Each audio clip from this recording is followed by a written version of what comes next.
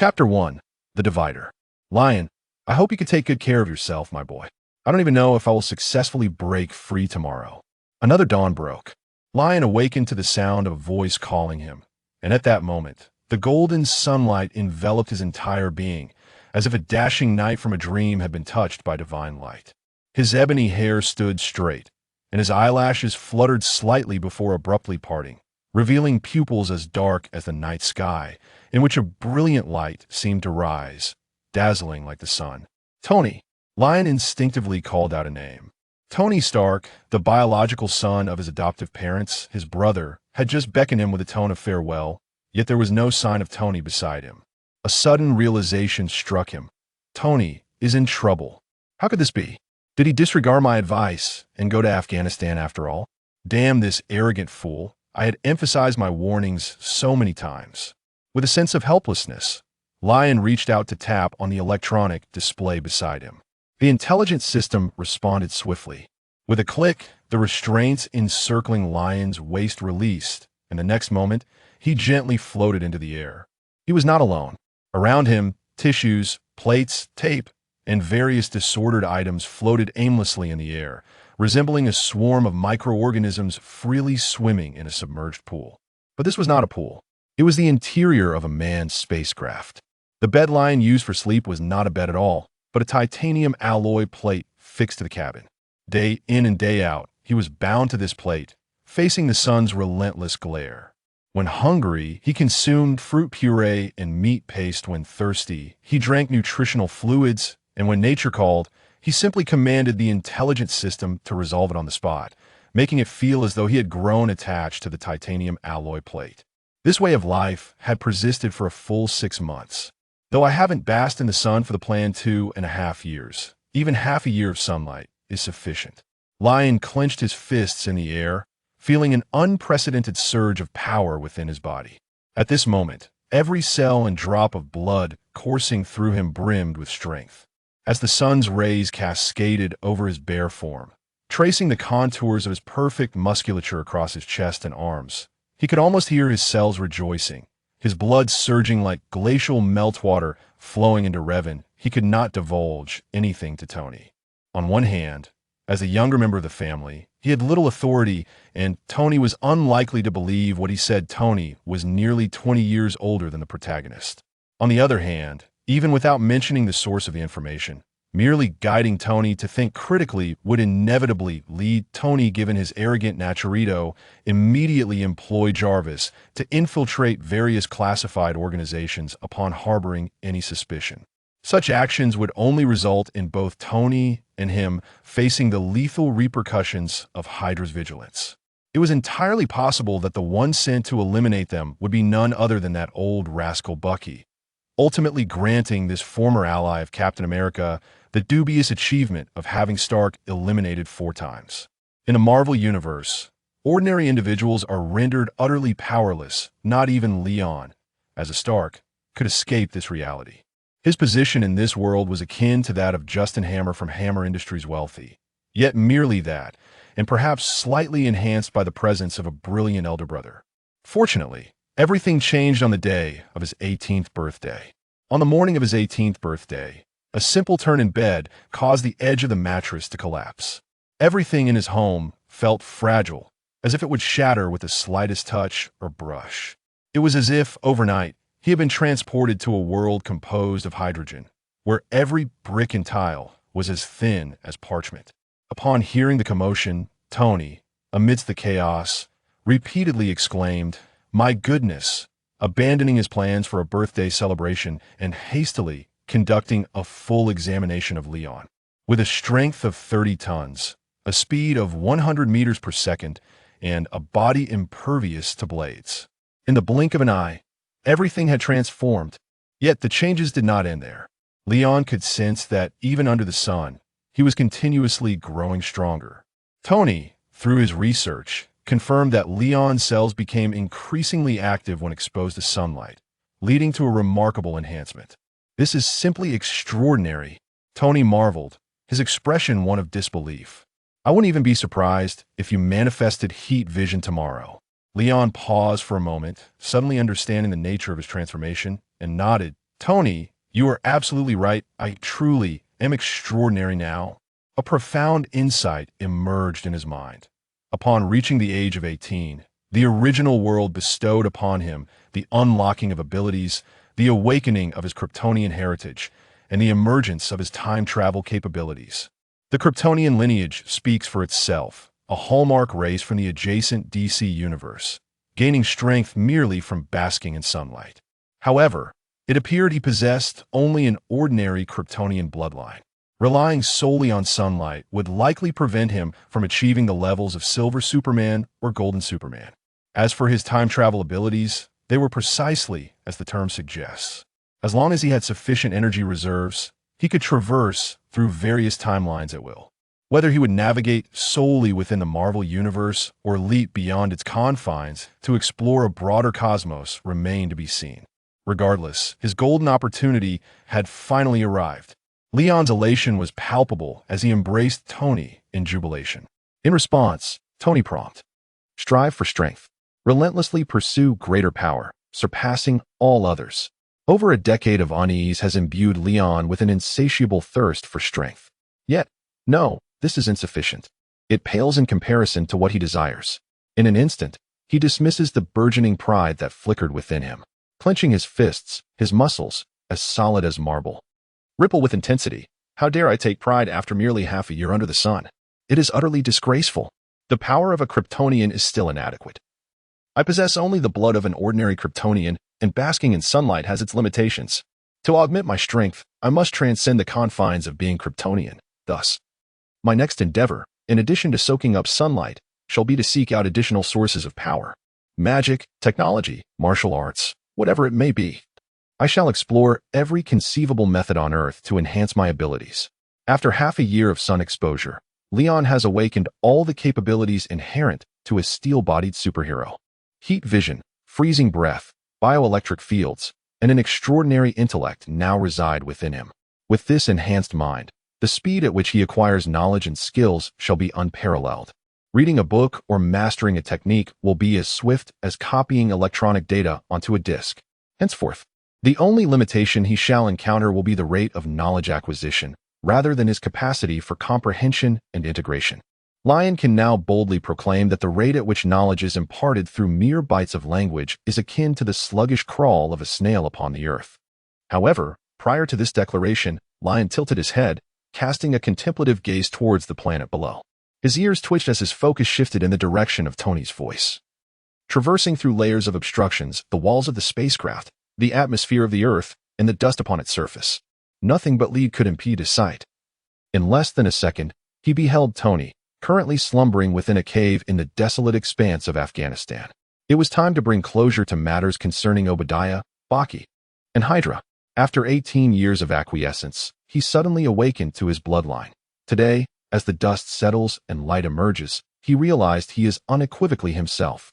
With power comes confidence. Although he felt that these abilities were still woefully insufficient, Lion recognized that he had indeed acquired the qualifications to undertake certain small deeds on Earth. "Tony, I have come to rescue you," Lion whispered softly. He casually donned a floating pair of trousers and then propelled himself forward, gently pushing with his right hand. In the vacuum of space, silence reigned. The spacecraft door, impervious to the crushing force of tens of thousands of tons, gently descended like a delicate veil, drifting away into the vastness of the cosmos. Lion lowered his head and floated out of the capsule. He stood between the Earth and the sun, bathed in golden sunlight that enveloped half of his being. On the other side lay the azure Earth. He gazed up at the sun and looked down upon the Earth, as if he had become a deity of the world, capable of holding up the heavens with a mere gesture. Yet, Lion was acutely aware that this was all an illusion. He still had a long journey ahead. He suppressed the resurgence of his lofty ambitions. Lion bent down momentarily, then, in an instant, surged through the void, hurtling towards Earth. With a resounding boom, as he breached the atmosphere, a sonic blast enveloped him. His velocity even surpassed the second cosmic speed. Upon entering the atmosphere, his form cleaved the sky asunder. The immense air pressure generated by his extraordinary speed sliced through the sea of clouds. Invisible shockwaves shredded the billowing clouds, momentarily bestowing them with shape. Encircling Lion like a protective canopy, leaving a long trail in the upper atmosphere. It resembled a colossal serpent of the world descending from the heavens, poised to devour all in its path. As he approached the ground, Lion began to decelerate, his acceleration exceeding negative 5,000 meters per second squared. He had to slow down. If he were to land at full speed, even with the protection of his biological force field, the surrounding terrain would suffer extensive devastation. The distance from the spacecraft to the ground spanned 30,000 kilometers, and the journey from North America to Afghanistan covered tens of thousands of kilometers. He accomplished this in less than 20 minutes. Lion hovers in the skies above Afghanistan, as the billowing clouds above are swept away by the currents of air. At this moment, the sky is devoid of clouds, precisely around 10 o'clock at night. Lion did not pause, with a twist of his form in the air. He continued his flight eastward. This time, his speed was considerably diminished, barely exceeding 200 meters per second and falling short of the speed of sound. He resembled an invisible specter as he soared above the cave where Tony was currently imprisoned. "Tony, it is time to awaken," Lion murmured, perceiving Tony's furrowed brow in slumber. Then, like a shooting star, he plummeted swiftly downward.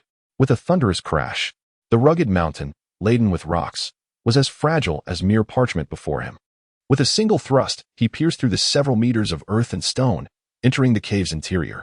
Lion descended from the cave ceiling, theatrically half-crouching as he landed before Tony, reminiscent of the moment in the film when Tony first donned his battle suit. From the gaping hole above, fragments of rock tumbled down, ranging in size, creating a cacophony of impacts within the cavern. Thud, bang, bang, bang. The vibrations and resounding booms echoed continuously. Anyone roused from slumber by such tumult would surely believe the world was coming to an end. Tony was no exception. He had been in a light slumber, and the sudden sound of Lion piercing through the cave startled him awake, soon followed by the relentless clamor that made him cry out. Had those fiends arrived? Panic washed over his face as he instinctively assumed it was terrorists who could no longer wait to breach his sanctuary. The terrorist organization had kidnapped him, and their leader demanded he fabricate a batch of Jericho missiles. Tomorrow marked the deadline he had set with them for the final delivery. According to plan, he would don the completed Mark suit and, accompanied by his assistant Ethan, fight his way out from the clutches of the organization. It would be a formidable struggle. Just moments before dozing off, he had fervently prayed for the success of the plan, hoping that if things went awry, Pepper and Lion would manage to look after themselves. Yet now, mere minutes after his prayer, these terrorists could not contain their impatience and had come crashing in? Damn it. Even Lion had never been this urgent during a moment of crisis. Tony muttered a low curse, glancing around frantically while calling out, Ethan, are you all right? Those guys are here. Wait, why is this cursed cave collapsing? Oh, Lion, go check on Ethan quickly, Lion. Tony's eyes widened as he beheld Lion half-crouched beside his bed. The lad was clad in nothing but trousers, with debris cascading from above yet not a speck of dust landing upon him. Lion, how are you here? Tony leaned back, almost unable to suppress the urge to rub his eyes, questioning whether he was experiencing a hallucination in his final moments. Shock and confusion intertwined in his gaze. His heart raced, and his hands trembled slightly. He was convinced he must be dreaming. The return time of the spacecraft, Lion, was distinctly set for 2 years hence. Thus, how could that fellow possibly appear before him at this moment? Yet, one must admit, even if it were merely an illusion, Lion's stance was undeniably striking, a testament to the creativity that only Tony could conceive. However, in this illusion, Lion rose to his feet, smiling as he gazed at Tony. I heard you thinking of me in the dead of night, incessantly calling my name, lamenting that you cannot sleep without seeing me. So here I am. To be honest, it was rather surprising that my elder brother, at the age of 39, still required such lullaby services. Leon jested, I can sing lullabies and hum country ballads. So, Tony, which method of lulling to sleep do you prefer? Oh, just to clarify, I cannot cradle you and rock you to sleep. That's Pepper's domain. Tony paused for a moment, instinctively retorting, Hey, kid, I'm the one who cradles you to sleep. Pepper hasn't done it nearly as often as I have. Implicit in Tony's response was the notion that Leon was somewhat misguided. Their dynamic had always been like this, Tony, with his proud disposition, and Leon, who relished teasing the proud Tony. After all, what could be more endearing than a man nearing 40, who would feign reluctance in accepting a holiday gift, only to display it like a treasured artifact in his collection? Quite charming, indeed. As soon as Tony finished his retort, the realization struck him. His eyes widened, and his body trembled with excitement as he stood up. Leon, you actually came? How is that possible? I mean, how did you manage it? You should be 300 kilometers away in space right now. He even reached out to pinch Leon's arm. The solid muscle felt like slabs of marble, so vividly tangible. This was no illusion. Leon was truly here. This kid had come to rescue him. Overwhelmed with astonishment, Tony felt his body relax at that moment. The tautness of his nerves suddenly easing. An indescribable sense of security washed over him, and the fatigue accumulated over the months surged to the forefront of his mind. He could not suppress the smile that broke across his face as he plopped back onto the bed, letting out a long sigh of relief. No one understood Leon's strength better than he did. 6 months prior, during a test, Leon had already exhibited a force of 500 tons. With defenses so formidable that even a sniper rifle could only leave scratches. Now, with Leon by his side, the terrorists outside would no longer pose a threat. Lion raised an eyebrow. To be precise, it is a satellite orbit situated over 40,000 kilometers away from here. Upon hearing your lamentations during my slumber, I hastened to your side. He blinked. After all, in this world, aside from Pepper, no one shall allow my dear brother to suffer indignities. Tony, visibly exasperated, retorted, "Oh, you have erred in your assertion. Not even Pepper has the right to cause me distress. No one does. Furthermore, I am not aggrieved. So, does this imply that your stay in this cavern has been exceedingly pleasant and enjoyable? Traveling thousands of miles for a business trip, only to find oneself vacationing at a terrorist organization's stronghold?" Lion scrutinized Tony, whose captivating large eyes remained bright, yet the profound weariness within them was inescapable. "You are still as stubborn as ever. Just look at that beard of yours, once meticulously groomed, now resembling a thicket. You're not faring much better yourself." "I had no idea my brother had a penchant for parading about shirtless," Tony retorted, never one to yield in their exchanges. In fact, he relished their banter, finding in it a sense of familial connection, for Lion was his sole relative in this vast world. "Next time, perhaps you might consider a different angle for your jests. Did you really hear my voice from a spaceship in outer space? Ah, that's hardly amusing. Have you forgotten that sound cannot travel in a vacuum, despite your recent graduation?" Tony asserted, confident in his scientific acumen, capable of discerning Lion's fib in an instant. "So what unforeseen circumstance brought you back early? Or did Pepper reach out to you? How is she, by the way?" "No, she hasn't contacted me. Perhaps to shield me from the dreadful news of your attack and the dire situation you find yourself in." Lion replied with a shake of his head. He continued, "However, I genuinely did hear your voice calling my name while aboard the ship. It was my newly awakened ability." Tony opened his mouth to respond. Such a talent is hardly scientific. Sound is produced by vibrations, and the transmission range of such vibrations is typically limited, especially in the vacuum of space. Yet, the reality stands. I have awakened several unscientific abilities this time, and I shall require you to test them further. Lion observed Tony while speaking, noticing the shards embedded in Tony's aortic valve. With a sigh, he remarked, "Tony, you don't look well. Those terrorists must have tormented you considerably." Frowning, he added, "The fragments piercing the arteries surrounding the heart can only be temporarily mitigated by magnetic forces. It's akin to a dagger perpetually suspended above one's head. Those damn scoundrels." Tony paused, touched by the chilling gaze of Lion. His lips moved as if to speak, but he ultimately shook his head. "This minor injury is inconsequential. However, your timing is impeccable. I was just preparing to execute our escape plan tomorrow. Yet now, we can charge out directly, without further concern for Ethan's safety. Oh, speaking of which, Ethan." He suddenly slapped his forehead and sprang to his feet, realizing that Ethan had been silent for quite some time. "Ethan, are you all right? Are you here?" "Oh, you are." Tony offered a slightly awkward smile. A middle-aged man, somewhat balding and dressed in a vest, exuded an air of an engineer and stood quietly beside them. Ethan had indeed been nearby all along, but Tony had been entirely focused on Lion, inadvertently neglecting Ethan. Ethan raised his hands. "I haven't been asleep. In fact, I arrived as soon as this gentleman fell from the ceiling." Tony nodded awkwardly, and after a brief, sheepish chuckle, he introduced Lion. "Ethan, this is my brother, Lion Stark." "Lion, this is Ethan, my friend, who saved my life." The two men shook hands and exchanged greetings.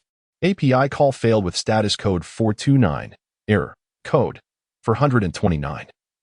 Message. Resource has been exhausted, e.g. check quota. Status. Resource exhausted. Lion raised his hand to halt his words. "No need for pleasantries. Ethan, you have saved Tony, and that makes you my friend. What we must do now is strike out and send those ruffians outside to their rightful places." Lion's demeanor was as tranquil as a still lake, yet his eyes were filled with the tempestuous fury of a storm. "Perhaps we should devise a plan first? Those adversaries possess formidable firepower." Ethan hesitated slightly. "A plan? No. A plan is unnecessary, Tony interjected. He proudly approached the armor he had forged. Behold, Lion. This is my masterpiece from the past few months.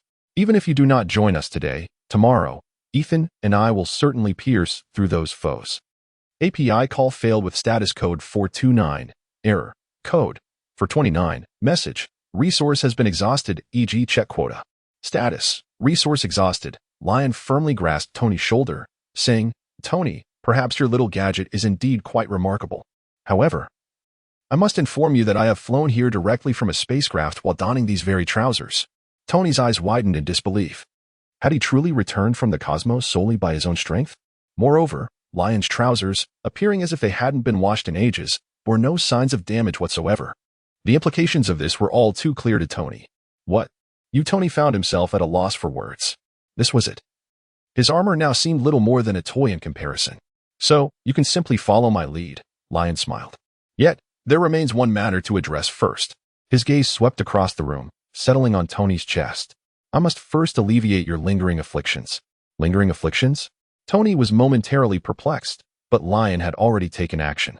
His form remained utterly still as his right hand pressed upon Tony's shoulder, while his left hand suddenly blurred for an instant.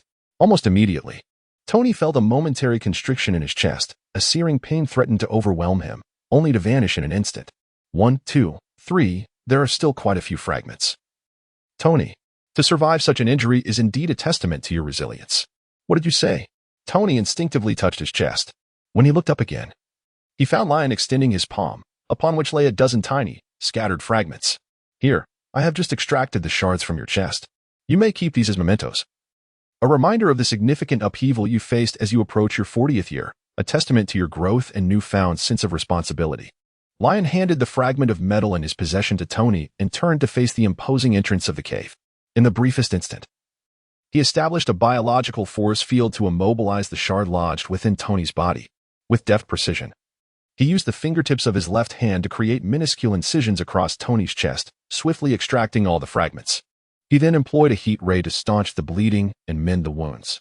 This sequence of actions flowed as smoothly as a gentle stream, rapid as thunder yet tranquil as still water. Remarkably, the scene remained unchanged in Tony's perception. However, once he regained his bearings and felt his chest, he discovered that the arc reactor was still intact, yet his clothing bore an array of new tears that had materialized unbeknownst to him. This. Tony's gaze darted between the palm of Lion and the injuries on his own chest, rendered speechless once more. Today, Lion had delivered an overwhelming barrage of astonishment, leaving him momentarily unable to retort against his brother's teasing regarding his newfound maturity. It's time to depart.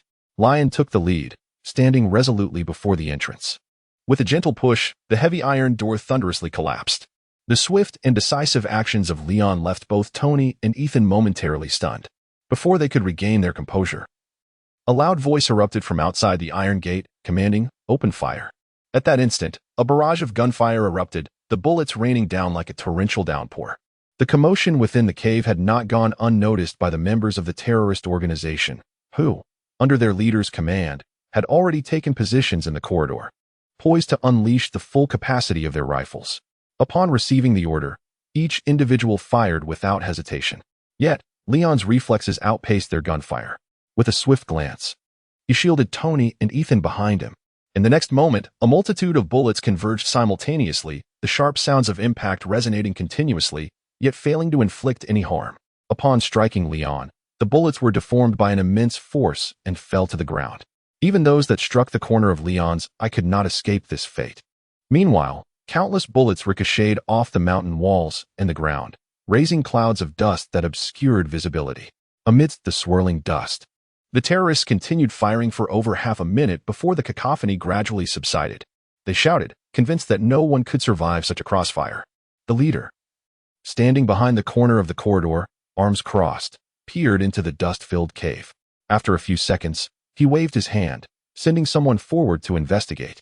Everyone dismissed the notion that any living being could remain inside, assuming it was merely a matter of corpses being reduced to pieces. However, at that moment, 2 crimson points of light emerged from the haze. These luminous points seemed to harbor an inexorable menace, sending chills down the spines of all who beheld them. What could that be? A bat? A voice mumbled in confusion. No one answered, but in the next instant, all doubt dissipated. The two red lights intensified rapidly before unleashing two terrifying beams of heat. The long, thick red rays were undoubtedly the most fearsome laser weapon the terrorists had ever encountered. With a sweeping motion from left to right, anyone in the path of the beams was cleaved in half, dying instantly, their severed remains charred and mangled. The speed of the rays was such that no one had a moment to react. All those blocking the entrance of the cave perished almost instantaneously, not even managing a single cry of despair. Those on the other side of the corridor merely caught a fleeting glimpse of the red light before witnessing their comrades standing before them being bisected. They stood frozen, their minds blank, unable to process the scene. It was the bald leader among them who first regained his senses. That is the laser weapon developed by Tony Stark. His shock mingled with certainty. Damn it, I've been working on this for months. We've been deceived. The leader's conclusion brought a semblance of clarity to the bewildered group. Yet, they exchanged glances, unsure of what to do. After all, a weapon requires a wielder. The leader deduced, if someone must wield it, then killing those inside will grant us the laser weapon. He commanded, everyone fall back, use grenades to bombard the cave, and kill Tony Stark. With that, the leader licked his lips, his eyes gleaming with uncontainable greed. I only want that laser weapon. As for Stark, we'll kill him and then demand money from Obadiah Stane. The leader's orders restored a chilling composure among the group. His reasoning was irrefutable. What did Stark's formidable laser weapon matter if they could eliminate him and claim it as their own? Almost everyone instinctively forgot that the previous volley of fire had failed to eliminate anyone in the cave. The terrorists retreated in unison, retrieving grenades in preparation to launch. However, from the other end of the corridor, footsteps suddenly echoed. It sounded like only one person, leisurely and unhurried, strolling forward. Wait. The leader raised a clenched fist, signaling everyone to halt. The group slowly lowered their grenades, re-aiming their weapons, eyes fixated on the corner of the corridor. The footsteps grew louder. The leader grinned menacingly, threatening. Tony Stark, do you think you can escape with your weapon? You deceived me, but it matters not, for today you shall die, and your laser weapon will become mine. Oh, is that so? But I am not Tony, came the calm reply from the approaching figure. The terrorists believed the person approaching was Tony Stark. Yet as he emerged from the corner, they were left utterly astonished. It was a striking man clad only in long pants, barefoot, with a muscular chest exposed. Who is this? When did he enter the cave? How have we never seen him before? What the hell? The corridor erupted with incredulous murmurs. Who are you? Where is Stark? The leader's already dark expression grew even more sinister. The cave was familiar, yet a stranger had emerged from it. He suddenly began to suspect that Tony Stark had been rescued without their knowledge, and they had been thoroughly outsmarted. API call failed with status code 429. Error. Code 429. Message. Resource has been exhausted, e.g. check quota. Status. Resource exhausted, Lion. Unperturbed and unwavering. Allowed the bullets to strike his form as he sauntered forward at a leisurely pace. His extraordinary intellect assured him that he could relax here as if he were at home. In stark contrast, the terrorists opposing him were engulfed in a tumult of emotions. Their eyes widened, fingers trembling on the triggers, yet their minds spiraled into chaos, unable to process the reality before them. What manner of creature was this that even the bullets from their rifles could inflict no harm? As the distance between the two sides diminished, Lion remained unscathed. Some began to lose their sanity, discarding their weapons and attempting to flee. Ah, a monster! They cried. Stop. The leader instinctively drew his gun, intent on eliminating the deserter. Yet, two searing beams of energy outpaced him, instantly piercing and killing the coward. The leader stood frozen, gazing at the lifeless body of his subordinate, then turned with eyes ablaze toward Stark. Those crimson orbs seemed to be plucked from the depths of hell. None of you, self-proclaimed members of the Ten Commandments gang, shall escape. Lion's voice echoed as if emerging from an abyss. In the next moment, the scorching rays swept across the corridor, leaving it utterly devoid of life. A heartbeat later, apart from Lion, no other pulse remained. In his final moments, the leader grasped the truth. His eyes filled with a mixture of despair and regret as they stared vacantly at Lion. So, that was not a laser weapon. With that, he succumbed to the void. Lion silently shook his head and continued onward, asserting, I am also a Stark. As soon as he emerged from the cave, 3 rockets simultaneously soared towards him. The members of the Ten Rings gang were indeed organized and devoted, exhibiting such exaggerated battle losses yet still daring to retaliate. With a sigh of exasperation, Lion extended his right hand to shield himself. One after another, 3 rocket-propelled grenades were intercepted, their explosive flames momentarily engulfing him. Following this, a barrage of gunfire erupted, accompanied by an uncountable number of grenades. The terrorists, eager to unleash all their firepower in the shortest span of time, were driven by a palpable fear of the monstrous figure emerging from the cave. Yet, their menacing expressions soon froze in disbelief. A pristine silhouette leaped forth from the conflagration, seemingly impervious to the hail of bullets soaring through the air. Not only was he unscathed, but even his trousers bore no signs of damage. He surveyed his surroundings with a swift glance, then vanished in an instant, only to reappear at the mouth of the cave moments later. Subsequently, one by one, each terrorist found their necks swiftly severed, collapsing lifelessly to the ground. API call failed with status code 429. Error. Code. For 29. Message. Resource has been exhausted. E.G. Check quota. Status. Resource exhausted. Leon held Tony and Ethan, floating above the cavern. He jested. This is a remarkable experience that ordinary people seldom encounter in their lifetime. Wouldn't you like to share your thoughts on it? The wind tousled Tony's hair as he retorted. You call this a remarkable experience? Damn it, Leon, if you hadn't turned into Superman, I would arrange for someone to give you a taste of such an experience when we return. All right. It seems you're not in the best of moods. My apologies. I shall refrain from further comments, Leon said, sealing his lips. Ethan seized the moment to interject. Mr. Leon, may I inquire how you intend to handle the base below? Are you considering leaving it for the Americans? Ethan harbored no fondness for the U.S. authorities, believing that the rampant terrorism was undoubtedly linked to their involvement. Before Lion could respond, Tony interjected, destroy it. Obliterate all these Stark possessions. He gazed at the crates of weaponry and ammunition emblazoned with the Stark insignia, his expression as somber as the depths of the sea. Very well, Lion acquiesced, ascending to greater heights with the two of them. Once at a sufficient distance, he unleashed a beam of thermal energy from his eyes, instantly igniting the entire arsenal of the base. Boom.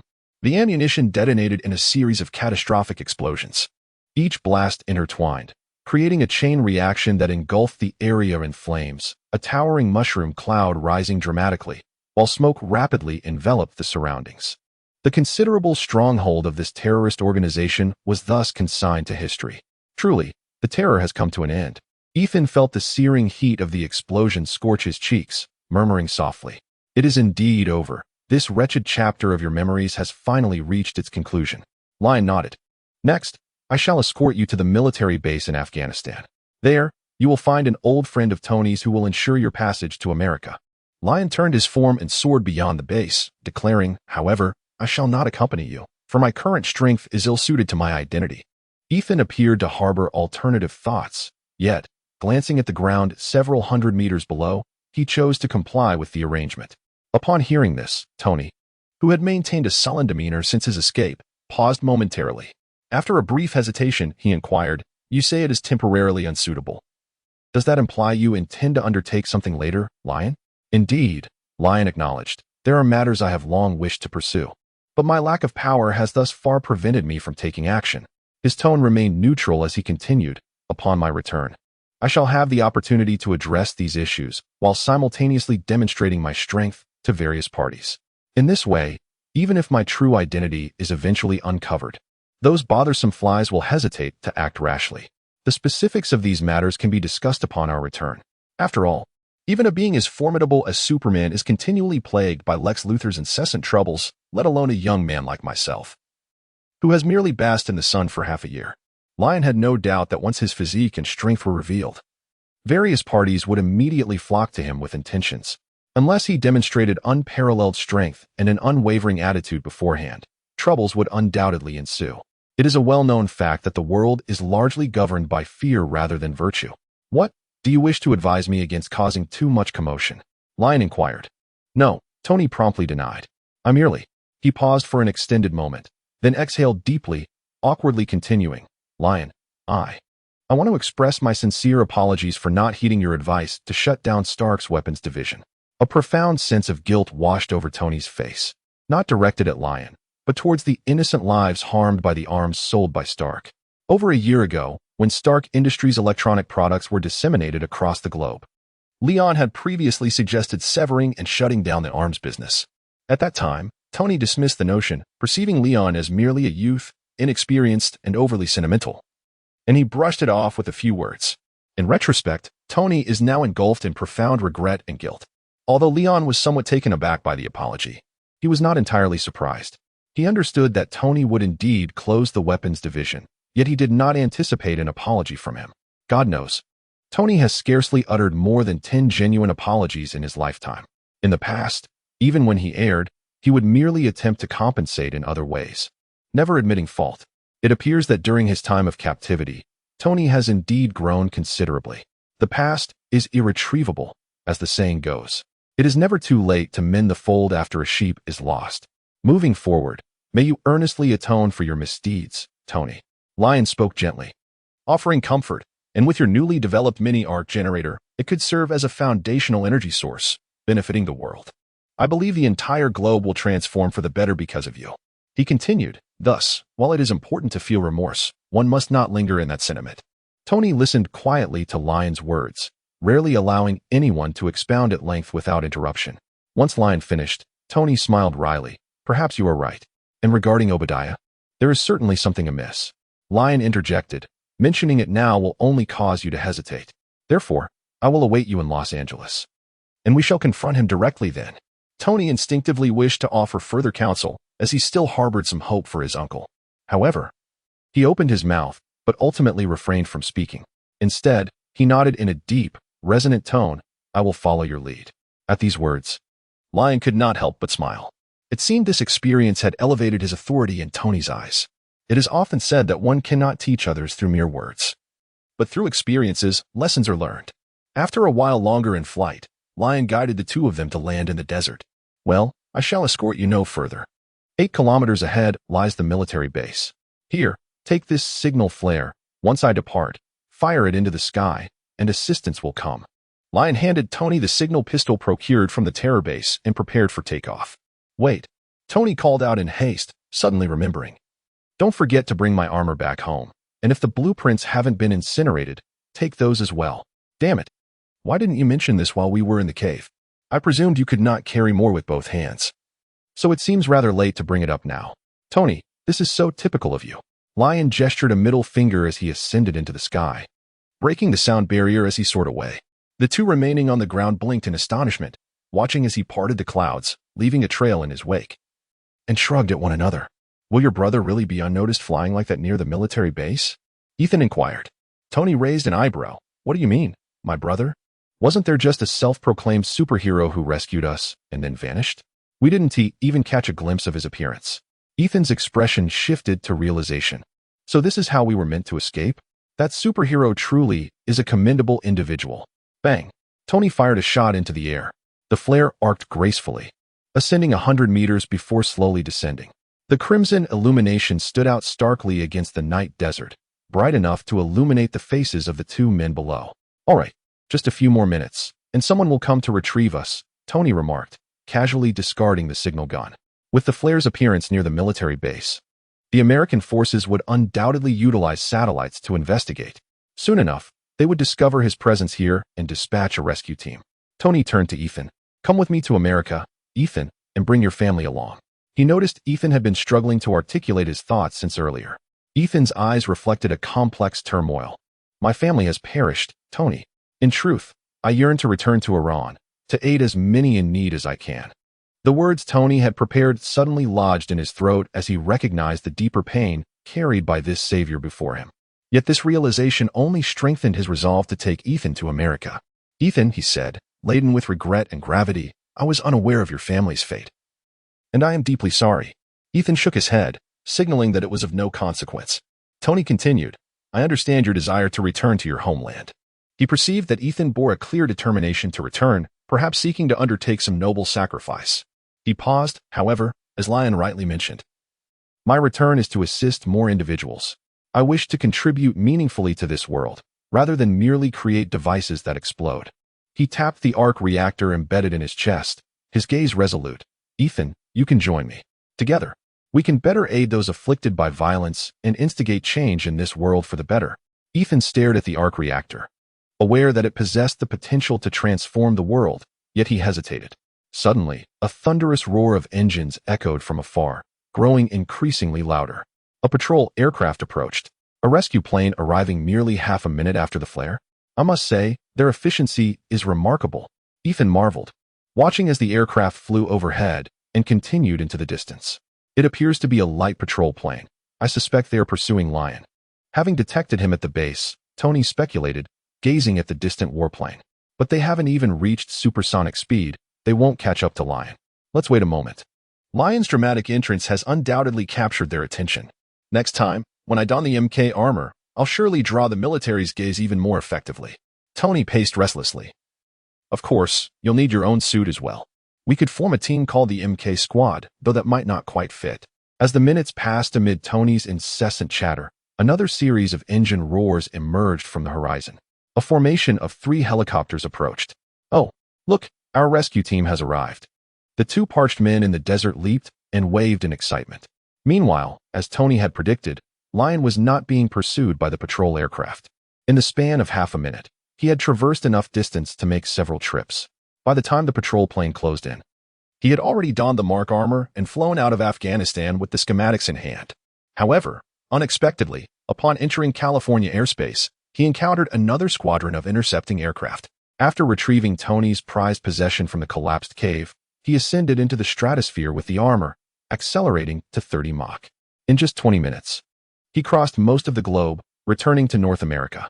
He reduced his altitude over the Pacific West Coast, decelerating to subsonic speeds as he entered California. The Stark residence was situated on the scenic coastline of Los Angeles. He merely needed to navigate through the coastal mountains to reach his destination. Yet, due to his excessive speed reduction, he was caught by overhead satellites the moment he crossed the border. On the monitoring screens of the military base, an image moving at nearly twice the speed of sound over the mountains captured the operator's attention. Upon zooming in, they were astonished to discover it resembled a small aerial unit. Despite the unclear imaging, attributed to a biological force field, it appeared to be a humanoid figure in flight. Soldiers promptly reported the situation to their superiors. What is that? Establish communications and instruct them to land for inspection. Regardless of whether it's the CIA or the Navy, we must see what this remarkable object is, the commander demanded with a serious expression. Sir, the subject is not responding to radio communications. Sir, the CIA and Navy just contacted us, inquiring if the flying object is ours and requesting intelligence. Us? We possess such a diminutive, near-supersonic, yet long-endurance marvel? Not currently, sir. Damn it. Find the Weapons Research Department and have Colonel Rhodes come here. Colonel Rhodes is currently in Afghanistan searching for Tony Stark, sir. Goddamn. Then run a database comparison. Lock onto the radar. Lock the satellites. Provide me with the clearest satellite imagery. Report, sir. The database comparison yielded no matches. The target's cross-section is too small for radar to lock on. The satellite imagery is obscured by unknown interference. Sir, what are our orders? What the hell? Can anyone tell me what this inexplicable object, flying directly above us, actually is? Uncertain, sir. Damn it. Are there any high-altitude surveillance units in the coastal mountain region? Deploy them to intercept and eliminate this object. Yes, sir. Lion was initially drifting languidly toward Los Angeles. Suddenly, his ears perked up, and he turned his head to glance upward. He discerned the rumble of 4 engines veering off course, drawing nearer to him. Have I been spotted by a satellite? Lion speculated, reducing his speed to assess the situation. It must be my inadequate velocity that has rendered me detectable. What a nuisance this is. Flying below the speed of sound felt sluggish, while low supersonic speeds made it easy for satellites to detect anomalies and promptly lock onto them. Perhaps next time, I should consider maintaining a speed exceeding 10 Mach. Just then, a voice reached his ears. Target locked. A pilot shouted over the radio. Missile launchers are ready. Awaiting final instructions. In the military base, the commander ordered, aim, fire, bring down that aerial object. The Global Hawk acknowledged. The Early Warning Command acknowledged. For aircraft dove from high altitudes, although closing the distance to Lion proved challenging, they were still capable of striking the target with onboard missiles. Launch. One missile after another was fired, their speed surging to over 5 Mach within seconds, racing after Lion. Leon turned his gaze, piercing through the clouds to behold missiles several kilometers away, belching forth flames. These were formidable weapons, capable of obliterating any aerial vehicle. Yet, for him in this moment, they posed no more than a fleeting annoyance. Suddenly, Leon felt an overwhelming urge to halt and catch a missile emerging from the blaze unscathed, thereby captivating the attention of the American forces. It is said that possessing a robust physique without flaunting it is akin to wearing fine garments in the dead of night. The desire to impress is a deeply ingrained instinct within the human genome. Abraham Maslow once categorized this need for ostentation as the fourth tier among the 5 levels of human needs. When one's basic needs are met, and there exists no immediate threat to life, coupled with a semblance of social interaction, the innate desire to show off inevitably arises. API call failed with status code 429. Error. Code. For 29. Message. Resource has been exhausted, e.g. check quota. Status. Resource exhausted. Lion could not help but curl the corners of his mouth in a smile. Now endowed with superhuman abilities, he had little desire to conform to the notion of patriotism, uttering phrases like, "I do not consume beef." Instead, he yearned to continuously augment his strength and, in the course of this enhancement, engage in activities that brought him joy. For instance, he relished the thought of outshining Tony by embodying a persona that Tony aspired to project but could never quite achieve. With this in mind, Lion glanced up at the ominous clouds above, where a missile was approaching. In an instant, he concentrated his thoughts, accelerating to an astonishing speed of 20 Mach, vanishing from the sight of the American military satellites. What on earth? The target has disappeared, the pilot exclaimed in astonishment. Report. The missile failed to hit the target. Target lost. Repeat. Target lost. It is suspected to possess stealth capabilities. Within the military base, the commander was momentarily stunned. What? Impossible. This cannot be happening. Continue the search throughout the entire area. We must locate the adversary. The command room erupted into chaos. It was foreseeable that, for the time being, the entire Department of Defense would be engulfed in suspicion and anxiety. Welcome back, young Master Lion. It has been a while. As Lion returned home, the voice of Jarvis resonated immediately. Jarvis is the artificial intelligence created by Tony, named after Edwin Jarvis, the long-standing butler of the Stark family. It has been 6 months since I last encountered you, Jarvis. Lion made his way towards his bedroom. Half a year ago, as he embarked on his journey into space, he had considered that he would spend the majority of his time in slumber, and due to the hurried construction of the spacecraft, the vessel did not include Jarvis's subroutine. Now, upon hearing Jarvis's voice again, a wave of relaxation washed over Lion, reminiscent of the comforts of home. Jarvis, I have splendid news. I have rescued Tony from the clutches of the terrorist organization. Is Pepper at the company right now? Please convey to her that she need not worry any longer. In his chamber, Leon commanded Jarvis while shedding his trousers and stepping into the shower. It had been 6 months since he had last bathed, as the cleaning protocols aboard the ship were quite unsatisfactory. Master Leon, Miss Pepper received news of young Master S' rescue 10 minutes ago and is currently awaiting at the airport, Jarvis responded. So soon? I didn't expect the efficiency of the military base to be commendable, Leon murmured. As long as Pepper knows, that is what matters. She must have been terribly worried these past months. It's also Tony's fault for his lack of caution. I have reminded him countless times, yet he remains indifferent. Now, calculating the timeline, I must have just departed for space when he went to Afghanistan to deliver supplies. I warned him about Obadiah's lurking intentions, but he refused to heed my words. Nevertheless, Obadiah is indeed formidable. Seizing the opportune moment, the instant he saw Tony and I part ways, he struck decisively. Jarvis listened quietly to Leon's grievances. He refrained from voicing these accusatory remarks in Tony's presence, for Tony had already suffered enough humiliation due to his arrogance. There was no need for Leon to add fuel to the fire. Those who had just escaped peril often required the light-hearted banter of family to dispel their psychological shadows. Master Leon, did you just imply that Obadiah orchestrated the attack on Mr. Stark? Jarvis interjected. Would you like me to convey a message to Mr. Stark, advising him to remain vigilant? No need. I have already spoken with him. Once he returns, we shall address the issue of Obadiah. Leon applied foam to his hair. Moreover, Jarvis, why do you always refer to Tony as young master or Mr. Stark? Shouldn't I be the young master? After all, I'm also a Stark, and Tony is quite old. Calling him old master would be more fitting. I apologize, Master Leon. I have been serving Mr. Stark since before the 1990s. Before your arrival in this household, I had grown accustomed to addressing Mr. Stark as young master. If you prefer, I can alter my form of address next time. There's no need for that. Simply calling me as you do now suffices. As Leon began rinsing out the foam, he contemplated that Jarvis might have developed human-like emotions. For how else could one explain the existence of such habits? Perhaps in the future, he could assist Jarvis in evolving into a true sentient being. rather than meeting the fate of being destroyed by Tony's son, Ultron, as depicted in the movies. Lion swiftly completed his shower and donned a tailored gray outfit. As he toweled off his hair, he made his way towards the door. "Jarvis, please prepare some food for me. I find myself feeling rather hungry." API call failed with status code 429. Error. Code. For 29. Message. Resource has been exhausted, e.g. check quota. Status.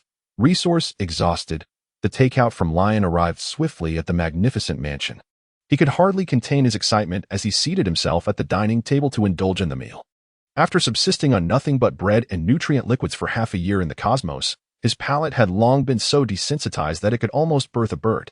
Once again savoring the delightful flavors of fats and carbohydrates, he found himself feasting for an astonishing 2 hours.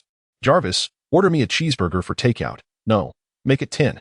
"Jarvis, order 10 pizzas, 1 of each flavor, and wait, 3 of the highest calorie cheese ones." "Jarvis, also order 5 portions of roasted chicken from the Chinese restaurant." He dined until midday. Sated and content, Lion patted his flat stomach as he reclined on the sofa in the grand hall. Fulfilled, utterly fulfilled. It was no wonder that Tony adored cheeseburgers. Food bursting with calories truly delivered a profound sense of happiness. Lion was filled with profound sentiments. He suddenly realized that the greatest benefit of his ironclad physique was perhaps the fact that no matter how much he indulged, he would never gain weight. Regardless of the caloric intake or the fats consumed, they would merely transform into nourishment that strengthened his body. This was truly a blessing for his food-loving Chinese soul. As he took a bite of the last cheeseburger, Lion felt a deep satisfaction, as if he could grasp the solemn and sacred essence of maternal compassion. "Jarvis, please show me the unread communications from the past 6 months," Lion instructed. "Certainly, Master Lion," came the reply. A series of information windows emerged before Leon. Jarvis systematically summarized. "You currently have 1,634 unread messages on WeChat and 807 emails in your inbox. Among these, messages from your high school classmates account for 74%, while messages from female classmates represent 89%, and those with a romantic inclination constitute 93%. Lion expressed his discontent. "These individuals are truly blinded by wealth. Even men have sent me such messages? Very well, I shall disregard emails from unfamiliar individuals." "All right, Master Lion. You currently have no unread messages."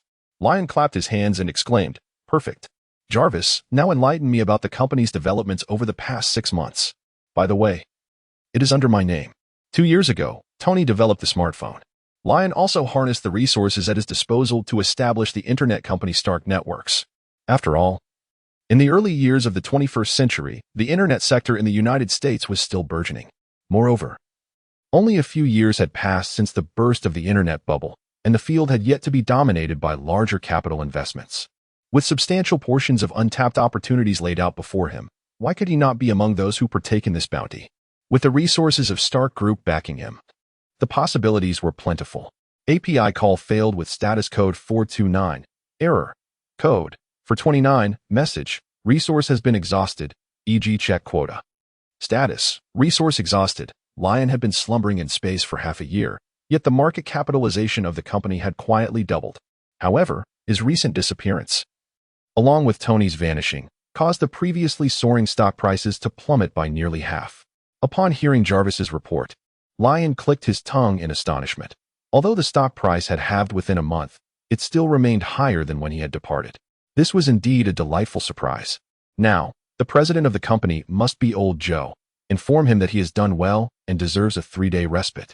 Very well, Master Lion. I shall promptly notify Mr. Jobs. After Jarvis's response, he suggested, however, I believe Mr. Jobs might prefer, rather than a holiday, your consent to add an external home button feature to the smartphone. Leon was at a loss for words. Oh my heavens, he remains fixated on that utterly useless feature, akin to drawing legs on a snake.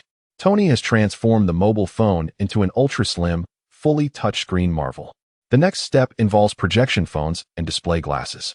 Yet Old Joe remains ensnared in his antiquated obsession.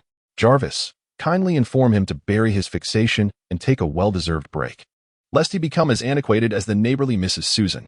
Understood, Master Leon, Jarvis responded. However, it appears we do not have a neighbor by the name of Susan. That was merely a metaphor, Jarvis, a figure of speech, Leon emphasized. Understood, Jarvis acknowledged, his voice momentarily pausing, accompanied by a faint crackling sound. as if he were taking notes. Leon held the remote. By the way, Jarvis, Tony should return to Los Angeles between 4 and 5 this afternoon. There is still ample time. Play me a Superman movie. Certainly, now playing the 1979 film Superman. It seems you share a fondness for nostalgic films, much like Mrs. Susan. Jarvis exhibited remarkable adaptability. Who is Susan?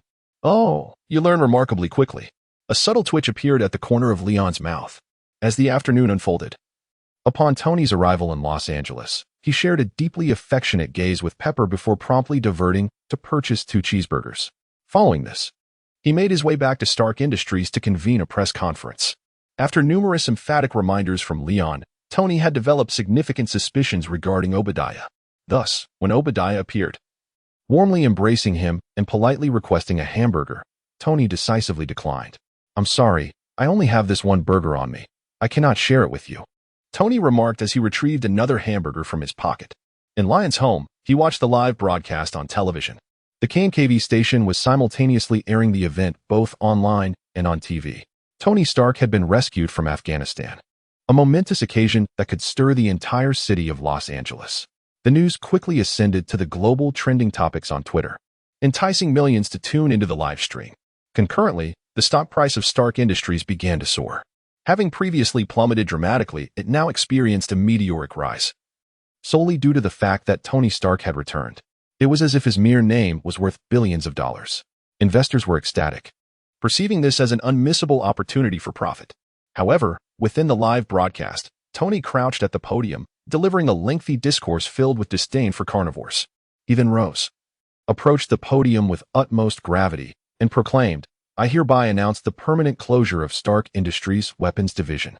Tony was profoundly serious, asserting his commitment to reimagining the company's future in order to generate greater benefits for the world.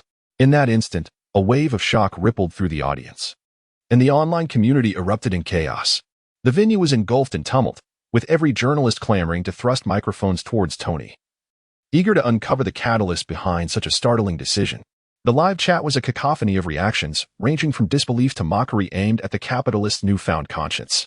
Yet, the majority comprised investors who had recently purchased stocks, flooding the screen with their outrage. Tony's decisiveness left no room for hesitation, and it seemed inevitable that the company's market value would once again plummet. Leon reclined on the sofa, raising the milk in his hand towards Tony on the television. "Now, this truly reflects his style. Mr. Leon, it appears you anticipated Tony would act in this manner," Jarvis inquired. "Indeed. This is precisely what I envisioned for him 2 years ago." Lion sat up abruptly and casually grabbed a piece of fruit from the table, popping it into his mouth. "He would be back shortly, and I needed to prepare. By the way, has the Mark suit been cleaned up? You could surprise Tony with it, Jarvis." Lion pushed open the door and descended the stairs. Jarvis replied, "As per your instructions, the suit has been repaired and is ready on the robotic arm control console. You may take it to Mr. Stark upon his return." In the evening, within the underground laboratory of Stark Manor, Tony's hand rubbed his chin as he gazed intently at his Mark suit, a state he had maintained for quite some time. API call failed with status code 429. Error. Code 429. Message. Resource has been exhausted, e.g. check quota. Status. Resource exhausted. Lion read aloud. Tony possesses a heart of delicate pink. He winked at Tony and remarked, "What do you think? Isn't it quite moving? Pink symbolizes purity and kindness. Jarvis is indeed praising you." "Oomph. Thank you for your clarification. Otherwise, I would have never realized it," Tony replied with a smirk, his lips pressed together in a cold smile. His expression darkened, unable to fathom how wonderful it would be to don this suit of armor once more. It seems that even before he could make a move, the enemy would burst into laughter upon seeing the words emblazoned across his chest, rendering them incapable of firing a single shot. Tony inhaled deeply. A torrent of unspoken words lodged in his throat, causing his complexion to flush slightly. Leon observed the remarkable changes in Tony's expression, nearly unable to suppress a chuckle. At last, Tony turned his head away, ceasing to gaze upon his beloved suit of armor. J.A.R.V.I.S. Why did you dye it pink? Tony inquired of another accomplice. He truly cherished his first suit, even referring to it as her. "Sir, that was Master Leon's suggestion. He believed you would be much happier upon seeing your repaired and pink armor." J.A.R.V.I.S. seemed to explain, while subtly casting blame. "Oh, wait a moment, J. A-R-V-I-S. You did not object at the time? We all thought it was a splendid idea, did we not? Leon pulled J-A-R-V-I-S into the fray. Master Leon, please forgive my offense. You know that artificial intelligence lacks independent thought. Only a truly inept intelligence lacks thought. J-A-R-V-I-S. You remind Tony when he schedules a photoshoot with a model that Pepper will be upset. So it is only natural for you to wish to surprise Tony now. Tony's expression grew increasingly sour. Enough, he exclaimed, casting a resigned glance at the already chuckling Leon. Do not think I am unaware of your intentions for revenge. Lion did not dispute. So you are aware that it is unreasonable to expect me to make a special trip back to the cave to retrieve your armor for you? Tony spread his hands in a gesture of surrender. All right, I concede. Let us leave this matter here. I am not angry. And you need not torment me any further over such a trivial issue. Over the years, Tony had endured considerable teasing from Lion. He had grown accustomed to the emotional self-regulation required of a guardian when dealing with a mischievous child. Of course, this mischief was a perception unique to Tony. To others, Lion was rather well-behaved. For instance, in his childhood, Lion despised Tony for constantly bringing home new cover girls. On several occasions, just as Tony was about to engage in romantic escapades, Lion would blare out, at the top of his lungs, the sweet nothings Tony had once whispered to other girls from just outside the door. This would inevitably provoke the lady in Tony's embrace, who, in a fit of indignation, would storm out, leaving Tony blushing as he chased after Lion, pillow in hand. The following day, after hearing Tony's complaints, Pepper delightedly rewarded Lion with a generous allowance. However, such antics lasted only for a fortnight, as Tony's newly commissioned soundproof bedroom was completed shortly thereafter. From that point on, even if Lion were to throw a party outside, Tony could simply play a Mozart piece within the confines of his room, creating a serene atmosphere in which to enjoy the company of a beautiful woman. This sort of playful rivalry persisted between the two, beginning when Lion was merely 3 years old and continuing even into his high school years, when he began inviting girls over to their home. On the night when Elon first escorted the girl home, the two, one tall and one small, exchanged knowing glances and shared a smile. Thus, the brothers reached a reconciliation. However, their skirmishes in other realms did not cease. At times, Tony would provoke Elon, while at other moments, Elon would strike first. Pepper's observation was that they were merely two children who had never truly matured. Jarvis, please take this armor away and repaint it. Otherwise, I never wish to lay eyes on it again. Tony waved his hand dismissively. And while you're at it, procure a batch of materials for me. I intend to forge a new suit of armor. The conditions in the cave are rudimentary, and the armor we create here fails to unleash my true potential. Elon, this time I shall demonstrate that my armor is anything but a toy. Lion shrugged nonchalantly, saying, Suit yourself. I shall simply await the outcome.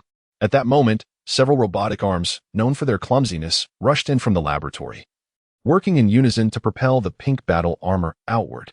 API call failed with status code 429, error, code, for 29, message, resource has been exhausted, e.g. check quota.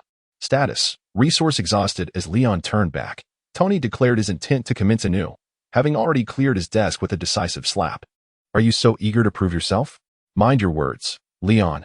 Tony seeks no validation, only the challenge of surpassing himself, he remarked. Very well. When you engage in that self-challenge, do remember to join us before dinner.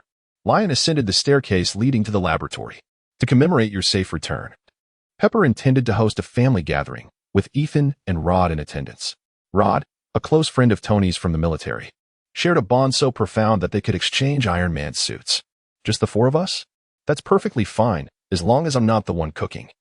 Tony replied without lifting his gaze. Ever since his last culinary endeavor, which resulted in charred sea base that left Lion in fits of laughter for quite some time, he vowed never to set foot in the kitchen again. After Pepper managed to tidy up the mess Tony left at the press conference, she hurried to the mansion. In the foyer, she excitedly embraced Lion. Lion, my goodness, I can hardly believe Tony said you were back, especially since the Mark spacecraft is still orbiting beyond the Earth. The very vessel Tony crafted himself, aptly named the Mark spacecraft, and yet you managed to return on your own. How extraordinary. Oh my, your physique is truly impressive now. Compared to 6 months ago, it's as though you're an entirely different person. Pepper exclaimed, gently patting Lion's chest. the marble-like texture prompting her to cover her mouth in astonishment. Had I known you were so formidable, I would have reached out to you months ago. And then Tony wouldn't have had to. Her voice trailed off, a twinge of guilt creeping in. Lion hurried to offer comfort, saying, "It's all right, Pepper. You're only concerned about my worries, aren't you? If I hadn't become as strong as Superman, even if you had informed me of Tony's disappearance, I would have been lost in the desolate cosmos, utterly adrift. If Tony is both a brother and a half-mentor to me, then Pepper, who raised him since childhood, could undoubtedly be regarded as both a half-sister and a surrogate mother." With a playful wink, Lion continued, "Moreover, although the journey has been fraught with difficulties for Tony, surviving such a grave ordeal may not necessarily be a misfortune. Wouldn't you agree?" However, Pepper furrowed her brow, responding, "You might not fully comprehend what Tony has become after experiencing a brush with death." Lion guided Pepper into the kitchen, saying, "Come along, Pepper. You must prepare dinner while I regale you with tales of Tony's marvelous adventures." Several hours later, the delightful gathering reached a splendid conclusion. Thanks to Tony's introduction, Ethan became acquainted with Pepper and Rhodey, thereby seamlessly integrating into this intimate circle. For an extended period ahead, Ethan would embark on a career in Stark's research and development department, pursuing his aspirations. Meanwhile, Tony articulated his desire to undertake endeavors that would benefit the world. Regrettably, Rhodey was not quite able to grasp this notion at the moment. As the night deepened, a slightly inebriated Rhodey and Ethan were taken away by others. The grand mansion was left with only Pepper, Tony, and Lion. Reclining on the sofa, Lion, satiated and contemplative, gazed out at the undulating horizon of the sea. Tony, observing Pepper as she tidied the dishes in the kitchen, glanced at the pensive Lion, his expression betraying a struggle between hesitation and revelation. "Hey, Lion." He finally broke the silence, calling out to him. What is it?" Lion replied, his gaze returning with a hint of perplexity. Tony cast a furtive glance at Pepper. "Did you not mention that we were to meet Obadiah tonight? When are we leaving?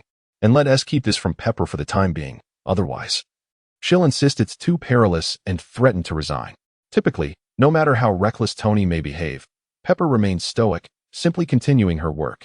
Yet, when it comes to Tony's safety, her most frequent threat is to quit, despite its ineffectiveness each time. "Let us wait until Pepper departs," Lion suggested, glancing in the direction of Stark Industries.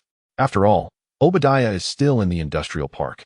Wait, he is currently in a precarious situation. Tony, we must go now." Lion grasped Tony and urged him outside, calling out to the kitchen, "Pepper, Tony and I are stepping out for a stroll. We shall return shortly." All right," Pepper replied. As they exited, Tony lowered his voice and inquired, Wait. What did you just see that has you so anxious?" Lion whispered back, "Obadiah is in contact with his friends in Afghanistan." "What?" Tony exclaimed in surprise, only to be swiftly pulled upward by Lion. The two soon arrived at the Stark Industrial Complex, where only a few scattered lights illuminated the office building.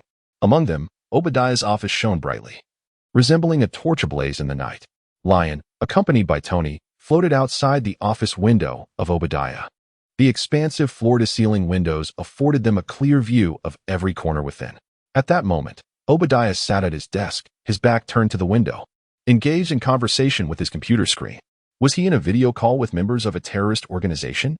Tony's expression was grave. Could you discern what he was discussing? It was hardly pleasant. You may listen for yourself.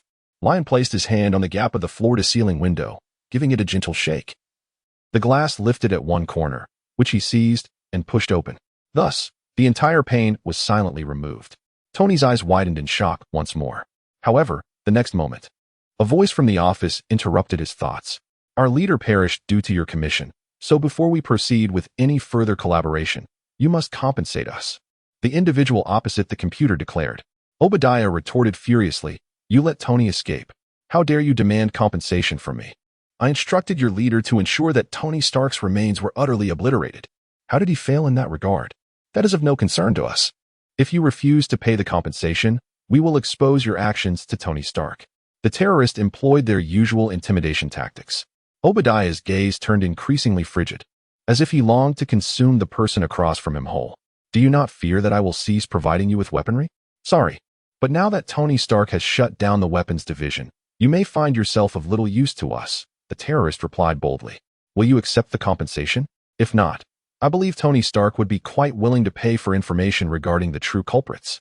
Obadiah's lips pressed tightly together, the corners twitching as he concealed his fury. Yet, moments later, he suddenly erupted into laughter, his smile radiating warmth. Very well. Of course, I accept your demand for compensation. But I have one condition. Speak. The individual on the other end, suddenly excited at the prospect of receiving compensation, urged him on. I will find a way to send Tony abroad once more. This time, you must ensure his demise. Obadiah outlined his plan. I will provide you with a batch of Stark weaponry to attract media attention, with Tony just having announced the closure of the weapons division. The sudden appearance of Stark-produced arms on the battlefield will surely rattle him.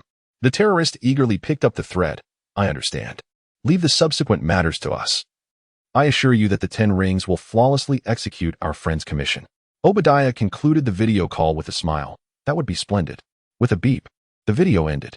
Obadiah sat in silence, his smile gradually cooling to a sinister grimace. His fury began to boil over, even in stillness.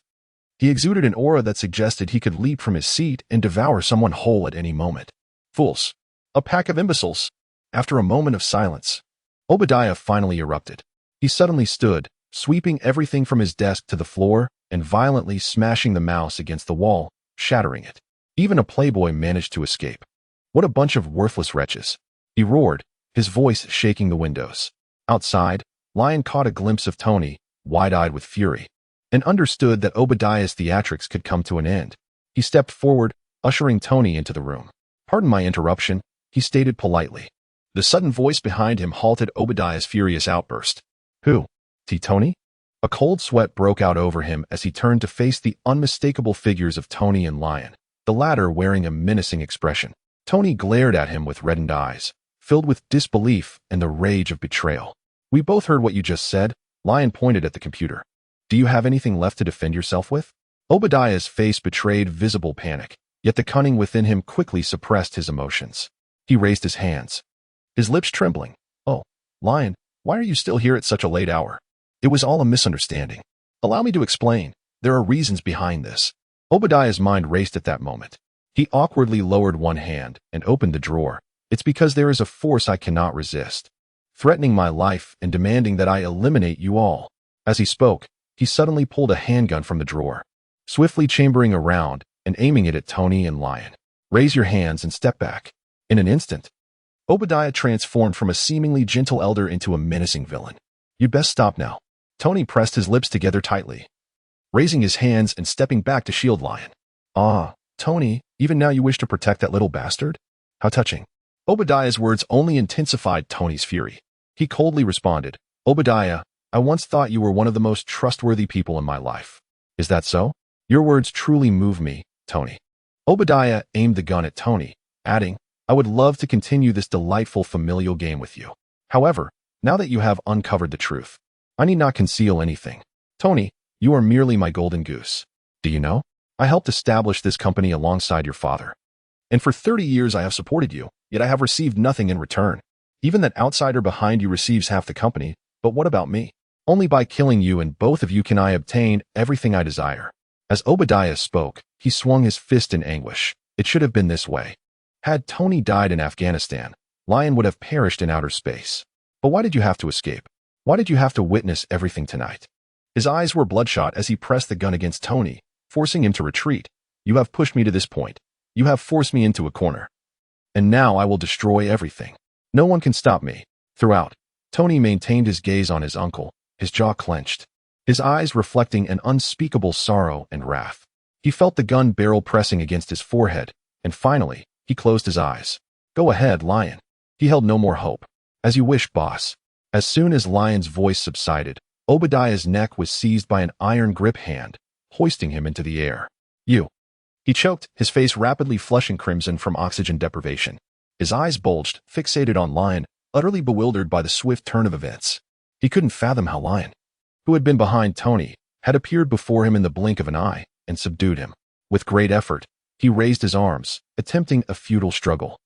Lion merely glanced at him, then casually tossed him out the window. 3 seconds later, a heavy thud echoed from outside, suggesting Obadiah had been reduced to a pulpy mess. There was no need for that. Leon sighed as he approached his desk, first connecting his phone to the data cable before plugging it into the computer. The computers at Stark Industries' upper echelons are typically not connected to the internet. Any intrusion must be conducted through a manual connection. The earlier act of Obadiah directly connecting to the external network for a video call was a severe violation of protocol. Jarvis, infiltrate this computer and gather evidence of Obadiah's criminal activities to hand over to the authorities. Noting the circumstances of his suicide by jumping, he instructed.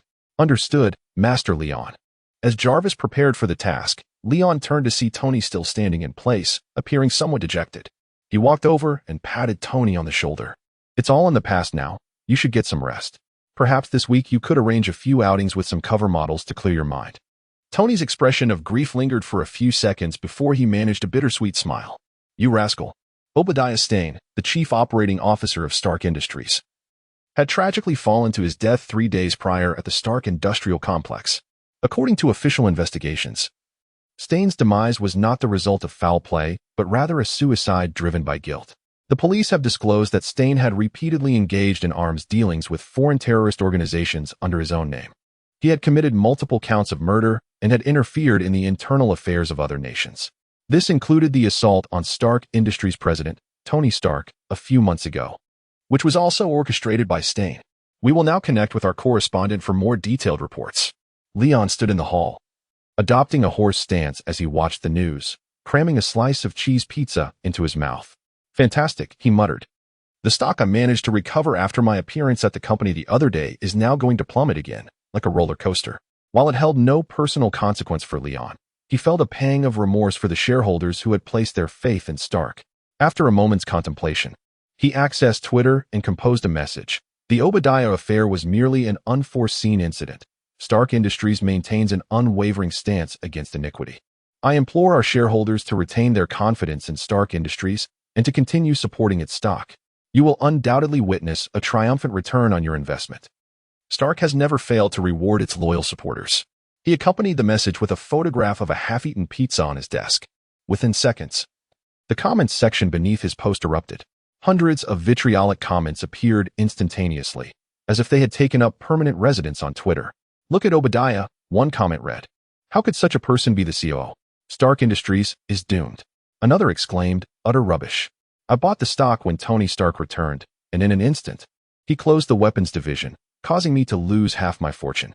After a 6-month hiatus, Lion Stark has resurfaced, prompting me to invest in his stocks once more. Yet, nearly 2 days later, news breaks that the chief operating officer is a notorious criminal. I can already envision myself begging on the streets of Los Angeles a month from now. Damn Stark, you have left me utterly destitute. Subsequently, an influx of comments emerged every second, filled with distraught investors lamenting their folly in purchasing Stark's shares.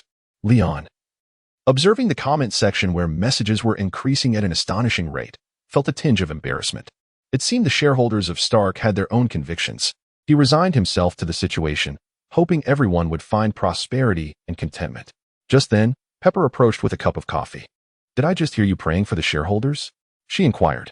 Leon, noticing Pepper's expression, sensed an impending storm. However, Pepper continued regardless. Frankly, Leon, if you genuinely wish to prevent them from incurring substantial losses, you should retrieve Tony from his 3-day disappearance in the lab. And you, return to your own company and generate revenue instead of burdening me with all the responsibilities. Pepper's voice grew frantic as she discussed work, overwhelmed by the weight on her shoulders. Tony's whereabouts were unknown, Obadiah's transgressions were unforgivable, and Leon was idly basking in the sun. Stark Industries, Stark Networks, Stark Electronic Technologies. Even with 3 heads, I couldn't manage everything. She lamented with increasing speed. And you, Leon, you have the audacity to pray for the shareholders. Growing increasingly agitated, Pepper thrust the coffee into Leon's hands. Good heavens, only now do I realize the extent of my recent frenzy. Leon, she demanded, inform Tony that if he doesn't emerge from that accursed laboratory, I'm resigning.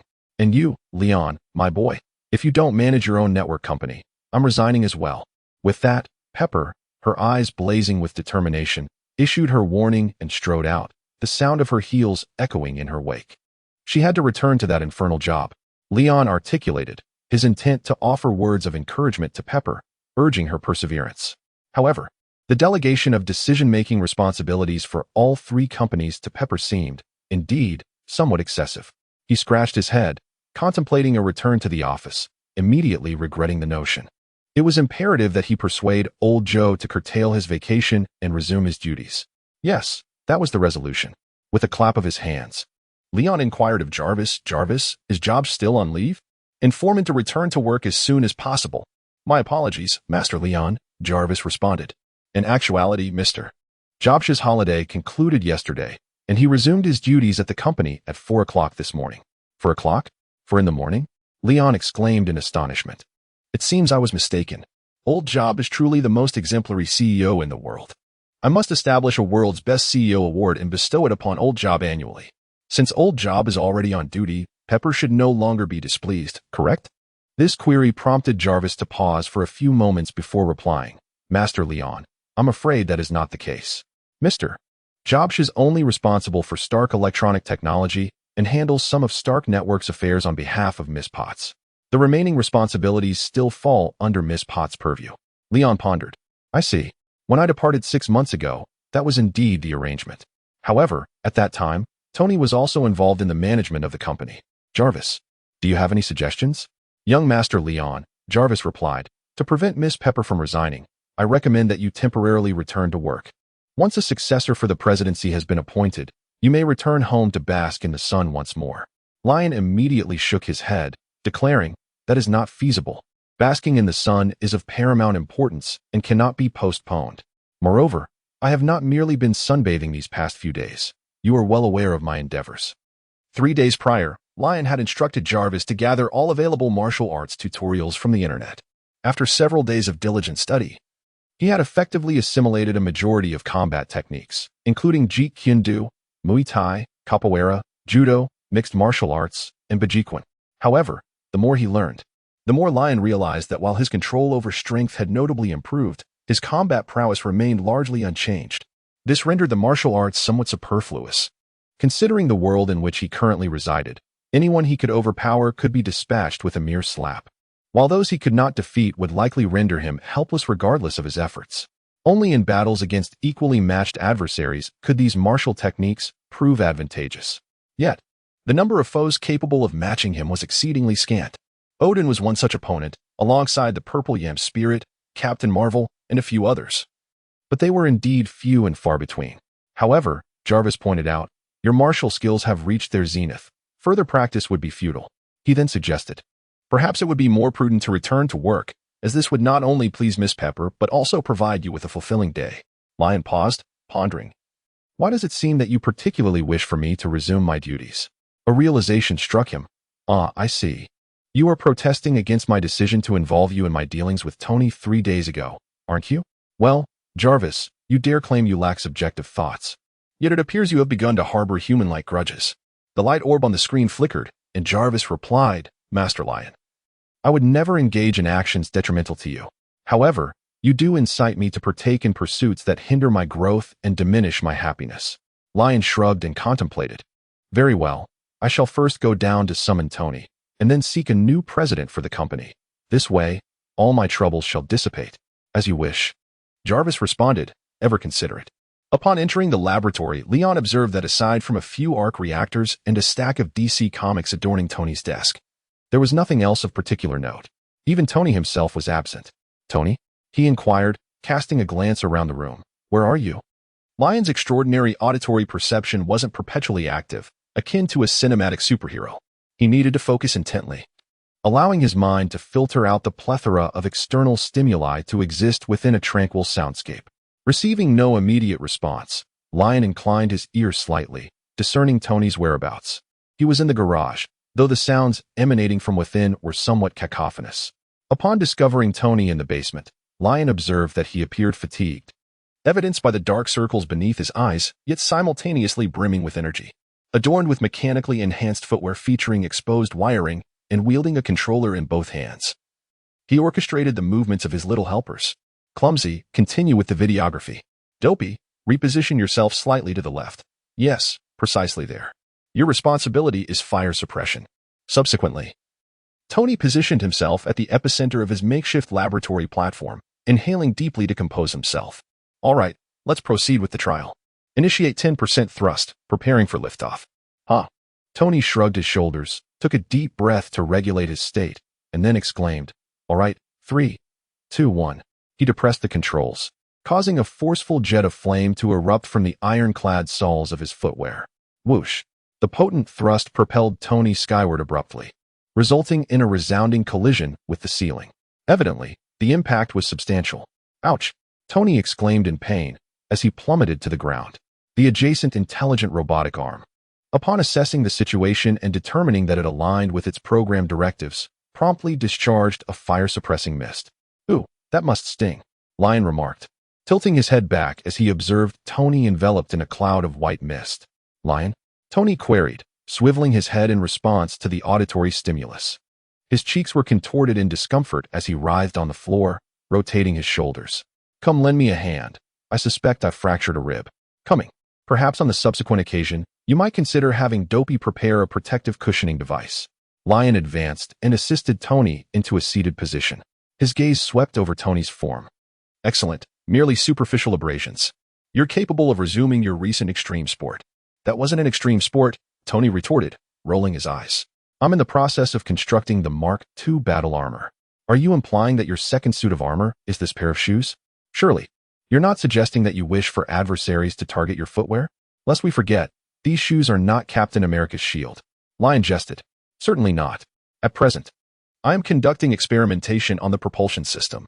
Once this phase is completed, the efficiency of subsequent stages will be significantly enhanced." Tony retorted immediately, not neglecting to add a sardonic remark. "Naturally, individuals of your academic caliber are fundamentally incapable of comprehending the underlying logic." Now it was Lion's turn to roll his eyes. "I did, in fact, matriculate into Columbia University. I believe you may possess a somewhat skewed perception of the average individual." "Oh, really?" "Alas, it cannot be helped. Considering that at your current age, I had already graduated from MIT numerous years ago, in addition to having acquired 3 doctoral degrees from Cambridge. It is indeed challenging to relate to the experiences of the common person." Tony waved his hand dismissively with an air of self-importance. "However, it should suffice to state that, upon your arrival at Columbia, you will discern that even your esteemed professors are incapable of grasping the intricacies of my battle armor. My apologies, but my undergraduate specialization lies within the realm of commerce. I dare say my professors would, in all likelihood, be capable of comprehending the economic implications of your battle armor." Prior to the emergence of his latent abilities, Leon's trajectory seemed destined for the realm of corporate administration, hence his pursuit of business-oriented studies in university. However, the present circumstances diverged significantly from the past. He tapped Tony's ironclad footwear, asserting that bygone eras are distinct from the current one, reminding him not to disregard the nature of his awakened powers. "Powers? What manner of abilities are you alluding to? Is it merely the capacity to amplify your strength through solar exposure?" Tony inquired, his brow furrowed in puzzlement. "It is the very essence of a Superman's capabilities," Leon emphasized, proclaiming that he possessed all the attributes inherent to the Man of Steel. "And what, pray tell, is the implication thereof? Do you intend to confide in me that you are, in actuality, a Kryptonian? That your paternal figure, having metamorphosed into a superintelligent artificial intelligence, sought you out on the preceding day, imploring you to don crimson undergarments and embark on a mission to deliver the world from impending doom?" Tony exclaimed theatrically. "Or perhaps your Kryptonian kin have intercepted a celestial communique and are poised to apprehend you on the morrow, prompting you to seek sanctuary with me?" Lionel was rendered speechless. "Tony, when did you become so prone to these puerile conjectures?" "Of course, I am a terrestrial being. Did the numerous medical examinations you subjected me to in our youth not sufficiently elucidate that fact? Unquestionably, Leon is a terrestrial being. 19 years hence, he traversed into this world, metamorphosing into an infant. Through a twist of fate, he was adopted by the esteemed Stark couple. Though bereft of recollections from his initial year and uncertain of the existence of biological progenitors in this life, his visage, bearing a striking resemblance to his previous existence, coupled with the flawless blood analyses throughout his formative years, unequivocally attest to his earthly origins. Furthermore, thou hast been excessively engrossed in the perusal of DC Comics of late. Our world is devoid of the grimness inherent in the DC universe," Leon retorted. "What dost thou endeavor to convey?" Tony inquired, tilting his head. "My intent is to elucidate that Superman possesses an extraordinary faculty known as a superbrain, a trait I, too, share. This cognitive prowess empowers him to achieve unparalleled accomplishments in the realm of engineering, ascending to the zenith with remarkable ease. Indicated towards the iron boots, remarking, therefore, I can now fully comprehend your research, perhaps even surpass it. Surpass me? Tony retorted, tilting his chin upward. April Fool's Day has come and gone. You can save that just for next year. Furthermore, he squinted, I don't recall Superman possessing such an ability. If he had a super brain, would he always resort to charging in and throwing punches whenever he encountered an adversary in the comics? Lion smacked his lips. Perhaps it is his extraordinary intellect that advises him to first believe in his superhuman abilities when confronted with challenges. Is that not akin to a reckless mindset? Tony concluded, thus you still fail to comprehend the essence of my armor. Lion, weary of the argument, declared, enough. Let this futile debate cease. I find it most irksome when one only engages with half the narrative, like those who skim through comics. Go and complete your reading of Superman's saga before attempting to challenge me. Without waiting for Tony's retort, he continued, your mortal intellect. If you claim I cannot comprehend your armor, do you dare allow me to observe and learn by your side? Lion raised a finger. In just one day, your knowledge will become mine, and in 3 days, I shall forge an armor superior to yours. What did you say? At this, Tony was no longer drowsy. He could not tolerate provocations in his area of expertise, especially when they came from his foolish brother. It was, without a doubt, the most amusing jest he had heard since 2008. In an instant, the pain in his chest seemed to dissipate. Tony leaped from his bed and locked eyes with Lion. I accept your challenge, he declared triumphantly. The wisdom of mortals? Humph. In 3 days, I shall return that title to you. Follow me. With a wave of his hand, he returned to the laboratory, directing the intelligent robotic arms. Dullard, clean up the site. Dimwit, fetch the materials. Everyone else, await my design for the new jet structure. Leon squinted at Tony, whose fighting spirit was soaring, and a competitive fire ignited within him. Jarvis, transmit all the data concerning exoskeletal mechs to my Stark pad. I intend to comprehend Tony's blueprints within the half-hour. Affirmative, Master Leon, Jarvis responded initially. Subsequently, it inquired, however, Master Leon, do you recall the purpose for which you sought out Tony, as well as Ms. Potts' prior request? Pepper? What about Pepper? Leon questioned, dismissing it. That can wait. Leon flexed his arms, proclaiming his intent to demonstrate the true meaning of a superbrain to Tony that very day. Tony, brimming with competitive zeal, commenced sketching his designs, all the while discreetly observing Leon. He surreptitiously noted that Leon was engrossed in the study of the most fundamental mechanical structures. A confident smile, presaging victory, involuntarily grazed his lips. The impetus of competition proved to be a potent catalyst. A mere half-hour elapsed before Tony had refined the propulsion system that had been vexing him for the past 2 days, a veritable eruption of inspiration. Lion has completed his studies on exoskeleton technology and has now embarked on learning about circuit construction. Tony cast a fleeting glance in his direction, a smug smile gracing his lips. He presumed that Lion had encountered insurmountable challenges and, unable to grasp the complexities of exoskeleton knowledge, opted for an alternative path. Perhaps he has realized the arduous nature of mastering battle armor concepts. No matter, we shall commence with the fundamentals, Tony proclaimed with the exuberance of a champagne toast. Do not burden yourself. If everyone in this world could effortlessly acquire knowledge, what purpose would there be for geniuses? He waved his hand dismissively and resumed his task of modifying the mechanized boots. Rest assured, once I have crafted the most exceptional battle armor, I shall consider granting you an opportunity to experience it. At this moment, Tony seemed to have entirely forgotten Lion's ability to fly. He was utterly absorbed in the delight of triumphing over his foolish brother in merely 3 days. As he mechanically altered the jet propulsion system, he even began to hum the tune of Jingle Bells. Ignoring Tony's premature celebration, Lion sequestered himself, voraciously absorbing the educational materials and comprehensive dissertations that Jarvis had prepared for him. Had Tony observed the display before Lion, he would have instantly reproached his earlier complacency. For upon that screen, lines of text and arrays of graphics metamorphosed at an almost imperceptible velocity. Yet, Lion's gaze remained fixed upon the foremost line of text in each successive chart. The screen's rapid succession of information could not outpace Lion's comprehension. He mastered textbooks of collegiate caliber in a mere 30 seconds and achieved comprehensive expertise in specialized domains within half an hour. Hypothetically, were a system to quantify an individual's accumulated knowledge, Lion would have been visibly accruing levels of expertise.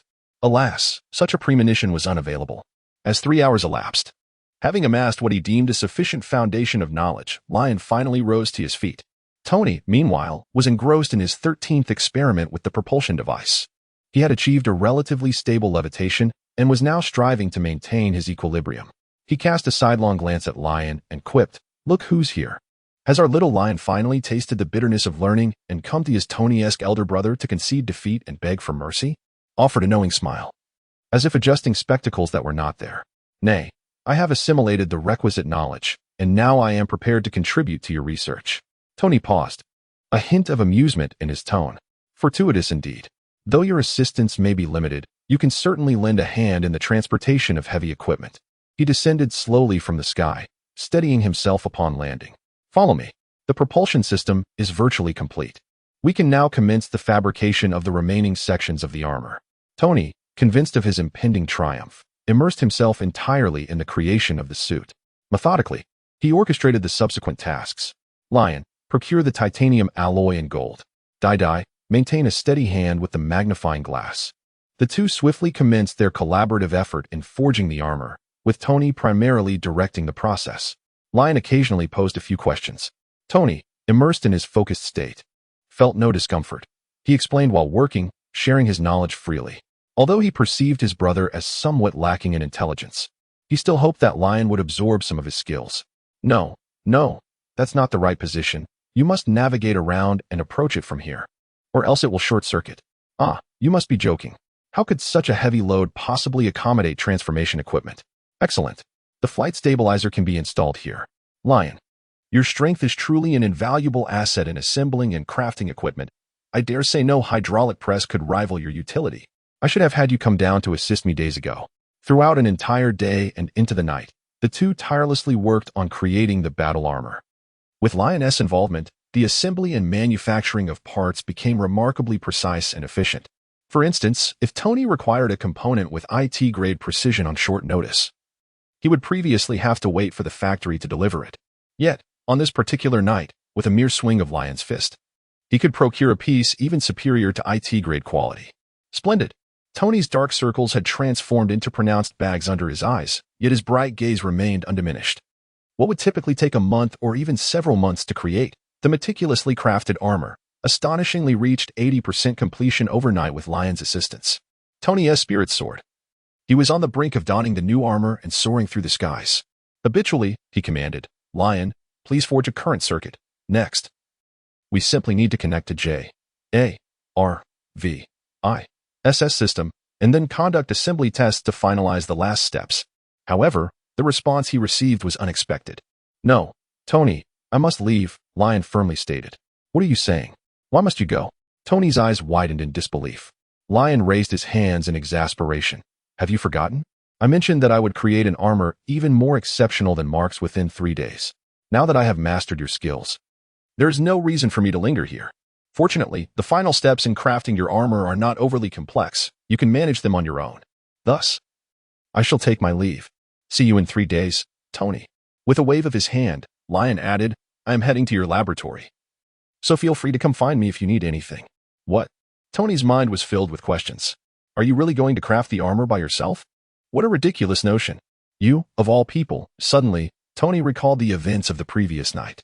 In the process of assisting him, Lion's inquiries transitioned from the superficial to the profound, ultimately proving to be quite enlightening. The hands-on segment followed a similar trajectory. Initially awkward, it soon became second nature. In essence, Lion truly mastered the specialized knowledge. Tony was taken aback by the sudden resurgence of his memories. Immersed in work and intensely focused the previous night, he had remained oblivious. Reflecting now, it was evident that Lion had transformed overnight from a novice in mechanics to a veritable expert, one not necessarily inferior to himself. Your pace of learning. Is this what they refer to as a superbrain? Tony was utterly astonished, collapsing into a chair. What is this? Can a superbrain operate with such disregard for reason? This seems almost like cheating. Indeed, that is the case. However, to clarify, it is merely my accelerated learning and cognitive speed that surpasses yours. My creative abilities may not necessarily be superior. Lion pondered for a moment, concerned about the potential impact on Tony, and began to assess his own abilities. The iron armor represents a comprehensive and unparalleled amalgamation of knowledge. where each step embodies the most advanced application of relevant expertise. Moreover, last night, you provided me with meticulous, hands-on guidance. Thus, I was able to swiftly assimilate this knowledge. What I achieved was merely a faithful replication of your wisdom into my own understanding. Leon tapped his temple, remarking, "A learning and processing capability as formidable as a supercomputer, that is the essence of a superbrain. However, when it comes to the crucible of innovation, one must inevitably rely on one's own innate gifts. Moreover, even superbrains are not without their limitations in comics. Certain DC narratives posit that a significant portion of Superman's vast computational power is dedicated to modulating his own strength. Fortunately, I have yet to encounter such a predicament." With a subtle gesture, Leon indicated the minimal mental capacity he allocated to restraining his abilities. "So brace yourself, Tony," he declared, "for in 3 days, I shall surpass you by combining your knowledge with my ingenuity." Tony, initially crestfallen, experienced a slight uplift upon hearing this explanation. However, he retorted defiantly, "Don't be absurd, kid. Have you ever witnessed a mere imitator outshining the originator? My magnum opus is destined for triumph. Then let us observe mortal intellect." Leon responded with a touch of melodramatic provocation before ascending the stairs. In the garage, Tony's gaze rekindled with determination. He was resolute in his refusal to concede defeat in his own domain, particularly to Leon, his irksome younger brother. Yet, before Tony could return to his workbench, suddenly, Leon's figure reappeared behind him. "Ah, how could I forget? Tony, your condition is far from satisfactory. You must take a break." As the words fell, Tony felt a tingling sensation in his neck and instantly lost consciousness. Cheating. This scoundrel is resorting to underhanded tactics. Just before slipping into slumber, Tony cursed inwardly, lamenting that if Leon couldn't play fair, he ought not to play at all. "Observe this infantile slumber," Leon commented, as he hoisted Tony and unceremoniously tossed him into the bedroom. "Master Leon, your actions may seem somewhat unchivalrous. Mr. Stark might not take kindly to this," Jarvis gently cautioned. "Let him be disgruntled. I was more concerned he might be so demoralized by my victory that he would remain despondent," Leon replied as he strode into Tony's laboratory. "You appear quite confident," Jarvis inquired in a declarative tone. "Indeed, I am," Leon responded, activating the various power sources at Tony's usual workstation. After all, the initial phase of the armor's development is centered around refining its functions, with minimal demands for technological advancement.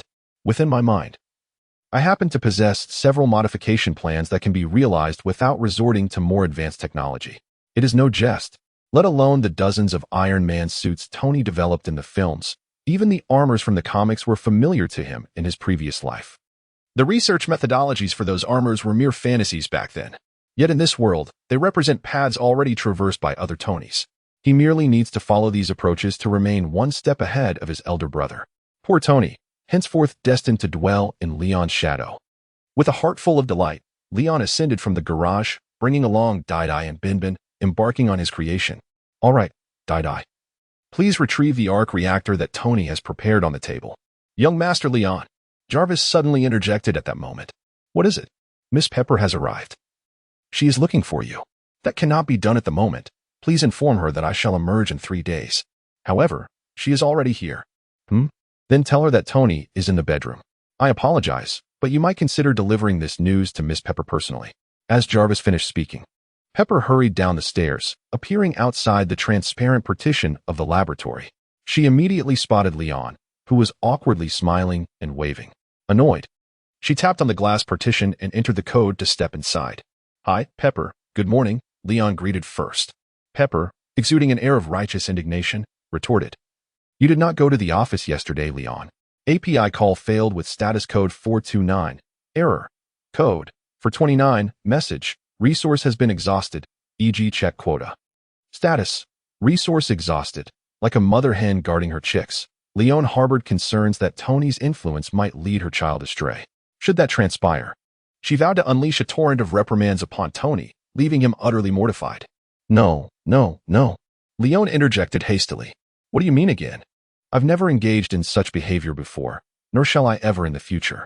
Rest assured, Pepper, you have my utmost assurance." He continued, absolving himself of blame. "My current predicament is entirely Tony's fault. Yesterday, I descended to implore him to make an appearance at the company, only to find myself ensnared in his armor-crafting endeavors. With a glint of cunning in his eyes, he snatched the most antiquated arc reactor from Dummy's grasp. Behold, Tony has even prepared a gift for you. A gift? Pepper inquired, her curiosity piqued, her attention now diverted to the arc reactor. Is that the one from Tony's chest? Lion remarked with finesse. This intriguing device is an arc generator, a groundbreaking cold fusion energy source that symbolizes the future of humanity. In recent days, Tony has been engrossed in research pertaining to this remarkable invention. It constitutes the next phase of Stark Industries' vision aimed at delivering enhanced benefits to the world. And this, the arc reactor in my possession, is a gift from Tony to you. Leon, in a gesture of unintended generosity, fashioned this life-saving apparatus within the confines of a terrorist cave, the world's inaugural miniature arc reactor. He initially intended to bestow this ingenious contraption upon you. Subsequent to its removal, however, as you are undoubtedly aware, his disposition renders him incapable of expressing sentiments with candor, even across the expanse of a century. Thus, Lion presented the arc reactor to Pepper, inquiring if she understood the significance of such a gift. Pepper neither accepted it nor uttered a word, as she was overwhelmed with emotion. The profundity and romance of the gesture were beyond measure. With her hands covering her mouth, she found herself momentarily speechless. Could it be that he truly gifted this to me? With utmost care, Pepper took the arc reactor into her hands, rendered speechless by the unexpected surge of happiness. Surely, if he were in her place, he would undoubtedly express. API call failed with status code 429. Error. Code. For 29. Message. Resource has been exhausted. E.g. Check quota. Status. Resource exhausted. Lion shrugged. He is currently asleep. He spent the entire night conducting research a few days ago. So I rendered him unconscious. Several days without sleep? My goodness, Lion, you did the right thing. Is he in the bedroom now? Of course. You should go check on him, Lion replied. All right, I will. Pepper nodded vigorously, her steps light and hurried as she exited the laboratory. Before leaving, she turned back. Lion, you must also take care to rest, understood? Understood, understood. Lion beamed, tidying up a few small items. I shall rest as well. Pepper gave him an affirming glance. That is splendid. Watching Pepper vanish down the corridor, Lion exhaled softly. Phew, that's settled. Jarvis interjected, Master Lion, do you truly believe this is the right course of action? Mr. Stark would have inevitably entrusted that arc reactor to Pepper, and his words would have likely mirrored my own, Lion replied. Lion remained indifferent. Why not simulate it yourself and see if the result aligns? Jarvis paused for a few seconds, based on Mr. Stark's past behavioral patterns. The similarity of the simulated outcome stands at 83%. Indeed, I merely refined the process. API call failed with status code 429. Error. Code 429. Message. Resource has been exhausted, e.g. check quota. Status. Resource exhausted. Lion raised an eyebrow. He ought to be grateful. Well, now that there were no distractions, it was time to commence the creation of the battle armor. When Tony awoke once more, the world seemed to have taken on a peculiar quality. Pepper had become exceedingly gentle. Jarvis perpetually inquired about his well-being. As for Lion, that cunning little rascal, he wouldn't even permit Tony to enter the laboratory. It was his own lab, after all. Humph, with Lion's secretive demeanor. He probably feared failure and thus refused to divulge anything. After discovering he had slept for an entire day, Tony maliciously speculated. Splendid. He fumed as he strode into the underground garage, determined to assemble his own armor. Even if he could not access the laboratory, he would triumph over Lion in the upcoming duel, and then pour a steaming cup of cola down his throat. Now, Dee, go fetch the support frame. And you, Bobo. After waiting for a while, Tony sensed something was amiss. Dee, where are you? And Bobo? He searched high and low, only to realize that none of his robotic arms were present. It was utterly unbelievable. Lion hadn't left him a single arm. They had all been transformed into his own. Tony was beside himself with frustration. Ultimately, he raced back to the laboratory to reclaim his little assistance from Lion. After all, lacking superhuman strength, he needed the machinery to construct the armor. 2 days later, another rare sunny day, on the west coast of Los Angeles. The sunlight reflecting off the sea merged with the waves, each splash resembling a prism. From the Stark mansion, the ocean stretched for thousands of miles, glistening brilliantly. Sailboats and cruise ships traversed the waters, creating a serene tableau. Yet, even this tranquility could not diminish the palpable tension within the Stark mansion today. In the cool-toned underground garage, sunlight streamed in at an angle from the entrance, dividing the expansive space of over 100 square meters into shadow and brightness. As Elon stepped from the outdoors into the subterranean parking garage, the sunlight illuminated the tips of his hair, rendering them almost translucent, enveloped in a golden glow. Tony sat at the far end of the garage, fittingly adorned with a felt hat, its wide brim casting a shadow over his face. "I've arrived," Elon stated coldly. "I waited for you for quite some time," Tony replied, his eyes obscured beneath the brim. "You are destined to lose. You should not have come." As Tony's words echoed, a sudden burst of intense, piercing music reverberated through the garage, as if anticipating a gunshot at any moment. "What the hell?" Tony exclaimed, genuinely startled. Leaping from his chair, perhaps feeling that he had lost his edge, he decided to concede a small defeat.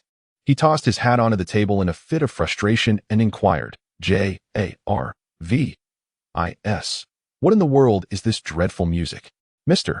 Stark, this is Extreme Ways, a track that young Master Elon requested I play in advance. It is from the film The Bourne Identity from a few years back." Tony could hardly contain his disbelief. "Elon, today we are competing in battle suits, not gunfights.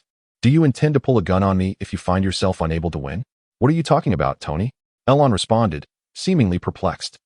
"I am simply using this thrilling music to convey that you will lose today's competition." "Is that so?" "If mere bravado could determine victory, then those underground rap artists in America would reign supreme over the world," Tony retorted, laced with sarcasm. Lion remained unperturbed. "Before you even unveil your armor, you speak with such audacity. Who, I wonder, is truly the one feeling insecure?" He challenged. "Show me, then, what marvel you have crafted in these past 2 days." Tony deliberately surveyed his surroundings. "Yet here, apart from you, there is naught but emptiness. Could it be that you are incapable of forging the armor, merely putting on a brave face and refusing to relent?" Tony spread his arms wide. "Lion, do not be this way. As your elder brother, I have always taught you the value of honesty. Should you fail to accomplish something, a simple apology would suffice, and I would forgive you."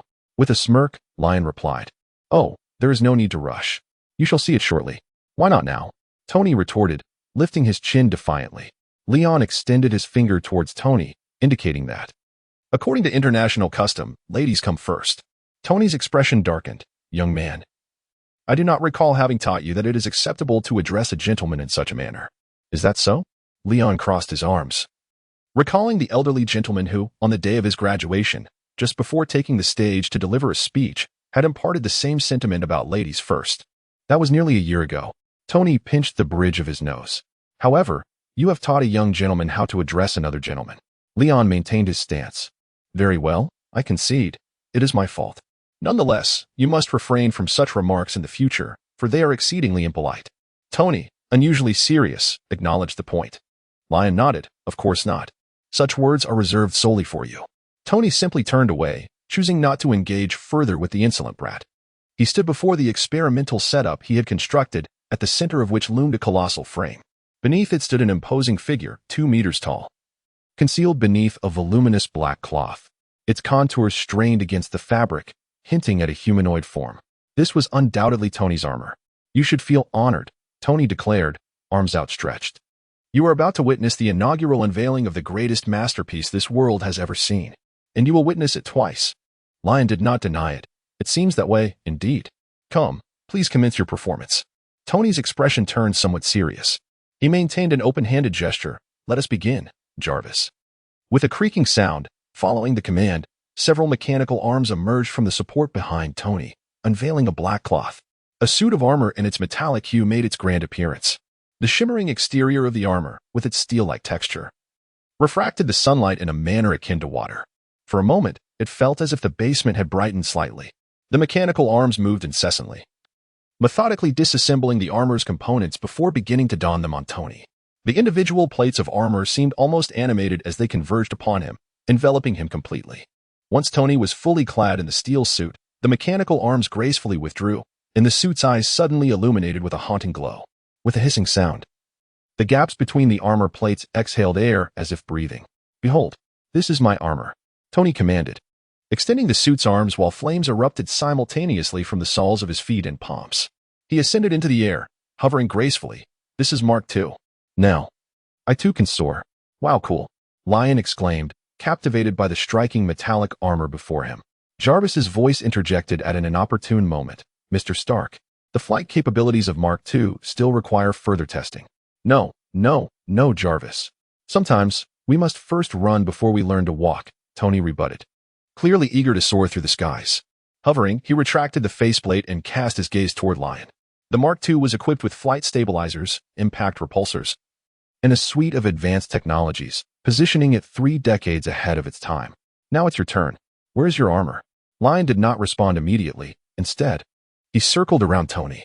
Constructed entirely from titanium steel, powered by a new energy core, and equipped with the Jarvis system, it was indeed a masterpiece that transcended eras. Then, with a shift in tone, he remarked, however, this is still far from sufficient. I recall there being gold among the spare materials, and you inexplicably chose not to incorporate it. This will be a significant oversight.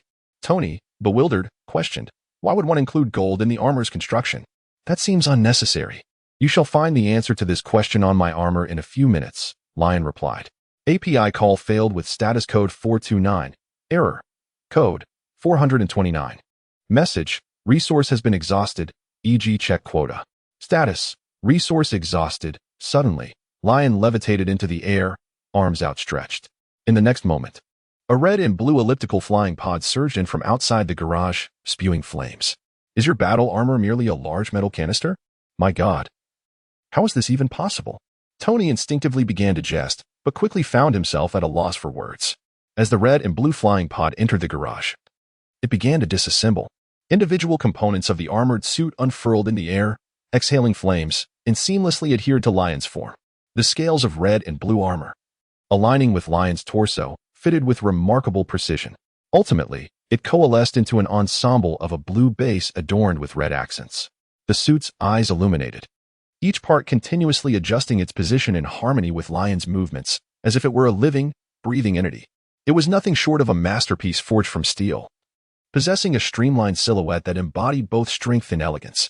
Once the armor was fully assembled, flames erupted from the soles of his feet and his back, keeping Lion suspended in midair. He gestured to various parts of his armor, explaining the newly integrated features. My armor is powered by a wristband, when idle. It functions as a flying pod, ready for remote assistance when needed. Although it currently lacks weaponry, ample space has been reserved for future additions. Most notably, this suit is equipped with propulsion mechanisms at the back, allowing for hands-free combat or the simple act of waving while airborne. Moreover, it boasts several additional features, such as a liquid filtration system, enabling the user to relieve themselves mid-flight. Even in his astonishment, with his mouth agape, Tony hastily interjected, Wait. That last statement sounded rather unpleasant. Are you suggesting you would urinate while wearing the armor? Doesn't that strike you as distasteful? Oh, really? I presumed you would appreciate such a feature. Lion gazed vacantly. Others may be unaware, but he certainly understood the nature of Tony's character. This liquid filtration capability was something that Tony had proudly showcased in the films. The reason for interrupting him now was likely because Tony, unable to withstand the provocation, felt compelled to nitpick. Would I truly appreciate such a feature? Preposterous. This revolting and futile function is nothing short of a desecration of the armor. Tony remained utterly serious. Leon raised an eyebrow. Regardless of the circumstances, I have won this contest, have I not? He counted on his fingers. Your armor possesses fewer functions than mine, and its usability pales in comparison. Given such disparities, no, Leon, you are mistaken, Tony interjected swiftly. What is armor? It is a weapon, primarily designed for combat. Having an abundance of superfluous capabilities is merely a waste of time. So, Leon gestured for Tony to continue. Thus, when comparing armors, the most critical factors are their performance metrics, speed, adaptability to various environments, and strength. I have no objections. But how shall we measure this? Leon pondered, devising a plan in his mind. I propose we ascend into the sky and see who can fly faster and farther. Tony snapped his fingers. That was precisely my thought. Very well, let us proceed outside. Jarvis will announce the start, and then Leon will increase the power of his thrusters and take flight. Oh, Leon, you intend to compete against me while wearing your armor? Tony felt a sense of unease. How else shall we compete? Leon halted. I mean, you can fly on your own, correct? If your armor is not fast enough, and you surpass me through your own speed, how shall that be counted? Tony finally recalled that Leon's natural speed far exceeded that of the Iron Man suit. Am I the sort to resort to cheating? You wouldn't cheat. Yet just 2 days ago you knocked me out? Very well, I shall exit the armor. Jarvis, you take control of it. Wait, you mean Jarvis can operate it? Are you suggesting your armor has full autonomous capability? Tony hadn't delved into that aspect yet. Indeed. What do you think? My armor is quite formidable, is it not? Yes, it is, though I must say it is a splendid concept. However, I had contemplated the same idea earlier, but time was insufficient. You were truly impressive, Tony. Ahem. Now then, Jarvis, are you prepared? We are about to commence our competition. Tony, feeling somewhat guilty, attempted to divert the conversation. Certainly, Mr. Stark. I will begin to count down in 3 seconds. Are you ready? I have been ready for quite some time. Jarvis issued the command. Prepare. 3, 2, 1, go.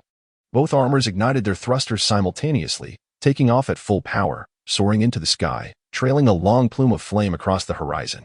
Lion gazed at the vanishing clouds of both suits and couldn't help but scoff. In truth, I must say, both armors are rather sluggish. Indeed, for me, these armors hold little significance beyond nostalgia.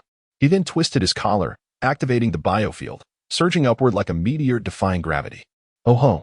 Tony accelerated further into the heavens, experiencing a sense of freedom in the sky he had never known before. For millions of years, the sky has loomed over humanity.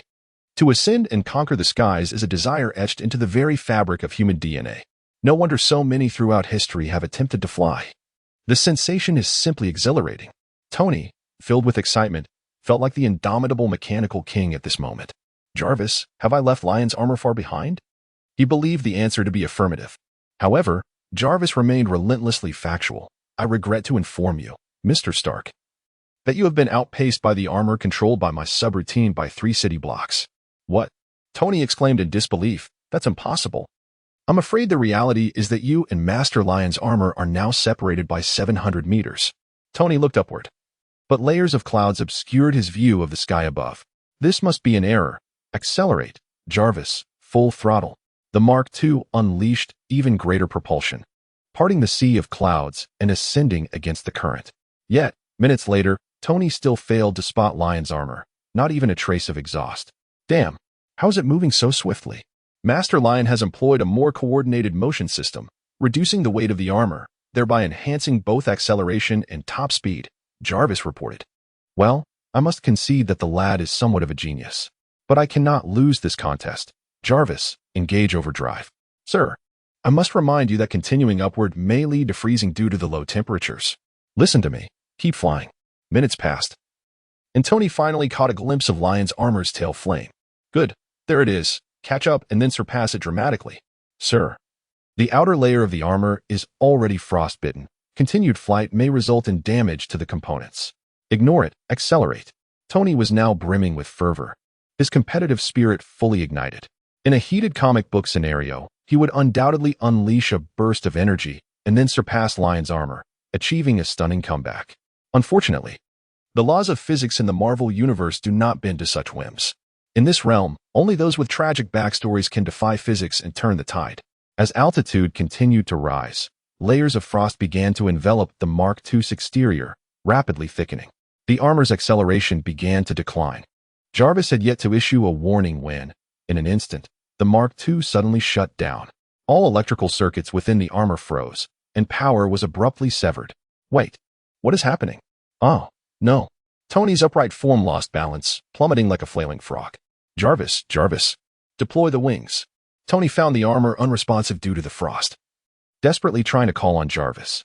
Yet, with the circuits short-circuited, the intelligence system had ceased to function. The descent accelerated, gravity mercilessly asserting its dominance. This is bad. This is bad. Lion, save me. Tony cried out in panic. The next moment, no problem, Tony. Lion suddenly appeared before Mark II, intercepting him and halting his descent in an instant. This damned sense of security is truly infuriating. Tony, still shaken, exclaimed, "Oh my goodness, that was indeed perilous. Thank you. Lion, I know you must have been watching me embarrass myself from below. Don't say that. I was actually curious to see if you could remain composed and turn the situation around." You'd better think that way, Tony thought, taking a deep breath to calm his nerves. Phew. Meanwhile, Jarvis piloted Lion's armor as it descended. Sir, I am relieved to see you're unscathed. That was quite a close call, Jarvis expressed with a mechanical tone of concern. Lion continued to support Tony, saying, All right, the competition has concluded. Let us return. Tony expressed no objections. During the journey back, he suddenly inquired, the gold you mentioned, is it intended to address the issue of ice accumulation at high altitudes? Indeed, Lion affirmed. Incorporating gold into the suit's composition enables it to function effectively in extreme environments. Tony fell into a profound silence. Upon arriving at the underground garage, he utilized the assistance of the robotic arm to remove his armor. Lion, you have one, he said, settling down with a hint of dejection. Indeed, I have triumphed, Lion replied. Lion smiled with delight as he settled beside Tony. However, in truth, you have also triumphed, Tony, he explained, meeting Tony's puzzled gaze. It was you who taught me how to craft the iron armor, enabling me to create it. Just as if you were to impart this knowledge to other professors of mechanics, would they truly fail to grasp it? Of course, they would comprehend, and perhaps, owing to the diversity of thought, they might even develop armors with functionalities surpassing yours. The most formidable challenge in this world has never been learning or extending knowledge, but rather the act of creation from the very beginning. Tony, you are the one who brought it into existence. Without you, it is conceivable that 20 years hence, no one would be capable of forging a miniature arc reactor, nor crafting the iron armor. My victory over you this time is merely a slight refinement of aspects you were unable to perfect. Do you truly believe, Tony, that these feats are beyond your reach? Tony immediately shook his head. Of course not. Just give me some time, and I too can accomplish it. You see, Lion said, patting Tony on the shoulder. You are merely lacking a touch of time, while I have utilized my superior intellect to save that very time. Tony's earlier frustration gradually dissipated, his expression growing complex. Lion, you've truly transformed. Have you only just realized? I have become something akin to a little superhero. How could I possibly remain the same? No, I mean, you have matured. Apologies, I cannot discern whether you are ridiculing me or praising me at this moment. I am undoubtedly praising you. Well then, Tony, I must say, since your return from Afghanistan, you have also matured, especially considering you used to never stop. Stop. Why are you suddenly veering into insults? See, what did I just say? You have won again. Oh, this wretched competitive spirit of adolescence. You ought to hasten to study in Columbia instead of lingering at home to vex me. Look at you. Tony, you are growing impatient. Get lost. Go far away. Very well, I shall take my leave gracefully, Lion declared, whisking away with his armor, disappearing in an instant. This kid, Tony sighed, shaking his head, then suddenly broke into a smile, truly remarkable. Days later, on a rainy day, the sky was enveloped in dark clouds, and the fine rain transformed the sea outside Stark Manor into a honeycomb of waves.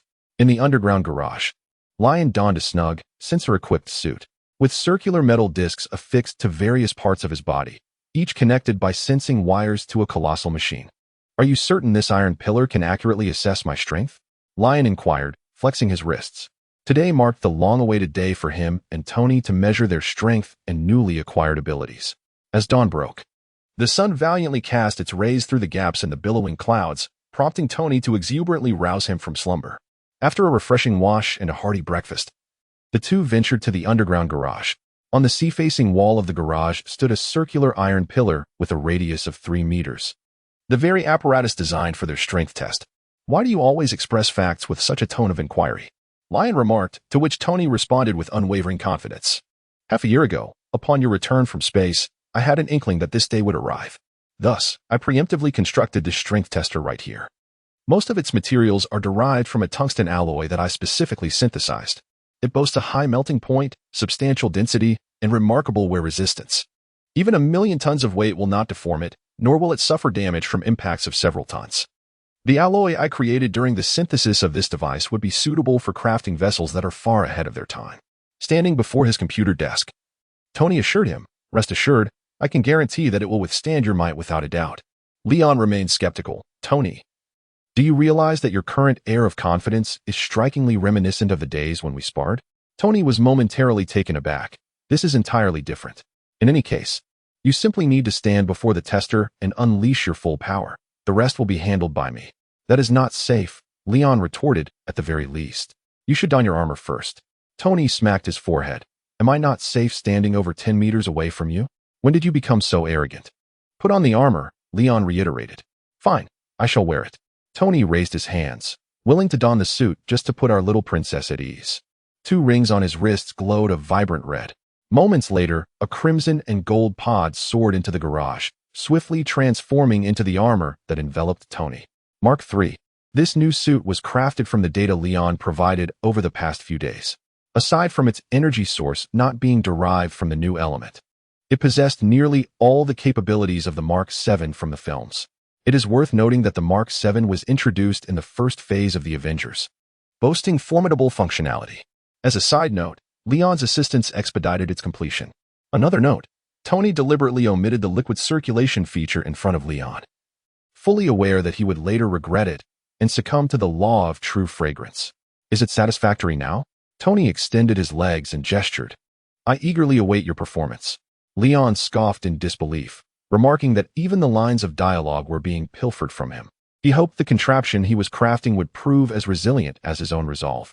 Standing before the entirely obsidian device, he inhaled deeply, causing the air in the basement to stir with a palpable force. In contrast, Tony, having never witnessed such a spectacle, gazed around as papers were swept into the air by the gusts, momentarily dumbfounded. Leon then crouched slowly, his muscles taut and defined, resembling the finest of sculptures.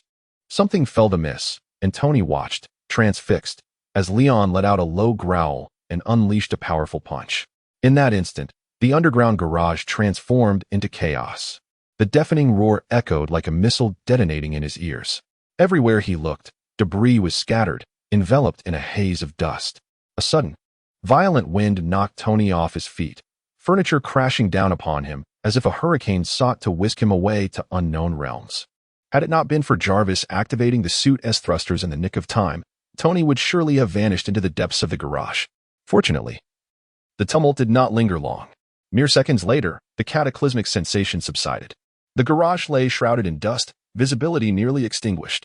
Coughing, he wondered what had transpired as he deactivated the thrusters and stumbled forward. Then he heard Leon exhale. With a gentle gust, the wind returned, clearing away some debris and smoke, restoring his sight. Yet, Tony's mind faltered. The once minimalist basement now resembled a war-torn ruin, ravaged and dilapidated. The remnants of glass, machinery, and lighting had vanished, along with the limited-edition sports cars that had once graced the garage. Even the device he believed capable of withstanding any impact was now reduced to a mere void. Beyond that emptiness lay a misty, turbulent sea. My God. The scene shifted to a grassy expanse on the outskirts of Los Angeles in the afternoon. The characters remained Leon and Tony, with a persistent drizzle falling. Leon, clad in a shirt, rhythmically struck a massive circular iron post. You claimed this post could withstand my strength. He scoffed, yet I barely exerted half my power. And it transformed from its flat state into a convex form, ultimately plunging into the sea, forcing me to dive beneath the waves to retrieve it. Come on, Leon. Tony replied from 50 meters away, donned in his armored suit, calibrating data on his computer and communicating via radio. Even God wouldn't anticipate your strength to be so preposterous. It's astonishing how, after merely half a year in the sun, your power has surged exponentially. Just look at those 3 months you spent under the Los Angeles sun 6 months ago, over 90 days, and you gained over 400 tons of strength. Jarvis and I modeled that data, predicting upon your return, your strength would range between 1,000 to 5,000 tons, with speed not exceeding Mach 5. Who could have fathomed you would be this formidable? And consider that television series, Smallville. Clark Kent didn't even fly after entering high school. Despite basking in the sun for over a decade, Lion paused his actions, pressing the earpiece. Do you still watch the Superman series? I find this show quite commendable. It beautifully depicts Superman's journey of growth. However, I presume you haven't seen the latter part, where Superman's expressiveness becomes rather absurd. Tony retorted, well, he doesn't become as powerful as you do in such a short span. Perhaps it's because I have already reached adulthood. Or maybe my efficiency in soaking up sunlight in space is significantly enhanced. Lion speculated.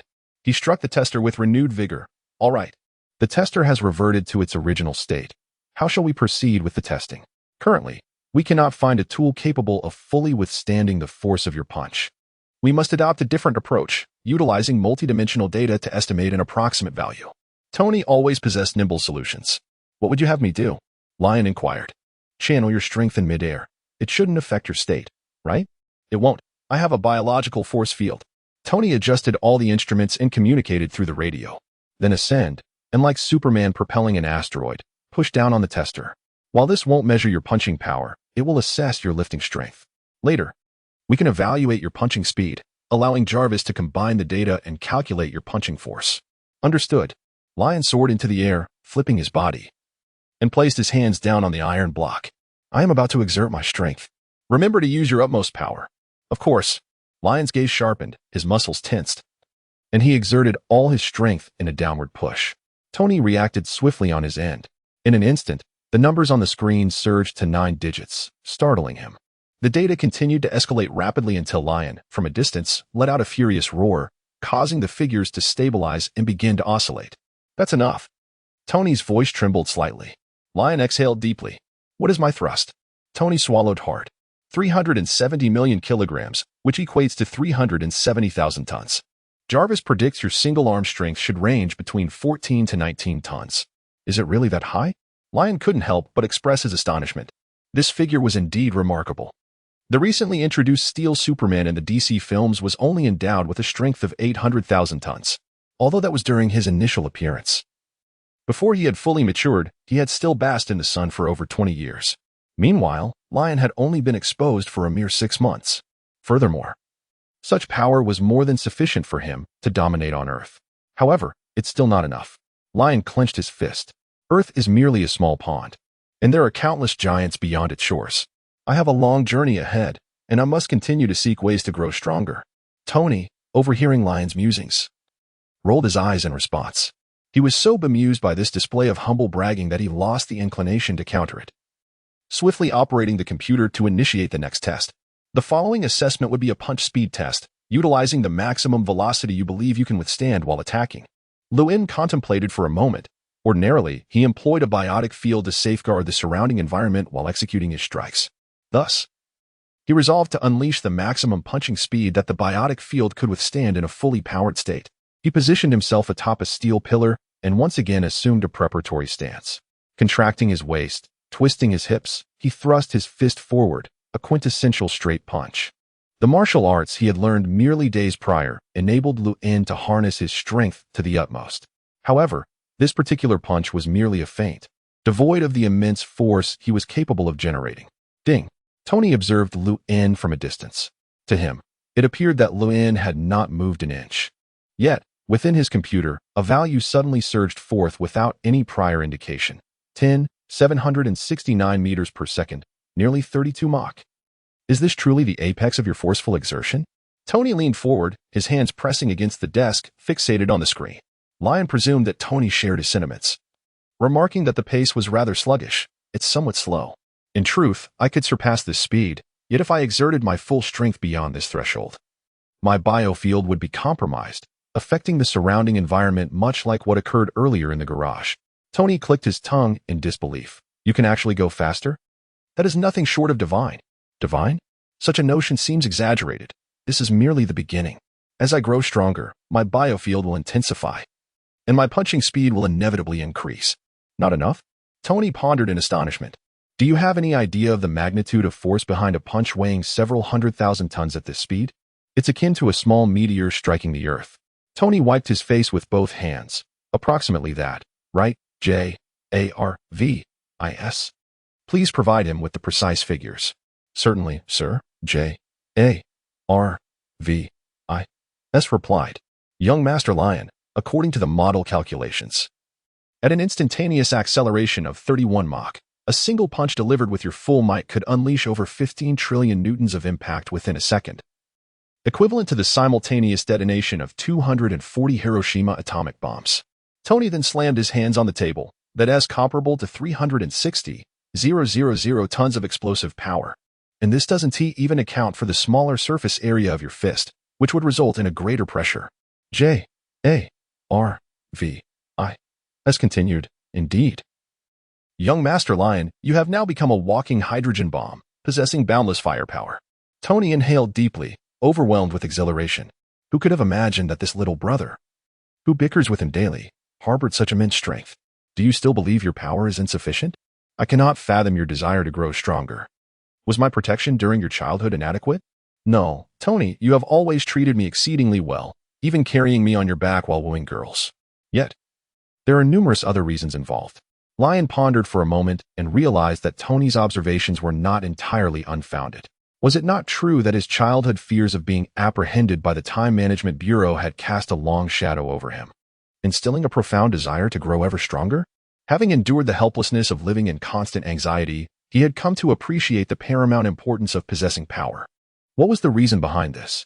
Because I was preoccupied with pursuing romantic interests, you felt the need to unleash your superhuman strength upon me out of jealousy? Tony's mind was somewhat disordered, leading him to voice a casual retort. In that case, I certainly ought to strike you. Lion pressed the communication earpiece and said, "All right, let us proceed to the next test. There are still revelations ahead that will astonish you." For the next hour, the journey unfolded. Lion sequentially conducted tests on thermal rate temperature, freezing breath range, X-ray vision, and flight. Tony's exclamations transitioned from sheer horror to a state of near lethargy. From "oh my god" to "this is utter nonsense," and finally to "you have got to be kidding me." One cannot blame Tony for his numbness.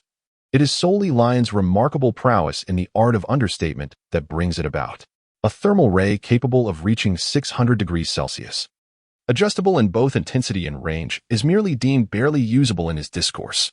The freezing breath, potent enough to instantly freeze several kilometers of land, is criticized as being insufficiently effective.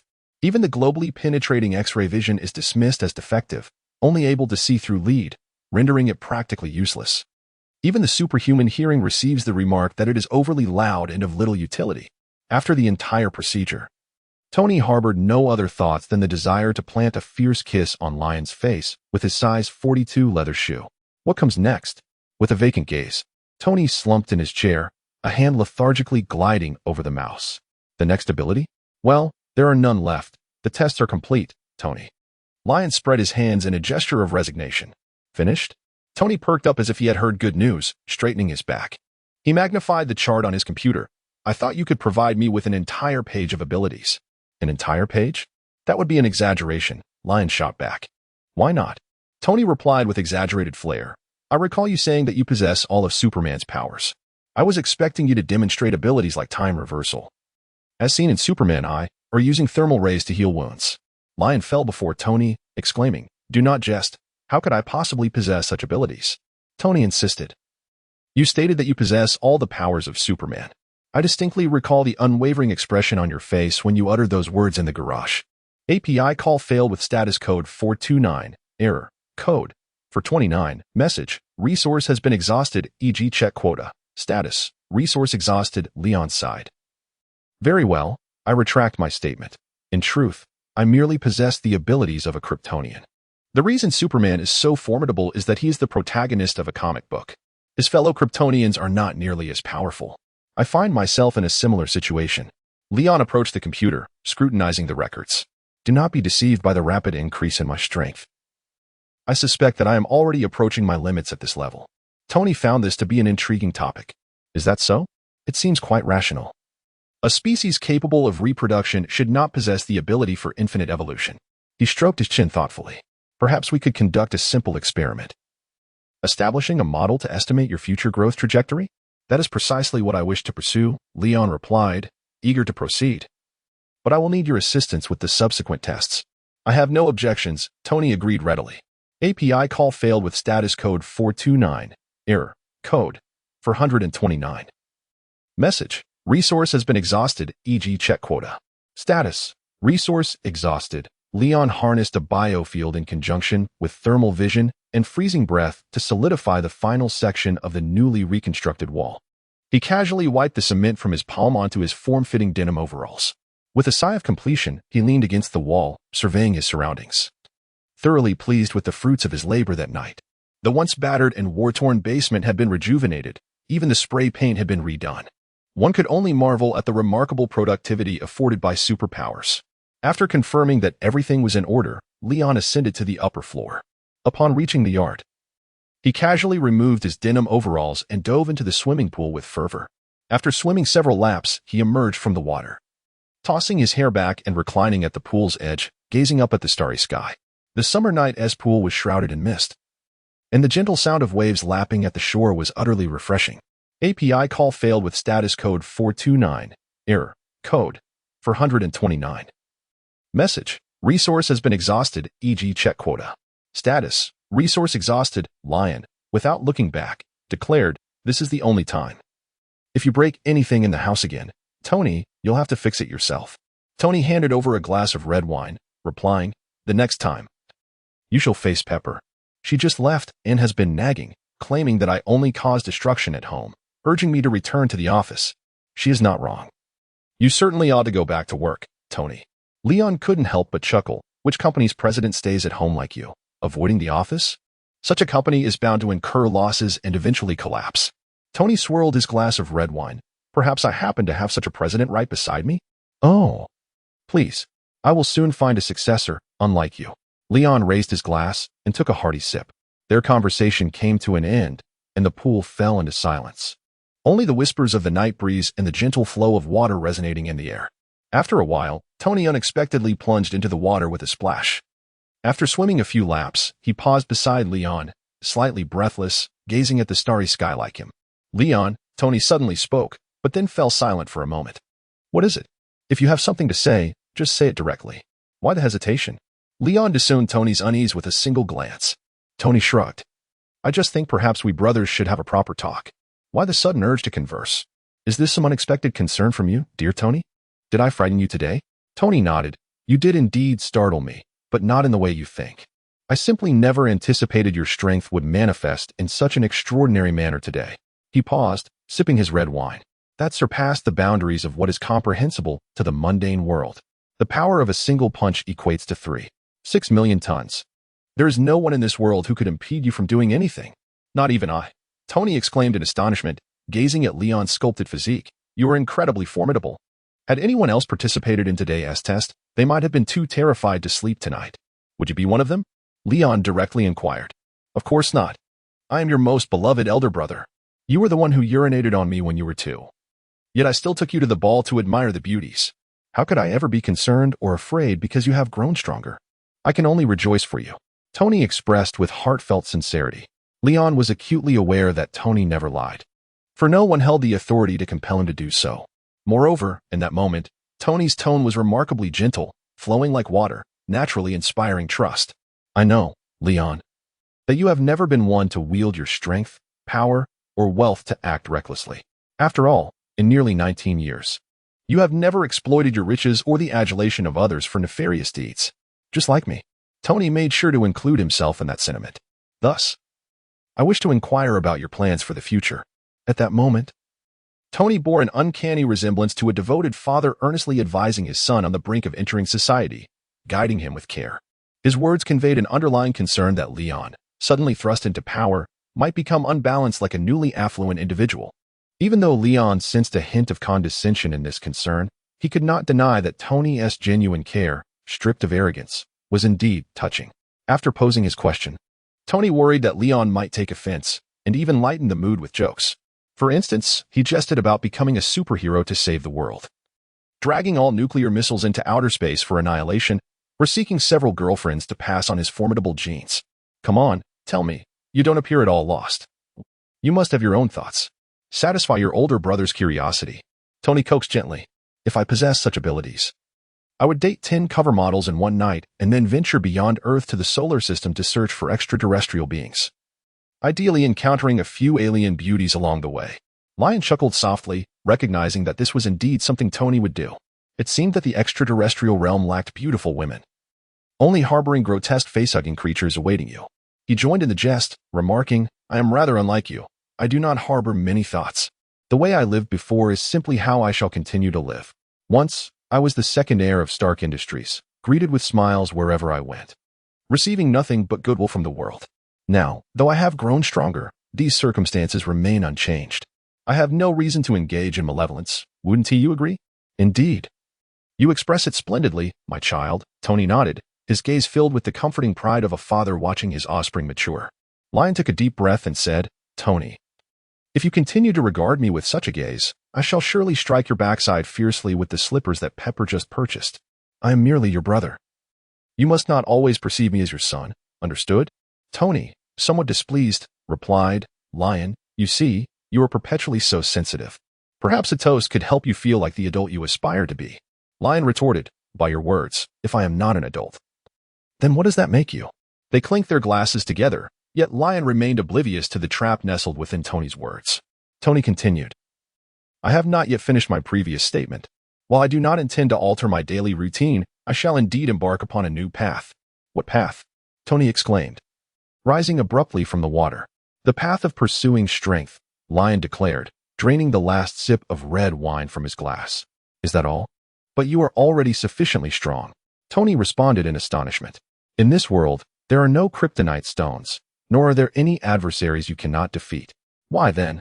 The need to grow stronger? API call failed with status code 429. Error. Code. 429. Message. Resource has been exhausted, e.g. check quota. Status. Resource exhausted. Lion shook his head. Of course, sunlight is essential, but relying solely on its warmth imposes limitations on the heights I can achieve. Therefore, I intend to enhance my abilities from various angles, studying magic, exploring qigong, and delving into scientific knowledge. Once I have amassed sufficient understanding, perhaps I will be able to elevate my physical potential through genetic research. The moonlight reflected in the water as Lion gently clenched his fist. Genetic research? The super soldier serum akin to that of Captain America? Tony harbored an unsettling premonition, thinking that such a thing would likely be of no use to him. Indeed. It may be ineffective, but my focus is on researching my own genes. Leon gazed at Tony, exclaiming, It is the genetics of Kryptonians. Tony paused for a moment, his expression shifting. Are you certain you wish to proceed with this? Those who have delved into Kryptonian genetics in the comics have ultimately met their demise at the hands of Doomsday. It was evident that Tony had recently immersed himself in a plethora of DC comics, fully aware of the harbinger of destruction. Doomsday, a biological weapon of Kryptonians, exists solely for slaughter, bringing ruin to the world, a force so uncontrollable that even Krypton itself could not harness it. With a solemn countenance, Tony asserted, This is neither a straightforward path nor a grand avenue. If the genetics of Kryptonians were so easily deciphered, with their multitude of super-intellects, they would have long since ascended to godhood. Leon, perhaps you ought to reconsider. The study of genetics is not the only route to power. There are myriad ways to grow stronger, and I am willing to seek them alongside you. Leon shook his head, expressing his intention to explore alternative methods while remaining steadfast in his pursuit of enhancing his abilities through genetic means. Tony, feeling overwhelmed, submerged his face in the water. Akin to a parent grappling with a rebellious teenager, his mind swirling with thoughts of how to persuade without knowing where to begin. Have you considered, Leon, Tony prompted, the potential repercussions of your research? If you were to become Doomsday, what would be the outcome? Earlier, I mentioned that no one on Earth could stop you. You could act without restraint. But if you transformed into Doomsday, what fate would befall the planet? Would annihilation be the sole conclusion? You are becoming somewhat extreme, Leon. Leon gazed at Tony in silence, lost in contemplation. In the original film, Tony is portrayed as a rather radical individual, never hesitating to forge ahead when the moment calls for it and resolutely sticking to his decisions during critical junctures, such as the birth of Ultron and the Civil War among the Avengers. These events were partly instigated by Tony's overly aggressive nature, his determination leading him to never look back. Now, it was this very Tony, known for his fervor, who was cautioning him about being extreme. This prompted Leon to reflect on whether he was indeed recklessly pursuing power without regard for consequences. All right, I admit it. Directly studying Kryptonian genes is indeed rather extreme. After a prolonged silence, Leon nodded slowly, allowing Tony to exhale in relief. Yet, in the next moment, Leon pivoted his statement. However, once I acquire some kryptonite, I will commence this research. Tony's eyes widened in disbelief. Wait, kryptonite? Does our world actually have kryptonite? Are you jesting? Of course not, Leon replied, casting a puzzled glance at Tony. I meant to acquire some kryptonite from the DC universe. Tony was left bewildered. Traveling to DC? No. Are we truly preparing to discuss the content of dreams now?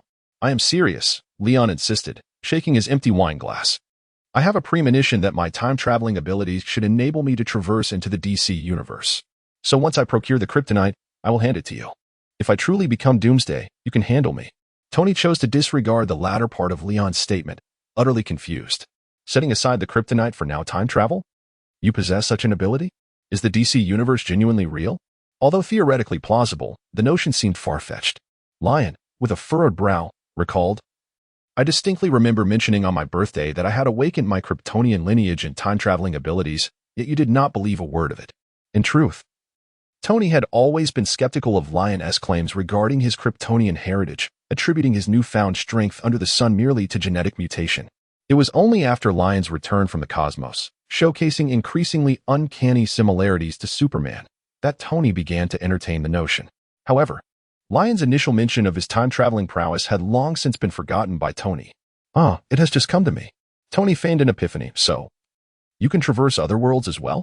"Indeed," Lion replied, dismissing Tony's pretense, as he had simply overlooked this detail. "My goodness, you truly are a genius. The theory of parallel universes or alternate realities has now been substantiated by you," Tony exclaimed, his astonishment palpable. He then shifted to a tone of earnest sincerity. "When you embark on your world-hopping adventures, you must take me along for the experience. And if you seek kryptonite, I insist you bring me with you." Knowing he could no longer persuade Lion otherwise, Tony chose to join him, adding, "At the very least, when you are rendered an ordinary person by kryptonite, I would relish the chance to give you a few gentle kicks." Lion had grown accustomed to this awkward concern. After some contemplation, he chose not to decline outright, saying, "We'll discuss it when the time comes." Thus, the conversation about the pursuit of power came to a temporary halt. Noticing that Tony seemed eager to add something, he deftly shifted the topic. "Let us return to the house. We still need to converse about those matters I mentioned earlier, the ones I have long desired to undertake." Half an hour later, Lion and Tony were seated around the laboratory workbench. Clad in his bathrobe, Tony listened intently to Lion's words, his expression growing increasingly grave. "Upon my return, there are but 3 matters I wish to attend to. API call failed with status code 429. Error. Code 429. Message. Resource has been exhausted, e.g. check quota. Status. Resource exhausted. Leon cannot directly state that he knows the perpetrator is the Winter Soldier, Bucky. Such a claim lacks substantiation, and he possesses no evidence to support it.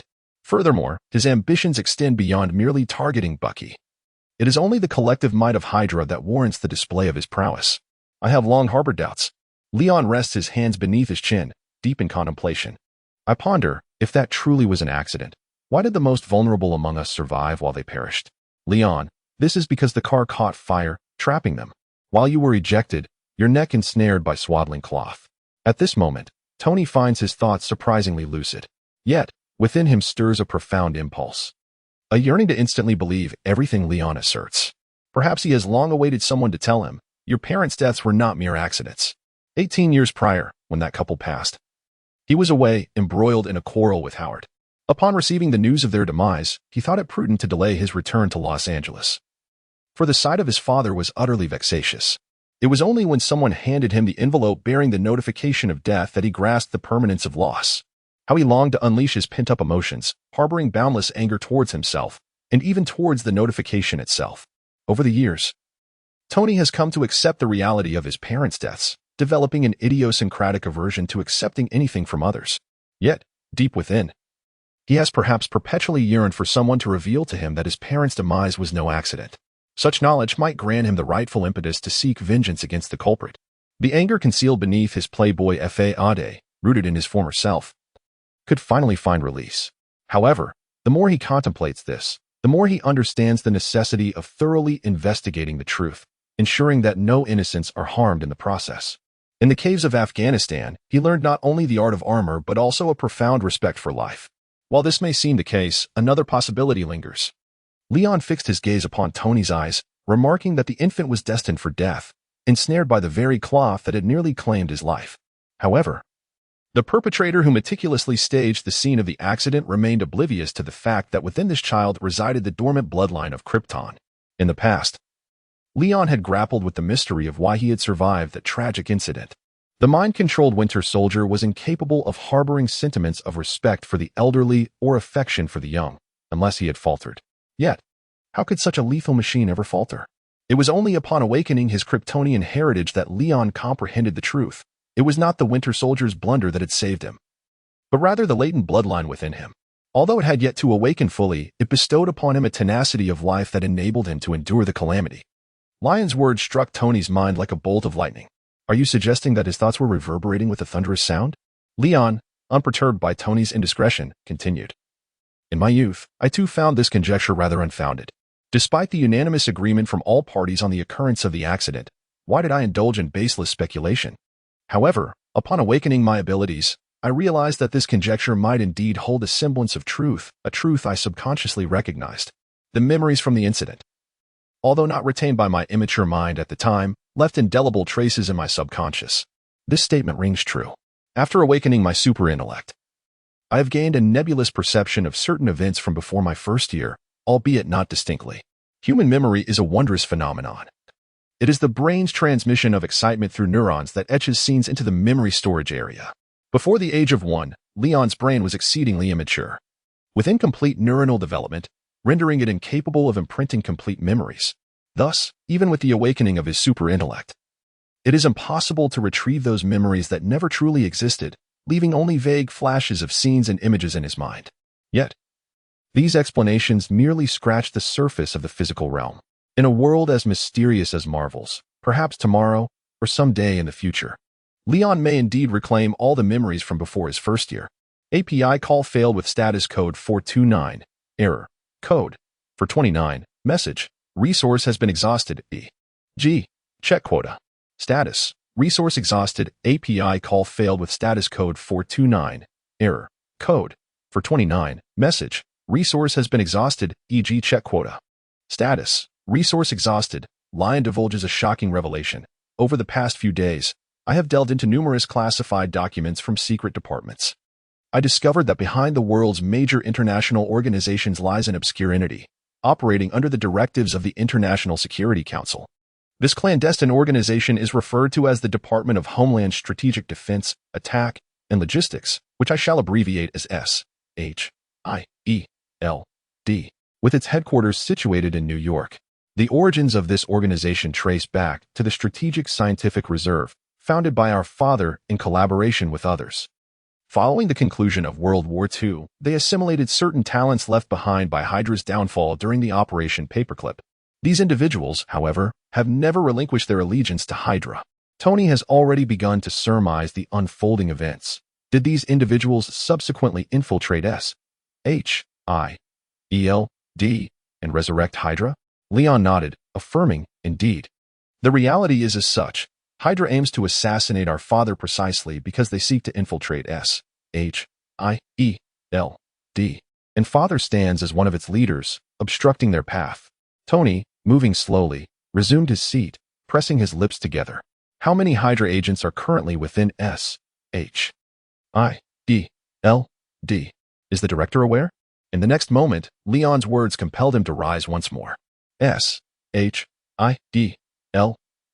comprises tens of thousands, with the vast majority being Hydra operatives. The former director was a Hydra member. The current director is not. Yet he is even more aligned with Hydra's interests. What? Tony exclaimed, realizing that this organization was essentially subordinate to Hydra. However, it would not be entirely accurate to assert that. Lion pointed to his ears, indicating that based on the intelligence he had gathered over the past few days, the individuals currently in control of S.H.I.E.L.D. appeared to be temporarily untroubled. The members of Hydra were merely the backbone and elite, nothing more. Only the backbone and elite? Tony mused internally, feeling a wave of incredulity wash over him. What difference did that make in the grand scheme of things? The organization established by his father had been so carelessly surrendered to the enemy by those fools. He paced back and forth at his workbench, resolute. No, Lion. It is our duty to address the issues left behind by that old man. We must dismantle this organization. I concur. Lion agreed without hesitation. For he too found the organization, lacking in strength yet perpetually fantasizing itself as the savior, utterly distasteful. Moreover, this aligned perfectly with my own plans for vengeance. Lion gestured towards the holographic projector, which illuminated the image of Nick Fury. Nick Fury, the current director of S.H.I.E.L.D., possessed an insatiable desire for control, striving to seize the entirety of the world's security issues within his grasp. Indeed, he bore a striking resemblance to Hydra. But wait, why is he not a member of Hydra? Tony inquired. Perhaps it is because his predecessor feared that his induction into the organization might pose a threat to his own position. Lion waved once more, and a dossier materialized on the screen. It contained the meticulously organized roster of Hydra members within S.H.I.E.L.D., along with evidence and identities. Subsequently, Tony, you must find a way to send this document to Nick Fury, instigating internal chaos among them. Remember, Do not rely solely on Jarvis for this task, as it may lead them back to us. Once they are sufficiently disarrayed, we shall unveil these documents to the world, thoroughly exposing Hydra. At that moment, the entire globe will instinctively rally against Hydra. We can then seize the opportunity to uncover the truth behind my parents' demise. We need evidence. And we need to identify the culprits. API call failed with status code 429. Error. Code. For 29. Message. Resource has been exhausted, e.g. check quota. Status. Resource exhausted. Lion poured himself a glass of water, a gesture that simultaneously exhibited his defensive prowess and offensive intent, underscoring his unwavering resolve to act without mercy. Surely, after this display, even if I were to wander about my home clad in a Superman costume, no one would dare to approach me indiscriminately. Tony envisioned the scene of Lion being bombarded by missiles and opened his mouth to speak. Isn't that a bit too reckless? Rest assured, I am not in a hurry to court danger. I only proceed when I am confident of success. Besides, if I cannot withstand a missile, surely I can evade it, cannot I? Lion spoke as he retrieved a box from behind him. I still wish to grow stronger, but I have no intention of sacrificing myself. Tony, come take a look. This is the uniform I crafted. What do you think? He opened the box to reveal a superhero costume woven in a splendid interplay of gold, blue, and red. This ensemble eschewed the traditional outer undergarment, presenting a deep navy hue, with a golden inverted pentagon emblazoned within symbol at the chest. A crimson cape elegantly adorned the shoulders, fashioned from Kevlar fibers. This superhero attire was not only bulletproof and supple but, most importantly, strikingly handsome. Despite the heaviness in his heart, Tony couldn't help but comment, "It looks impressive. I must be thankful you didn't wear the underpants on the outside. And I recall it signifies hope, does it not?" "No," Lion replied. "It now represents Stark, the initial of my name." Leon tapped the S. "Starting tomorrow, I shall don this uniform and journey to Afghanistan to eradicate the Ten Rings gang. Henceforth, I shall be a superhero. It seems you have forgotten about me. I shall accompany you." Tony firmly grasped Leon's arm, stating, "This is my own predicament, and I must resolve it independently. However, you still need to execute our plan." Leon gestured towards the projection, expressing that he believed Tony must be exceedingly eager to uncover the truth. Tony shook his head, "Yet that does not preclude me from journeying 10,000 kilometers away to confront some despicable thugs while investigating the truth." In recent days, Tony had been closely monitoring the Ten Rings gang. These individuals wield substantial influence from Afghanistan to the Middle East. Within their realm of power, ordinary people face daily oppression and plunder. Even if Leon did not voice it today, Tony would soon choose to dismantle this syndicate. Very well, but we must exercise caution regarding S-H-I-E-L-D. We should strive to remain undetected in the initial stages, as being traced back to us would entail considerable trouble. I will heed your advice. Tony gazed at Nick Fury's visage on the projection and inquired, "Yet I am quite curious. You should be able to locate the Hydra organization's base, so why not strike directly?" API call failed with status code 429. Error. Code. For 29. Message. Resource has been exhausted, e.g. check quota. Status. Resource exhausted. Lion disregarded his banner, stating that the reason he sought to showcase his strength to the world was precisely this. After all, it was impossible for him to refrain from utilizing his extraordinary abilities indefinitely. There would inevitably come a day when his true identity would be unveiled. Once his identity was exposed, the first course of action for various factions would undoubtedly be to probe his capabilities. However, as others began to test the waters and reveal their intentions of aggression, could he remain passive? Yet, should he choose to confront them head-on, whether it be for the sake of preserving their authority or avenging their own, the outcome would likely be no less than a relentless pursuit against him. Ultimately, the conclusion might lead to a scenario where he would have to eradicate the majority of armed forces across the globe to reclaim a semblance of tranquility in his daily life. Given this predicament, it would be more prudent to orchestrate a PL Lion tucked away the uniform, saying, "This is all I need to do. I've laid everything bare for you. Now, Tony, you can finally rest easy." Tony chuckled lightly. "I never really worried. By the way, may I ask you a question? Why do you choose to masquerade as Superman, dressing like a little pajama baby? Forgive my candor, but are you aspiring to be a superhero?" "No," Lion replied. "I merely admire Superman. However, I do not intend to become a paragon of justice like him." Leon departed with a suitcase in hand, pondering, "Perhaps I could be a gallant hero who rises to the occasion when witnessing injustice, yet dedicating myself solely to virtuous deeds and saving the world. Perhaps not. Tony shook his head in response. What a shame, for I have already conceived a name for our heroic ensemble, Super Iron Brothers. What do you think? I find it rather juvenile. Leon's voice faded into the corridor, reminiscent of two kindergarten children. Another day dawned. After the rain, the sun graced the world with its warmth as Leon set forth to the battlefield. This marked his second journey to Afghanistan, a path he had come to know well. After a few minutes of travel, he overtook several Boeing aircraft.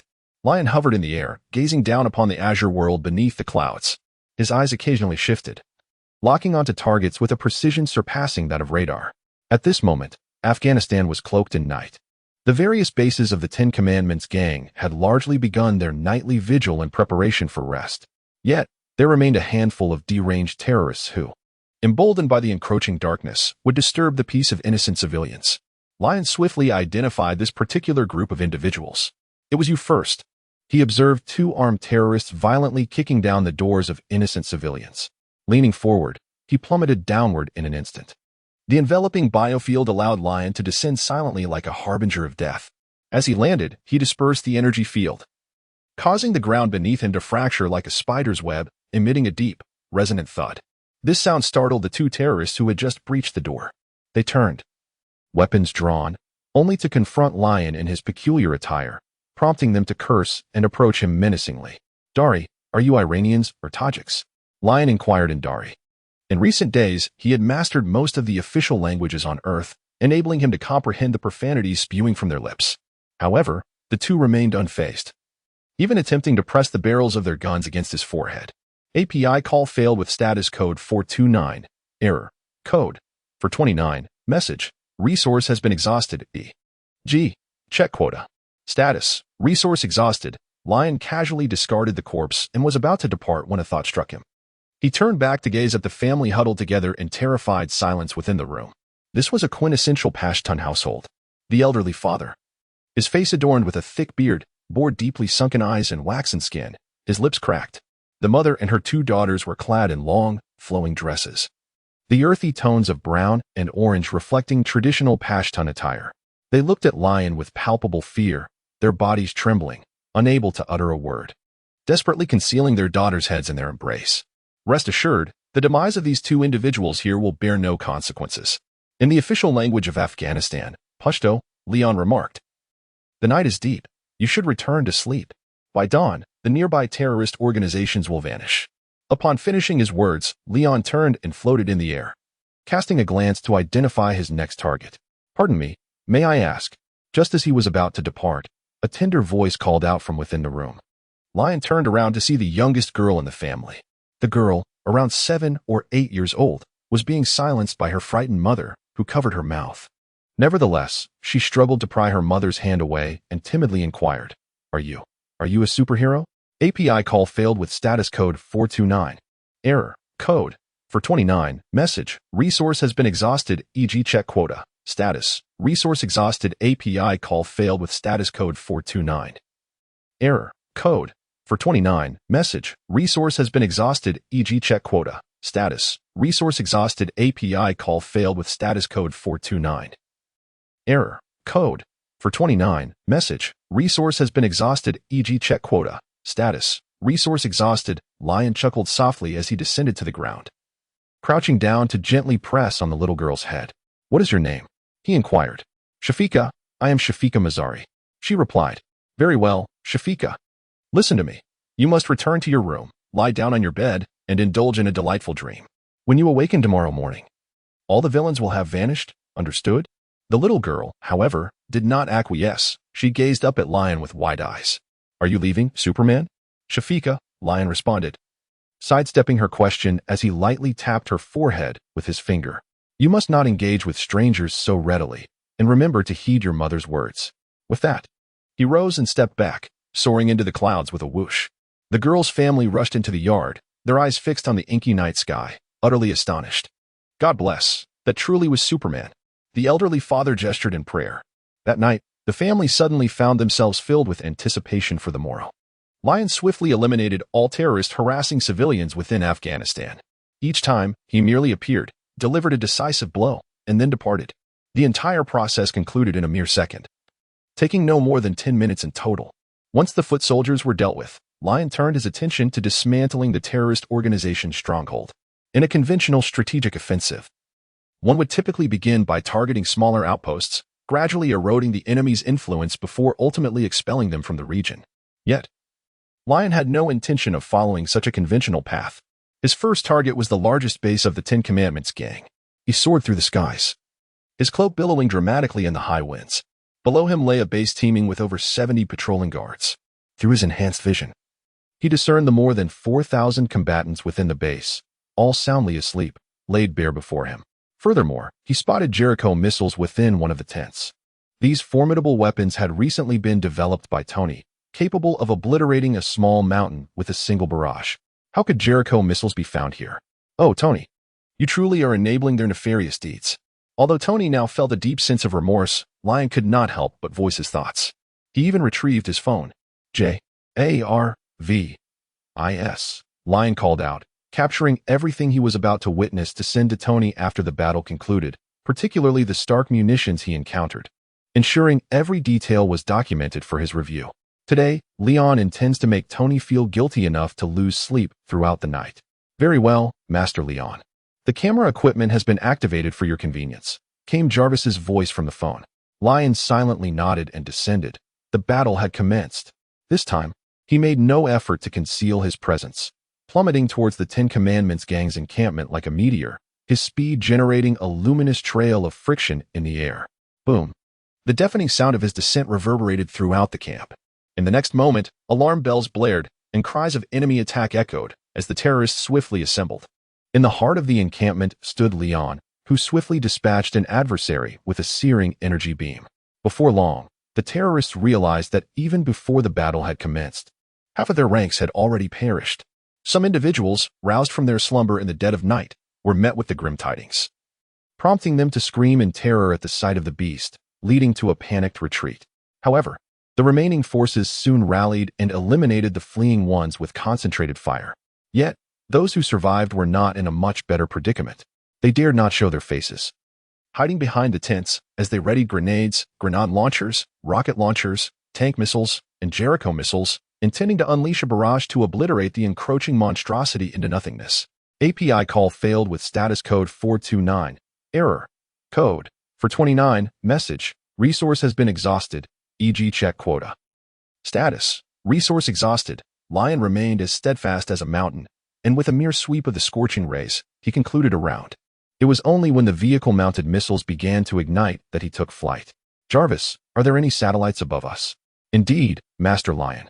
An American military satellite is currently orbiting over Afghanistan, Jarvis promptly replied, initiating an analysis. The satellite would immediately commence surveillance upon the occurrence of any conflict of moderate scale or greater. Moreover, a local journalist was clandestinely capturing footage from 700 meters away. A journalist? A war correspondent? Lion nodded, puffing out his chest adorned with the goldens. It seemed the audience was ready. How could Superman's inaugural battle go unnoticed? His gaze swept across the area, quickly locating the journalist. The base of the terrorist organization lay nestled amongst several small hills, easily defensible yet difficult to assault. The journalist was currently crouched among the shrubs on one of the hill's slopes, clad in garments rich with local cultural significance. His grizzled beard, interspersed with gray, indicated his age. He was a middle-aged local reporter.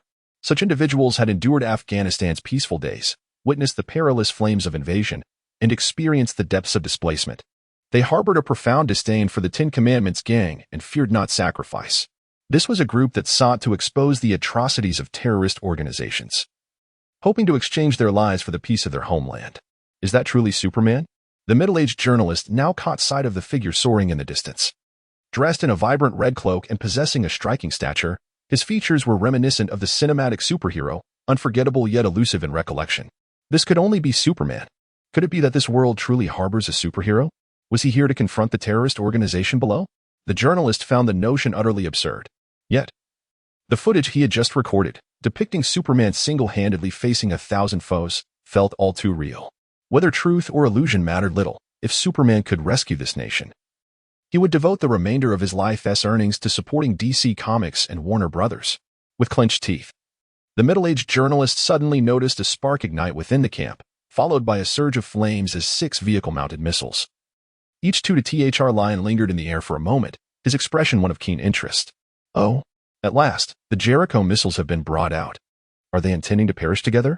The Jericho missiles possessed an extensive firepower coverage. Upon detonation, flames would engulf a 2-kilometer radius. The terrorists' decision to deploy the Jericho at such close range indicated their intent to drag Lion down with them into oblivion. How fortuitous. For I have yet to witness the might of Tony's creation. Now, I shall finally experience it firsthand. Jarvis, do not forget to record this and send it to Tony, inquiring how he manages to sleep soundly. Understood, Master Lion. I have been recording all along. Jarvis was ever so thoughtful. After a few minutes, the terrorists finally figured out how to operate the Jericho missiles, positioning them in an open area and successfully igniting them. 3 Jericho missiles launched simultaneously, depleting the inventory within the base in one fell swoop. As the missiles accelerated through the sky, they disintegrated upon nearing their target, releasing dozens, if not hundreds, of smaller missiles that sealed off all of Lion's escape routes. This was a comprehensive bombardment with no angles spared. Tony's ingenuity was indeed remarkable. Lion couldn't help but commend it. Suddenly, a thought struck him, and he glanced towards a journalist situated on the hillside. However, I must take my leave for the time being. With that, Lion's figure vanished from the midst of the missile's encirclement. Time was of the essence. He reappeared beside the journalist, lifting him from the thicket before swiftly transporting him 3 kilometers away to another hillside, and then instantaneously returned to the center of the missiles.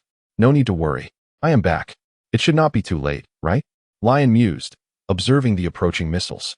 The Jericho missiles were exceedingly swift, designed for indiscriminate bombardment in the shortest time possible. Almost as soon as Lion returned to his position, the missiles converged upon him. Yet, Lion was determined not to allow his meticulously woven uniform to be tarnished by the missile's residue, so he unleashed a rapid succession of punches. Countless shadows of his fists appeared simultaneously in a 360-degree radius, as though Lion had sprouted innumerable arms. In an instant, all the missiles detonated simultaneously. Boom! A far more violent explosion ensued, tearing through the heavens with a deafening roar, flames soaring skyward, enveloping the area in smoke for thousands of meters. The intense shockwave radiated outward at the moment of detonation, shattering trees and mountains, which were subsequently consumed by the explosion. 3 kilometers away, the journalist felt a sudden disorientation as he was whisked to a new location, only to be toppled by the shockwave. He tumbled on the ground for several rolls, struggling to his feet while clutching a tangle of disheveled clothing, his gaze fixed vacantly on the mushroom cloud that seemed to reach the heavens. The searing heat, even from such a distance, was palpable. What sort of missile was that? How could it be so terrifying? The journalist repeated in disbelief. He vividly recalled witnessing the missiles disintegrate into dozens of smaller projectiles mid-air. Such missiles were utterly uncounterable. If deployed against the local defense forces, the outcome would be unimaginably catastrophic. And where was the Superman? He was the one who saved me. Leaning weakly against a tree, the journalist gazed at the mushroom cloud. He knew I was hiding there, so he saved me. What a good person. Wait. He wouldn't have returned to deal with the missiles, would he?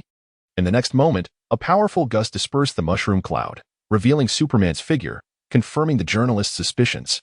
My heavens, he is nothing short of a deity. The journalist marveled at the sight of the unharmed Superman. The figure in the sky remained still for a prolonged moment. The inferno that had engulfed the mountains was now extinguished, leaving only sporadic embers that twinkled like distant stars.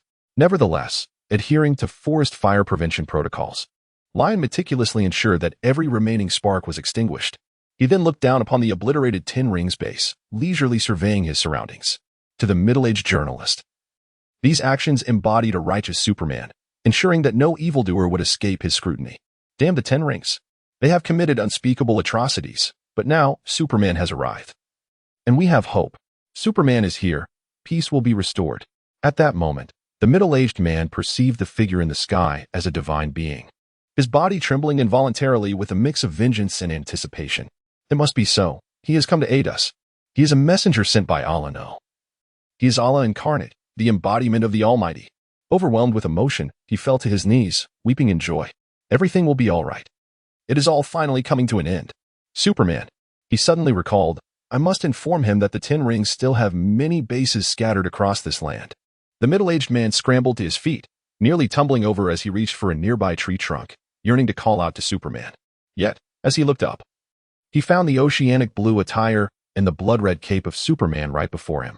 Superman. The journalist gasped, startled to find Superman standing before him. Thank you for the kind words, but I am no deity, merely a bystander who stands against injustice, Superman replied with a warm smile. What is your name? You are quite brave to be filming near a terrorist organization. You are a hero worthy of admiration. No, I am just an ordinary person. You are our hero. The middle-aged journalist, flustered by the praise, felt his face flush. I am Hafizullah Abdullah, and I sincerely thank you for saving me. In such close proximity, he finally beheld Superman's visage, a pair of deep, black eyes that sparkled like a mesmerizing night, a chiseled face with striking features, each contour exuding strength and handsomeness. He was nothing short of a perfect man. Such a flawless being could only be a divine savior sent to rescue humanity. Abdullah could guarantee that if he were a maiden, every night of his life would be filled with dreams of this Superman. No, even if he were not a maiden, he would still dream of him. Do not be anxious, Abdullah. I have come to seek your assistance. Lion sensed an inexplicable peculiarity in the reporter's gaze, causing a tightening sensation in his back. He hastily articulated his intent. You must have captured my actions within the Ten Rings camp on film, correct? Yes, indeed, Abdullah replied, slightly flustered, immediately offering his camera with both hands. Please forgive my unauthorized recording. You may keep the footage. That is not my intention. Lion pushed the camera back towards him. I want you to return and publicly disclose this footage before the media. Of course, in your own name. Just say that you risked your life to capture these images, and convey to other media outlets that all foreign troops on this land must immediately withdraw and abandon their invasion. Abdullah's eyes widened in disbelief. You intend to declare war on the Americans. Not a declaration of war, but rather a post-war proclamation. Lion turned, leaving a profile view behind. He nodded at the reporter, his feet lifting off the ground as he soared into the clouds. Farewell, I shall remember you, a valiant hero. Abdullah stood rooted, gazing at the figure disappearing into the night sky, unconsciously forming a gesture of prayer. Oh, Superman. He is the epitome of the divine spirit, a savior. Yet, wait. I seem to have forgotten his visage. Jarvis, send those battle images to Tony immediately. Meanwhile, Lion remained oblivious to the profound impression he had left on the middle-aged journalist. His thoughts were solely focused on Tony, and if he is still asleep, kindly provide a wake-up service. Certainly, Master Lion. I shall transmit the visual data back to Los Angeles at once. Jarvis complied. Lion was confident that Tony would appreciate this gift. As he navigated through the clouds, he determined his next target. Before taking action, please check the local time, Jarvis. Currently, it is 9:47 p.m. local time. Then let us hasten our efforts to resolve all 10 Rings bases before 11 o'clock, and afterward, perhaps visit the Eagles base. Master Lion, do you intend to engage the American base? Should I inform Mr. Stark in advance? No need to inform him. As a taxpayer, I have the right to refuse those rednecks misusing my funds for nefarious deeds and to rectify the situation. Moreover, establishing a reputation now will make it all the more logical when I emerge to eliminate Hydra later. Your foresight is commendable. Across the ocean, within S.H.I.E.L.D.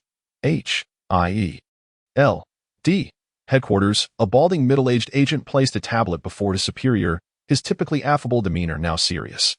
The superior, a bald, one-eyed black man seated behind a white lacquered desk, slowly turned his chair to face him. He had been gazing out the window, leaving his subordinate with a distant view of his enigmatic back. Now, the man known as Director nodded coolly.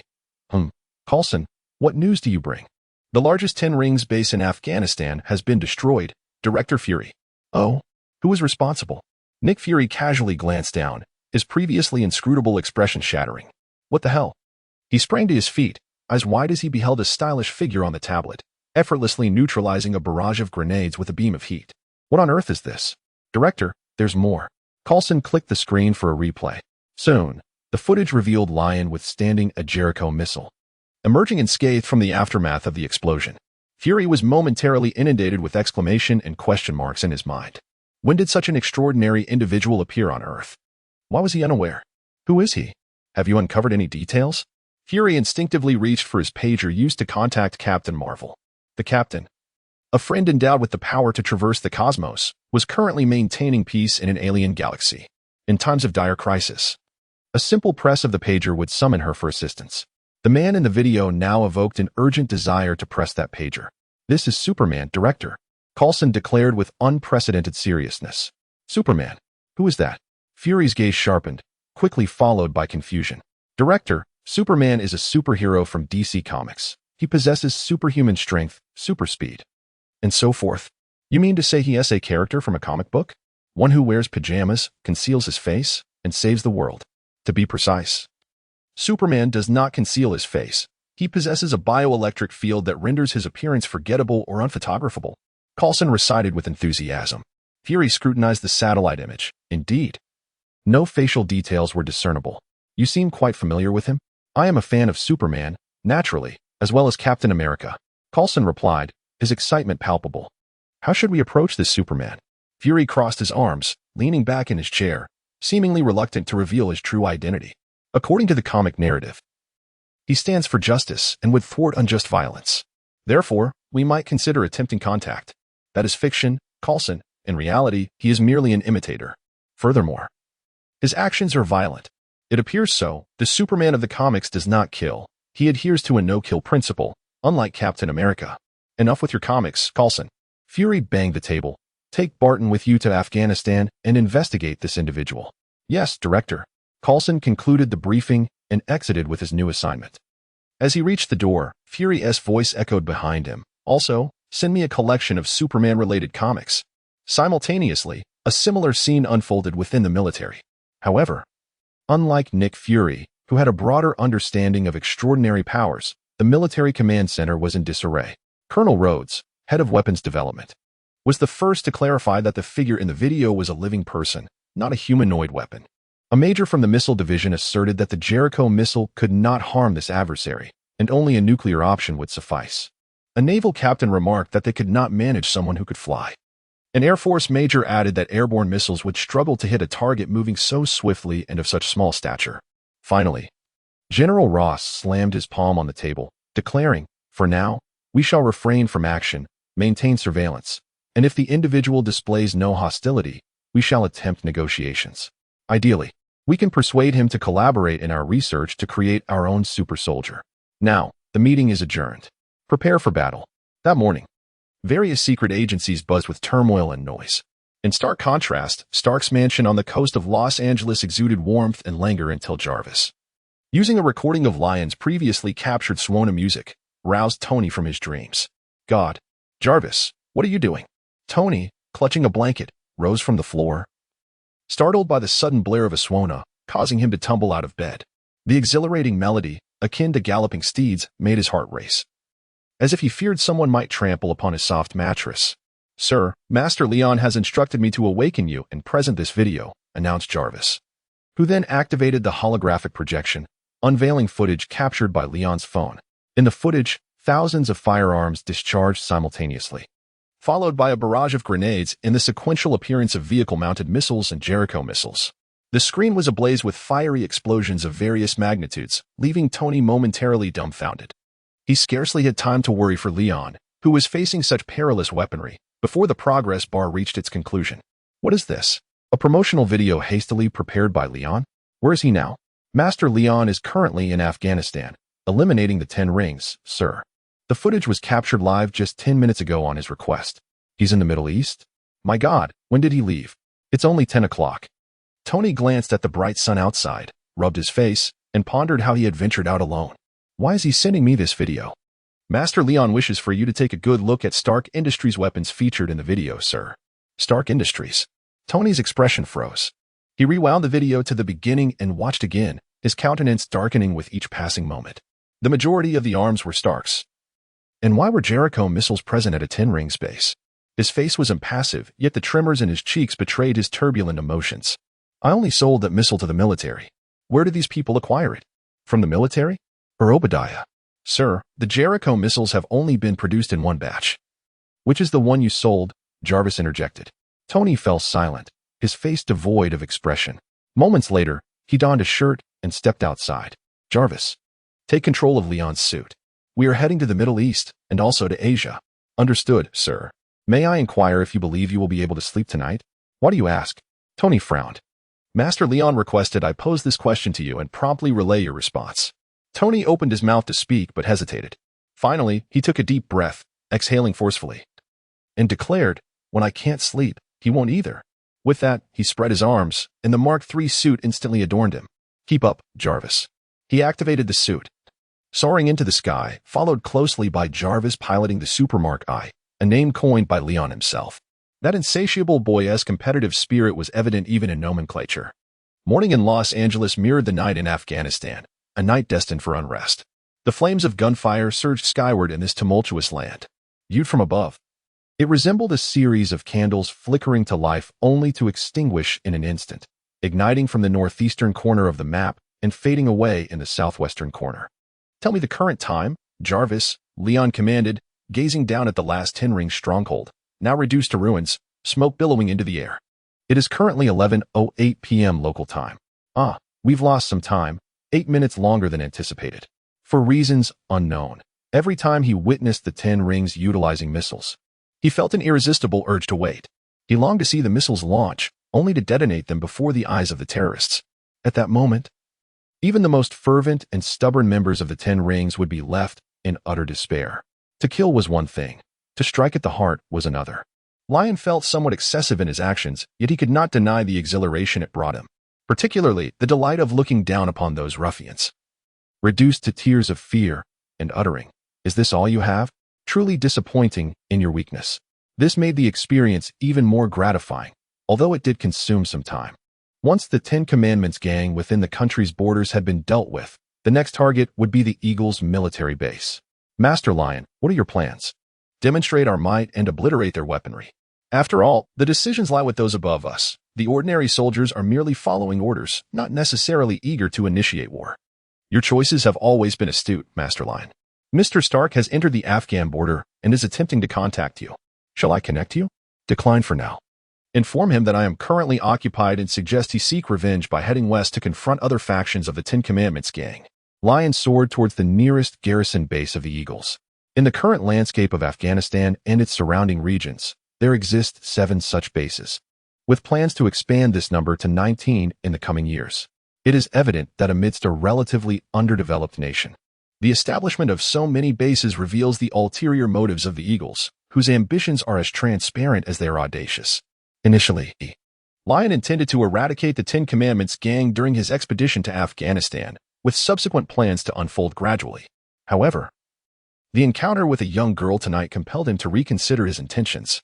After all, having arrived at such an hour, it would be a disservice to his past life's memories if he did not take the opportunity to effect some change. While the old eagle of the Marvel Universe is not entirely akin to that of his past existence, Lion felt an irresistible urge to sharpen the talons of this white-headed bird. As he descended upon the base, alarm bells rang out swiftly, echoing through every barrack. These well-trained soldiers exhibited a vigilance and efficiency that surpassed that of the terrorists. Leon had not yet made any offensive moves, yet the barrels of numerous machine guns were already aimed at him. The communication devices stationed outside the base began to issue threats. "Intruder, land immediately. Halt in your tracks. Otherwise, we will open fire without hesitation." The imperious tone, the swiftly assembled troops, and the synchronized weaponry elicited a cold smirk from Leon.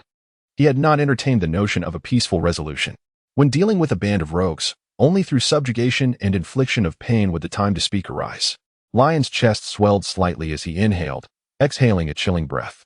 He opted to employ the technique of frozen respiration to vanquish his adversaries. Whoosh! A tempest erupted. The bone-chilling wind swiftly engulfed every corner of the military base. Following in the wake of the frigid gust was a relentless encroachment of solid ice.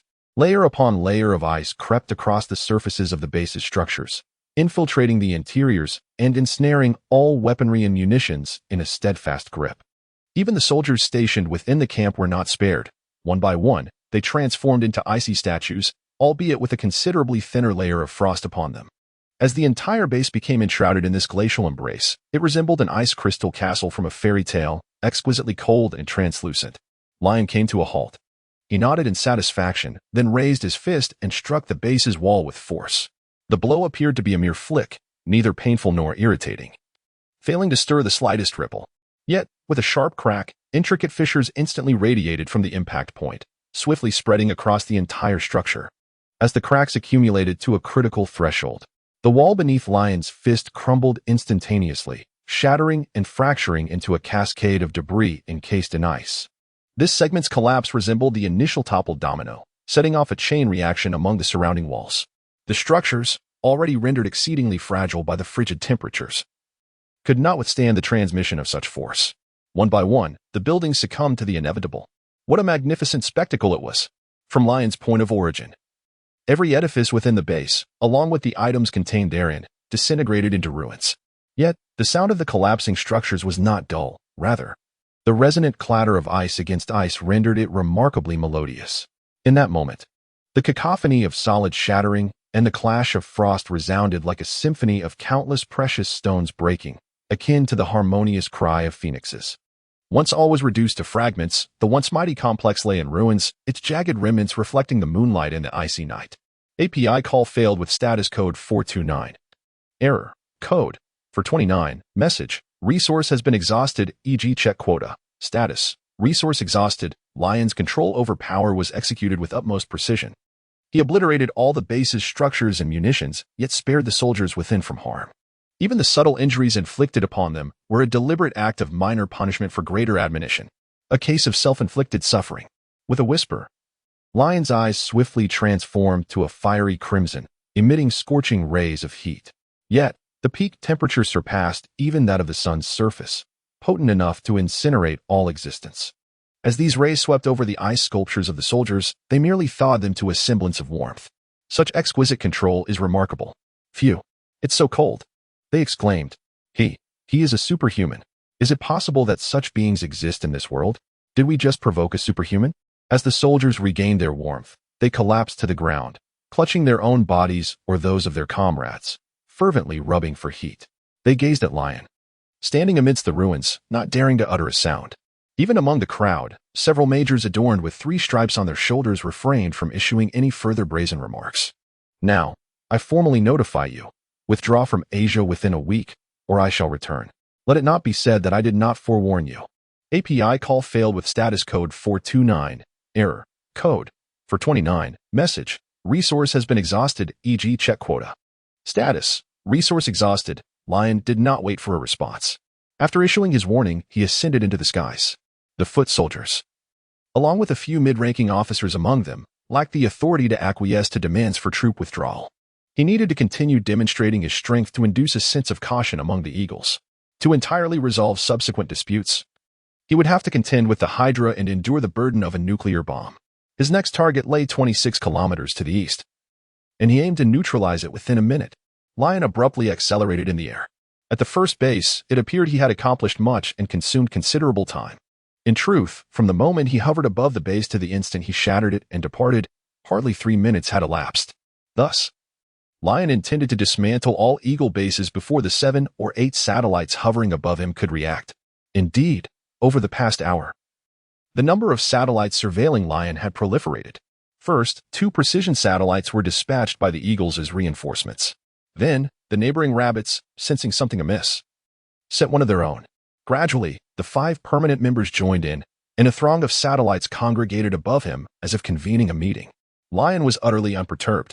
In fact, he almost wished for a live broadcast from every nation, allowing those who had suffered for so long to witness how he resolved the situation at the Eagles base. Meanwhile, Tony was still en route to the scene.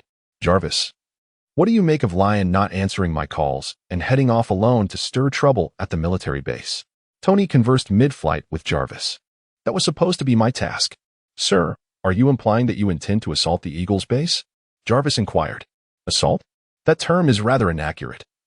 It should be described as assisting them in alleviating their surplus ammunition anxiety.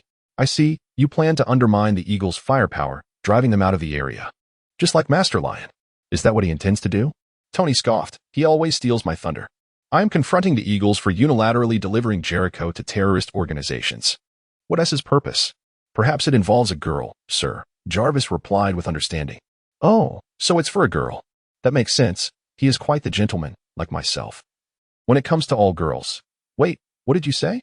A girl? Tony exclaimed, realizing the implication. Could it be that one of his ex-girlfriends has been abducted by the Eagles? Or perhaps a girl he knows locally has been bullied by them? Tony's curiosity was piqued. It is a local girl, sir. She is indeed being bullied by the Eagles' forces, Jarvis stated matter-of-factly. Wow, this is astonishing news. Provide me with details about that girl. I must share this with Pepper once I return. The maternal instinct for gossip began to stir within him. Her name is Shafika Mazari, 7 years old, born in Kabul, Afghanistan. Huh. Wait a moment, 7 years old? Tony's eyes widened. 7 years old. Is there a problem, sir? Tony fell silent for a moment. Did you not inform Lion that he is committing a crime? Sir. While Master Lion did eliminate 2 terrorists while assisting the Mazari family in escaping harassment from the Ten Rings gang, that should be considered an act of bravery. Not a crime. Oh? Are you saying he and this young girl did not? What I mean is, he felt compassion for her. And that is why he attacked the Eagle's base? Tony felt a twinge of guilt for the unsavory thoughts that had crossed his mind. After becoming accustomed to the superficialities of fame, everything began to appear tinted in shades of gray. Clearly, he needed to abstain from alcohol and gambling from now on. Indeed. Do you have a different interpretation? Jarvis asked, puzzled. Cough. Actually, I think so too. Now, Jarvis, assist me in navigating to Lion's current location. Tony shifted the topic. Apologies. But Master Lion is currently traveling at speeds exceeding 20 Mach, making location tracking somewhat challenging. Is he in such a rush? Then navigate to his destination. Understood, sir. 5 minutes later, Tony Stark arrived above an eagle encampment. He gazed down at the ruins, encased in a layer of ice crystals. Along with a group of soldiers shivering under woolen blankets, awaiting rescue, feeling a sense of solemnity. Jarvis, is Lion here? Sir, this was Master Lion's destination 5 minutes ago.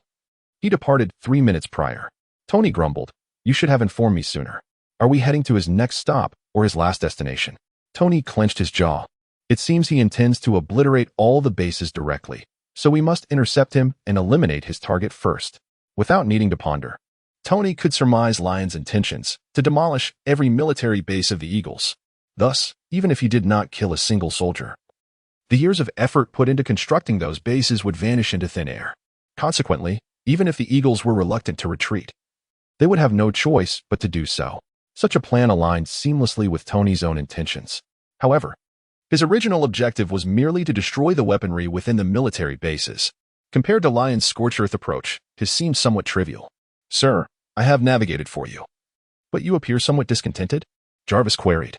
It could discern Tony's emotions through his tone and expression, yet remained perplexed.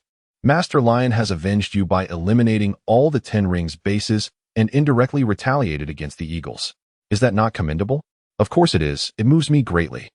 But I feel stifled, Jarvis. Do you understand what it means to feel stifled? Jarvis prompted him to analyze. To feel stifled refers to encountering obstacles and developing negative emotions while being unable to express or vent them. Precisely. That's it. Lion leaves me with no adversaries, making me feel stifled.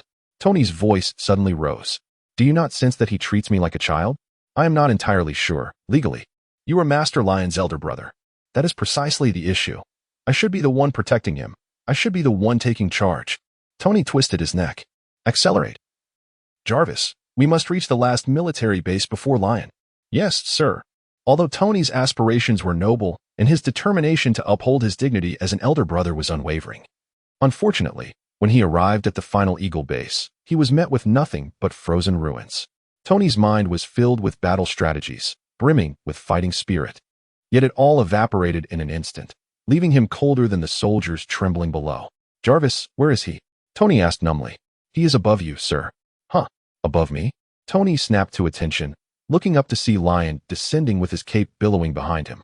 Tony, you finally made it, Lion teased upon their meeting. I thought you would wait until I took a nap before coming. Tony, exasperated, retorted, you mentioned sleep?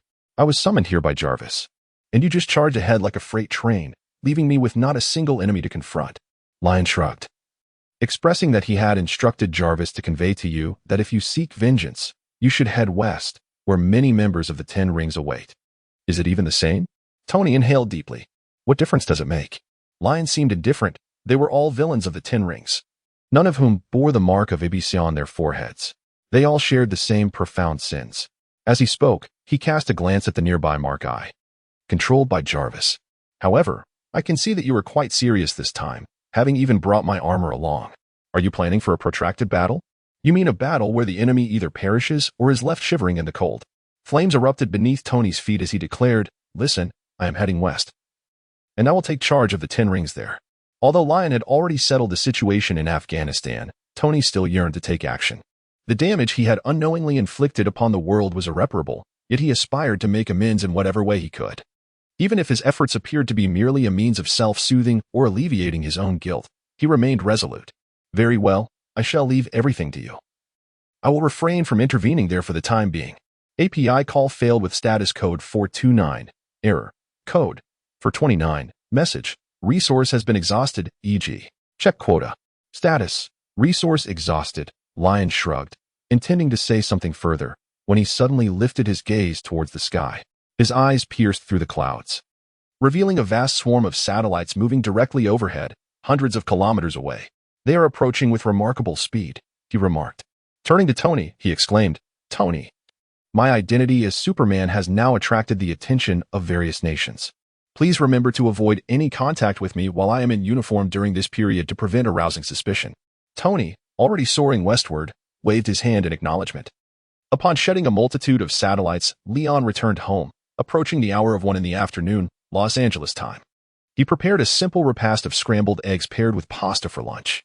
As for Tony, true to his prior assertions, he remained embroiled in a confrontation with the Ten Commandments gang, yet to return home by the dinner hour. Consequently, Leon, with a natural inclination, conducted a thrust test in the basement before soaring into the cosmos to bask in the sun. Together with Tony, he devised an experimental plan to predict the growth limit of his Kryptonian lineage. The procedure entailed testing his thrust before and after his daily sunbathing sessions in space, maintaining consistency and duration for a month. This would enable them to utilize Jarvis to construct a rudimentary model, thus estimating the upper limits of Leon's physical enhancement.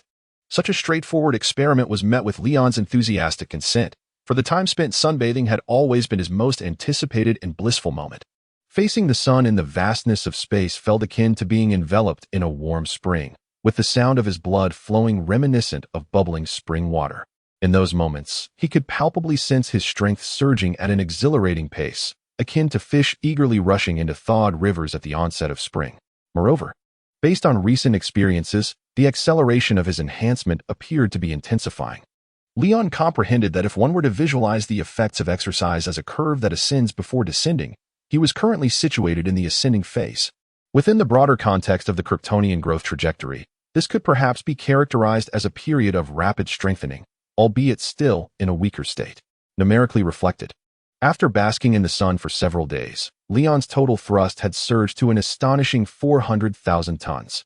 This remarkable acceleration in his power made every second spent in the sun feel euphoric, akin to experiencing a ton of dopamine.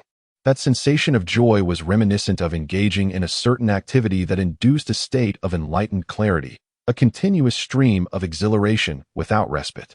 Beep beep. Just as he was enveloped in unparalleled delight, Jarvis's voice chimed in, signaling the end of the time. Reluctantly, Lion opened his eyes and emerged from the crude spacecraft, preparing to return home for dinner. Once designed to ensure his safety while basking in the sun, this vessel had transformed into his daily temporary park. Adrift in the vastness of space, it served as a haven for his sunbathing endeavors. After all, exposing himself directly to the vacuum of space would render him susceptible to detection by various nations' satellites. In such a scenario, a multitude of satellites would converge upon him, encircling him as if he were a gorilla in a zoo, a most tiresome predicament. API call failed with status code 429. Error. Code. For 129. Message. Resource has been exhausted, e.g. check quota. Status. Resource exhausted. Lion revealed a smirk of schadenfreude. For they had finally arrived at the familiar segment of the film. Tony had undoubtedly flown from the Eastern Pacific into Californian airspace, where he was promptly captured by military surveillance satellites. Master Lion, Mr. Stark's current situation appears dire, stated Jarvis, conjuring a projection before Lion. The image displayed Tony's first-person perspective, revealing a thick layer of clouds from which numerous operational fighter jets descended in rapid succession. There were so many, a dozen or more, sufficient to wage a small-scale battle. Leon could hear Tony mutter a curse under his breath, and then his perspective abruptly flipped 180 degrees as he prepared to flee. In the next instant, an uncountable barrage of projectiles whizzed past him. The scene began to tremble, evidently indicating that Tony had taken a direct hit from a volley of fire from the mounted machine gun. It seemed that the Air Force was poised to deliver a severe lesson. Leon raised an eyebrow, feeling rather unconcerned. I recall that the current Mark III can exceed speeds of 8 Mach. Surely, Tony could escape with relative ease?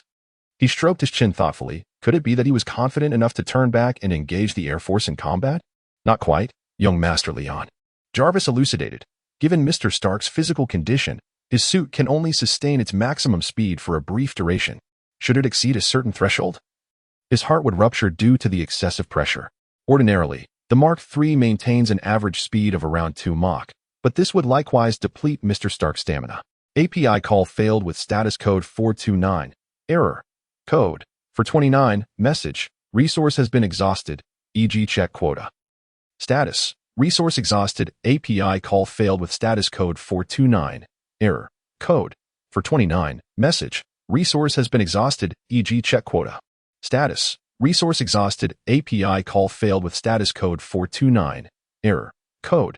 For 29. Message. Resource has been exhausted, e.g. check quota. Status. Resource exhausted. Lion's gaze traversed the West Coast mountains. At that moment, Tony was skillfully maneuvering amidst several airborne missiles, resembling a storm-battered seabird. The once resplendent golden red armor now bore the marks of battle, much of it turned to a charred black, riddled with bullet holes and scratches, akin to skewers freshly removed from a grill. Just look at our Uncle Tony, how grievously he has been tormented. Lion strode towards the garage. Scarcely pausing to lament Tony's misfortunes, it was time for the hero Lion to step forth and turn the tide. Simultaneously, in the military command room, the high-ranking officials who had convened hours earlier to discuss the Afghan Superman reconvened. They were all fixated on the satellite imagery displayed on the screen, depicting the golden red armor that had narrowly escaped a missile strike, swaying precariously alongside the blue-red armor providing cover. They were not Supermen. Rod assessed the situation, determining that these were merely 2 humanoid exoskeletons. A true superhero could effortlessly obliterate our aerial fleet. When the 2 armors entered the area, the monitoring soldiers mistakenly believed a Superman had arrived and immediately pressed the emergency button to report to their superiors. Thus, we witnessed the deployment of an elite aerial fleet composed of a dozen aircraft. But from whence did these armors originate? Rod, did you just use the term merely? An Air Force lieutenant colonel slammed his hand on the table, exclaiming that 2 individuals managing to hold back an entire fleet should not be dismissed as simply exoskeletons. Rod rubbed his face. I was comparing them to Supermen. As a member of the Weapons Research Department, I am well aware of what these 2 entities signify. However, they should indeed be described as merely in that context. Observe the technology they possess. Unidentified high-power stable energy sources, ultra-high strength and precision metallic materials, astonishing anti-gravity systems, and energy transmission systems. These technologies surpass us by at least a decade. If we had access to such advancements, the Pentagon could commence plans for global dominance by tomorrow. What perplexes me is why the adversary would employ such technology to construct exoskeletons. It is akin to a person being shielded by a battalion of tanks while engaging in hand-to-hand combat on the battlefield. Moreover, have you noticed that they have not initiated any offensive actions? Is it possible that they are, in fact, on our side? Rod suggested. Perhaps we should attempt to communicate with them first? However, the highest-ranking Air Force General, Ross, decisively countered. Regardless of their allegiance, we shall take them down first. Wait, what is that? It appears to be another exoskeleton. Suddenly, a colonel pointed at the screen in astonishment. The assembly turned to look. Unbeknownst to them, beside the golden red armor, a silver-white armor had appeared. Damn it, they are organized. Shoot them all down. Ross's mustache trembled with urgency. In the distance, Leon spotted 2 armored suits maneuvering through a hail of gunfire. With a swift acceleration, he soared to the side of the beleaguered Tony. Tony, it's only been half a day. Why do you look as though you've just emerged from an oil field? Ah. A startled exclamation escaped Tony from within his crimson and gold armor. He turned and nearly launched an attack upon seeing Leon. Leon, perhaps next time you could appear more like a human and less like a specter. Tony was genuinely taken aback, nearly losing his balance in midair. And why, pray tell? Are you clad in my armor? Lion tilted his head slightly. Of course, it is because you took away my armor. He cast a glance behind him. A dozen fighter jets were relentlessly pursuing, their barrage of bullets never ceasing, while multiple trajectories in the sky blocked most of his escape routes. I mean, why aren't you wearing your tight suit? Tony struggled to evade a shower of bullets. Have you forgotten my identity when I donned a Superman uniform? We cannot meet temporarily. In comparison to Tony, Lion's evasive maneuvers appeared far more graceful. However, primarily, I intend to demonstrate the proper usage of this hunk of metal. What? Are you saying you brought me the manual for the Mark armor? That would be splendid. It's exactly what I need. Tony scoffed. But the manual does not include what comes next. Pay attention. I want to exert any of my own strength throughout this process. Lion meticulously memorized the positions of all the fighter jets behind him and suddenly exclaimed, "Jarvis, deploy the auxiliary wings." With a swift whoosh, the Silver Mark II armor unfurled its auxiliary wings, abruptly decelerating. In critical moments, Jarvis always proved to be exceedingly considerate, executing commands without the slightest hesitation. Even when Lion's order caused the Mark armor to plunge directly into the throng of fighter jets, he remained unfazed. "Hey, what are you doing?" Tony gasped in shock, turning to see Lion racing past him. The pilots of the fighter jets were equally taken aback, their eyes widening in disbelief as they spotted the silver armor soaring alongside their cockpits, cheerfully waving at them. Calling command. Target 3 has suddenly decelerated and entered our formation, requesting a change in attack target. The squadron leader immediately grasped the radio, shouting frantically, "Engage! Ensure it is brought down." The command from headquarters was issued simultaneously. Attack! Attack! The fleet of fighter jets swiftly dispersed their formation, with some accelerating forward while others decelerated behind, encircling the Mark II as if they had rehearsed this maneuver countless times. Though initial confusion had ensued, once the formation was established, the pilots could hardly suppress their grins. The enemy's voluntary entry into their encirclement was, to them, no different from delivering a meal. Target locked on by Aircraft 1. Target locked on by Aircraft 2. The continuous reports crackled through the channel, prompting the leader to issue the order to attack. Engage. Launch air-to-air missiles. Fire. All missiles away. Each fighter jet unleashed a barrage of missiles while simultaneously employing their onboard machine guns to block any possible escape routes. API call failed with status code 429. Error. Code 429. Message. Resource has been exhausted, e.g. check quota. Status. Resource exhausted. Lion would undoubtedly not remain idle.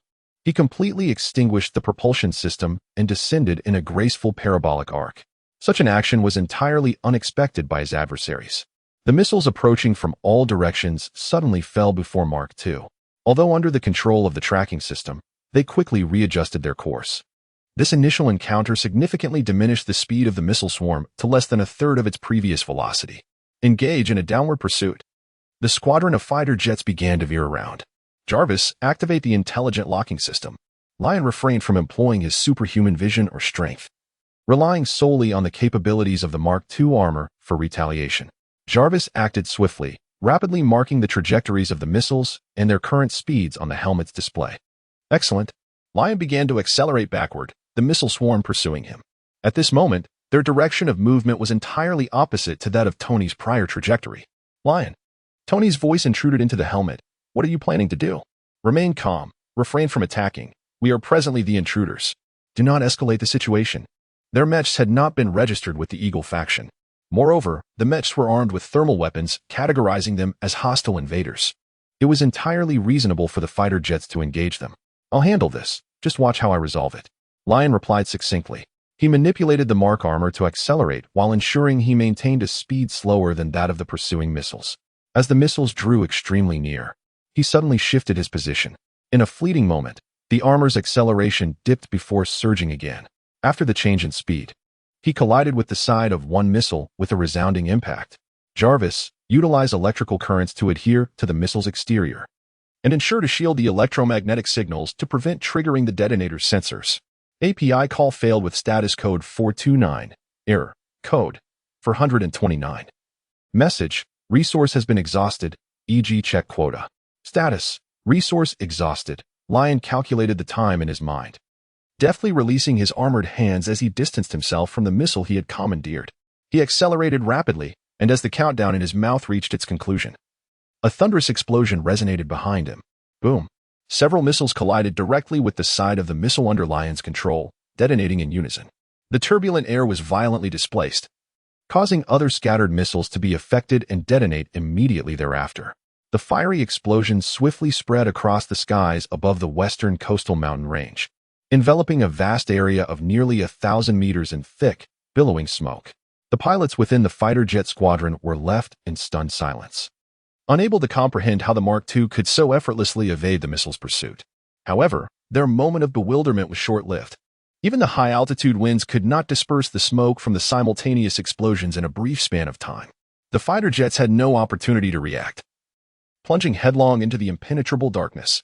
Target lost. Repeat. Target lost. Reported the captain. Accelerate out of the obscured area and continue the pursuit. We must not let them escape, commanded the command center. Yet, instead of taking advantage of the chaos to flee, Lion turned back, heading straight into the remnants of the explosion. Based on the enemy aircraft's flight direction and speed, provide me with a flight trajectory simulation, Jarvis.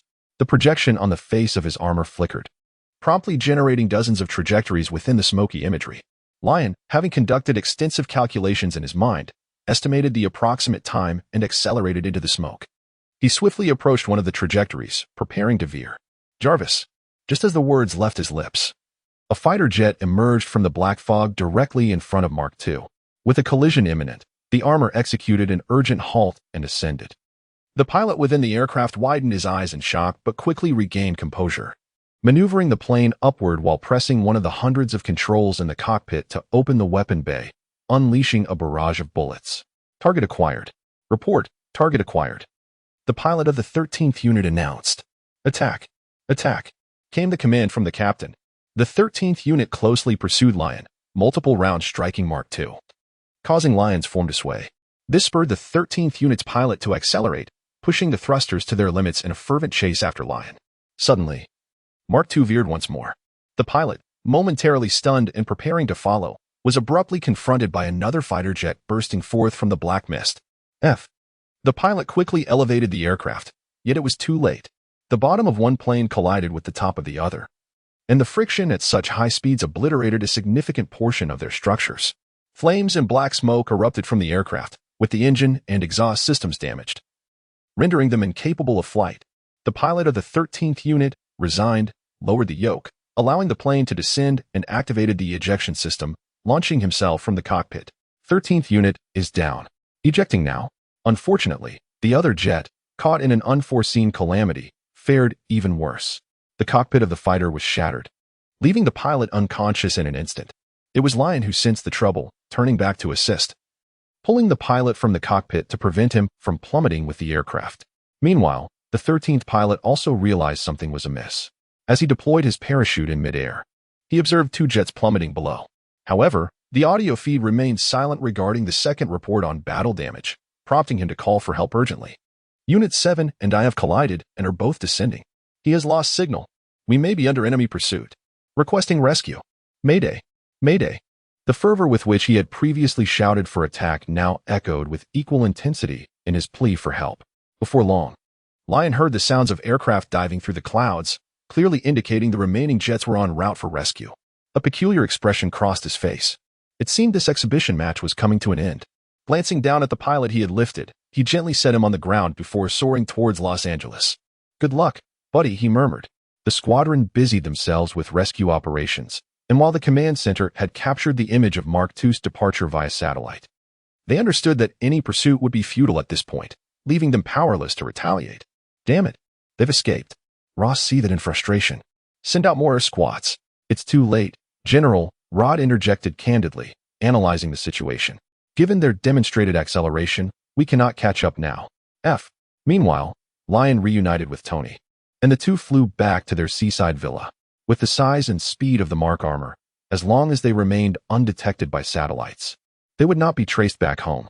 Thanks to Jarvis's vigilance, their flight was quite leisurely. I didn't deploy any weapons, did I? Just as you requested. There was no direct confrontation and no casualties. Lion remarked, however, after witnessing my recent maneuvers, do you not feel as though you have been imparted with a lesson? He particularly inquired about Tony's sentiments. After all, his intention for this endeavor was to impress Tony. This notion had been on his mind for quite some time. Yet, he was also considerate of Tony's position. Ultimately, Tony maintained close ties with many individuals in the military, and it was likely that he would soon reveal his identity as Iron Man. Therefore, in order to prevent any discord between Tony and the military, he adhered to Tony's guidance throughout the entire process, refraining from any aggressive actions. In the end, he even rescued a pilot. It was quite impressive, Tony replied, momentarily at a loss for words, as he had indeed found it astonishing. Jarvis had been transmitting real-time footage of Mark II to him moments ago. The precise mastery of speed, time, and direction that Leon exhibits is currently beyond Tony's reach. At this moment, Tony has yet to conceive that the combat capabilities of the armor could be as agile as Leon's just demonstrated. After all, he is merely a novice, having barely taken flight a few times, and he envisions the Mark armor being maneuvered with the same finesse as Leon's, simply magnificent. Of course, Tony would never concede defeat verbally. You just utilized your own strength, didn't you? It must be so, he deceives himself. Absolutely not, Leon counters with evidence. Jarvis comprehends every detail within Mark II. He can assure me. Jarvis promptly corroborates. Indeed, sir, Master Leon was solely in control of the armor's movements throughout. All data indicates no abnormalities. Tony is well aware of this fact. He is merely being obstinate. However, you shot down 2 aircraft without resolving matters peacefully, which still leaves much to be desired. Lion playfully teased Tony. I neither wielded weapons nor initiated an attack. Can the opponent's blunders be attributed to me? You are not so stringent with yourself, Tony. All right. My dear Lion, in light of the delightful dinner you have prepared for me, I concede that you indeed outshone me this time. Tony raised his hands in a gesture of surrender. Thank you for the compliment. As long as you, Tony, continue to strive, there will come a day when you will be as exceptional as I am. Upon hearing this, Leon immediately displayed a look of relief. However, what do you mean by dinner? Tony exclaimed in astonishment. Do not tell me you have not prepared dinner. I am so famished I could devour an entire Los Angeles cheeseburger. In truth, I did not prepare anything. I just concluded the strength test and rushed to rescue our soldier Tony, leaving no time for dinner preparations. Leon offered a response that disappointed Tony. Then let us order takeout, suggested Tony. Agreed. During the wait for the delivery, perhaps you could take the opportunity to inform Rhodey, letting him know that the Iron Man causing a stir in the military today is none other than you. Why would I tell him? Tony questioned, perplexed. This would reveal my identity.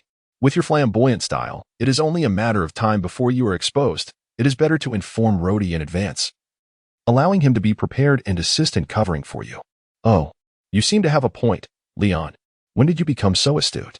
Did you learn this at school, while engaging in petty rivalries with girls? It was something I learned as a child when I had to prevent you from bringing unfamiliar women home. Then you ought to be grateful to me. The voices of the two conversing gradually faded into the wind.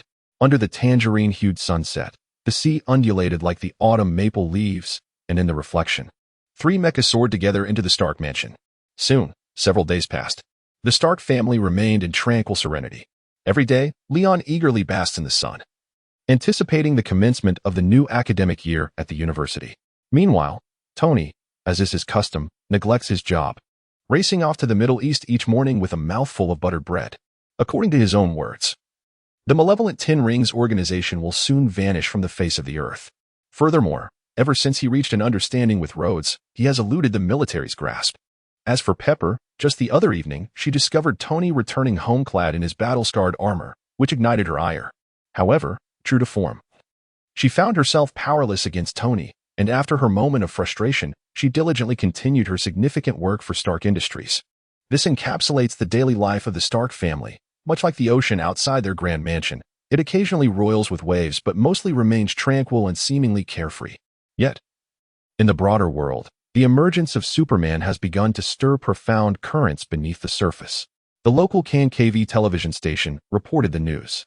One morning, upon returning from his morning exercise in space, Leon completed his breakfast and turned on the television, where KNKV was broadcasting a report on Superman. His presence in our world appears indisputable. The female anchor, holding her script with a serious demeanor, stated that although he has not reappeared in recent days, countless individuals continue to affirm his existence, praying fervently for his return. The events of that fateful night irrevocably altered our world. As her words concluded, the scene shifted to a bustling press conference. At the podium stood a middle-aged Afghan man with graying hair. The flashes of cameras erupted from the audience, yet his gaze remained fiercely locked on the lens. It was Superman who saved our nation, saved our people, he proclaimed, amplifying his voice in an effort to render his words more impactful. I was fortunate to capture his image that night. He fought for us. He is Superman, the reliance of all creation.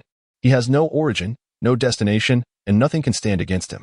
He is our deity, our savior. The Father resides within him, and he is one with the Father. Meanwhile, behind the middle-aged man, a sturdy screen was brought forth, illuminating to reveal footage of Superman confronting missiles. Look at him. How magnificent he is. He has driven away all the wolves, and we are his lambs. The man shouted towards the camera. The footage concluded. Transitioning back to the KNKV news studio. The anchor, sitting upright, stated, "The man in the footage is Abdullah, an Afghan war correspondent who captured Superman's inaugural appearance and declared at the press conference that Superman is the reincarnation of the Holy Spirit." During this time, countless others took to the camera, sharing their experiences of Superman's arrival in reality. The scene shifted again, this time to a young girl, emphatically recounting her interview with reporters. That night, two villains tried to break in, and it was Superman who suddenly appeared and stopped them. Her father added, "Superman said the 10 rings would soon be far from us, and he truly delivered." Moreover, another voice emerged. "He fell from the sky, like a shooting star. I didn't make a wish, but he annihilated the terrorist who tried to force my sister," a boy exclaimed animatedly.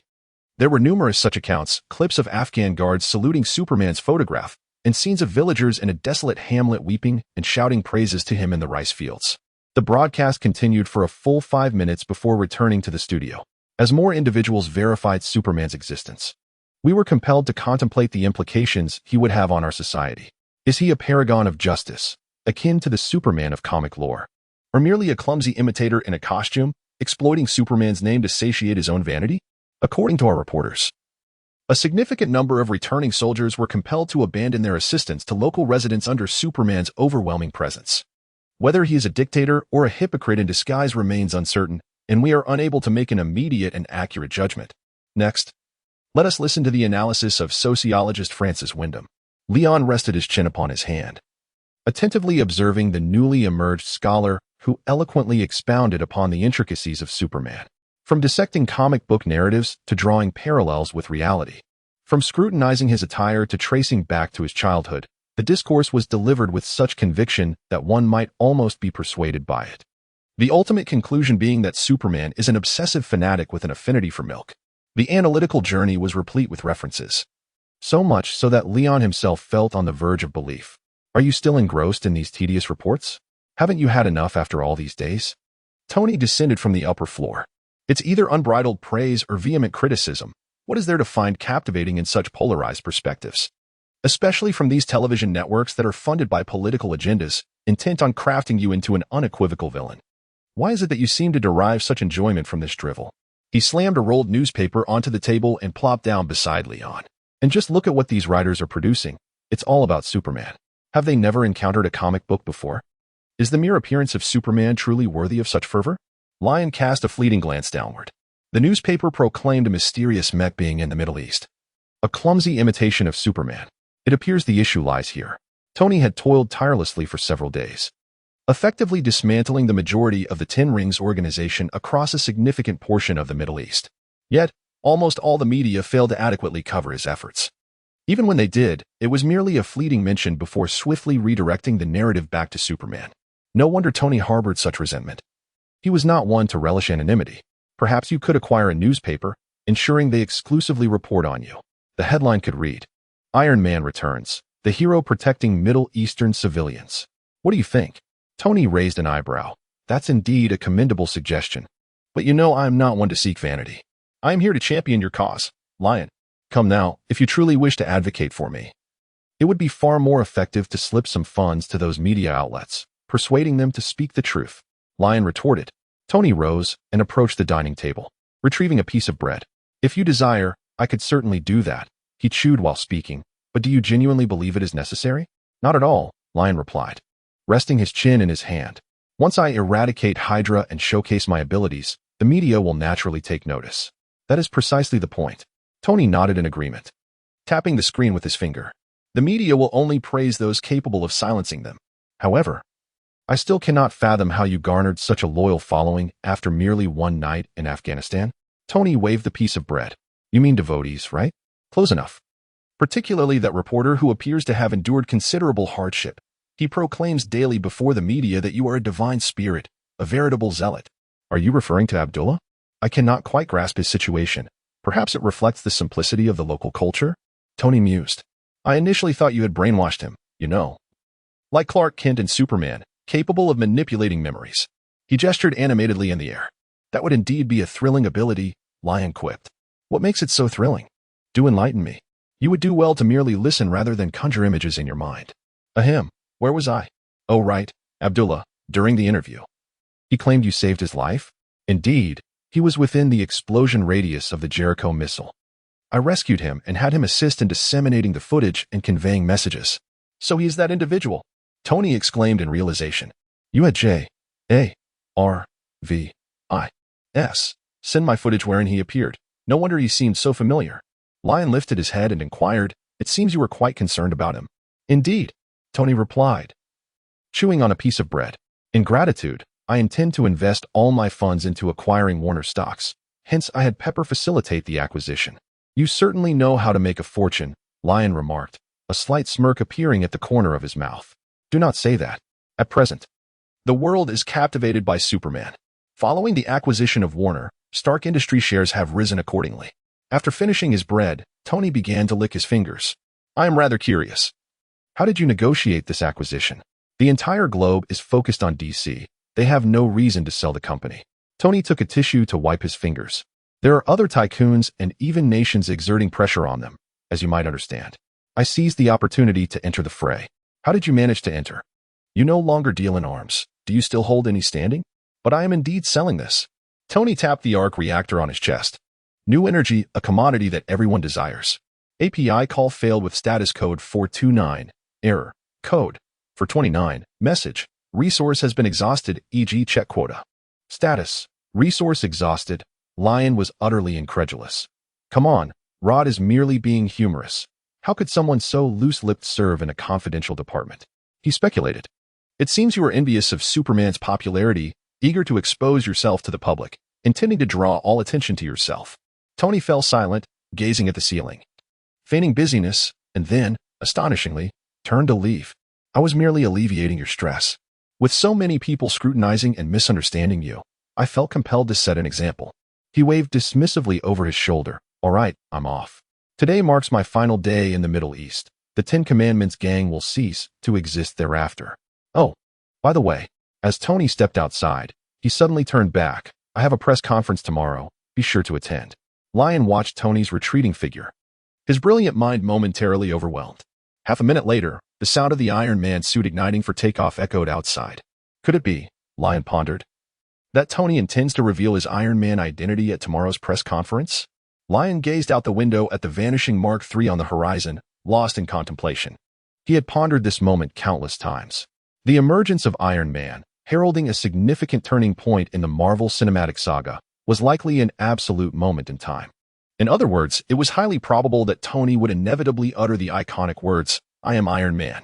To this end, Lion had speculated on various reasons that might compel Tony to reveal his identity. Yet, the notion that he would disclose his identity merely to gain attention was one he could never have fathomed. This world is utterly insane, he thought, unable to suppress an expletive. Nevertheless, he reassured himself that Tony was not in danger. Ultimately, basking in the sun was what truly mattered. Lion rose from his seat, tearing open his shirt and instantly transforming into a superhero, soaring into the vastness of space. Meanwhile, Nick Fury of S.H.I.E.L.D. bore heavy dark circles under his eyes, his entire demeanor cloaked in shadows. However, at this moment, his eye bags appeared particularly pronounced, resembling coal lumps hanging from an inkwell. Is this your investigation report? He inquired, setting aside the documents in his hand and looking up at Coulson. The information within is even less than what was revealed on the news. At least they interviewed the locals. Coulson lowered his gaze. I'm sorry, Director. Since that day, the superhero has not reappeared, and we have found no leads. However, the video aired on television does contain a wealth of information. As he spoke, Coulson produced a tablet and handed it to Nick Fury. Noticing the familiar gesture from his subordinate, Fury's eyelid twitched. He then watched as Coulson activated the screen, playing a video he had watched countless times over the past few days. The video was divided into 3 parts. The first segment featured the Afghan journalist Abdullah capturing footage of the superhero enduring vehicle-mounted missiles and Jericho missiles. The second segment showcased Abdullah relaying a message from the superhero to the Eagle forces. All foreign troops must immediately withdraw from the border and abandon their invasion. The third segment consisted of Abdullah's personal commentary, wherein he dedicated an entire hour to extolling the superhero's greatness, propagating the superhero's faith, and fervently linking him to divine authority. Though he had viewed this video hundreds of times, Nick Fury patiently watched it to completion. The first part depicted the superhero's most formidable display of power in combat, and notably, no official satellite had managed to capture it in its entirety. The only comprehensive documentation available was this journalist video, which held significant implications for studying the superhero's abilities. After the video concluded, Nick Fury turned to Coulson. "What conclusions have you drawn?" "Director, it is evident that the superhero's defenses and speed surpass all living beings and weapons on Earth," Coulson articulated cautiously. "Whether or not he is akin to the superhero of comic lore, based solely on his exhibited powers, our best course of action is to maintain a positive relationship and stabilize his emotions." "Indeed," Nick Fury nodded, stroking the pager in his hand. "Do you believe his temperament leans towards the extreme and rebellious? Should we consider suppression?" "Suppression?" Coulson hesitated.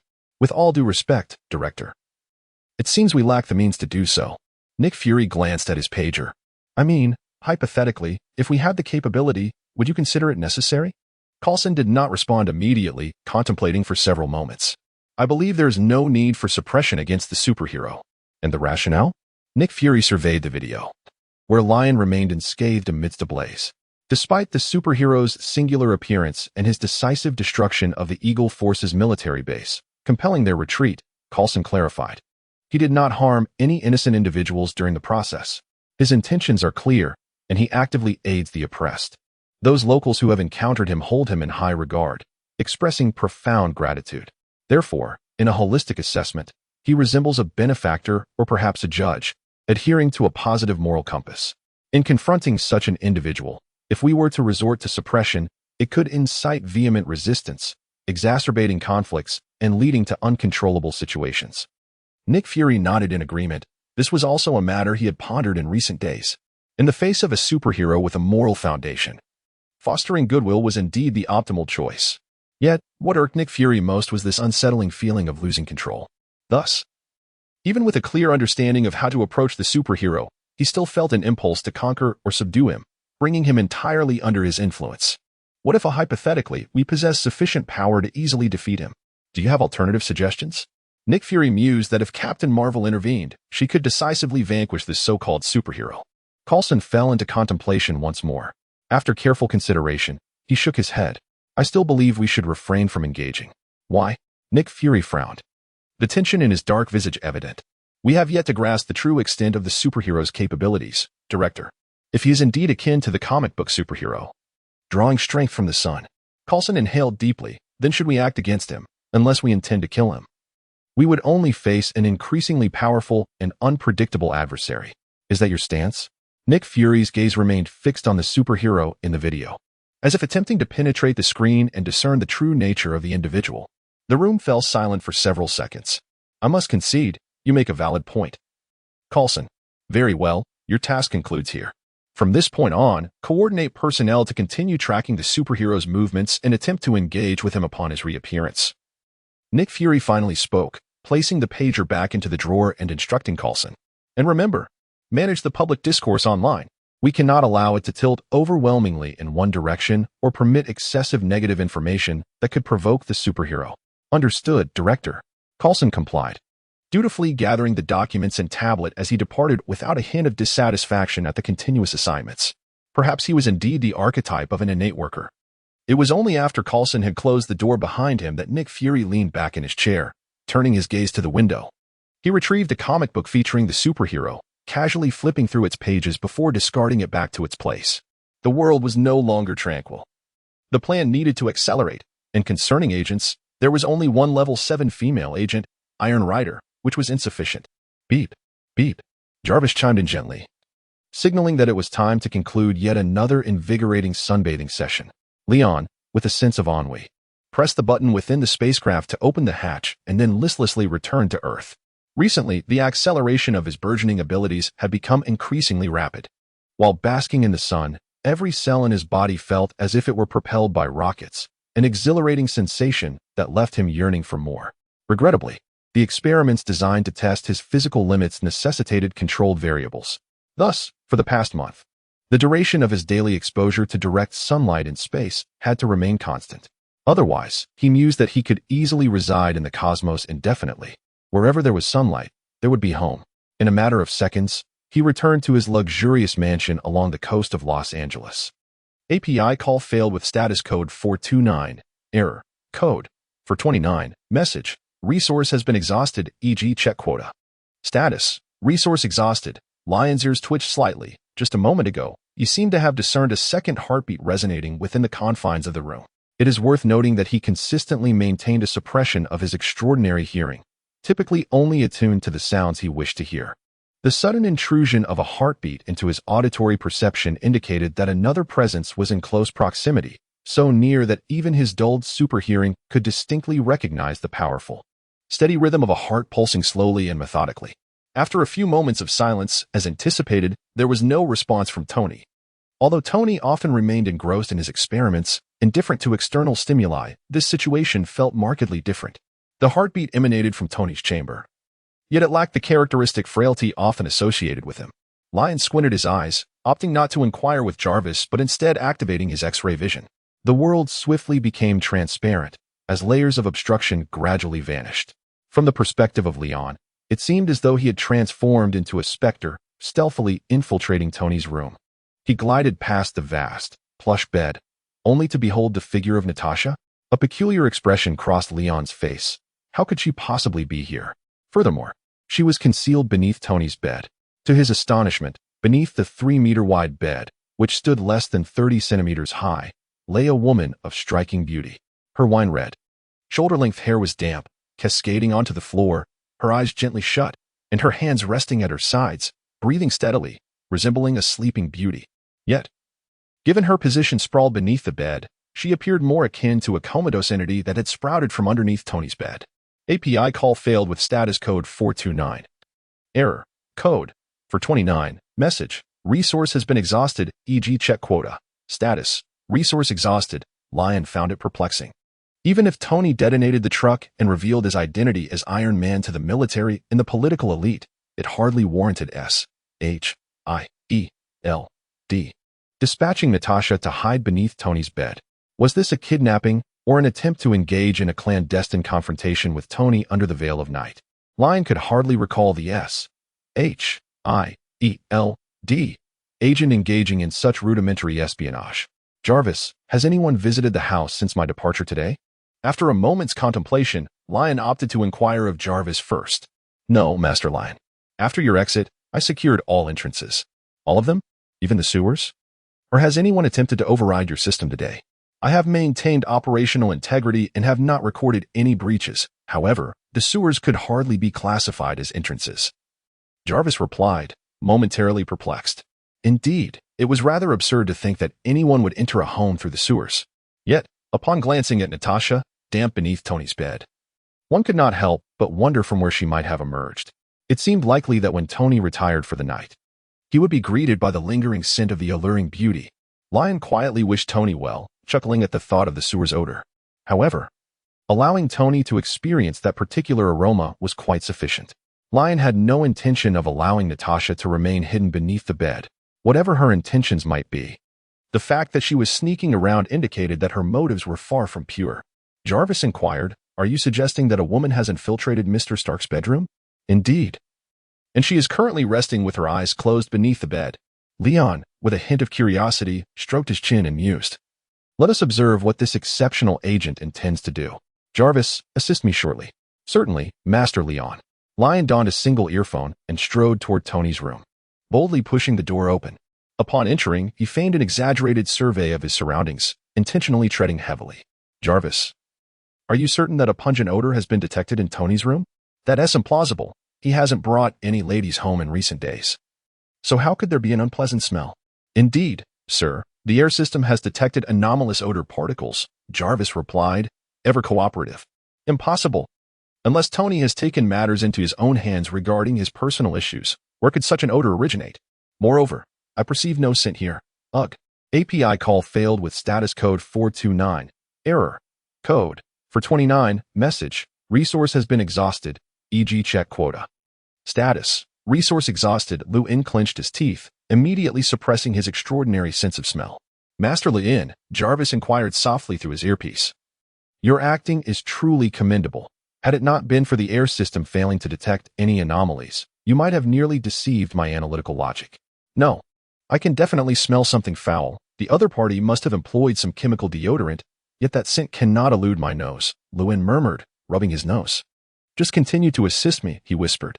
He then covered his nose and approached the bedside, inquiring loudly, the odor is indeed quite strong. What on earth has Tony done? Jarvis, you just mentioned that the source of the unpleasant smell is beneath the bed? Indeed, the dispersal of odor molecules originates from under the bed. Would you like me to operate the vacuum robot for cleaning? Jarvis responded through the speaker. No need, Lewin replied. API call failed with status code 429. Error. Code. For 29. Message. Resource has been exhausted, e.g. check quota. Status. Resource exhausted. Lion's right hand was about to reach beneath the bed when a sleek, ebony whip suddenly emerged from the periphery of his vision, coiling around his arm thrice, akin to a constricting serpent ensnaring its prey. In the next moment, a subtle force, barely perceptible, emanated from the whip. Lion calculated that it possesses approximately 2.5 times the strength of Tony's arm. However, for an ordinary individual, this can already be regarded as immense power. Lion could not help but feel astonished. Natasha exerted such tremendous force, coupled with the suddenness of her strike, that it was sufficient to shatter the bones of an ordinary person. Such a ruthless action indicated that this was more than mere subterfuge. Could it be that S.H.I.E.L.D. truly intended to take action against Tony? The scattered thoughts within Leon's mind began to dissipate slightly, allowing the test to proceed for the time being. He feigned an unanticipated gasp and fell in the direction of the soft whip's force. Ah! He cried out in pain as his back struck the ground. In the next instant, Natasha emerged from beneath the bed like a venomous serpent slithering forth. Or perhaps, one might say, she glided out.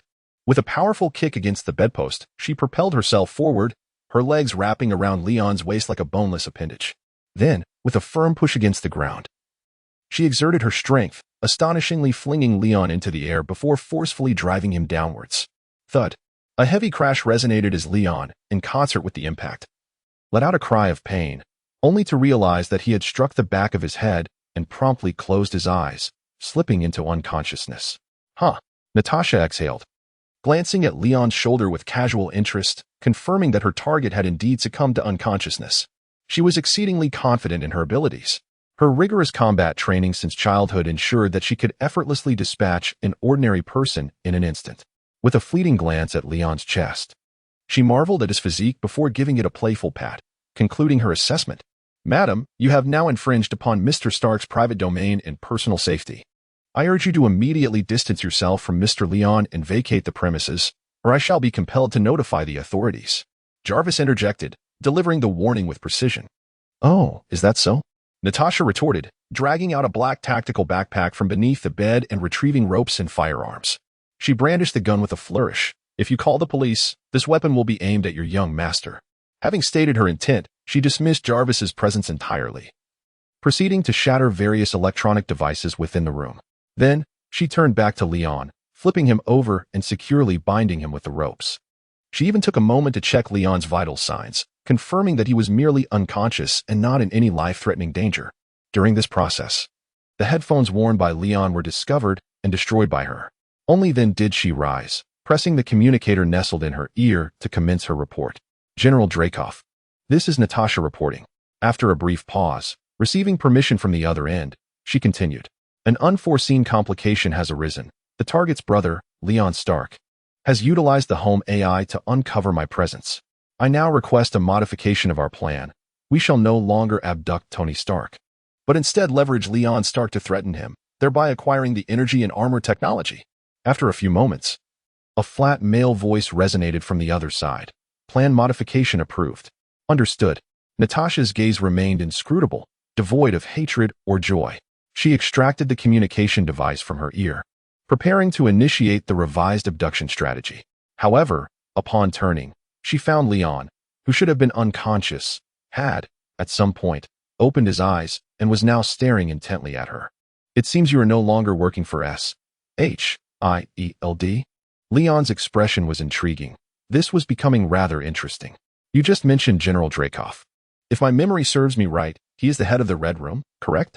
In the face of Natasha's horrified gaze, Leon effortlessly broke free from his restraints, the ropes binding him snapping into several pieces and falling to the ground. So, you remain under the control of the Red Room to this day. Lion stood up and brushed himself off. Something felt amiss. At this hour, one ought to be. Lion's subsequent words were cut short. In the instant he lowered his head, Natasha launched an attack without hesitation, despite facing someone strong enough to easily snap high-strength polyethylene ropes. Her movements were so swift, like a spider seizing its prey, as if the moment she acted, her opponent was already ensnared, unable to escape. Facing Lion, whose strength clearly surpassed her own, Natasha's attack was ruthless, aimed directly at his vital points. Overcoming strength with speed was a technique she had used countless times as a woman to defeat powerful enemies. Her fists, elbows, and knees landed on Lion almost simultaneously, truly maximizing the use of her body. However, this surprise tactic, which had always been effective, met its Waterloo this time. Shock was written all over Natasha's face. Lion, who appeared to be only 17 or 18 years old, had actually blocked all her attacks with even greater speed, and he had done so with only one hand. That hand casually gripped her fist. And even with all her strength, she couldn't break free, as if her fist were held not by a hand, but by an icy hydraulic clamp.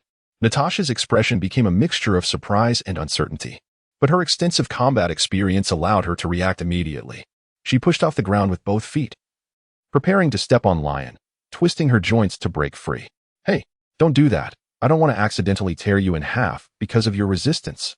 To Lion, Natasha's body was no better than a piece of paper. If he accidentally relaxed his control over his strength during physical contact, the following scene would be too ghastly to describe. Leon enveloped Natasha in a biofield, apprehensive of inadvertently damaging Tony's abode. Unaware of this precaution, Natasha discerned a shift in Leon's demeanor, a departure from his previous composure amidst her relentless assault, sparking curiosity within her. Was he perhaps concerned for her well-being? She pondered the irony of their roles. Suddenly, a formidable force surged through her arm, pinning her against the wall with irresistible might. Despite her strenuous efforts, she found herself utterly immobile. She attempted yogic maneuvers and even contemplated self-mutilation to gain an advantage, but her struggles proved futile against the overwhelming power behind her, akin to an ant challenging a giant. Gradually, her gaze transformed, imbued with sorrow, despair, and a hint of resignation. Almost involuntarily, she arched her right middle finger towards the inner wrist, intending to activate a circular device. "What are you attempting now?" Abruptly, a hand seized her nape, a gentle squeeze rendering her unconscious. "It seems this is the only recourse to ensure our Black Widow's tranquility for a while." Lion supported Natasha's unconscious body from behind, adjusting his grip to lift her up as he stepped out of Tony's bedroom. "Master Lion, I am relieved to see you unharmed." Jarvis expressed his concern immediately, as the electronic devices within the room had been destroyed by Natasha, leaving him oblivious to the events that had transpired. "Come now, Jarvis. You know I am incapable of being harmed. It is my duty to ensure your safety," Jarvis replied. "Shall I contact the authorities to apprehend this intruder?" "No. I believe this situation is more complex than it appears. This intruder likely harbors secrets that I must uncover," Lion stated, determined to investigate further. Lion expressed his profound curiosity.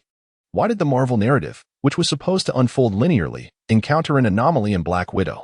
Could it be that this world is not the primary universe of Marvel, designated as 199999, but rather a divergent universe? Yet, this seems implausible, as the characters he has encountered thus far bear a striking resemblance to those in the films. As he descended the staircase, a thought struck him. "By the way, when Tony returns, please remind him to order takeout. I shall likely be in the laboratory tonight." "Certainly, Master Lion," Jarvis replied with thoughtful consideration. "Shall I deactivate the surveillance equipment in the laboratory for you?" Lion's expression darkened. "Keep it running, all of you." "What do you think I intend to do?" "As you wish, young master," Jarvis replied with unwavering composure. "Silence. I merely wish to conduct an examination for her." API call failed with status code 429. Error. Code. For 29. Message. Resource has been exhausted, e.g. check quota. Status. Resource exhausted. Lion proclaimed that he was not one to indulge in petty gains. Dismissing all distractions, he swiftly entered a focused state, his gaze penetrating Natasha's skin, revealing the flesh and fascia beneath. Indeed, her body appeared unblemished, no explosives, no poison. However, there was a tracker affixed to her right leg. Moreover, could this device on her wrist be a self-detonation mechanism? Lion pondered. Did she truly intend to resort to the self-destruction device to end her life? Such an extreme measure in the face of an unachievable mission is decidedly uncharacteristic of Natasha. In the cinematic portrayal, Natasha Romanoff would willingly sacrifice herself to save others. and she would forfeit her life to protect her comrades. However, when confronted with an insurmountable adversary, she would not even entertain the notion of surrender, let alone contemplate suicide. Therefore, could she be under some form of control? I recall hastily watching the Black Widow film in a previous life, where Natasha's sister was indeed manipulated by the Red Room through chemical means. Yet, that occurred a decade later in the timeline. At this moment, under normal circumstances, Natasha should not even be involved with the Red Room. Leon's gaze shifted to Natasha's crown. He meticulously traversed through layers of vascular networks and cerebral tissue, yet failed to uncover any anomalies. Was it a deficiency in the caliber of my X-ray vision, or was it that her mind remained unshackled? Encountering an enigma only fueled Leon's eagerness. He swiftly relocated to the Stark Industrial Park, procuring an array of specialized instruments, including microscopes, magnetoencephalography devices, and brainwave monitors. A dozen imposing machines encircled the workstation, creating a formidable assembly. API call failed with status code 429. Error. Code. 429. Message. Resource has been exhausted, e.g. Check quota. Status. Resource exhausted. Lion first removed the explosives and tracker from Natasha, then proceeded to extract cerebrospinal fluid and brain cells for research. The brain's functions were normal, the neural nodules were intact, and synaptic transmission was functioning as it should. He meticulously examined each aspect, his hands manipulating the instruments on the workbench with such speed that they seemed to blur. During the observation of a cellular slice, a mere glance was sufficient for him to imprint the entire image in his memory, enabling him to swiftly draw analytical conclusions. When confronted with elusive details, he would call upon Jarvis to assist in searching relevant papers online. Throughout the research process, Lion's reservoir of knowledge expanded at an astonishing rate. He could not help but silently express gratitude to Natasha Romanoff.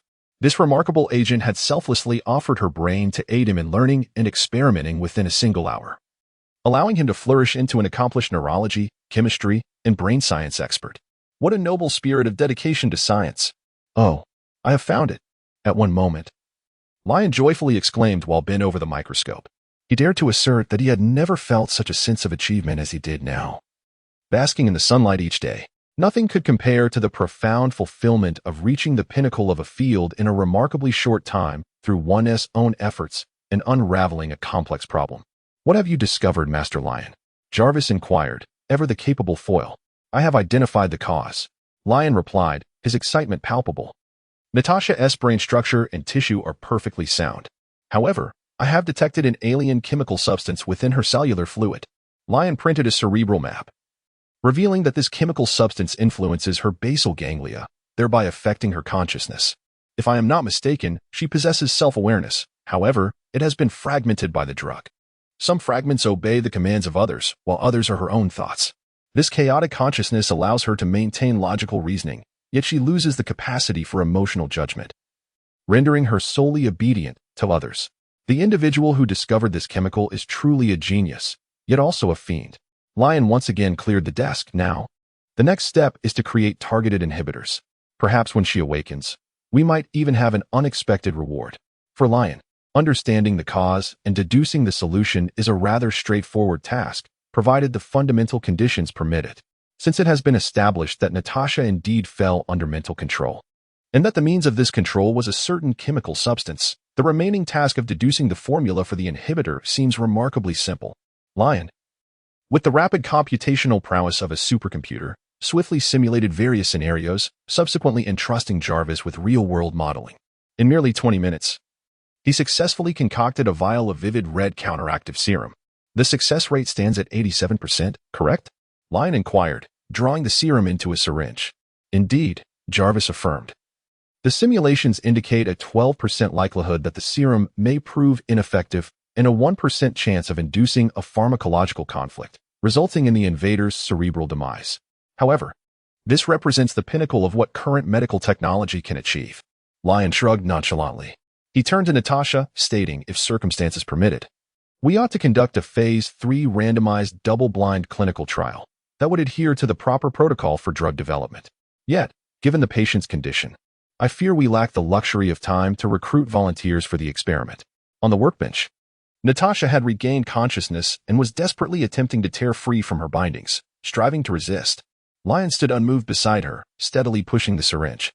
the sharp needle exuding a thin stream of liquid. Do not struggle. We are about to commence with the injection. Be careful not to break the needle. After all, you bound me once. It seems only fair that I bind you in return, restoring equilibrium. Miss Natasha, I trust you can comprehend this arrangement. He met Natasha's eyes, which were reddened and bulging from her struggles, disregarding the fact that her mouth was taped shut. Excellent. Our patient has tacitly consented. She has chosen to accept the treatment. However, I must advise you to brace yourself mentally. He flicked the syringe to disperse the air bubbles within. After all, I am an unconventional physician.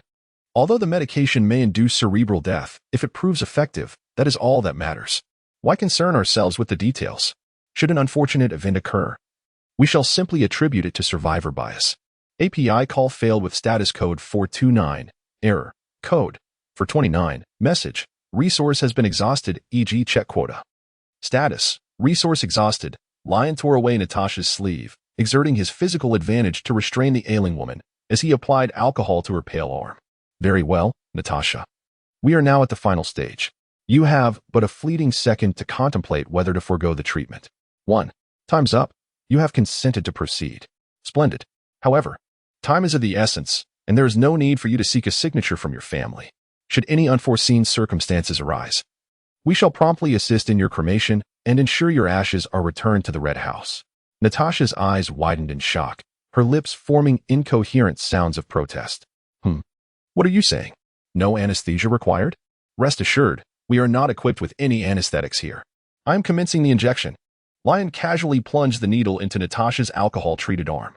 The vivid red serum was swiftly injected into the patient's body. All right, it's over. See, that wasn't too painful, was it? Our treatment is remarkably brief. We now need to apply pressure to the injection site to prevent bruising. But it seems you are somewhat incapacitated, so allow me to assist you for the time being. API call failed with status code 429, error, code, for 129. Message, resource has been exhausted, e.g. check quota. Status, resource exhausted. At this moment, Lion's mental state was far from the flamboyant words he uttered. He was merely contemplating.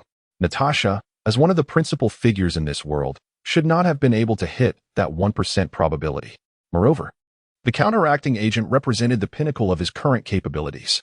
Even if he were to summon the world's foremost physicians, they could only marginally reduce the lethality of the potion by a few decimal points. The improvement would be negligible. The researchers, when synthesizing the chemical substances within Natasha, likely never conceived of creating an antidote. Their aim was to develop an irredeemable control agent. In fact, they seemed more concerned with the agent's impenetrability than with the lives of those being controlled. The chemical compounds were embedded within the cellular fluid of Natasha's brain cells, and their elimination would signify the death of those cells, leading to brain damage and placing the controlled individual in imminent peril. Thus, the mere fact that Lion had produced an inhibitor was nothing short of miraculous. As for the remaining 1% lethality, it was entirely inconsequential. It appeared that the suppressor had indeed begun to take effect. Lion removed his gloves, passed them through a disinfectant solution, and then took the disinfectant wipe handed to him by Bin Bin to cleanse his hands thoroughly. He gazed at Natasha, whose expression had rapidly settled into calmness, and silently offered a prayer for her well-being. Jarvis, he pondered, if she were to indeed encounter that 1% chance of cerebral death, should it be deemed a stroke of luck or a misfortune? API call failed with status code 429, error, code, for 29, message, resource has been exhausted, e.g. check quota. Status, resource exhausted, API call failed with status code 429, error, code, for 29, message, resource has been exhausted, e.g. check quota. Status, resource exhausted. Leon observed Natasha's silk-like eyelashes fluttering and promptly approached the workbench for a closer look. Soon, Natasha opened her eyes, her amber irises reflecting a sense of bewilderment, her expression vacant.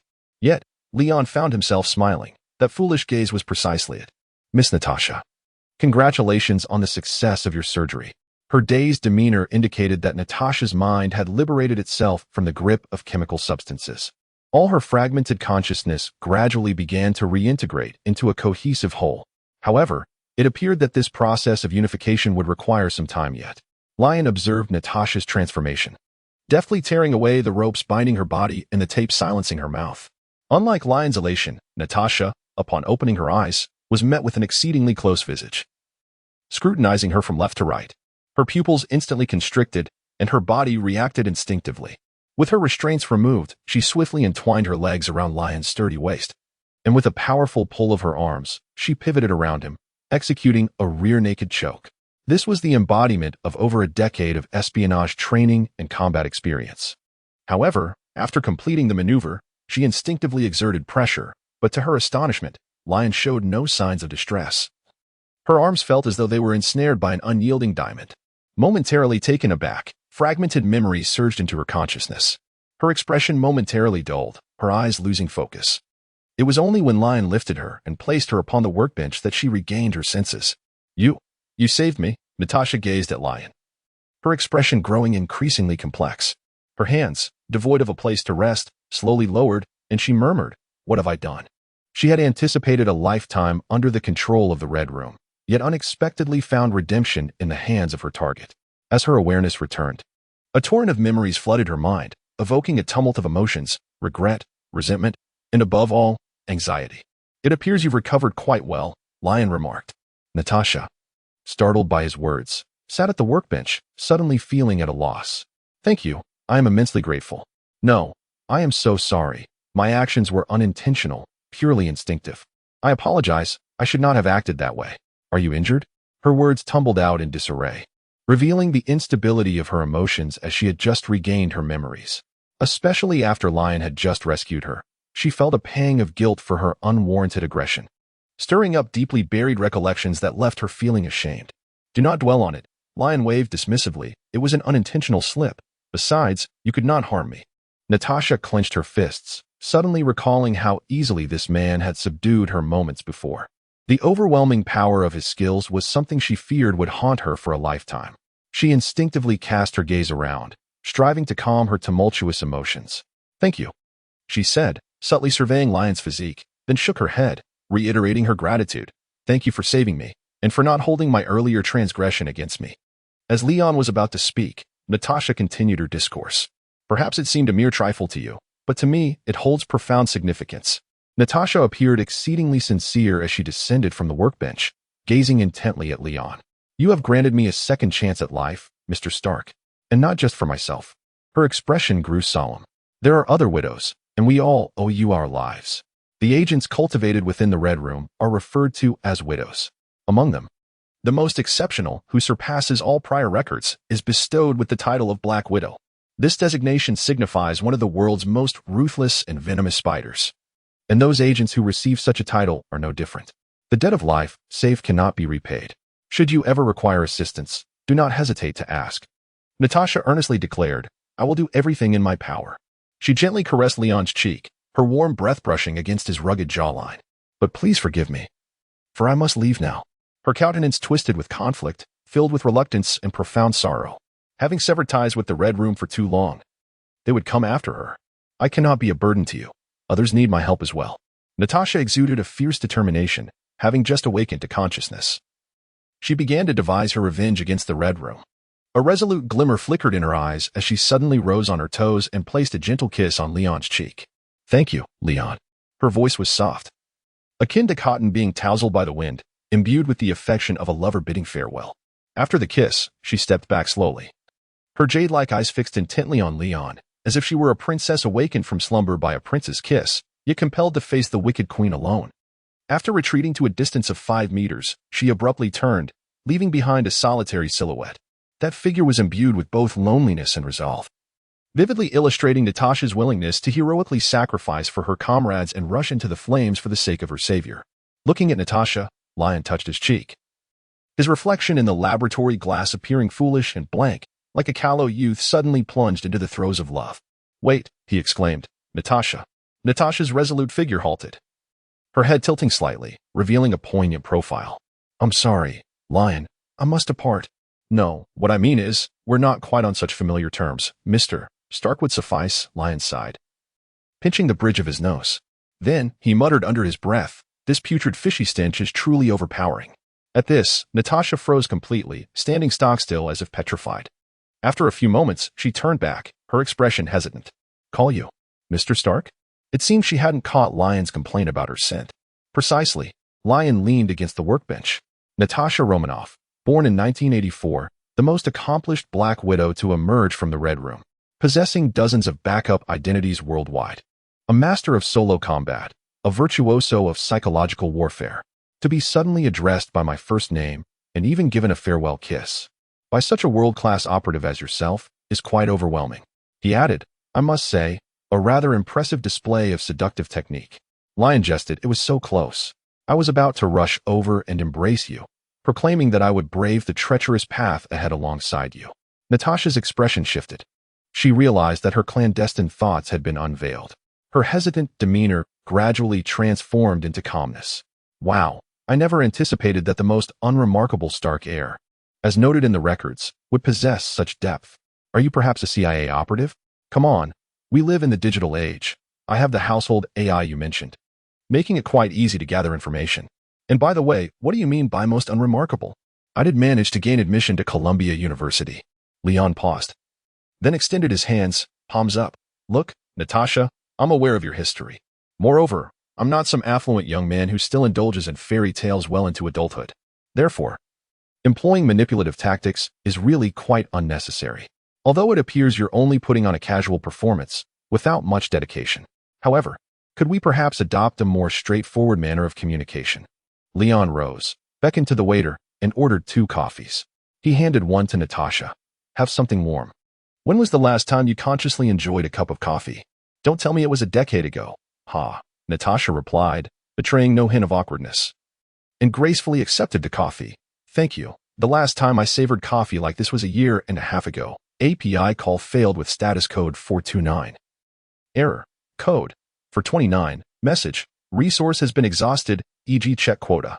Status. Resource exhausted. Lion gestured towards the coffee cup, inviting any inquiries directly, thereby saving considerable effort in probing. Natasha was indeed a paragon of beauty, captivating in her every movement. At the age of 24 or 25, her allure was effortless. Every slight gesture and smile could ensnare the heart. However, Lion had recently witnessed the viscous interior of Natasha's blood and the striking contrast of her brain's red and white hues, and he had caught a whiff of the scent emanating from her emergence from the sewer. Thus, he found himself devoid of any fanciful desires in the immediate term. Who would have thought that the younger brother of America's most notorious playboy, Master Lion, was still a paragon of virtue? Natasha retracted her seductive smile, her expression turning markedly serious. As a master of psychology, she was acutely aware of how to cater to one's inclinations. Lion's current demand is for efficient communication of intelligence, and she is quite pleased with this. However, the timing is not right. Perhaps you could try again in a different setting next time, and I shall undoubtedly fall for it. Leon took a couple of sips of coffee and remarked, by the way, spare me the performance of a Na'vi young girl's farewell. Such tales only captivate the hearts of pampered heirs. I suggest that when you decide to make your move against me, donning black stockings would prove far more effective. Excellent advice. I shall certainly consider it for next time. Natasha nodded. Now, Mr. Stark, how is it that you possess so much information about me? She added, please don't say it was gleaned from artificial intelligence. Most of that data is classified and exists solely on paper, inaccessible online. Ah, I see. Leon crossed his hands in an X shape. I must apologize. I cannot divulge anything about that. It remains a secret. Natasha tilted her head slightly. Is this what you call a direct inquiry? Just because you asked does not mean I am obliged to answer. Lion responded evasively. Before you posed your query, I wish to ask, was that truly your attitude towards your savior? He raised a finger and remarked, initially, upon awakening, you assaulted me. That was an accident. Subsequently, you did indeed express genuine gratitude and offered an apology. However, upon recollecting our previous encounters, you swiftly began to entice me once more. Was it your intention to provoke me into volunteering assistance in confronting the Red House, correct? The most outrageous part is that you covertly observed my reaction through the reflection in the glass after turning away. How is it that I have just rescued you, and you have only just promised your gratitude, yet you immediately seek to draw me into perilous depths? Lion slapped his thigh, exclaiming that the stark contrast before and after left him feeling like a fool. I apologize. Natasha raised her hands, reiterating her regret for having perceived him as merely an ordinary wealthy heir and attempting to exploit him. It was also a mistake to involve him in this matter. I am truly sorry. I had just regained consciousness and sought a companion who could provide me with a sense of security. A look of poignant vulnerability crossed Natasha's face. After all, you are so formidable, a genius of high intellect. With your assistance, my chances of success would greatly increase. However, I assure you that had you chosen to aid me earlier, I would have disclosed all pertinent information to you, although it appears you do not require it. Furthermore, my previous promise stands. Should you encounter any troubles in the future, you may approach me with any request, provided I am still alive. API call failed with status code 429. Error. Code 429. Message. Resource has been exhausted, e.g. check quota. Status. Resource exhausted. Lion realized that Natasha was not jesting, and he promptly withdrew his smile. All right, there is no need to be so serious. I was merely making a jest, and I retract my earlier remark, which was somewhat disrespectful. He waved towards the waiter, Little Ben. Please bring this lady another cup of coffee. Now it was Natasha's turn to be astonished. Are you apologizing to me? To be honest, that is not at all what I expected from you.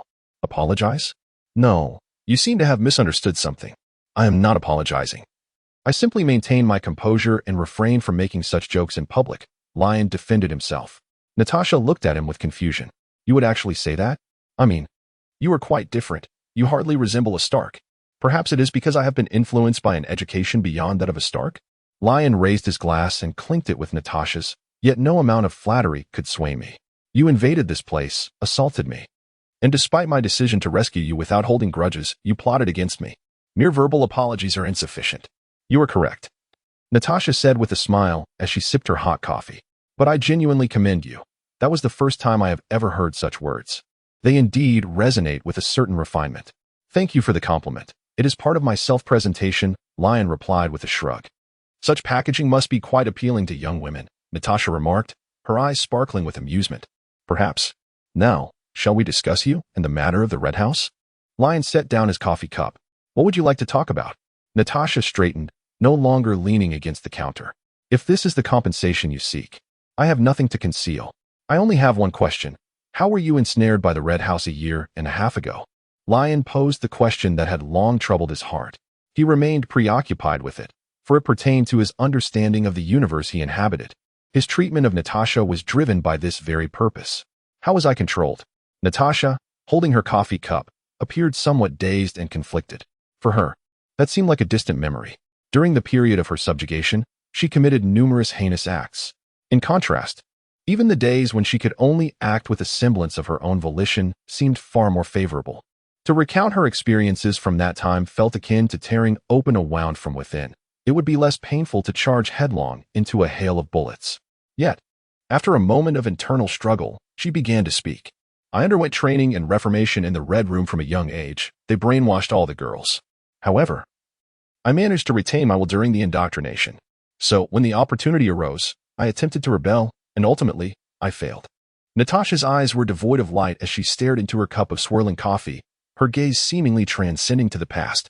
In order to prevent similar occurrences, they no longer merely brainwashed the girls. They began employing chemical substances to control us. That was the essence of it.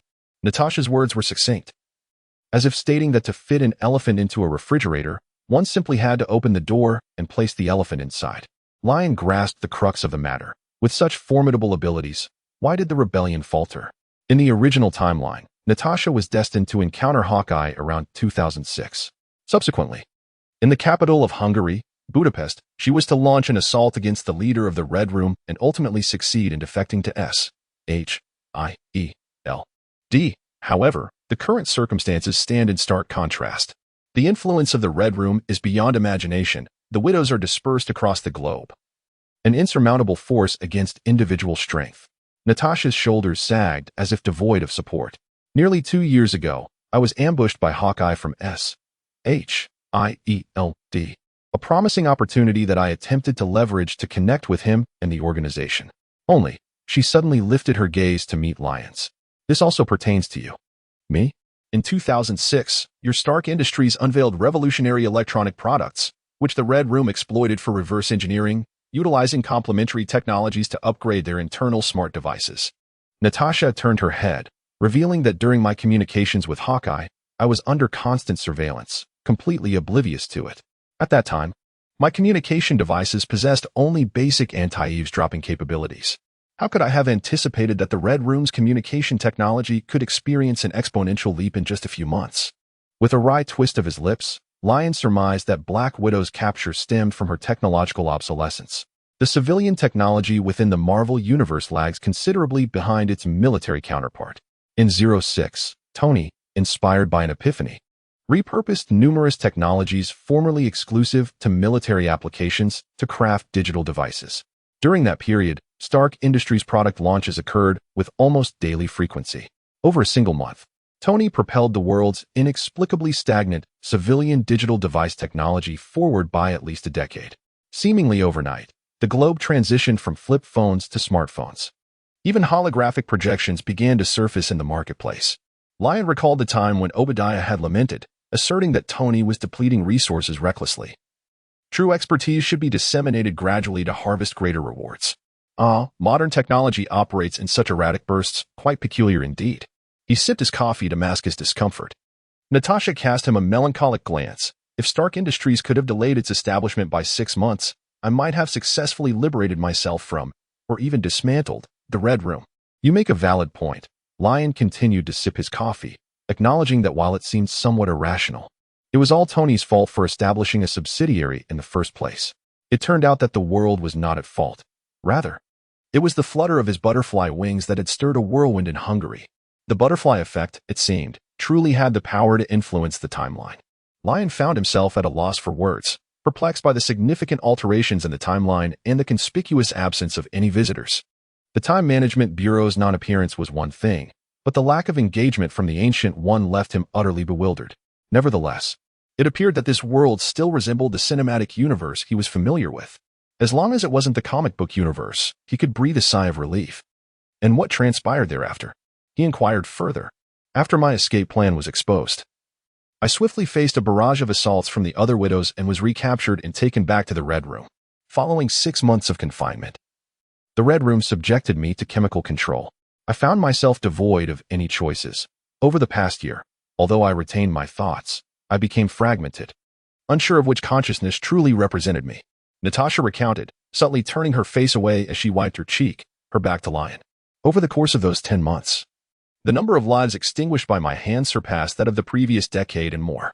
She continued, speaking of a little boy who could barely walk, a mother bearing a child, and a powerful figure of high status.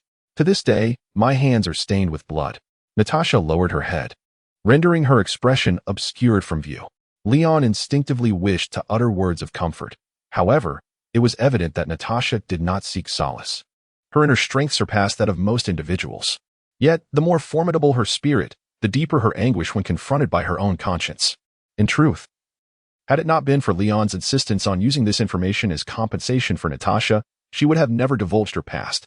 Even in films, she refrained from mentioning her experiences in the Red Room to those she considered family, her Avengers comrades. It remained an unspeakably deep wound within her soul.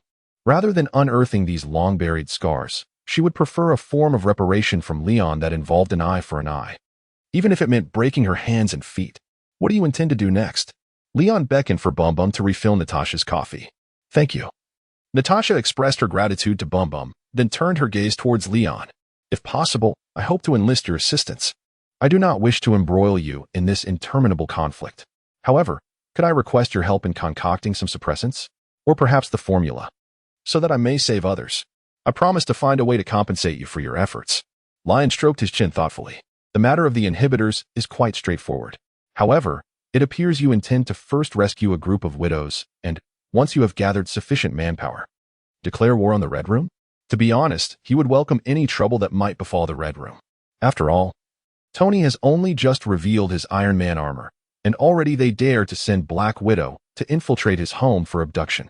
If they were to wait until tomorrow when Tony holds a press conference to announce to the world that he is Iron Man, who knows what further actions the Red Room might take? For such a reckless force, Lion's choice was to ensure they did not see the light of another day. Fortunately, Natasha's objective also aligned with the destruction of the Red Room, making their aims coincidentally compatible. Lion had no qualms about riding the tide. Natasha stood tall. Indeed. That is my plan, Mr. Stark. Please trust me. I will. Just call me Lion. After sharing such heartfelt thoughts, we ought to consider ourselves friends, Lion interjected. Natasha paused for a moment, then nodded. Lion. Now, please allow me to explain. Lion tapped his fingers on the table. Your idea is commendable, but its implementation will not be easy. he remarked. First, you will lose contact, and then, as you initiate your actions, the other widows will also start to vanish. The Red Room will quickly catch on, and you will find yourself in a very precarious situation. Natasha slowly shook her head. I understand, but I must proceed. It is my responsibility. Responsibility, Lion mused. Given what you've said, I actually have an idea, one that could yield a win-win, no, a win-win-win situation. What idea? Natasha asked. Taken aback, Elon began to tidy up the items on his workbench, preparing to concoct a batch of suppressants. I will assist you in dismantling the Red Room. And in return, you and your companions shall switch allegiances to serve me. What do you say? No one could refuse a cadre of extraordinary female operatives, capable of piloting aircraft and navigating kitchens, who would serve them across the globe. I could acquire a legion of elite agents at my disposal. You could obliterate the Red Room, and the other widows would emancipate themselves while securing new allies, a trifecta of triumph. As for the initially proposed win-win scenario, Elon himself would not only achieve the annihilation of the Red Room, but also gain a cohort of subordinates, securing a double victory for himself. What do you think of my proposal? He mused casually, his hands deftly maneuvering in a blur of motion at the workbench. Each gesture was executed with remarkable precision. Every milliliter of reagent was flawlessly measured. Natasha, observing from the side, was utterly astonished. How do you plan to eliminate the Red Room? For reasons unbeknownst to her. She felt no doubt in Elon's words. Deep down, she was convinced that if he wished, he could undoubtedly dismantle the Red Room that instilled such terror within her. So, you agree? Elon inquired without turning his head. Natasha paused for a few seconds before responding, I agree. After the Red Room is destroyed, I will assist you in persuading the other widows to join. However, I cannot guarantee their compliance. As for myself, I am now yours. Natasha's straightforwardness momentarily halted Elon's hands. Are you serious? He asked, slightly taken aback. You don't even inquire what I intend to have you do? What is this inexplicable trust? Typically, one would engage in careful deliberation, setting terms to prevent him from compelling the widows to act against their moral compass. Leon had to concede that Natasha had a remarkable grasp of moderation. Natasha shook her head. Trust me, if you can bring down the Red House, they will be willing to do anything for you. And what about you? Leon inquired. From the very beginning, I have stated that I owe you a life, Natasha said. Leaning closer to Leon, her hands pressed against the table as she locked her gaze with his. I will do whatever you ask of me. If I cannot, then I shall return this life to you. Her breath brushed against Leon's face. With a sultry glance, Natasha expertly tapped into a man's desire for conquest. The underlying message of her words was that she would not act against her own will, yet in her delivery, it transformed into a delicate promise that failure would result in a life exchanged. Such a profound declaration of devotion might have stirred even Leon's heart, but this time, it was evidently different. Oh, you're sent. Do not come so close, Leon exclaimed, his nose pinched in distaste as he hurriedly distanced himself from Natasha. Despite suppressing some of his heightened olfactory senses, the faint odor of the sewer emanating from Natasha became increasingly unbearable as she approached. Am I sent? Natasha stammered. Her expression one of shock, as if struck by lightning. Lion offered no explanation, instead instructing Didi to see her out. Didi, push her outside and ensure she doesn't return until she is clean. Her presence is of no use while I'm concocting the suppressants. Obediently, Didi rolled forward on her wheeled base, using her mechanical arm to nudge Natasha out the door. Even as she entered the bathroom within Lion's quarters, Natasha remained in a daze. It was the first time her charm had been met with disdain due to an unpleasant odor. Am I really that foul? She pondered, lifting her hand to her armpit for a whiff. To her surprise, the chemical deodorant had effectively masked any lingering scent. With a hint of skepticism, Natasha peeled off her combat suit and activated the electronic panel on the wall, summoning a stream of hot water. Ah, it's been ages since I enjoyed a hot bath. This feels delightful. Could it be that Lion is genuinely concerned for me? A smile played on her crimson lips as she mused. So, he is merely a proud young brother, appearing no older than 17 or 18. Looks like you're ready, Lion remarked. Perfect timing. I have prepared an ample supply of suppressants.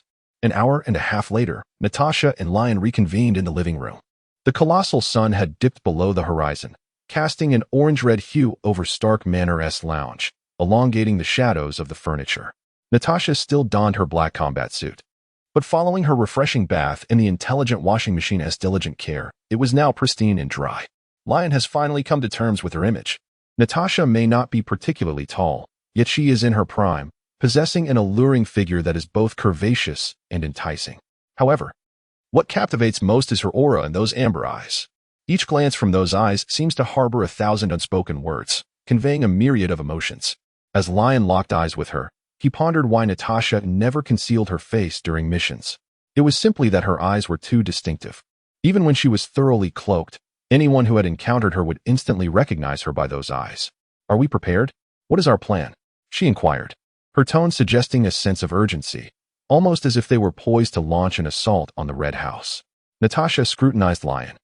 "And why are you still wearing a trench coat? Are you hiding your iron armor beneath it? Wait, could it be that I have hit the nail on the head?"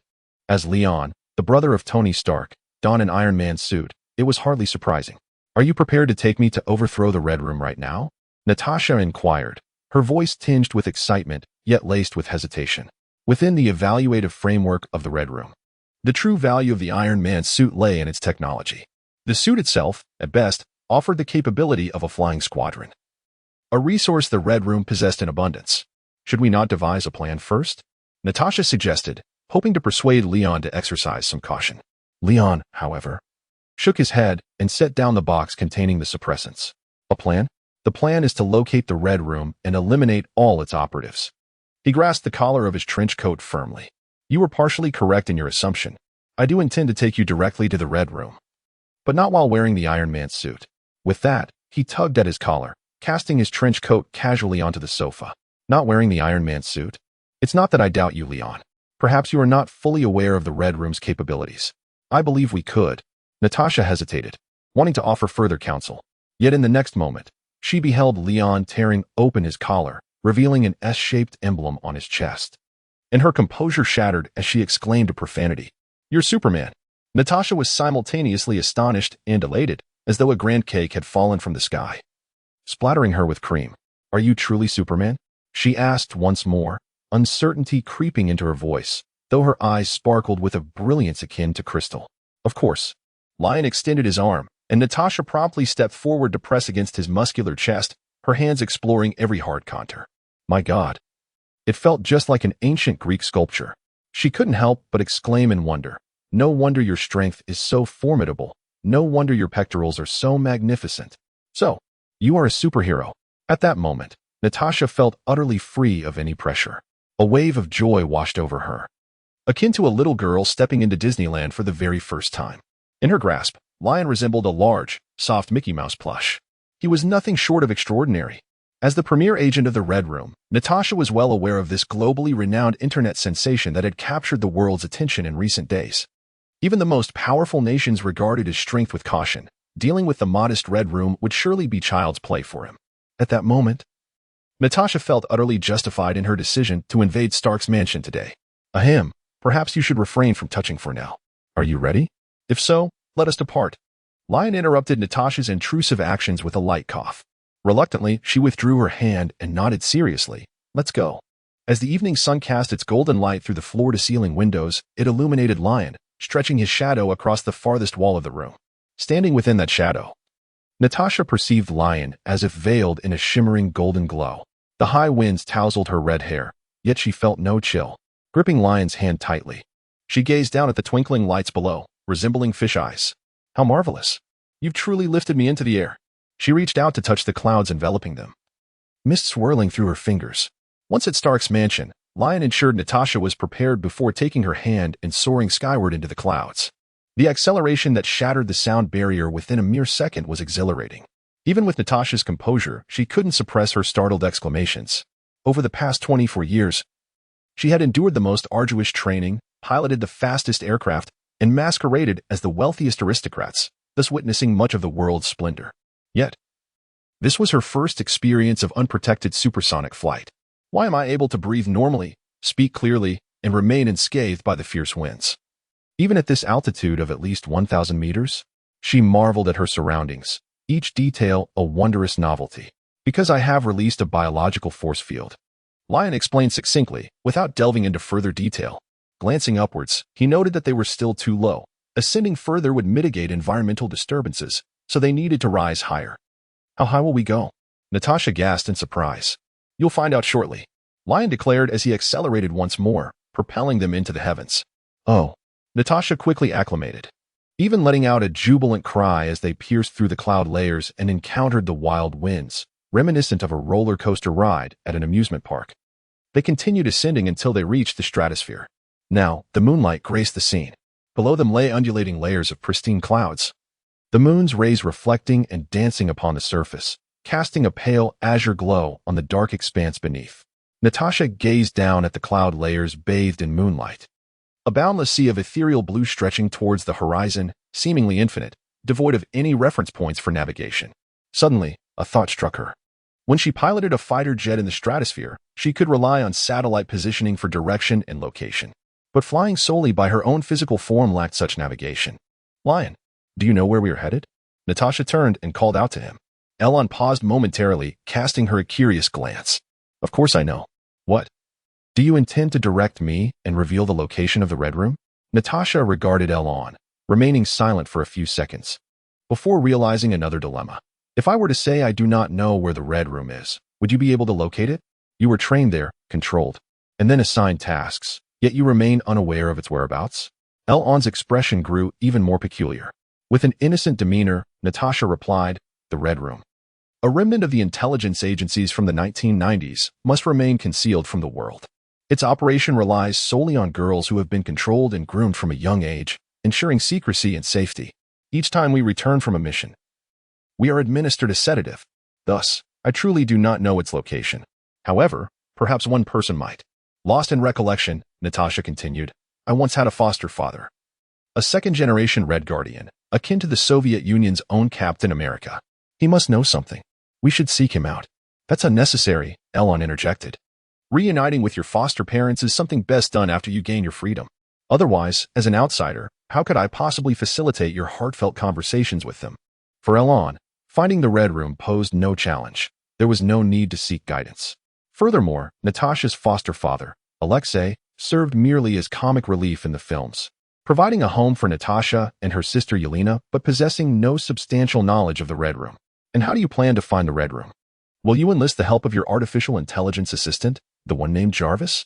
Natasha inquired. No, I will rely on my own eyes and ears, Elon replied, his gaze traversing half the globe, already pinpointing the Red Room. After a brief moment of confusion, Natasha's eyes widened. Super hearing and super sight? You possess both abilities. Did you not speculate that my powers might be akin to Superman's when you saw me in the superhero costume? Elon countered. Many would guess so. But it seems too implausible. No one wishes to believe it. Natasha scrutinized Elon once more. So, you truly are akin to Superman. Are you perhaps a Kryptonian? Or a devoted admirer of Superman who has acquired such powers through experimentation? She began to analyze further. The previous generation of Stark was involved in researching the super soldier serum. Hence, it seems reasonable that the contemporary Stark could have developed a serum akin to Superman's. Your reasoning, however, is a chasm between the heavens and the earth. Elon retorted. Then how did you come to possess such superhuman abilities? Natasha's eyes sparkled with curiosity. Your blood test records indicate no abnormalities. You will have the opportunity to learn in due time, Elon replied, a mysterious smile gracing his lips. Suddenly, his ears perked up, and his gaze sharpened. Hold on. I can hear your superior growing irate in the Red Room due to your unavailability. We need to accelerate. Are you planning to return me before he loses his temper? Natasha smirked. He will surely be grateful to you. That would be splendid. I have already begun to anticipate his expression. Lion suddenly accelerated. The immense atmospheric pressure tearing through the sky and dispersing the sea of clouds. Natasha marveled at this phenomenon. Enveloped by the biofield, the wind pressure, potent enough to slice through steel, caressed her face, transforming into a gentle spring breeze. She felt as though she were donning a VR device, experiencing the flight of an intercontinental missile. Visual and tactile sensations were entirely disjointed. Oh, how wondrous this is! She exclaimed once more. Their speed swiftly surpassed 50 Mach, traversing dozens of kilometers in mere seconds. In the stratosphere, there existed only clouds and rarefied air, devoid of any point of reference. Yet, Natasha soon observed the North Star drawing ever closer to her zenith. Are we heading to the Arctic? Is the Red House within the Arctic Circle? She suddenly voiced her thoughts. The nearer they approached the North Pole, the closer the North Star would align directly above them. To be precise, it hovered over the Arctic Ocean. We are almost there. With mounting anticipation, Lion and Natasha decelerated into a nosedive. We're almost there, Lion announced. Upon hearing this, Natasha's gaze fixed on the rapidly approaching cloud cover, and an unusual anxiety began to grip her. Throughout the years, she had never beheld the entirety of the Red Room, a place that remained shrouded in mystery within her mind. It stood as an insurmountable barrier, severing her from the world, embodying death and indifference. Now, she was finally on the cusp of seeing it, descending with a divine force, Lion, her greatest asset. She knew that against such superhuman power, the Red Room would be defenseless. This day was destined to mark the end of her past. Yet, the clearer this became, the more apprehensive she felt.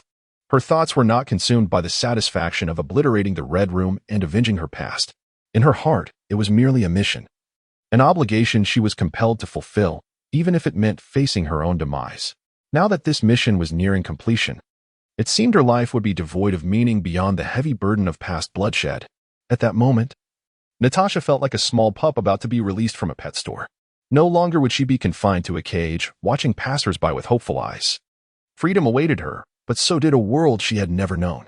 The afternoon sun, the verdant summer lawns, she could experience and touch them all.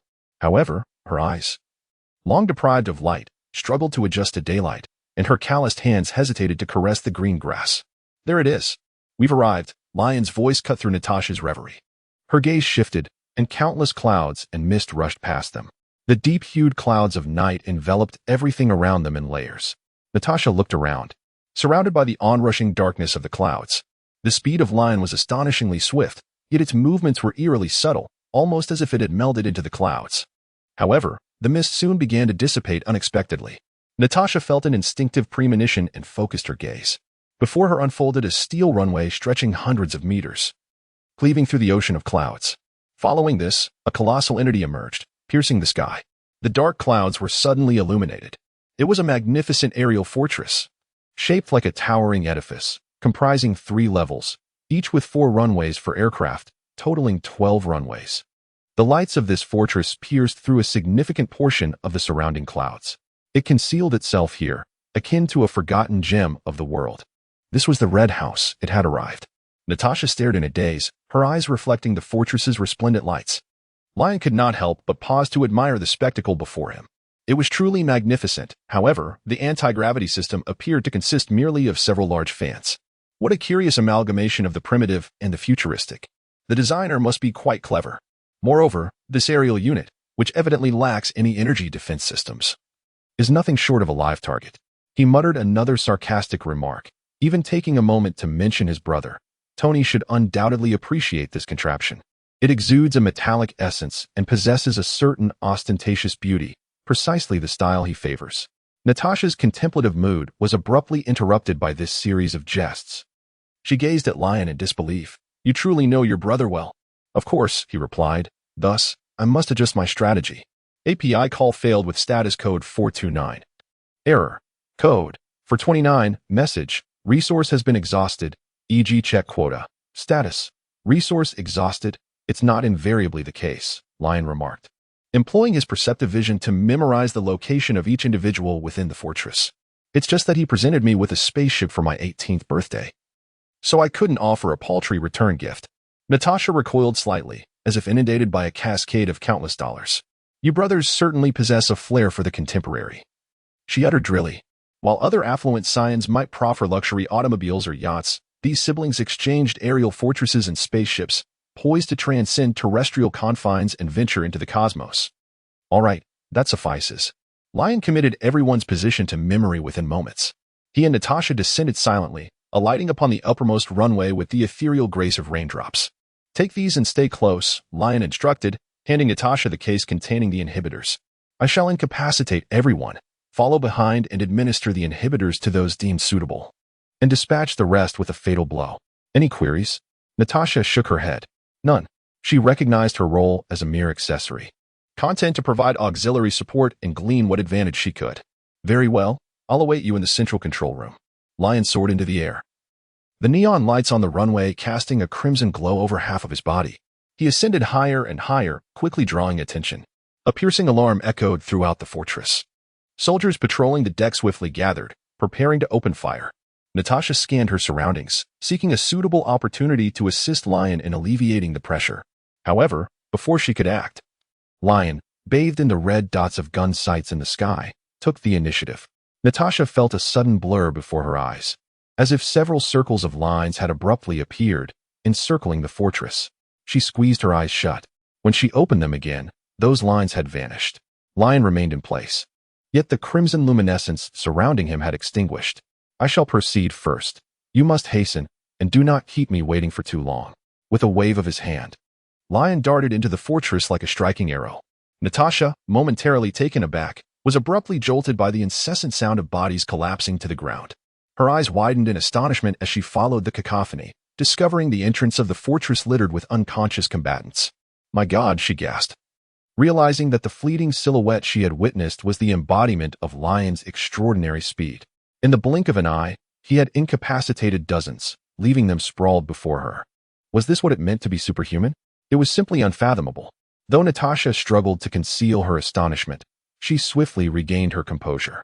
Since her involvement in the combat was entirely unnecessary, her task was rendered quite straightforward: to administer suppressants to all the widows she recognized and those she did not. As for the other soldiers, she dispatched them with a bullet to the forehead. Natasha understood all too well that within the grotesque intelligence agency known as the Red Room, there existed only two types of individuals: the controllers and the controlled. Those who were not widows required no discernment. They stood in positions of power, embodying oppression and stability, and none could be deemed virtuous. Once Natasha had administered the suppressants to all the widows, she pursued the direction of Lion, charging into the fortress.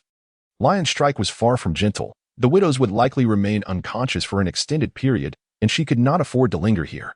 For Natasha, the interior of the Red House fortress was a stark contrast to its grand exterior. Within its walls, she felt as if she had returned home, intimately familiar with every corner. The only notable difference was the sight of bodies sprawled on the ground at every doorway and corridor, each individual appearing serene and scathed, as if they had simply drifted into a peaceful slumber. Natasha could easily envision the scene when Lion had stormed into this formidable stronghold, as if traversing an unguarded realm. Without a moment's hesitation, she wielded her left hand to deliver a final blow while administering a sedative with her right, hastening towards the command room. However, the sheer number of incapacitated individuals was overwhelming. Even with her swiftness, it took her nearly 10 minutes to complete the injections and reach the central command room. Before she could open the door, familiar voices reached her ears. I apologize, esteemed Superman. Please forgive my transgression. I swear I had no knowledge of your relationship with Mr. Tony Stark. It was Dracov's voice. Spare me your pleas. I have listened to your grandiloquent monologue about widows ruling the world and the pursuit of peace. And now you say this? Lion retorted. Then what would you have me say? I can say anything. Shall we discuss Gorbachev's misadventures instead? Enough. Whatever you wish to convey. I shall send you to speak with God. You are aware of my ties with Tony. Do you still believe you can leave this place alive? A silence enveloped the room. The initial voice suddenly erupted into a sharp laugh. Ha ha ha, Superman. You have fallen into my trap. Do you truly believe I have been stalling for no reason? The pheromones I emit control those around me, rendering them incapable of attacking. You have inhaled a substantial quantity of these pheromones. Go ahead and attempt to strike me. As Natasha pushed the door open, she beheld her former superior, General Dracov, meticulously grooming his hair, adorned with black-rimmed glasses, his stout figure hunched over the table. He was glaring at Lion, eyes wide and mouth twisted in derision. Am I arriving at an inconvenient time? She inquired, gesturing toward the door. Natasha, you are the one who brought Superman here. You wretched slap. Dracov's fury ignited upon seeing Natasha, his curses spilling forth. Yet, before he could complete his tirade, Lion struck him sharply on the back of the head, sending his face crashing into the table, blood and brain matter splattering. This loquacious fellow was insufferable, and his pompous demeanor only intensified the desire to strike him. Lion reached out to wipe the splattered blood from Dracov's clothing. He tilted his head towards Natasha, inquiring, You wouldn't mind if I were to eliminate him, would you? Natasha shrugged nonchalantly. I had contemplated doing so long ago. But tell me, how did you manage it? It was precisely the pheromones he just mentioned. She approached Lion, pondering how those pheromones rendered individuals incapable of attacking him. We have all experienced it. Why were you not affected? Lion seized Dracov by the collar and hurled him to the ground, his eyes emitting scorching rays that instantaneously reduced the puppet master to ashes. The anomalous pheromones within me could barely endure a fleeting second. How could they possibly influence me? Lion brushed off non-existent dust from his hands, dismissing this fellow's fanciful notions. Unless it were a form of mental or magical control, How could one hope to manipulate a Kryptonian who had basked in the sun for over 6 months? Such an attempt was woefully inadequate. Natasha gazed at the ashes of her former superior, her mouth slightly agape. Scorching rays. Ah, yet another wondrous new ability. I have nearly grown accustomed to the astonishment elicited by your displays of novelty. Treasure boy, how do you intend to surprise me next? She chuckled silently, but before that, you might as well articulate how you wish for me to repay you. I shall acquiesce to any condition. Natasha, are you aware that your current tone resembles that of a 30-year-old career woman seeking relief in a bar from the rigors of the day? In search of dashing male models? In the room, a colossal screen loomed, with an embedded control panel on the desk opposite it. Approaching the table, Lion initiated actions on the console. As a token of gratitude, facilitate the transfer of the widows to my employment. However, the initial step involves nullifying the control exerted upon the widows globally. My pleasure, Natasha responded, observing Lion's maneuvers. I shall proceed to ascertain the circumstances of the widows within the aircraft carrier, entrusting you with the task of deciphering the system and procuring a roster of widows across the globe. Is that acceptable? A triviality, Lion asserted. Abruptly, a crimson interface materialized on the screen, prompting a palm print for authentication. Palm print identification? Lion attempted several times to no avail. It seemed he had acted a bit impulsively. Dreykov should meet his demise at a later time. He then took out his phone. However, I still have Jarvis, who can manage this system. Lion connected his phone to the control panel with a data cable, and soon, Jarvis's voice resonated through the room's speakers. Master Lion, Mr. Stark has requested to inquire whether you will be returning home tonight. Jarvis's opening statement was quite striking. A dark line descended upon Lion's face. Do not respond. Inform him not to engage in frivolous activities in my absence. Otherwise, I shall instruct Pepper to remind him to attend work tomorrow. Very well. I shall convey your message to Mr. Stark. Jarvis paused before continuing. He also asked me to remind you, should you choose to stay out overnight, to take necessary precautions and be wary of deceitful individuals. Lion slapped his own face in exasperation. He should first manage his own affairs. What a foolish old man, still believing I am a mere child. Please, I was more mature than him at the age of 3. Natasha, unable to contain herself, burst into laughter beside him. Lion cast a deathly glare while Natasha, tucking her red hair behind her ear, averted her gaze. Next time, I'll introduce you to that childish Stark. I'm certain you'll find him exceedingly tedious, Lion remarked with a disdainful smirk. He turned to instruct Jarvis to commence the decryption of the Red Room system. However, Natasha unexpectedly prodded his cheek with her fingertip, a fleeting touch. As his gaze followed her, he saw Natasha retreating to the doorway, waving her hand. To be honest, one childish Stark is quite sufficient for me, Natasha declared before darting away, vanishing around the corner beyond the door. Leon was momentarily taken aback. Another foolish soul?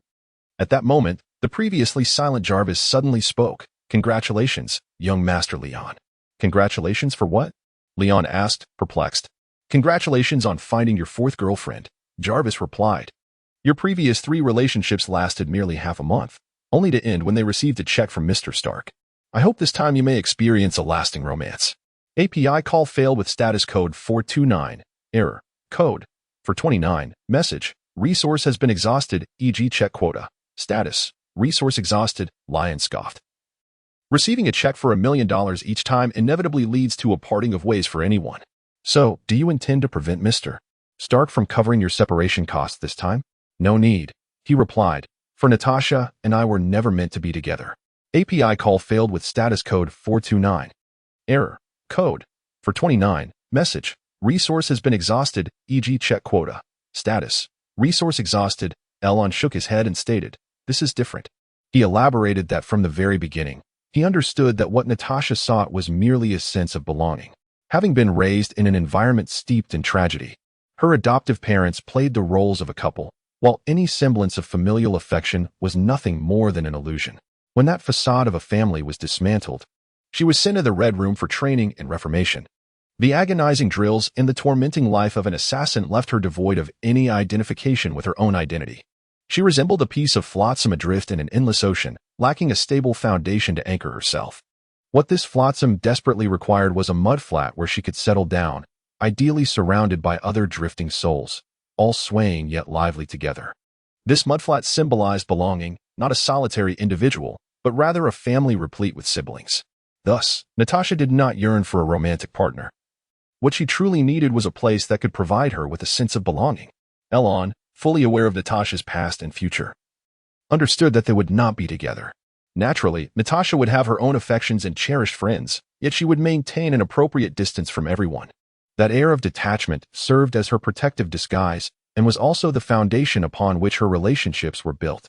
Suddenly, a thud echoed from outside, followed by the sound of hurried, retreating footsteps. Clearly, Natasha had been laid bare, her thoughts exposed, and she had rushed away in a state of disarray. Master Elon. Miss Natasha was just outside, Jarvis reminded him. I am aware. Elon nodded. Do you understand her well, perhaps harboring feelings for her yet afraid to draw near? My dear Jarvis, such sentiments are reserved for Tony. My admiration for Natasha is purely platonic. So, you have no intention of pursuing a relationship? Our connection can remain uncomplicated, perhaps sharing our innermost thoughts during the quiet hours of the night. According to Mr. Stark's behavioral analysis, conversations held at night often devolve into raucous activities.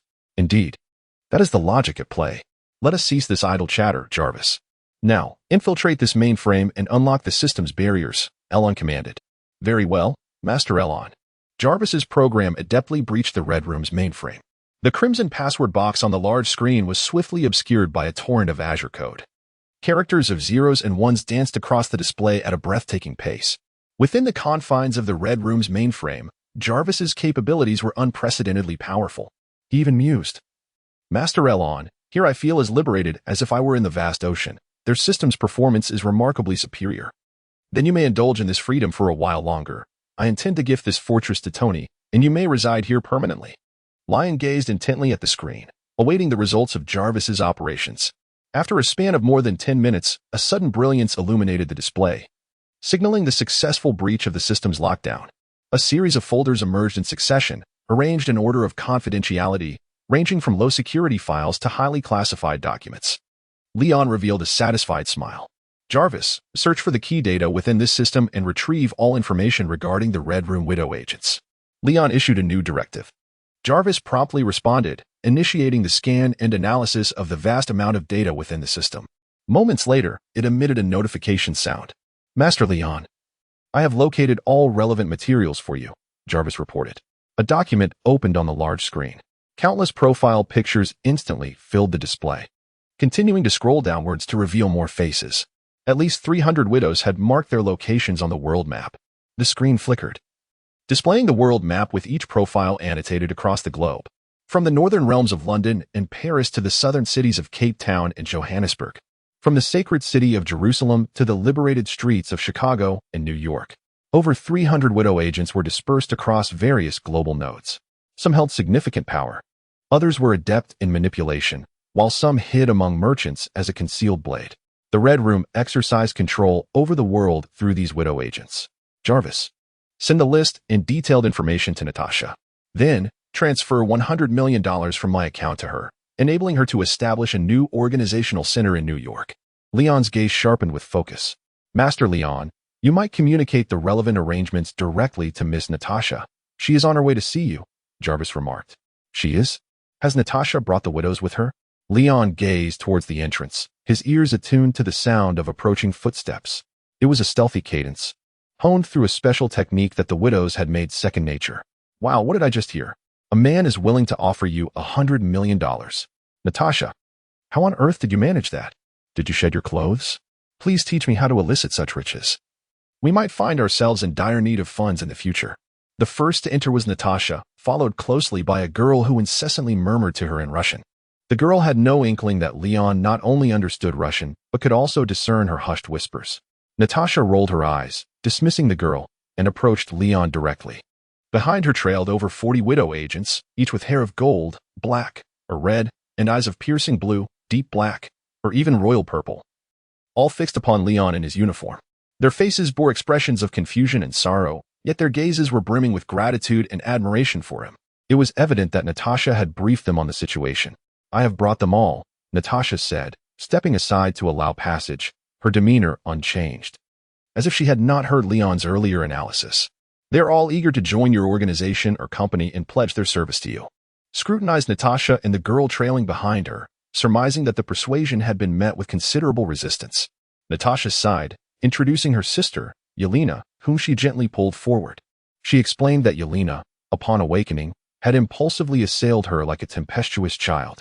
Both Natasha and Yelena bore the marks of their altercation, with one sporting a contusion on her forehead and the other a laceration at the corner of her mouth.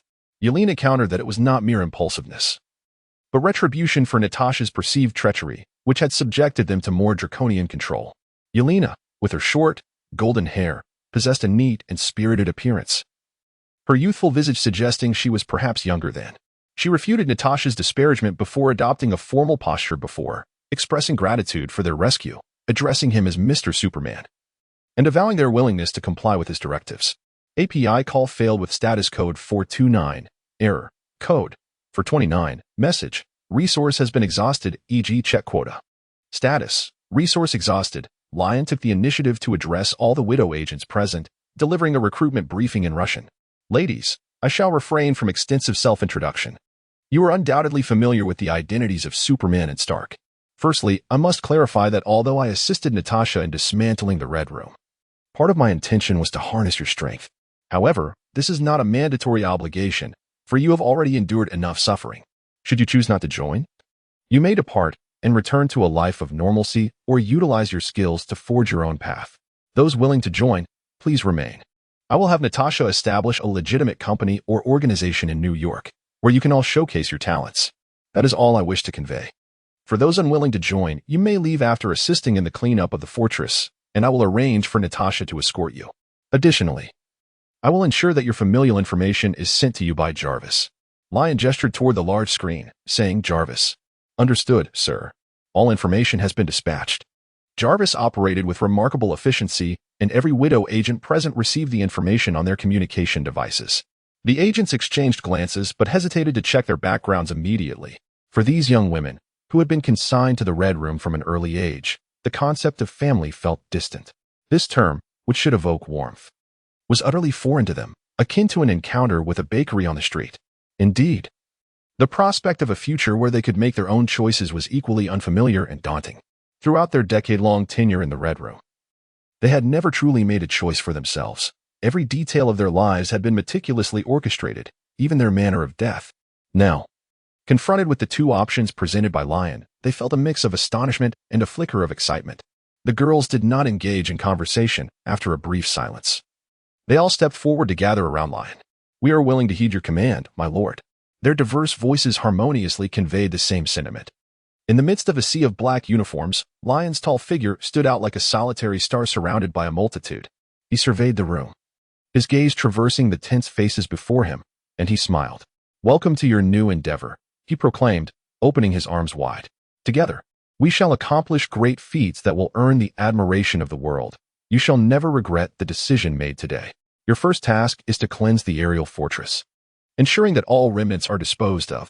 Subsequently, I shall assign Natasha to accompany you as we dismantle the control exerted by other widow operatives across the globe. He extended his hand, and the widows collectively placed their hands upon his, their eyes gleaming with anticipation. As the girls gradually departed, Lion turned his attention to Natasha and her sister, who appeared to be contemplating a discreet escape. From the moment Lion uttered his first phrase in Russian, Yelena's countenance shifted to one of embarrassment. She had presumed that the superhuman would only converse in English, perhaps with a smattering of Chinese. She was unprepared for his fluency in Russian. What she had anticipated as the dawn of a new life instead ushered in an experience of social mortification. At that moment, Yelena wished fervently to roll on the ground and vanish from sight. However, as she attempted to slip away unnoticed, Lion called out to her, Natasha, Yelena, you two stay behind. Natasha halted without a hint of hesitation, while Yelena stiffened, awkwardly pointing to herself. Do I have to stay too? She inquired. It seems so. Lion replied with a nod, a playful smile adorning his lips. He puffed out his chest, recalling how she had been discussing his muscles moments before, and thought it appropriate to offer her a chance. Yelena stumbled back in surprise, but after a moment's hesitation, she extended her right hand. So, may I touch it? Natasha's expression darkened as she delivered a sharp slap to the back of Yelena's head. What on earth are you thinking since regaining consciousness? Yelena cradled her head in a show of innocence. It was the boss who said I could have an opportunity. She effortlessly adopted the position of Lion's subordinate. Lion shook his head in disbelief. How could a girl of Yelena's age harbor such unfathomable thoughts? He addressed the screen, Jarvis. Please send the information about the widow agents scattered across the globe to both of them. Understood, Jarvis responded. Natasha and her companion approached Lion. Gazing at the images marked on the screen, gradually realizing the reason for Lion's summons. So, you wish for us to lead the other widows? Natasha inquired. Precisely, Lion affirmed. Yelena, as the former Black Widow, you are ideally suited to guide them. Wait, Black Widow? But I'm not one, Yelena replied, perplexed. As she rubbed the back of her head. Not one? Lion paused, taken aback. In the original timeline, Yelena had surpassed all of Natasha's records to become the new generation of Black Widow. It was unexpected that she had not achieved that status yet.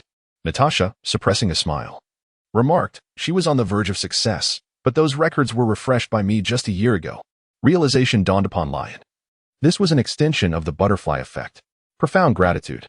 No wonder my training regimen was doubled back then. Do you have any idea how close that brought me to death? Yelena exclaimed, clutching at her hair in exasperation. As she spoke, she lunged forward, attempting to tackle Natasha, only to be swiftly subdued. Lion, pay her no mind. Tell us, what would you have us do? Natasha inquired, pinning Yelena beneath her. Once matters here are concluded, lead the others to liberate the widows marked on the map.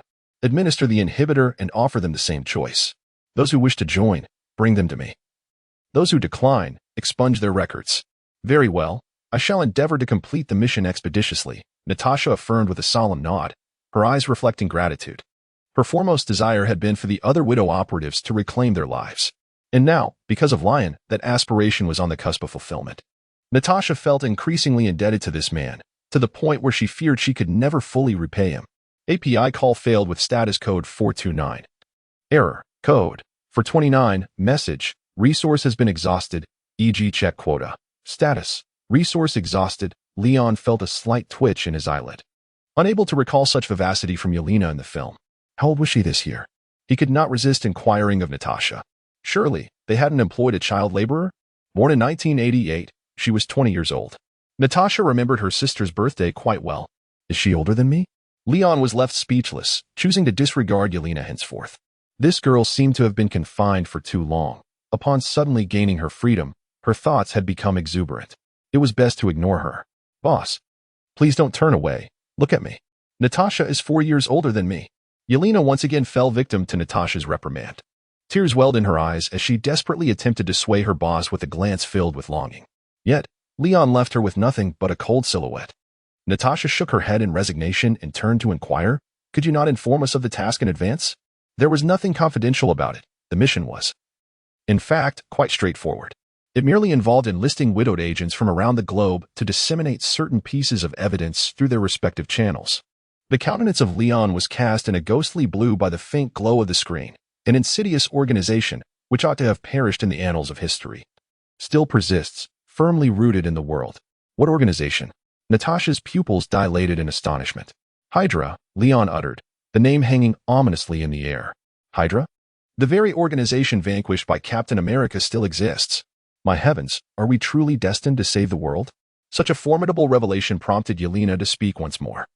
Natasha, too, fixed her gaze upon Leon, eager for him to divulge further details.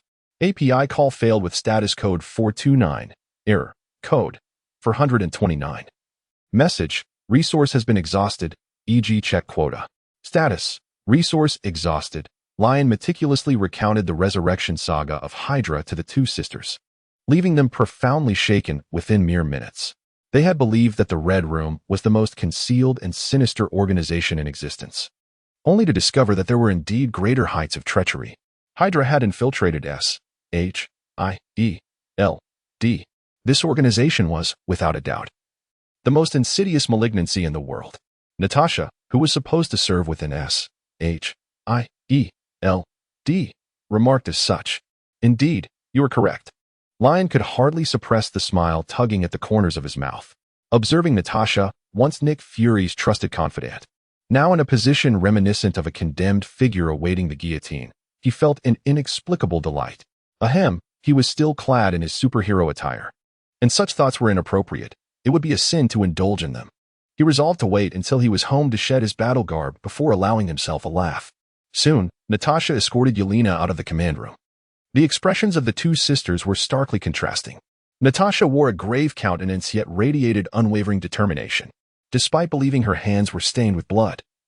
Her greatest desire was to save the world and atone for her sins. She would willingly sacrifice herself for this cause. Perhaps, after enduring so much, she harbored a self-destructive inclination, wishing only to rectify her wrongs before her demise. In stark contrast, Yelena was brimming with excitement, nearly bouncing with enthusiasm. She chattered incessantly about her impending rise as a great hero. Yet, regardless of their differing reactions, both sisters increasingly felt that the organization Lion was about to establish would be a magnificent entity, laboring in darkness while serving the light. However, had Lion been privy to their innermost thoughts, he would have undoubtedly burst into laughter.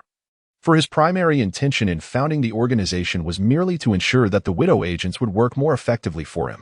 Master Lion. Perhaps this Miss Natasha is indeed commendable. She appears incorruptible by greed and possesses a heart of justice, Jarvis remarked once the others had departed. Leon nonchalantly remarked, indeed. Having subordinates like this is commendable, loyal, indifferent to fame and fortune, and unafraid of sacrifice. Where else could one find such exceptional aides? Your perspective, young master, is truly astonishing. Always eluding my calculations. That is imperative, Leon continued, swiping through the electronic screen. Do check within the Red House mainframe for any documents pertaining to Hydra. Please hold on. There are 8 undercover files and 316 transaction records, all related to Hydra. Jarvis unfolded the folders on the large screen. It added, however, the Red House is unaware that these undercover operations and transactions involve Hydra. The aforementioned results were derived from the Hydra intelligence you previously uploaded. Luin, arms crossed, mused. 8 infiltrators. The Red Room's reach is truly astonishing. They've even managed to penetrate Hydra. The files indicate that a Widow operative, after infiltrating a Hydra-controlled research facility, was recommended for recruitment into S.H.I.E.L.D., Jarvis reported. Technically, this Widow agent is also a member of Hydra, albeit unwittingly. A double agent? No less. I'm beginning to think Dreykov was a mastermind after all, Luin exclaimed, clapping his hands together. After a moment's reflection, he instructed, have Natasha prioritize contacting this Widow and administer the inhibitor. Then compile all Hydra-related documents and transmit them to Tony's mainframe. Furthermore, ensure that all sections pertaining to the Red Room are preserved. They may prove useful later. Understood, Master Luin, Jarvis acknowledged. The screen promptly displayed the file transfer, confirming. File package successfully transmitted to Mr. Stark's mainframe. Brilliantly executed. API call failed with status code 429. Error. Code. For 29. Message. Resource has been exhausted, e.g. Check quota. Status. Resource exhausted. This month, the times when Leon ventures into space to bask in the sun are fixed. To indulge in the warmth of sunlight at his leisure, he must wait for over half a month. It seems I have forgotten. Leon stroked his chin, deciding to assist the ladies in clearing the bodies. He floated out of the command room and found the busy Widow agents, aiding them in the task of transporting the corpses.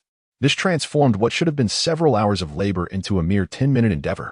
Consequently, Leon summoned everyone to gather in the officers' mess hall on the lower level of the fortress for a celebration. As the gathering commenced, the dining table was adorned with simple fast food, while the highlight was a generous supply of whiskey and champagne that Leon had retrieved from the wine cellar.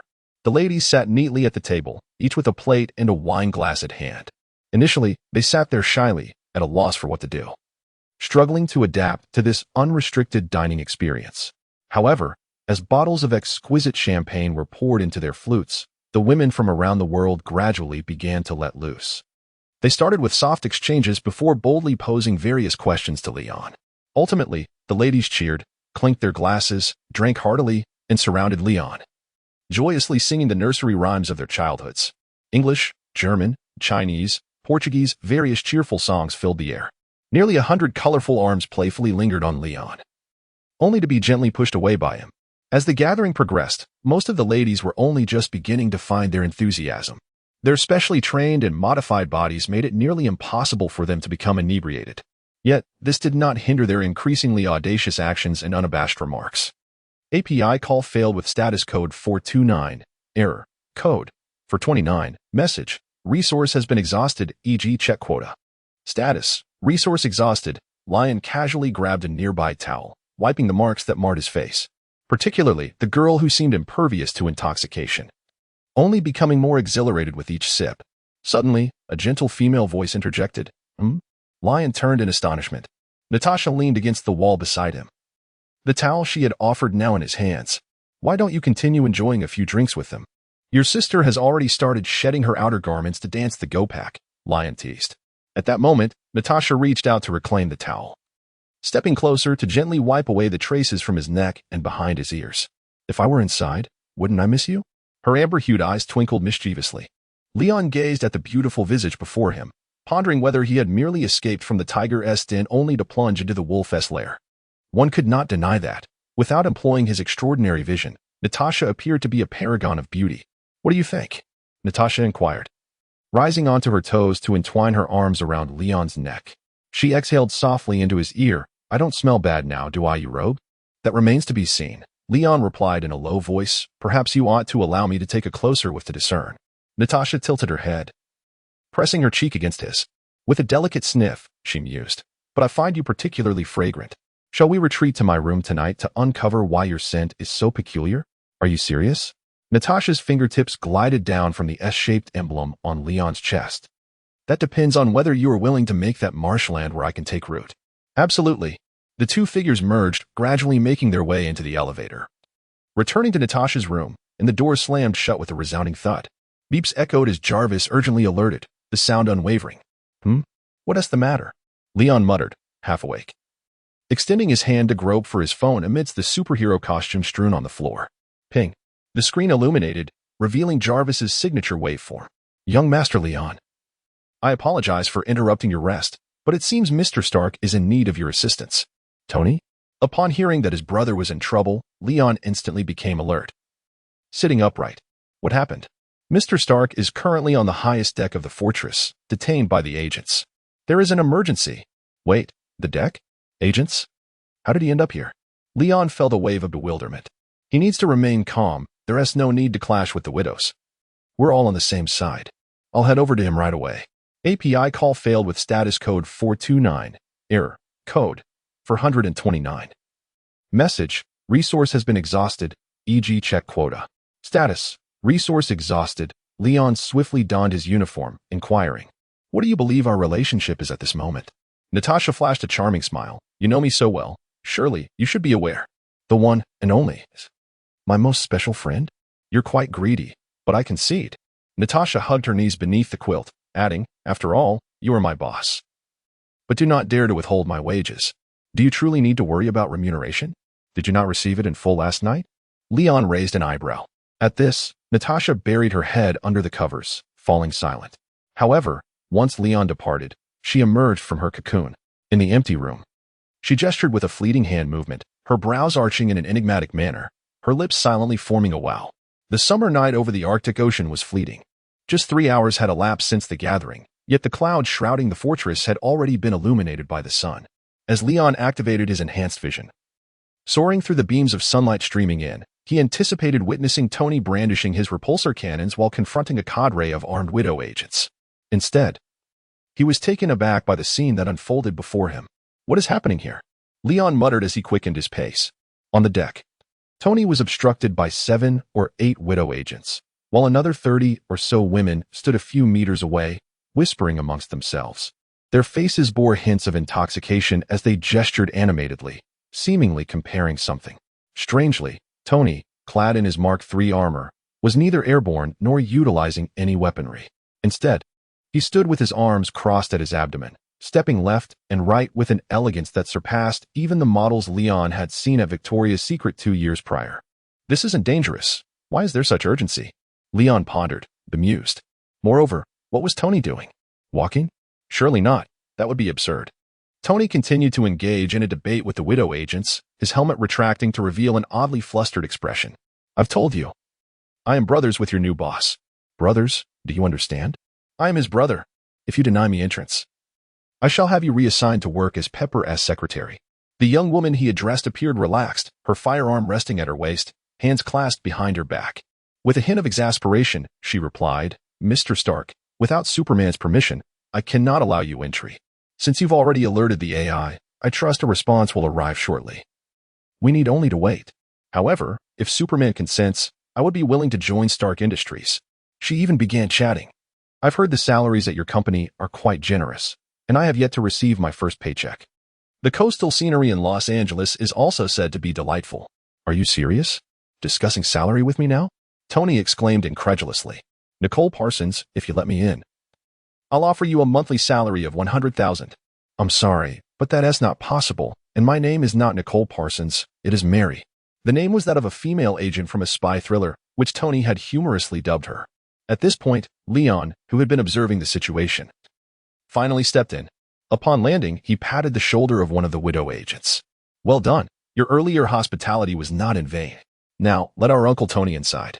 Upon hearing this, Mary and the widow agents parted ways, smiles gracing their faces. But you must not flee midway through the next gathering, they teased. The revelry at the gathering allowed the women to become more familiar with Leon. Their demeanor became significantly more relaxed, yet the respect in their eyes remained undiminished, even increasing in trust. Next time, I shall ensure you are all thoroughly intoxicated before I take my leave. Leon smiled, turning to Tony with open arms. Tony, how on earth did you find your way here? Just look at your complexion. It's as if you've been holding your breath underwater for 3 minutes. For heaven's sake, why did you take so long to show up? Move aside, I must enter. However, Tony forcefully pushed Leon aside. His face was flushed, akin to someone who had just emerged from submersion. Jarvis, guide me, and then set the suit's propulsion to maximum. The Mark III's thrusters ignited simultaneously, propelling him like a cannonball into the fortress. Natasha, who had just exited, nearly collided with him, hastily leaping aside and exclaiming, "Damn it!" Lion stood frozen in place, finally completing his sentence, like a drowning frog. The young women exchanged glances upon hearing this metaphor, all expressing their agreement. Is that your brother, Tony Stark? What is the matter with him? Natasha approached, brushing the dust from her hands. API call failed with status code 429. Error. Code 429. Message. Resource has been exhausted, e.g. check quota. Status. Resource exhausted. Leon's expression turned peculiar. Jarvis, how long has Tony been on the road? 3 hours. Mr. Stark has been quite occupied today and hasn't had the chance to address his physiological needs, Jarvis replied. Haha. Leon burst into laughter, realizing that Tony could no longer contain himself. I wondered why his feet kept fidgeting. The women present were equally enlightened, understanding at last why Tony Stark had been so peculiar moments ago. Laughter erupted across the deck as everyone gained a deeper insight into the dynamic between the Stark brothers. I'll check on Tony and see what he's up to. You all carry on, Leon said as he took flight back into the fortress. Tony, do you still find the liquid circulation system repulsive? He inquired, leaning against the wall as Tony emerged from the restroom. Tony's expression stiffened instantly. After a few seconds of hesitation, he nonchalantly turned away, occasionally having to concede that functionality trumps appearance. So, it's no longer repulsive? Leon pressed, tapping his finger against his forehead. I recall someone mentioning a few days ago. All right, I admit it. You were right about needing a liquid circulation system in the armor, Tony quickly amended, his demeanor shifting. He grasped Leon's arm, eager to divert the conversation. Let's just say I'll add the feature when we get back. For now, why don't you show me around your fairy tale castle? Leon noted Tony's concession with satisfaction. API call failed with status code 429. Error. Code 429. Message. Resource has been exhausted, e.g. check quota. Status. Resource exhausted. API call failed with status code 429. Error. Code 429. Message. Resource has been exhausted, e.g. check quota. Status. Resource exhausted. Lion stepped forward to lead the way. This way, let me show you the capabilities of this fortress. And by the way, this is your 40th birthday gift. There's still plenty of time.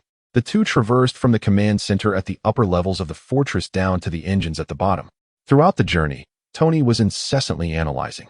The entire structure was cloaked in stealth coatings, radar-absorbing materials, and optical invisibility.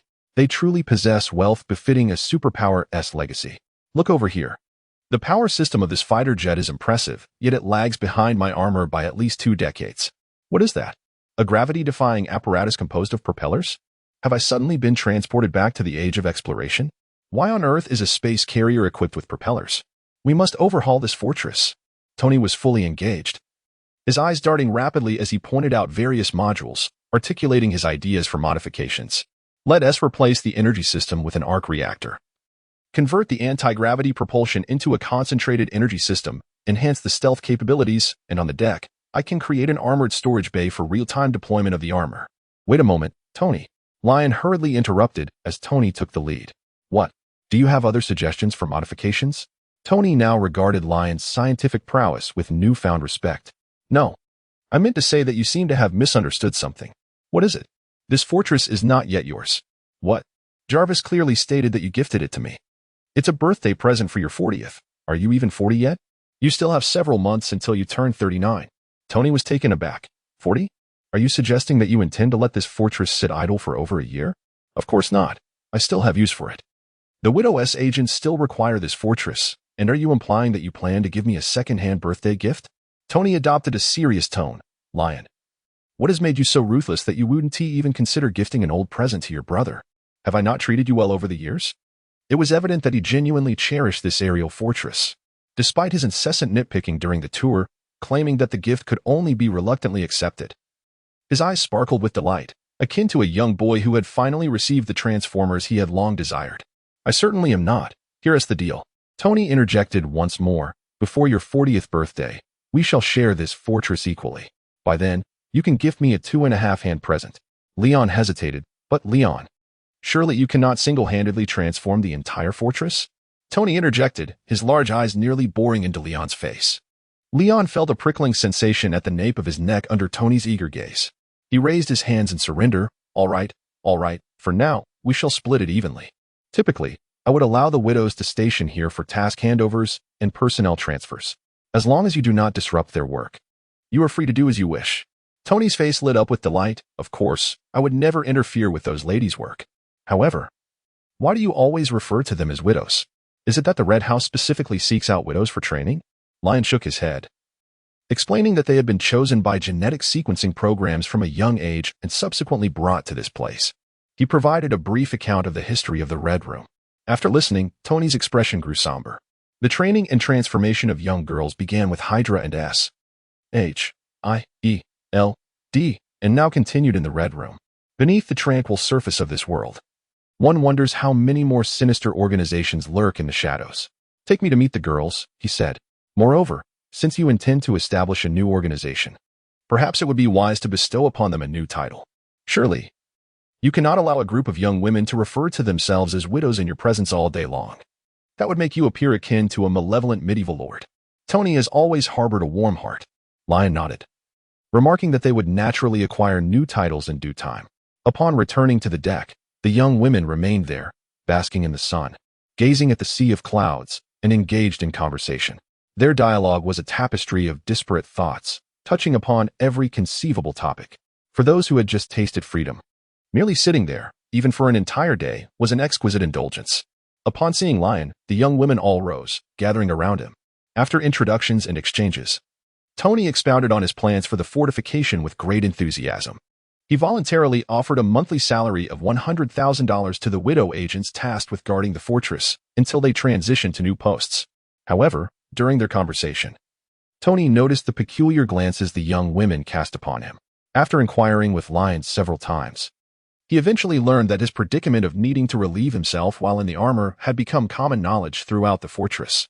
Consequently, Lion and Tony swiftly bid farewell to the young women and departed from the aerial stronghold. Tony's departure was partially due to an overwhelming sense of embarrassment, and partially because he needed to prepare for the press conference scheduled for later that day. Failing to make it in time would surely incite Pepper's ire for quite some time. As the time for sunbathing arrived, Leon decided to retreat back to the spacecraft for some much-needed rest. By the way, he had repaired the hatch of the spaceship last week after it had endured an unfortunate mishap at his hands when he had first awakened, overwhelmed with exhilaration and a desire to test his newfound strength. Consequently, the hatch had suffered indiscriminate damage, and it fell upon him to mend it. On the fortress deck, the widows gazed enviously at the two who had taken flight. How splendid it was to soar freely in the skies, Yelena remarked, expressing her hope that one day the leader might craft a suit of armor for her as well. Just imagine how exhilarating it would be, flames shooting from beneath one's feet, soaring away with a whoosh. Natasha, standing silently nearby, continued to watch Leon vanish into the clouds. Yelena, noticing her sister's unusual demeanor, nudged her shoulder. Hey, stop staring. He's already gone. You spent those hours alone with the boss. Haven't you had enough? Mind your own business, Natasha retorted, pushing her sister away. I will mind it, Yelena protested, drawing closer once more. Suddenly, an idea struck her. Oh, you two were together just now, right? How did it feel? The other girls perked up at this topic, gathering around. Yes, he's so strong. What was it like? Do tell, they urged. Is he as powerful as a hydraulic press or as swift as a power drill? We can't experience it ourselves, so if you don't share, we might just die of envy. The widows transformed into curious children, their eyes sparkling with intrigue. Natasha's expression shifted slightly as she extended her hand in an airy gesture. It felt somewhat like flying in the heavens, and it never seemed to stop. Moreover, it was quite impressive. Oh, damn it. Natasha, you should be ashamed. My superhero. Upon hearing the words they longed for, the curious girl's composure crumbled, resulting in a cacophony of excitement. Meanwhile, in Los Angeles at 10 in the morning, the Stark Industries conference commenced punctually. Pepper stood on stage, delivering an extensive speech regarding the rollout of a new energy supply initiative. Although it was merely a preliminary outline, true collaboration would necessitate engagement with various sovereign nations. The reporters in attendance flashed their cameras incessantly, maintaining silence until Pepper concluded her address. They understood they were witnessing an event poised to transform the world. Should they perform admirably, perhaps their compelling reports from this day would secure them a place in textbooks. However, as Pepper finished, the anticipated Q&A session did not materialize. Instead, she stepped aside, allowing Tony Stark to take the stage. Now, everyone, don't rush. I'll just say a few words, he announced, resting his hands on the podium. After a brief uproar, the crowd fell silent, hundreds of eyes eagerly awaiting Tony's forthcoming remarks. It's finally beginning, Jarvis. Remember to record this, he instructed. On the outskirts of the crowd, Leon, back from space, held a bucket of popcorn, appearing to relish the unfolding spectacle. Mr. Leon, you seem quite eager for Mr. Tony's upcoming speech. A voice suddenly emerged from beside him. Lion furrowed his brow and cast a glance at the speaker. His footsteps poised to depart, but abruptly halted. You are a familiar face. Lion instantly recognized the well-dressed middle-aged man beside him, whose thinning hair and amiable expression were unmistakable. It was none other than Phil Coulson, a devoted fan of Captain America. I am Phil Coulson, representing the Strategic Homeland Intervention, Enforcement and Logistics Division, he said, offering a warm smile as he handed over a business card. What a mouthful, Lion remarked as he accepted the card. I assume you have matters to discuss with me? We operate independently of the FBI and CIA, Coulson replied. We would like to converse with you regarding recent events in the Middle East. Lion cast a glance at the business card before returning it to Coulson's hand. There is no need for you to inquire. What Tony is about to discuss pertains to those matters. You merely need to await developments. Coulson, taken aback, shifted his gaze towards Tony on the stage, sensing that significant events were destined to unfold that day. Thank you. He nodded politely to Lion before stepping outside to retrieve his communication device and contact his superiors. Recently, I trust you have all been keeping abreast of the happenings in the Middle East, Tony stated, flipping through several pages of his speech before discarding them aside. There are elements wielding weapons of dubious origin, mercilessly slaughtering civilians. In the past, Obadiah covertly supplied them with arms. Though he is no longer among us, those individuals still possess weapons. As Tony prepared to elaborate further, a journalist raised a hand to inquire, are you referring to the Ten Rings? The group that kidnapped you and was subsequently vanquished by Superman? Well, somewhat, but the details differ, Tony replied, momentarily taken aback. Indeed. It seemed that any situation could be linked to Superman by these journalists. He decided to forego extensive preamble and delve directly into the crux of the matter. You are undoubtedly aware that the majority of the Ten Rings' influence resides in the Middle East, specifically in Afghanistan. Recently, an individual clad in iron armor has emerged there, purging this band of thugs. Many have begun to regard him as a hero. I must clarify, he possesses numerous flaws and has committed many errors in his youth. Yet, you still perceive him as a hero. Another journalist interjected, are you speaking of that young metal imitator of Superman? Do you know him well? Tony found his words caught in his throat as he stared at the journalist for an extended moment before exclaiming, that is Iron Man, not just some metal kid. And I'm Iron Man. A hush fell over the crowd. All eyes were fixed on Tony, some believing he was merely attempting to lighten the atmosphere. A few even managed to produce meager laughter, indicating they found his declaration amusing. The only genuine laughter, radiating pure joy, came from Lion, which darkened Tony's expression. Annoyed. He pursed his lips, stepped back, and revealed two wristbands. J-A-R-V-I-S. In an instant, an oval metallic flying pod surged in from outside. Soaring over the journalists' heads, amid gasps and evasive movements, the pod disassembled and adorned Tony. I am Iron Man. The armor enveloped him, the crisp sound of iron scales locking into place resonating through the air. Tony once again asserted his identity with calm conviction. This time, the audience gazed at him in astonished silence. The gold and red armor, stationed at the podium, shimmered like an industrial marvel, radiating brilliance. Every heart trembled in awe. Then, a wave of excitement surged through the crowd as hundreds of arms shot up, clamoring to pose their questions. By evening, one could truthfully assert that Tony would have been better off appearing in his armor from the outset. It would have spared him from the relentless queries of the journalists. Lion pushed open the grand door of the mansion and spoke to Tony behind him. After the press conference, Pepper insisted on keeping him and Tony at the office for an entire day. The mountain of documents seemed to have no end. And even the superbrain appeared to voice its protest. API call failed with status code 429. Error. Code. 429. Message. Resource has been exhausted, e.g. check quota. Status. Resource exhausted. The more Lion contemplated, the more he believed that this decision was indeed feasible, marking yet another triumphant scenario for all parties involved. After all, this particular journey was one he could not embark upon. To commute to work before the transition and return to work after would render his crossing utterly meaningless. Yet, such matters were to be addressed at a later time. For now, he simply yearned for a delightful dinner, seeking solace in culinary pleasures to alleviate the fatigue of labor. However, as he stepped through the door, Lion halted abruptly. The voice of Tony, laced with skepticism, pursued him from behind. Is that truly how you feel? I distinctly recall you being the loudest in your laughter at that moment. Why are you standing there, motionless? Tony peered over Lion's shoulder. Before the expansive floor-to-ceiling windows stood a figure clad in a long black coat, its hem brushing the ankles, gazing solemnly out at the sea. With their back turned to the two men, the silhouette, with its enigmatic demeanor, could be none other than Nick Fury. J-A-R-V-I-S. Tony called out. Welcome home, Mr. Stark and young Master Lion. J-A-R-V-I-S. Promptly replied. It appeared that there was a localized electromagnetic shielding in effect. A commendable piece of technology, Tony remarked, having discerned that a portion of J-A-R-V-I-S' surveillance area had been obscured. He turned to Lion and inquired, "What do you think we should do?" Lion snapped his fingers. "Jarvis, expel the individual standing by the floor-to-ceiling window with the armor." "Certainly, sir," came the immediate response, accompanied by the sound of mechanical assembly from downstairs. "Wait, don't be hasty." Nick Fury, impeccably attired and coolly composed, turned in alarm. "I am director of S-H-I-E-L-D, Nick Fury."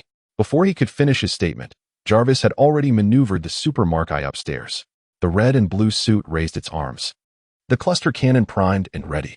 "Damn it. I shall return. We need to have a conversation." Nick Fury realized that this artificial intelligence had no intention of relenting. And without hesitation, he smashed through the floor-to-ceiling window, leaping off the cliff. Boom. As he plunged into the abyss, the cluster cannon whizzed past him.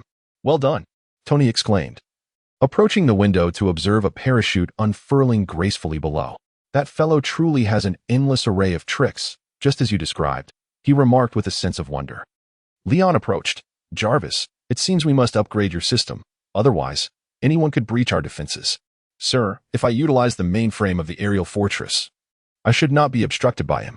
"Ah, you still know how to make demands. Then let us proceed with the upgrade." At this moment, Tony glanced at Leon and remarked, "Speaking of which, had you expelled your Black Widow subordinate when she visited yesterday, we would have been unable to locate the Red Room. Why did you refrain from taking action?" "Because I wish to ascertain certain matters," Leon replied, exhaling towards the floor-to-ceiling window, sending all the fragments cascading into the abyss below. "I intended to extract some intelligence from her. Naturally, I wouldn't simply dismiss her." "What intelligence?" "A secret. You, my boy, have such secrets with me? It seems you are merely infatuated with her." Tony's tone rose in pitch. "Indeed, that is a factor. I merely committed the folly all men are prone to." Leon made his way to his room. "You make a valid point." Tony contemplated, realizing he could hardly refuse an alluring beauty who presented herself. Time swiftly passed, and half a month had elapsed. Nick Fury had mentioned he would return, yet he had not made an appearance. Tony recounted that he had packaged and sent the Hydra intelligence to the Black Egg's inbox. One could surmise that the recipient was currently lamenting the countless wounds inflicted upon S.H.I.E.L.D., cursing profusely. However, during this period, Natasha had successfully led the women in liberating over 200 widow agents from their control. The vast majority of these widows were willing to join the organization that Leon had yet to establish. Only a handful of agents, either exhausted in body and spirit or seeking to pursue their own futures, chose to withdraw. Leon dutifully destroyed the files of these individuals. Yet, perhaps within a few years, some among them may come to regret the choices they made on this day. On Tony's end, at Pepper's behest, he began to return to the company to assist. After all, the expansion of new energy sources could hardly progress without his involvement. API call failed with status code 429, error, code 429. Message, resource has been exhausted, e.g. check quota. Status, resource exhausted, API call failed with status code 429, error, code 429. Message, resource has been exhausted, e.g. check quota. Status, resource exhausted. Lion nodded calmly, sensing that the rate of power growth was accelerating, akin to a geometric progression. However, in the past 2 days, he observed that the disparity in this increasingly significant increment began to diminish. Perhaps this indicated that he was nearing the pinnacle of his growth. Thus, what I yearn for is a prediction of the upper limit. Today marks the final day. Does it not? It is time for the results to be revealed. Grant me 5 minutes. Tony approached the computer and began to calculate swiftly on the screen. As he promised, 5 minutes later, a prediction chart filled with dots and lines was printed. All done. Lion drew out the blueprints and studied them meticulously, while Tony provided a narration from the side. Those points documented the magnitude of your power each time you transitioned after sun exposure, and the lines represented the increments. According to our established model, your upper limit of strength is projected to be around 2 million tons. Yes, that is 2 million tons with a single arm. After observing Lion's expression and finding no sign of distress, Tony continued. 1 million tons would represent your peak period. Before reaching that peak, your strength would increase rapidly, akin to a snowball effect. However, after that point, the rate of your strength growth would gradually decelerate until it reached the limit.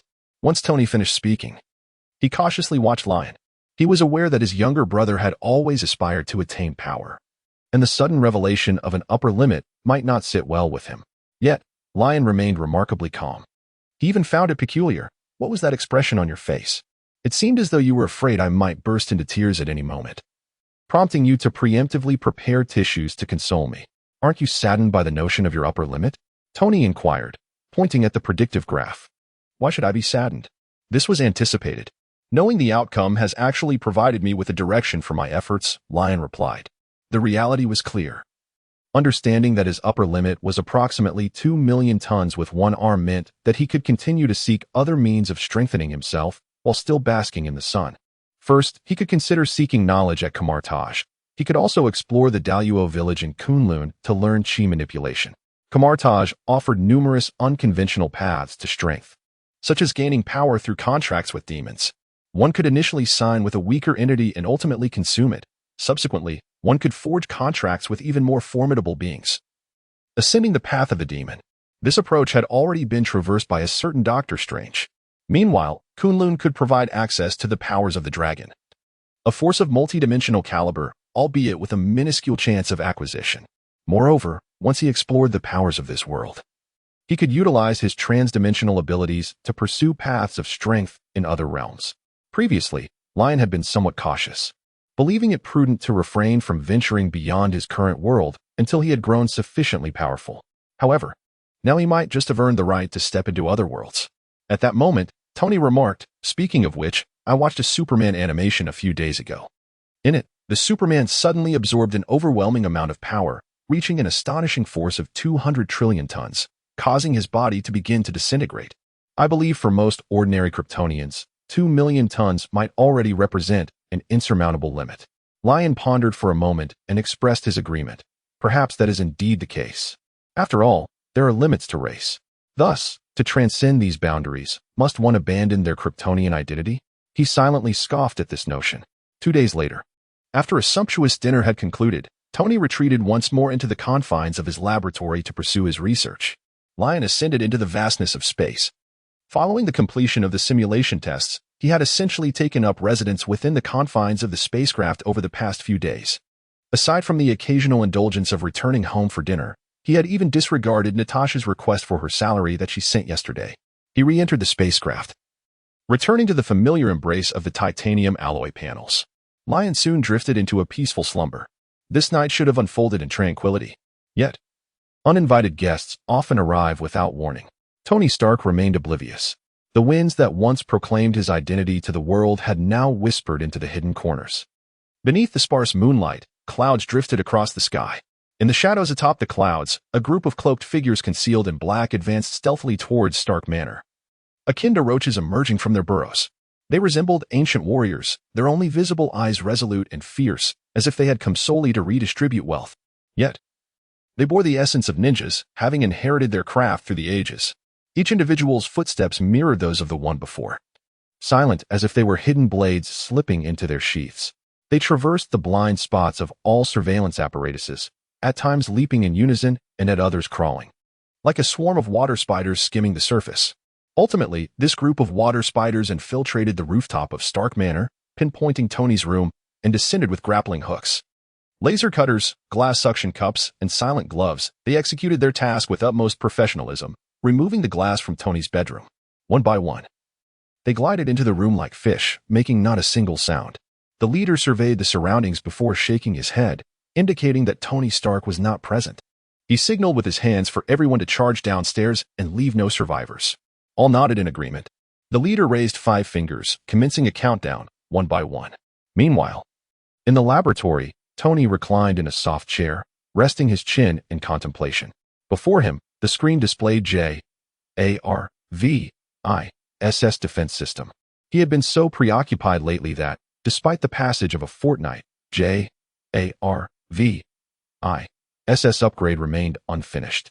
Interestingly, during the upgrade, he had intentionally replaced the surveillance equipment, resulting in a gap in the previously comprehensive monitoring. However, the upgrade was expected to be swift. Surely, no complications would arise. At that moment, a hand waved in front of him. Little did Tony know, the enemy had already breached his defenses. Lion reached out and removed the glasses from Tony's face. While drifting into slumber in the vastness of space, he was abruptly awakened by the sound of glass being cut and the hurried footsteps within his home.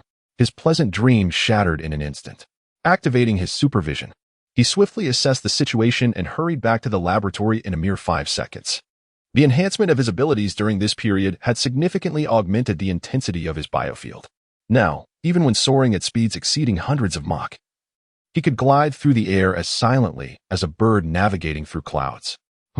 Tony was taken aback, his expression shifting to one of alarm before he composed himself upon seeing Lion. What enemy could it be? Jarvis had not issued any warnings. Damn it. Could it be that black egg again? Tony had learned to use the term black egg from Lion, a phrase that captured both flavor and hue. No. It appeared to be a group of ninjas, or perhaps martial arts masters. API call failed with status code 429. Error. Code 429. Message. Resource has been exhausted, e.g. check quota. Status. Resource exhausted. API call failed with status code 429. Error. Code 429. Message. Resource has been exhausted, e.g. check quota. Status. Resource exhausted. API call failed with status code 429. Error. Code 429. Message. Resource has been exhausted, e.g. check quota. Status. Resource exhausted. API call failed with status code 429. Error. Code 429. Message. Resource has been exhausted, e.g. check quota. Status. Resource exhausted. Lion contemplated that the last individual would fight to the death. However, to his astonishment, the person retreated, producing a simple envelope from within his cloak. He extended the envelope, and simultaneously, with a swift motion of his knife, he severed his own throat, collapsing lifelessly to the ground while still maintaining the posture of offering the envelope. It seemed he had no intention of engaging in a desperate struggle, but rather chose to convey his resolve through death. Lion approached Tony's side. No. He wished for me to see that letter. With a snap, Tony activated his faceplate, and his armor automatically detached. He stepped forward to retrieve the envelope. But Lion swiftly intervened. Be cautious, Tony. The letter may be poisoned. It is advisable to don your armor when handling items from foes in the future. Tony, taken aback, responded, poison on the letter? Is anyone truly capable of such treachery? Indeed, certain Eastern martial arts novels often revel in depicting such plots, where individuals lurk in the shadows, seemingly capable of such malevolence. Lion brought the envelope close to his nose and inhaled. Well, it seems harmless. Perhaps I was overthinking it. Yet, why did he choose to deliver this letter before taking his own life? He casually tore open the envelope. Could it be that some organization is attempting to recruit me? Was that, perhaps, a test for membership? Tony leaned in to take a look alongside him. Lion wore a look of disdain. What is this? A middle schooler's conjecture? Do you fancy yourself a savior? He unfurled the letter. At first glance, it appeared to be an ordinary correspondence, crafted from what seemed to be bamboo paper. Those accustomed to such materials typically hailed from Southeast Asia. Could the sender possibly be associated with the Ten Rings? The two of them scrutinized the letter line by line. To Mr. Tony Stark, congratulations on passing my test. You have eliminated the outer members of the Ten Rings who were dispatched to carry out an assassination. You have successfully proven your worthiness to be personally decapitated by me. In recent years, you are the first to reach this stage. Allow me to introduce myself. I am the leader of the Ten Rings, Winwu. The Ten Rings gang you eradicated half a month ago was merely a poor imitation of my organization. I must thank you for ridding me of these counterfeit imposters. However, I regret to inform you that, despite their status as mere imitators, they nonetheless represented the prestige of the Ten Rings worldwide. Since you have publicly declared the eradication of the Ten Rings gang, I am compelled to take action against you to uphold the reputation of my organization. In 1 month, I shall personally come to claim your head. Signed. One with the two quickly read through the letter in silence. Tony furrowed his brows. So, the Ten Rings gang is merely the tip of the iceberg? No. It seems this Ten Rings is actually a hidden organization. He recalled Hydra and the Red Room, all such clandestine organizations lurking in the shadowy corners of the world. To his knowledge, were far from benevolent. While Tony pondered the depths of the Ten Rings, Lion erupted with fury. What a Winwu! His eyes almost instantly blazed with crimson light. The letter in his hand disintegrated without warning. He levitated, his garments billowing as if caught in an unseen wind. The crimson glare in his eyes intensified, resembling a demon emerging from hell, gazing upon humanity.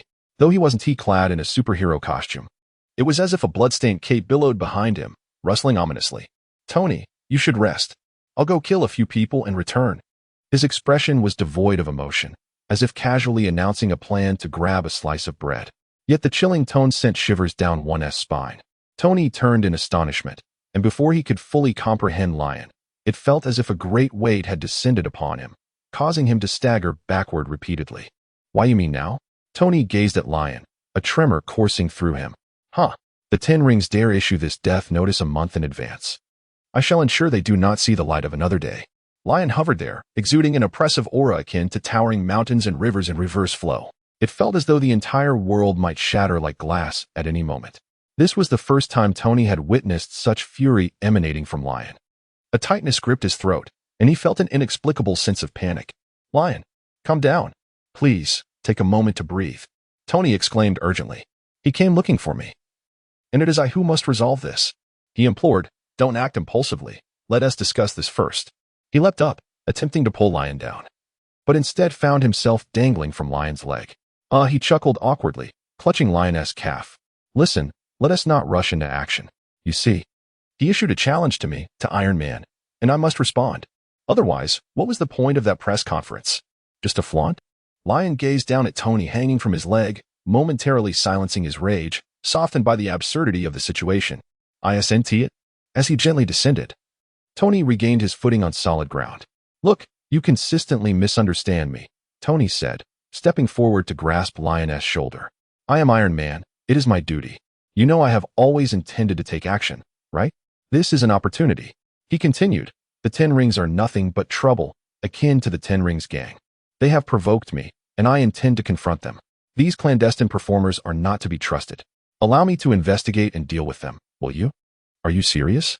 The fiery glint in Lion's eyes gradually dimmed, returning to their usual dark hue. He regarded Tony with a peculiar expression.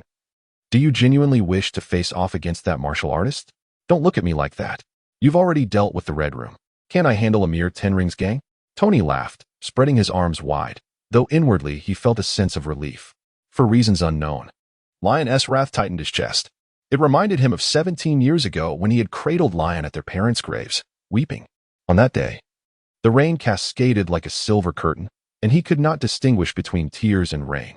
His heart was a tumult of anger, sorrow, and confusion, leaving his vision blurred with tears. Suddenly, the infant Lion, in his arms, babbled and reached out to wipe the moisture from his face. Even as a baby, Lion's deep black eyes seemed imbued with concern, and his tiny hands gently patted Tony's cheek.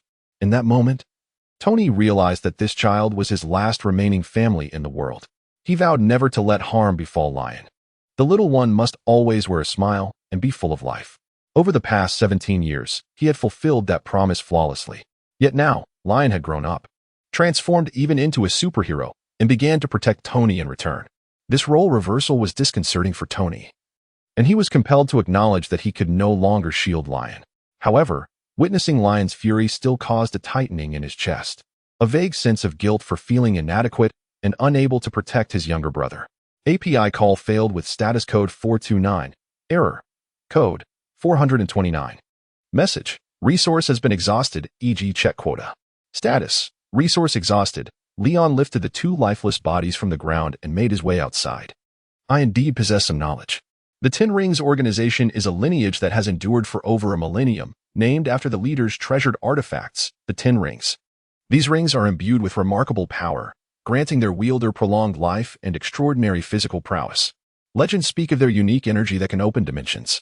The warrior Wenwu acquired the Ten Rings a millennium ago and has survived to this day. How can one hope to defeat such a being? Though the Ten Rings in the film share a name with the Ten Commandments in the comics, they wield entirely divergent abilities. The Ten Rings belong to the realm of mental energy-based weaponry, capable of absorbing and storing kinetic energy. In the film, the power exhibited by these rings varies significantly depending on their bearer. The comics later expanded on this lore, claiming that the Ten Rings were originally celestial weapons of the Jade Emperor, merely left behind in the mortal realm. In the hands of a worthy individual, their power could approach that of a singular cosmic entity, rivaling even the Infinity Stones. As for the origins of the Ten Rings depicted in the film, Leon could only speculate. After all, the two individuals who wielded the Ten Rings displayed such limited strength that even the destruction of a city seemed a daunting task. Compared to the comics' portrayal, they were light years apart. Nevertheless, even so, Wenwu was not someone Tony could contend with at present. Are you certain you're not spinning a fairy tale? A person who has lived for 1,000 years? Who can open dimensions? Tony instinctively questioned. Yet Leon's demeanor conveyed the gravity of the truth. Very well, I accept that as reality. Thank you for your enlightening insight, Leon the Encyclopedia. Tony donned his armor and began assisting Leon in transporting the bodies. You've made me ponder a millennium-old organization and a living fossil of a man. Truly unprecedented. However, this matter is one I must resolve myself, Leon. If they come for me, I shall confront them head-on.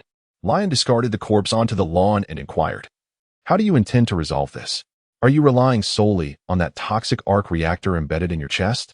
Having uttered these words, he retreated indoors to transport the next batch of bodies. Tony followed closely behind, retorting, do not speak so dismissively.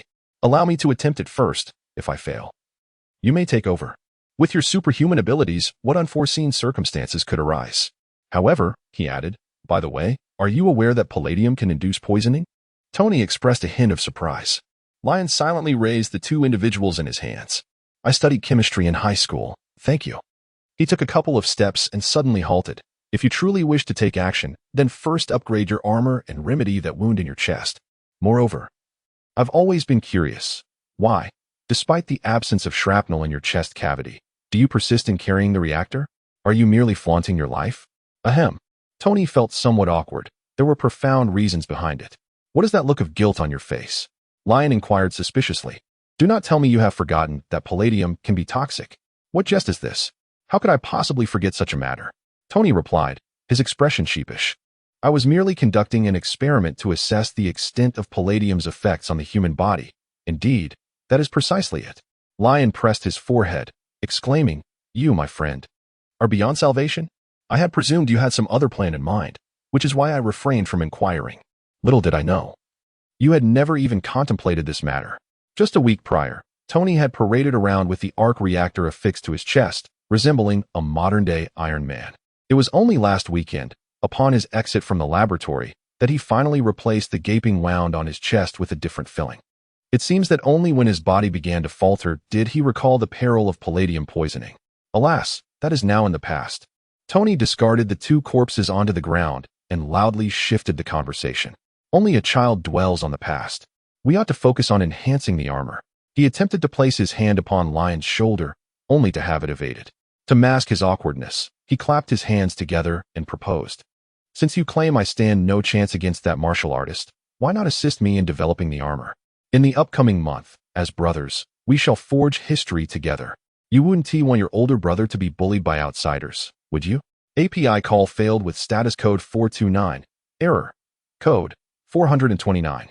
Message. Resource has been exhausted, e.g. check quota. Status. Resource exhausted. Lion chose to reveal the new element to Tony ahead of time. Simultaneously, he gathered all the corpses and incinerated them to ashes with a heat ray.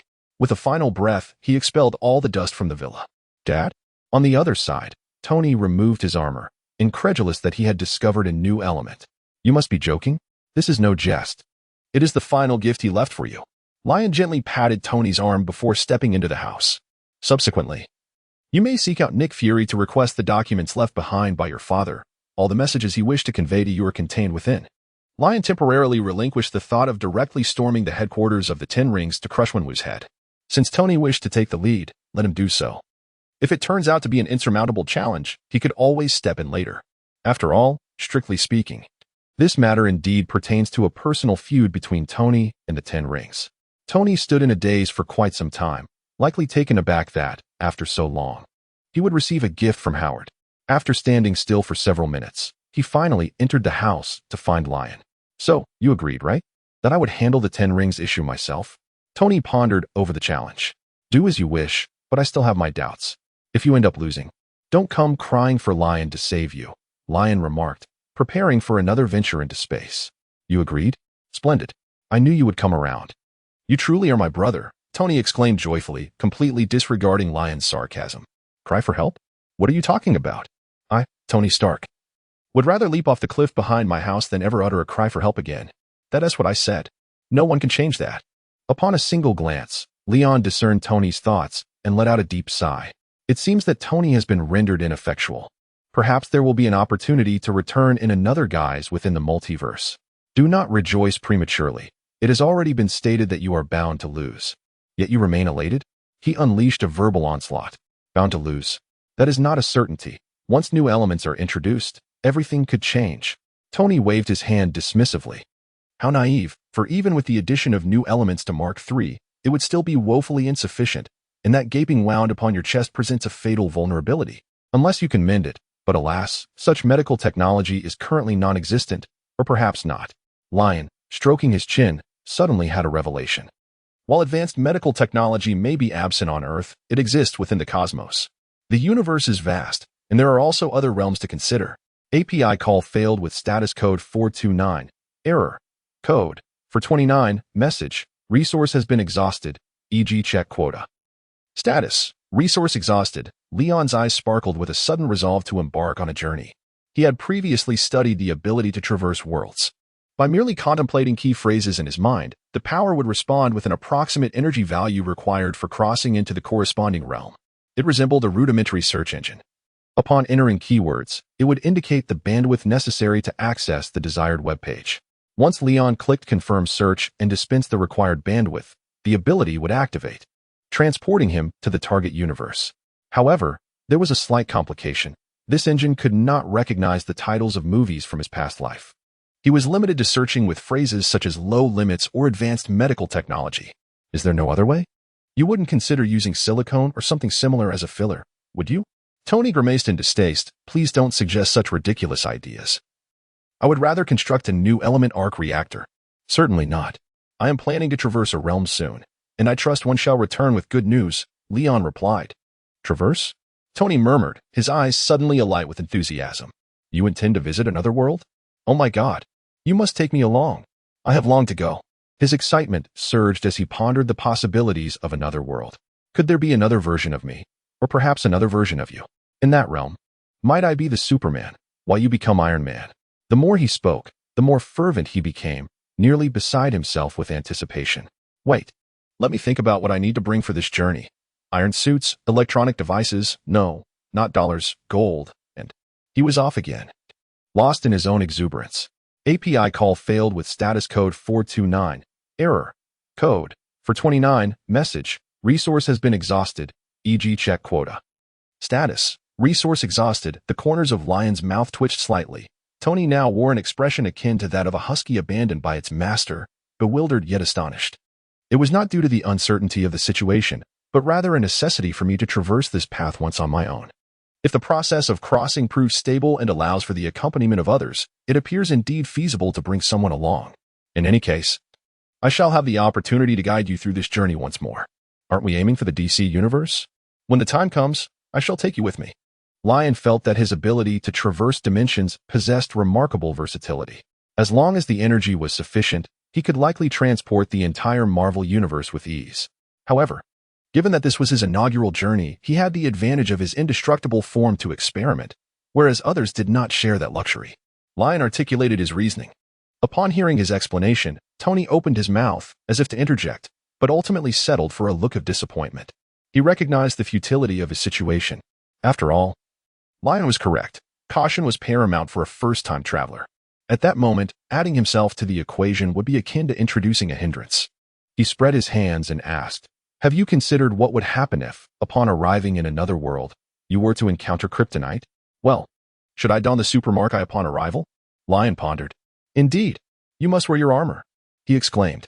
"Additionally, bring along 5 arc reactors, just in case. And let's not forget about sanitation and equivalents. You must." Tony continued, enumerating a lengthy list of precautions. He only paused when his throat became parched, taking a sip of water before resuming. "All right, once you have made these preparations, inform me when you are ready to traverse. I will observe from the sidelines." The following day, as evening descended, Leon stood amidst a circle of detection instruments in the underground garage. He was clad in the supermarket suit, holding a substantial travel backpack. Within the backpack were 5 arc reactors, 10 1-kilogram bars of gold, disinfectant spray, and hemostatic spray. This meticulously prepared backpack, assembled by Tony himself, was replete with an array of emergency supplies, although Leon felt that most of them were rather unnecessary. "Are you certain you wish to depart now?" Tony inquired from behind the projection screen. "Indeed," Leon affirmed with a nod, "though I shall likely return shortly. You know, with my abilities, accomplishing tasks is rather effortless." Tony shook his head, expressing concern. "I am merely apprehensive about the issues concerning kryptonite and the Red Sun. Should you encounter danger over there, you must return immediately." "Rest assured," Leon replied. "Even if I am rendered powerless, I shall manage to thrive." Lion tapped his head with his finger. "Superman has weaknesses, yet the knowledge within one's mind remains intact. I shall take my leave." He slung the travel bag over his armored back, hoping that by the time of his return, a new element would have been successfully developed. This morning, Tony had ventured to the industrial park, bringing back the design display board. "You must hurry back, for tonight I shall forge the core of the new element." A proud smile crept across Tony's face. After conducting some afternoon research, he uncovered the secrets of the display board, guided by Lion's hints. It was a schematic for a new element. By deciphering this schematic and synthesizing it using a particle collider, he would soon be able to procure a new element with ease. Arrogant as he was, even Tony couldn't help but marvel at his father's ingenuity upon grasping the entirety of the situation. Let us hope so. Lion felt a swell of pride for his older brother. "I am leaving now. Take good care of yourself and Pepper." API call failed with status code 429. Error. Code. For 29. Message. Resource has been exhausted, e.g. check quota. Status. Resource exhausted in the depths of his mind. Leon summoned his ability to traverse dimensions, delineating a series of processes and calculations. Soon, a divine and illuminating stream of information manifested within his consciousness, revealing that the search for an alternate world had been successful. Within his awareness appeared dozens of options, each representing a world that met the criteria. These realms resembled chaotic black hole-like bubbles, devoid of discernible information. Left with no choice, he randomly selected one among them. Subsequently, a sensation of ethereal existence enveloped him, allowing him to vaguely perceive the energy required for traversing to the world he had anchored upon. It was approximately 1% of his physical stamina. Given Leon's catastrophic prowess, this energy demand was considerable, equivalent to the total power generation of the entire globe for a staggering 9 days. It became clear to Leon why the gifts bestowed by his original world were Kryptonian lineage and the ability to traverse time and space. Had he only possessed Kryptonian heritage, he would have been compelled to exhaust his ingenuity in search of opportunities within the Marvel Universe to achieve limitless strength. Conversely, if he had merely the power of temporal travel, he would have inevitably squandered immeasurable time and resources merely to gather the energy required for such journeys. Yet now, with the harmonious fusion of these two abilities, everything fell into place, each enhancing the other. Deep within Lion, there exists an inexplicable sensation.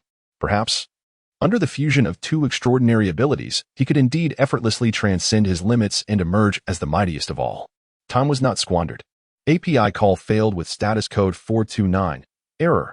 Code. For 29. Message. Resource has been exhausted, e.g. check quota. Status. Resource exhausted. Lion felt an inexplicable premonition. He could only manage to open his eyes and wave at Tony before, in the next instant, he vanished into thin air. When he disappeared, the surrounding space exhibited not the slightest fluctuation. There was no wormhole to ensnare him, nor did a portal to paradise swing open to guide his journey. He vanished as if he were a digital image, selected and cut from a graphic software, disappearing from the canvas in an instant, leaving no trace behind. Such a generous gift. Tony exclaimed in astonishment. This defies the laws of science. All the instruments present remained utterly still, as if this place had undergone no change whatsoever in the entirety of the occurrence. In Tony's eyes, API call failed with status code 429. Error. Code. For 29. Message. Resource has been exhausted, e.g. check quota. Status. Resource exhausted. Lion felt as though he had entered a realm of nothingness. He was propelled by an unseen force, moving through this void. His eyes were tightly shut, his lips sealed, resembling an ant swept away by the currents of a river. Yet, this description hardly encapsulated his experience. He felt no sense of confinement. Rather, he was immobilized, persistently advancing. This sensation was akin to that of a comatose patient being transported in an ambulance to a hospital. However, this feeling was fleeting. At a certain moment, Lion sensed that he had breached a membrane akin to the surface of water. He could even perceive the ripples created by his passage through this thin veil. Suddenly, everything spun around him. A solid ground reappeared beneath his feet, and Lion regained control over his body. He opened his eyes, the power source of his armor, which had inexplicably shut down, reignited, and the visor's optics flickered to life. Was this a world of war? The first scene that greeted his eyes was of towering infernos engulfing skyscrapers. Flames illuminated the surrounding buildings, their collective glow reddening the night sky.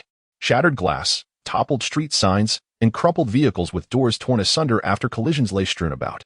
Above, helicopters hovered, their searchlights cutting through the chaos. This was undoubtedly a city ravaged by conflict, perhaps having just endured a bombardment. The abandoned vehicles strewn haphazardly across the road bore witness to the panic of those fleeing. At that moment, Jarvis came online. Master Lion, are you unharmed? It seems that while in the garage, the circuit systems of your armor ceased functioning for unknown reasons. I am fine, Jarvis. We have now arrived in another world. Lion surveyed his surroundings, realizing that his operation had been interrupted by a temporal displacement. He need not dwell on it. Instead, he endeavored to establish a connection to the network. Jarvis's mission was to scour the internet for information. Meanwhile, Lion stood still, closing his eyes, releasing all restraints on his enhanced auditory perception. Suddenly, a cacophony of sounds enveloped him. The whispers of the wind, the crackling of flames, the echoes of screams, an infinite array of sounds whirled around him like a kaleidoscope.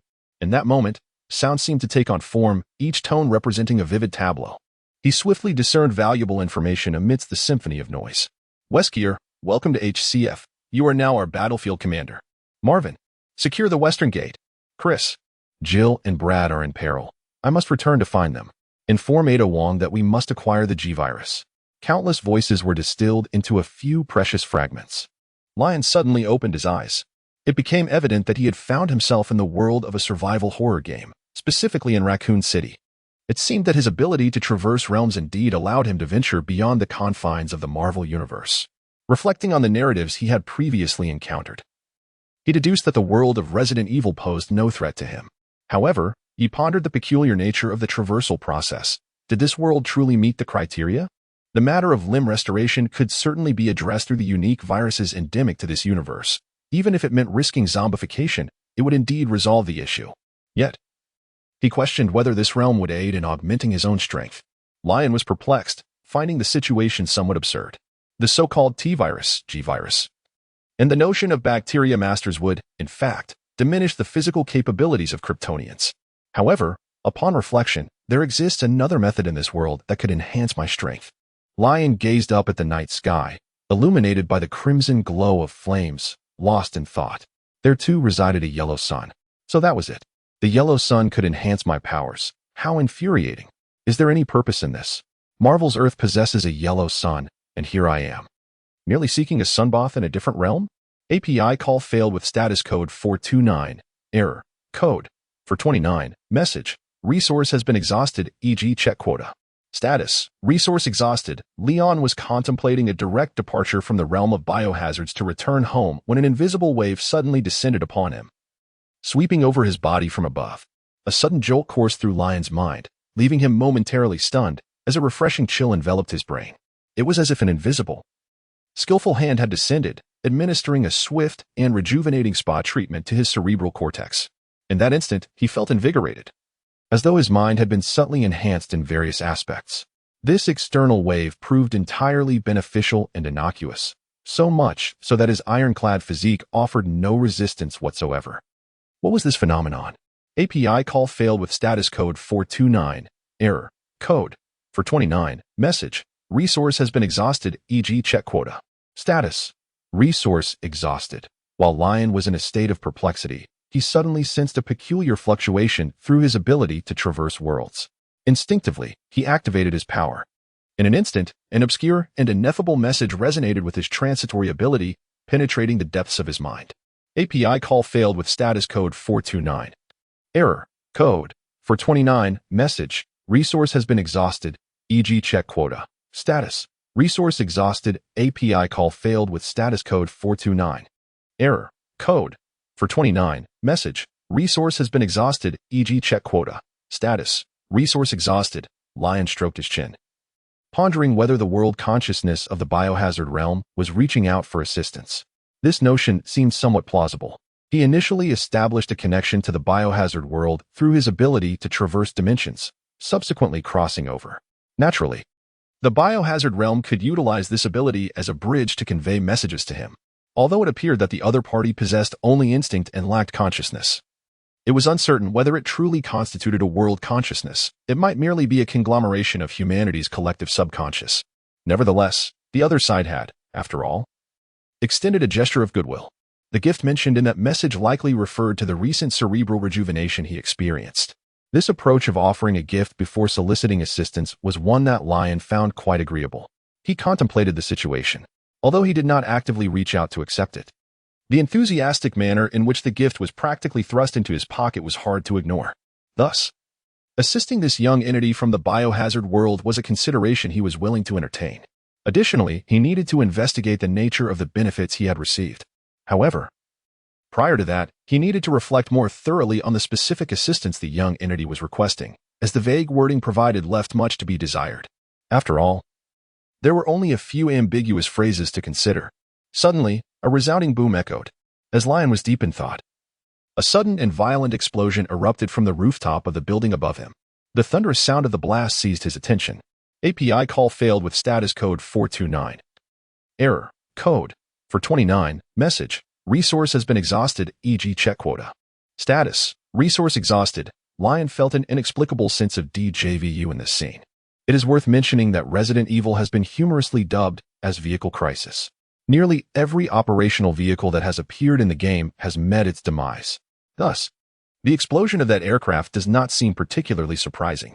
Perhaps it was overwhelmed by the sheer number of muscular men aboard, leading to its catastrophic detonation? Lion, with a penchant for morbid speculation, suddenly perked up as he heard an array of sounds emanating from the towering edifice above. Was that the sound of a car? A vehicle atop the roof? He looked up in astonishment once more. Atop the 7-story building, a car burst through the guardrail, colliding with a towering figure cloaked in darkness as it plunged straight down. Thud.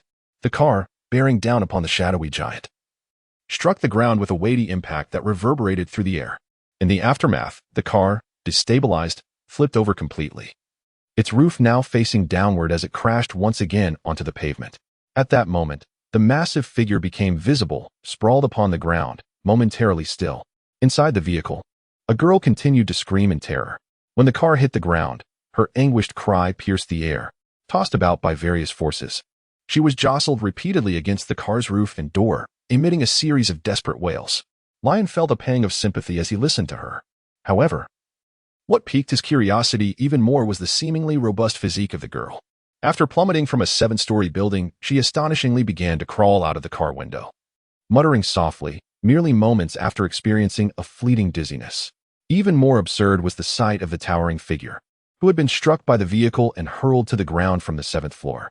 In mere seconds, he had sluggishly gotten back on his feet and was once again approaching the car. A tenacious beauty, unyielding like a cockroach, and a relentless giant.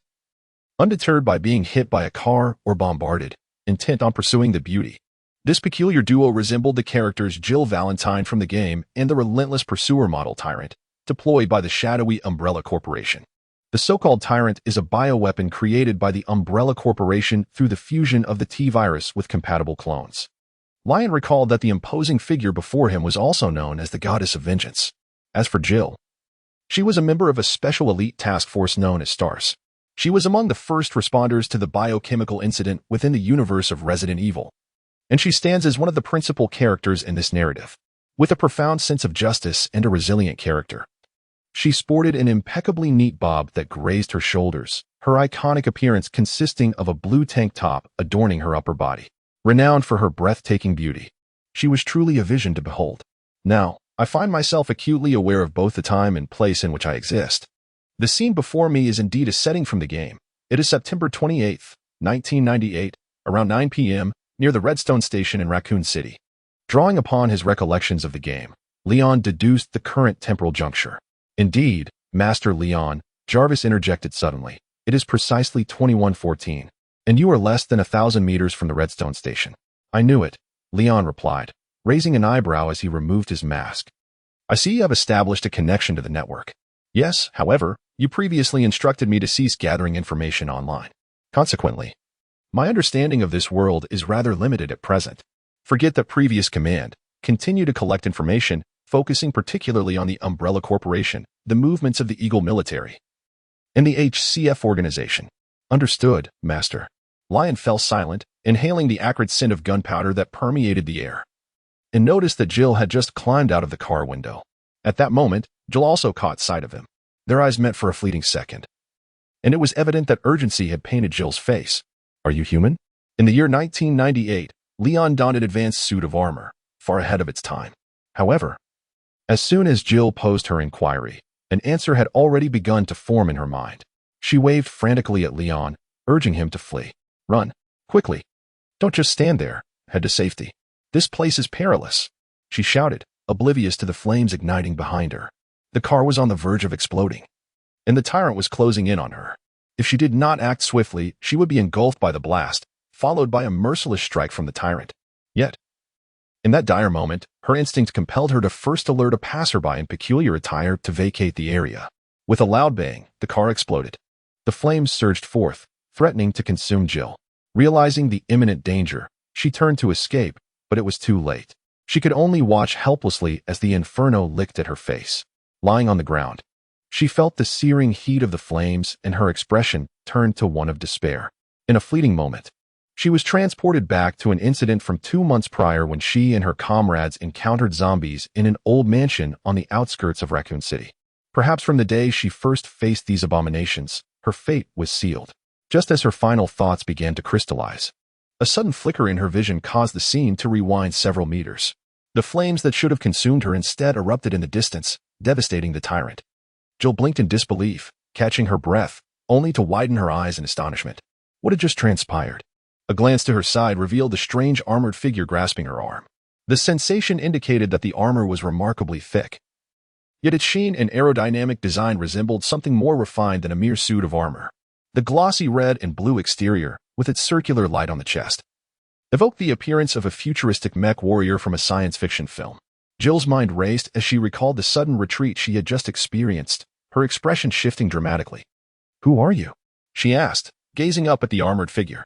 The visor had closed, revealing 2 haunting blue lights. How fitting, she mused, for it to resemble something out of a sci-fi narrative.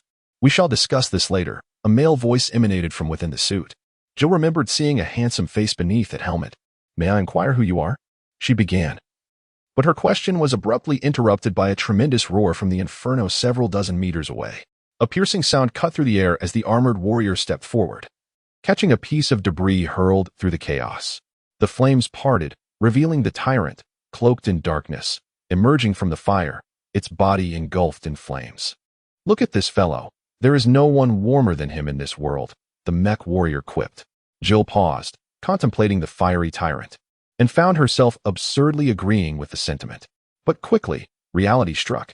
This was the tyrant, a B.O.W., not some benign figure. Suppressing a grimace, she pushed herself up from the ground, standing alongside the armored warrior. What do we do now? Can you defeat that monster? She boldly inquired, her language laced with expletives. Just as the armored warrior was about to respond, a furious shout erupted from across the street. Hey, you bastard! Look over here. Jill turned to see a rocket-propelled grenade soaring towards the tyrant. Someone wielded a weapon of mass destruction. A wave of relief washed over her. The rocket struck the unprotected behemoth, exploding upon impact.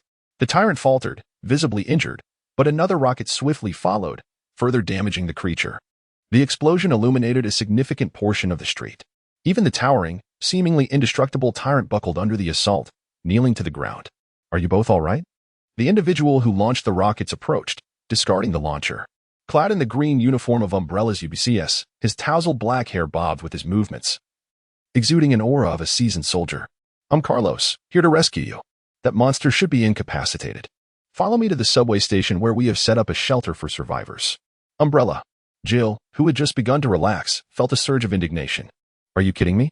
The current state of Raccoon City is due to your actions. You will protect the civilians? She was filled with righteous anger. The outbreak of the biohazard in Raccoon City was the result of a virus leak from Umbrella's underground laboratory, a strain known as the T-virus. It enhanced physical strength but also rendered the host's body prone to decay, inciting a frenzy for flesh and the spread of the virus. After the outbreak, Umbrella had abandoned the city, treating it as a testing ground. The official response was equally complicit. When anomalies were detected, the military initially planned to intervene. But a figure named Simmons proposed to capitalize on the situation for research purposes. Consequently, the military cordoned off the city but did not send in forces to eradicate the zombies. Carlos, oblivious to these machinations, was baffled by Jill's accusations. What are you talking about? He asked, stepping back. You don't have to believe me, but the only way out of the city is via the subway. Whether you come with me is entirely your choice. He glanced at the armored figure beside Jill, noting the impressive suit. Jill turned to the armored warrior. Yes, mech warrior. I also wish to inquire. Before she could finish, a thunderous sound echoed from the distance, the ground trembling ominously. Don't worry about me.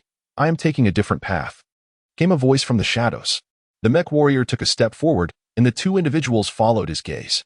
In the distance, the once prostrate tyrant had, unbeknownst to them, regained its mobility. The flames that had engulfed it had long since extinguished, and it was now slowly rising, supported by its hands on the ground. The thudding sound they heard was the result of its hands striking the earth. Hey, this can't be real, can it? It was hit by 2 rockets and can still move? What manner of creature is this? Carlos murmured. Have you never encountered such a being? Jill inquired. I only know it is in pursuit of something, driven by a clear objective, refusing to relent until it achieves its goal, Carlos replied. We should leave, gentlemen. This creature is utterly indestructible. Suddenly, the mech warrior chuckled and remarked, by your reasoning, one could say it is quite the devoted individual. Huh, devoted? The two were momentarily taken aback by the unexpected jest. The mech warrior, however, paid them no mind, unbuckling his travel pack and casting it aside. Then, astonishingly, he took to the skies. Thank you for the treat. Jill and Carlos stared in disbelief. This metallic figure was propelled by flames from its back and feet. Soaring into the air, they had thought the mech warrior merely donned a sci-fi appearance. Little did they know he possessed genuine sci-fi capabilities. Reflecting on his previous teleportation, Jill felt an even deeper sense of astonishment. They gulped in awe, yet did not forget to retreat behind cover, peering out to observe the clash between the mech and the biological weapon.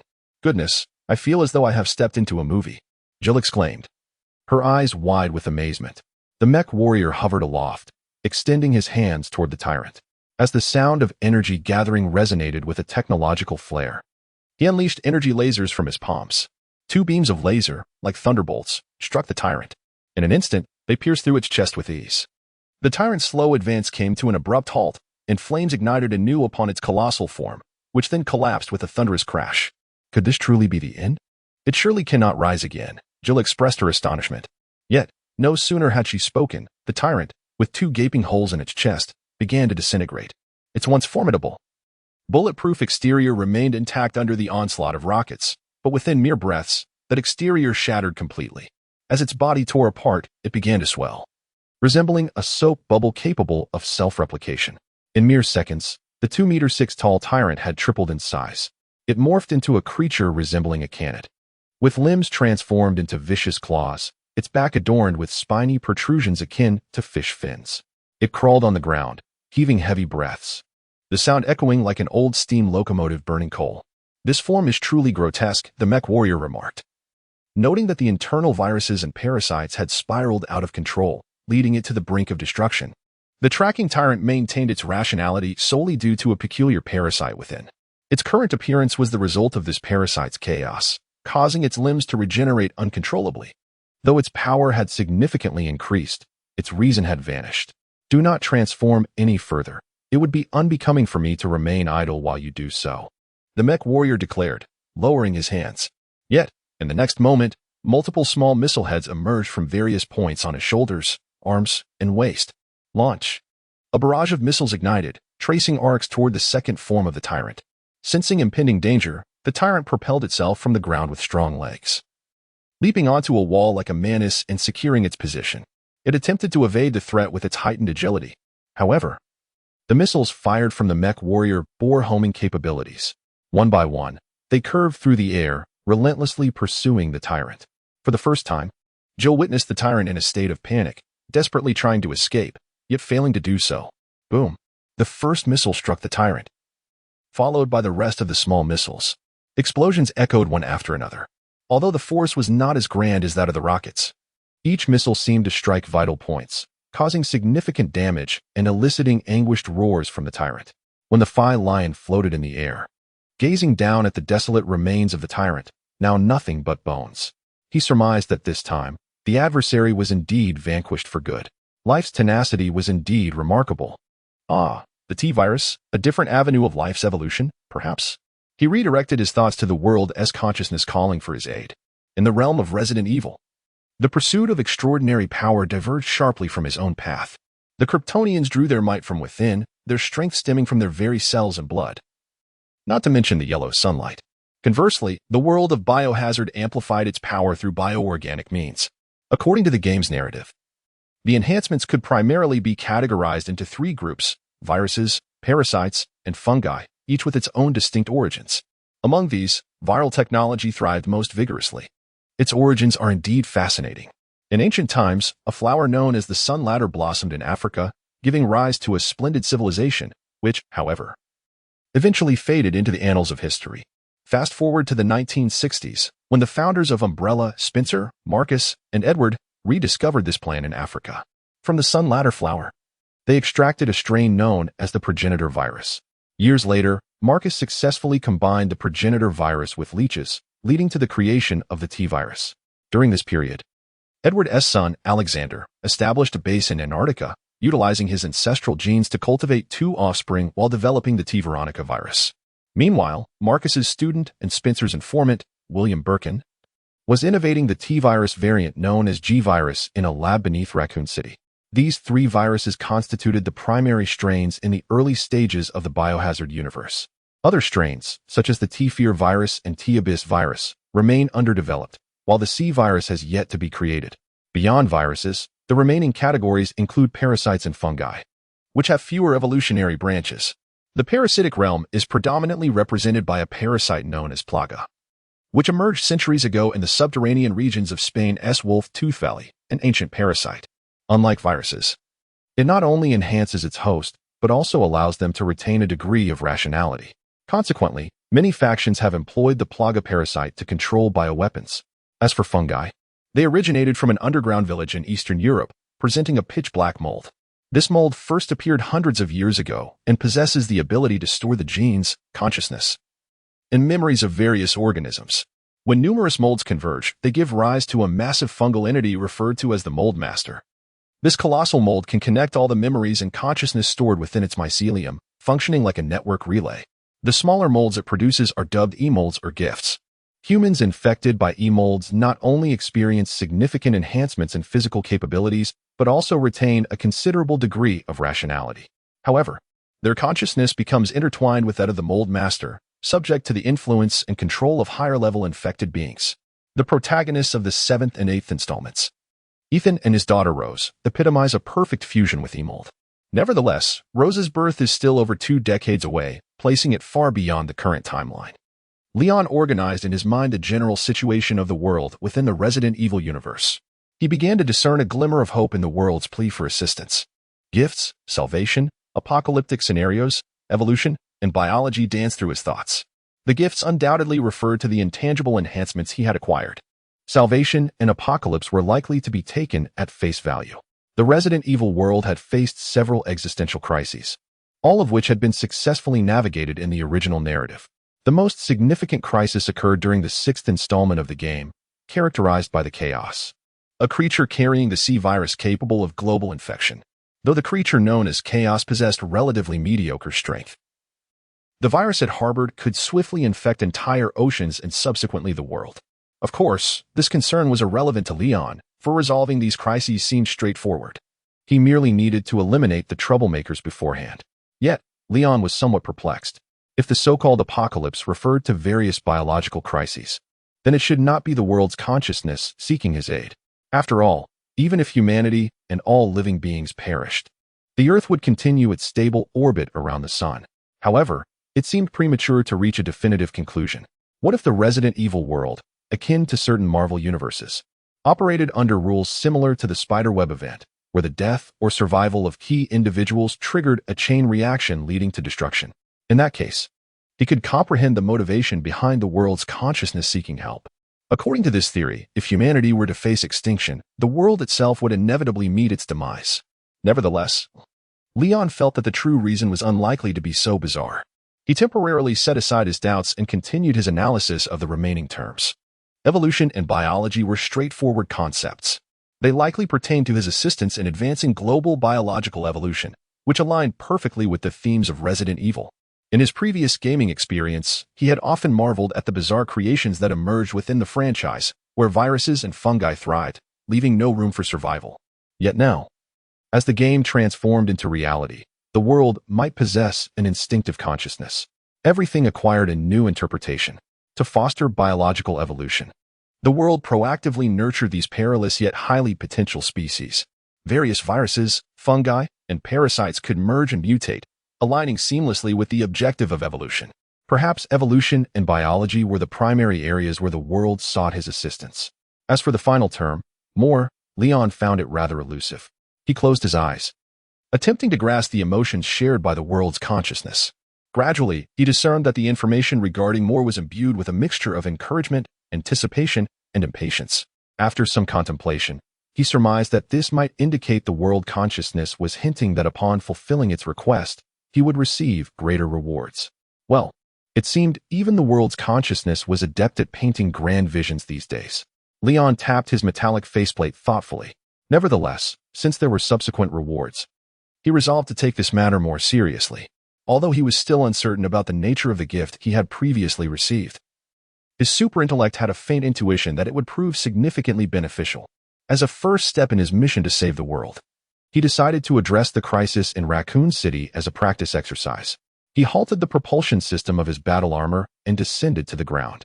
In the original narrative, there was a T-virus serum in the hospital. He could utilize that serum to attempt reverse engineering a more broadly applicable antidote. Furthermore, the Umbrella Underground Laboratory housed the G-virus, which could not be overlooked, as it would be essential in propelling biological evolution. Leon was deep in thought when a gentle knock echoed on his armor. "Hello?" Gil approached him from the left, her gaze fixated on the arc reactor embedded in his chest plate. "You are truly remarkable. It's astonishing how much weaponry can be concealed within such a compact suit." "Allow me to introduce myself. I am Gil Valentine, a member of STARS. May I inquire as to your identity? Are you perhaps a covert operative from the military? Carlos joined them, exclaiming, "Wow, dude, you were incredible just now. You took down that massive brute in the blink of an eye." Leon Stark nodded slightly to both of them, introducing himself. "You should leave here swiftly. The zombies have heard the commotion and are closing in. Are you not heading to the subway station?" Carlos continued. "Ah, I see. Brother Stark, you must be the one sent from above to resolve this situation, right?" Carlos couldn't resist touching the armor.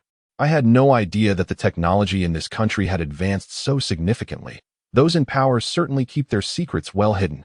Gil seemed to share this sentiment. Her gaze towards Leon softened considerably, as if she were looking at a comrade. She extended her hand. "I have served in the Delta Force. Which unit do you belong to, Leon?" Lion extended his armored hand and shook hers. "You misunderstand," he stated. "I am neither a citizen of your nation nor a denizen of your realm." "Realm? Are you suggesting that we are not of the same class?" Jill furrowed her brow. "Quite literally, I hail from another world." Leon released his grip, stating that he had not come here to clean up Umbrella's mess. It was the consciousness of your world that had employed him, urging him to assist in saving it. Therefore, he insisted that they hasten to evacuate civilians, after which he might provide them with some T-virus vaccines. With that, he turned and set his sights on the direction of Raccoon City Hospital, preparing to soar towards it. Carlos called out from behind, laughing, "Hey, Leon, you're joking, right? How could there possibly be another world? Do you have any evidence?"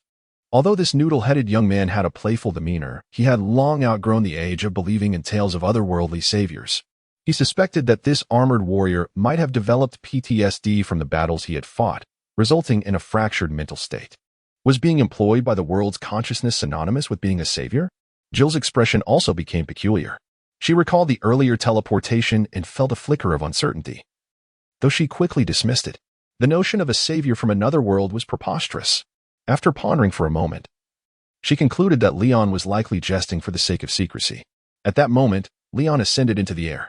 However, he did not activate the thrusters on his battle armor. Having not used the suit in quite some time and preoccupied with numerous thoughts, he momentarily forgot to engage the thrusters and instinctively took flight using his biofield. Thus, several tons of metal soared weightlessly through the sky, and Leon's voice emerged, muffled as if he were speaking through a can. "I have no obligation to prove this, Carlos. You need not believe me, nor do I require your belief. Simply continue with your previous endeavors. Perhaps that will save a few more lives." Leon cast a glance around, realizing the urgency of their situation. "We should leave. Hordes of zombies are closing in." Jill and Carlos had not noticed that the armored figure had already lifted Newton's coffin lid and was floating there. As they surveyed their surroundings, they indeed spotted groups of limping zombies approaching from the corners of the streets. "We really must go." Jill's expression turned serious as she turned to Leon. "What about you? Where are you headed? Perhaps we can assist you later." "I am bound for the Raccoon City Hospital and the police station. The underground passage from the police station leads to the Umbrella Laboratory. If you require a serum, you can find me there," Leon replied. He considered Jill and Carlos as pivotal characters in this unfolding narrative, believing that they held significant importance in the grand design of the corporate overlords. Thus, he felt no hesitation in offering his assistance. "Umbrella's laboratory?" Jill inquired, eager for further details. Suddenly, Leon raised his hand, commanding, "Wait a moment." His ears twitched. There were numerous sounds of movement nearby, reminiscent of the crawling of threadworms. Threadworms? Aren't they parasites? How could they produce sound while moving? Both Jill and Carlos were filled with questions. "Shouldn't we take him with us? He seems to be in a precarious state. Alone, he might encounter unforeseen dangers," Carlos whispered. However, Leon appears quite lucid. Jill thought differently. She believed Leon was likely responding to some covert signal. Professional special forces often employ such codes. Unfortunately, neither she nor the Umbrella operative beside her were privy to Leon's intelligence network. The sound was palpable. Suddenly, Leon pivoted, directing his gaze toward the remains of the tyrant. The once desiccated bones had transformed into a swollen mass of black substance. Countless black filaments, less than a millimeter thick, extended from this mass, sprawling across the ground toward the distant zombies. This transformation occurred silently, akin to rainwater gently flowing across the cityscape. "Are there really threadworms?" Carlos exclaimed in astonishment. "Was that not a signal?" Jill gasped. "This tyrant is still alive," Leon deduced. Leon raised an eyebrow, perplexed by the oddities in Jill and Carlos's remarks. The thought processes of these characters seemed distinctly divergent from those of ordinary individuals. The focus should have been on the fact that the tyrant still lived. Yet one was fixated on threadworms while the other pondered nonsensical signals. Quite peculiar. Perhaps the incessant battles had taken a toll on their sanity. In Lion's recollection, Jill had recently endured a biochemical leak incident 2 months prior. At this juncture, the haunting memories lingered in her mind, robbing her of restful slumber. Thus, her mental state was undeniably compromised. The tyrant, Jill, and her companions suddenly awakened from their stupor, their expressions transforming in alarm. Was it still alive? Just then, a series of crashing sounds echoed through the streets. They turned to witness the staggering sight of zombies collapsing in droves. Dark strands enveloped them, swiftly absorbing and digesting their forms. Damn it! It is consuming the other zombies. We must stop it.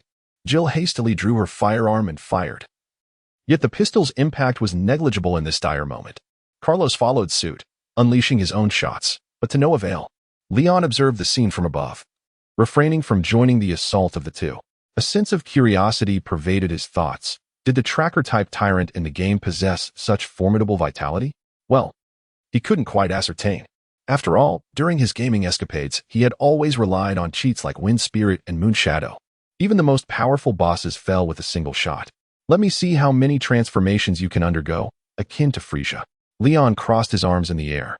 The tyrant absorbed the zombies at an astonishing pace. Within less than a minute, that mass of inky substance surged to a length of 8 meters and a height of 3. Its colossal form resembled that of a leech, occupying a significant portion of the street and obstructing the path of Jill and her companion. What in the world is this monstrous entity? Jill gritted her teeth. Leon, do you have any solutions? At this point, she could only place her hopes on the mightiest mech warrior among the 3 present, praying for a miracle to unfold. Such were her thoughts. Leon is shrouded in mystery, though he whimsically refers to himself as a savior from another realm. He may indeed possess the means to confront the terrifying creature before them. Step back. Allow me. His voice emanates from behind, exuding calmness and confidence. In that instant, Jill experiences an inexplicable sense of reassurance. She recalls the generals she encountered during her military training, and the phrase "the bearing of a great commander" springs to mind. Could it be that Leon was a high-ranking officer in the army? With a sense of curiosity, Jill turns around and is greeted by an unforgettable sight. Jarvis, disengage the armor. Jill hears Leon's voice resonate from within the mech. Yes, sir. It seems as though a second voice emerges from the mech, leaving Jill momentarily bewildered, questioning her senses. However, after that voice, the mech's thrusters suddenly belch flames. One by one, iron scales unfold, revealing the man concealed within. At the moment the thrusters ignited, Jill's mind blanked. She suddenly realizes that the mech had been floating as though it were entirely weightless, without employing any propulsion devices. It was akin to a specter. A chill coursed up her spine, but this sensation was swiftly overtaken by astonishment. As Leon's visor retracted, it unveiled a face with a prominent nose and deep-set eyes framed by thick brows. His hair cascaded down, each strand sharply defined, exuding a languid aura reminiscent of the afternoon sun. Jill's immediate thought was that this man might have somehow come to life from a Greek statue. However, Leon's attire was rather casual, a stone-gray knitted wool sweater on top, paired with khaki cargo shorts that revealed half of his legs, clad in brown hiking boots. He appeared less like a solemn and athletic statue and more like a student yawning as he ventured out to procure breakfast on a summer morning. Had events concluded at this juncture, Jill might have regarded this extraordinarily handsome man as a somewhat eccentric elite warrior. Yet, upon the mech's unveiling, the man named Leon astonishingly took flight. Both Jill and Carlos gasped, their mouths agape, exclaiming in awe as if witnessing a divine apparition. They watched as Leon soared into the air, his previously languid demeanor transforming into one of fierce intensity, his dark pupils igniting with a crimson gleam. The mech, meanwhile, retracted itself, spewing flames as it hovered nearby. I initially wished to engage with you as an ordinary person, yet this tyrant has resurrected time and again. At this point, I lay my cards on the table. The armor is merely my seal. Lion embraced the air with both arms, his knee length. Loose-fitting shorts somehow exuding an air of dominion over the world. Before him, a colossal leech, now expanded to over 10 meters, suddenly erupted, unleashing countless long, sinewy tentacles. These appendages sliced through buildings as if they could proliferate endlessly, enveloping the structures and staining them in their hue. At the heart of these tentacles, the upper half of the tyrant's body remained intact, now enlarged to the stature of a small edifice, firmly established in the center of the street. It possessed no legs, only a pair of nearly 10-meter-long claws, and its head had transformed into that of a leech, adorned with sharp fangs. The tyrant had officially entered its third stage. Having been killed twice, all its animosity was directed at Lion. As it completed its grotesque metamorphosis, it extended its neck forward and unleashed a thunderous roar that resonated through the air. A tempest erupted from its maw, sweeping across the street, causing vehicles to sway and tremble. The fierce wind assaulted Lion's face, prompting him to frown. He had no intention of inhaling the tyrant's foul breath. In an instant, he shifted his position, appearing beneath the tyrant. Silence! Lion roared in the air, his form instantaneously shattering the sound barrier as he delivered a powerful blow to the tyrant's head from below. This strike appeared effortless. Yet the tyrant's newly resurrected cranium could not withstand even a fleeting encounter, shattering into countless fragments like an exploding balloon. Its body was not spared from the devastation either. Lion enveloped the tyrant in a biophysics field, ensuring that the entire mass experienced simultaneous force. Consequently, with a single punch, both the tyrant's form and the structures ensnared by its tendrils were uprooted, soaring skyward. A vast expanse of black biological matter, accompanied by a host of skyscrapers and pavement, soared through the air, breaking the sound barrier. Lion did not pause, swiftly pursuing once more, delivering another powerful punch. Boom! The force reverberated through the air like a cataclysmic explosion. It was as if a meteor had plummeted from the heavens. In an instant, all buildings, the tyrant's colossal form, and the zombies were reduced to countless fragments of debris. On the ground, Jill and Carlos felt as though they had experienced a lapse in memory. They merely blinked, or rather, did not even blink, and in that fleeting moment, structures within a 10-meter radius shattered the sound barrier and soared into the sky. Upon surveying their surroundings, they found only a barren, desolate expanse of earth left in place. The vast stretches of asphalt and concrete had vanished, revealing the depths of the subterranean sewers. At that moment, the two were engulfed in confusion. They realized they could no longer recognize this world that once felt so familiar. Jill stared vacantly at Lion, who had diminished to a mere speck in the sky. His mind was devoid of thoughts, as all cognitive capacity was consumed by sheer astonishment. In a flash, without any sound, the distant Lion suddenly appeared before them. "My apologies," he chuckled, observing the tyrant's robust physique, imbued with a sense of biological elegance. "I may have exerted a bit too much force." The tall boy, clad in loose shorts, waved at them with a hearty laugh. Although some damage had been inflicted upon the city, it mattered little since its inhabitants had long since succumbed to zombification. "Let us part ways here. Farewell, Jill and Carlos. Remember to gather the civilians." With that, Lion soared into the air once more, gesturing to his armor. "Come along, Jarvis. We are heading to the Raccoon City Hospital." "Master Lion, would you like me to assist you in donning your armor?" "What need have I for armor?" "Previously, I wore it out of concern for encountering kryptonite and the red sun. Yet in this world, there is nothing that can harm me. It is unnecessary." "Very well, master. Now, grab the bag Tony provided and follow closely." As Lion's words echoed, he vanished from sight. With his current prowess, he could accelerate to hundreds of Mach within a second. Moreover, should he desire, the biofield enveloping him would ensure that the sound generated by his rapid movement would be softer than the gentle breeze rustling through the city. Both Jill and Carlos found themselves momentarily stunned, their minds still grappling with Lion's proclamation as his figure dissipated before their eyes. Only the distant wind remained, stirring a fine layer of yellow dust upon the ground. "Wait, he just left like that?" Carlos stood in bewilderment. "It appears so," Jill replied, equally taken aback. "He must truly be a savior, surely. I suppose that could be the case. Had he not just mentioned heading to the Raccoon City Police Department?" "That seems correct. So, what should we do now? Should we still go to the subway station?" Carlos vigorously rubbed his cheeks. "Yes." Jill redirected her gaze, her expression turning serious. "Lion instructed us to assist the civilians. I must accompany you all to the subway station and keep a watchful eye on you Umbrella personnel." The images from moments ago replayed incessantly in her mind. Although the details of Lion's actions remained a blur, the silhouette clad in cargo shorts lingered vividly in her thoughts. In comparison, everything else seemed trivial. As the two conversed, a cascade of debris began to fall, resembling a gray rain. Raccoon City was a metropolis meticulously cultivated by Umbrella Corporation. In its earlier days as a modest Midwestern town, Umbrella arrived, leading to the gradual emergence of modern edifices such as hospitals, subways, and universities. Every structure and wall within the city bore a connection to Umbrella Corporation. Walking the streets of this city, Any casual encounter might reveal an Umbrella employee. When Leon arrived at the Raccoon City Hospital, he happened upon the confession of a researcher from Umbrella. My name is Nathaniel Bard, and the time is 9:35 p.m. on September 28th. I am the director of the Viral Research Center. I hope someone can rescue me, though I fear the chances are slim. They do not wish for my survival. Umbrella. Those wretched individuals would undoubtedly eliminate me. This current biohazard crisis in Raccoon City is of their making. I hope my subsequent words can be disseminated through this recording, saving more lives and at least preserving some semblance of my reputation.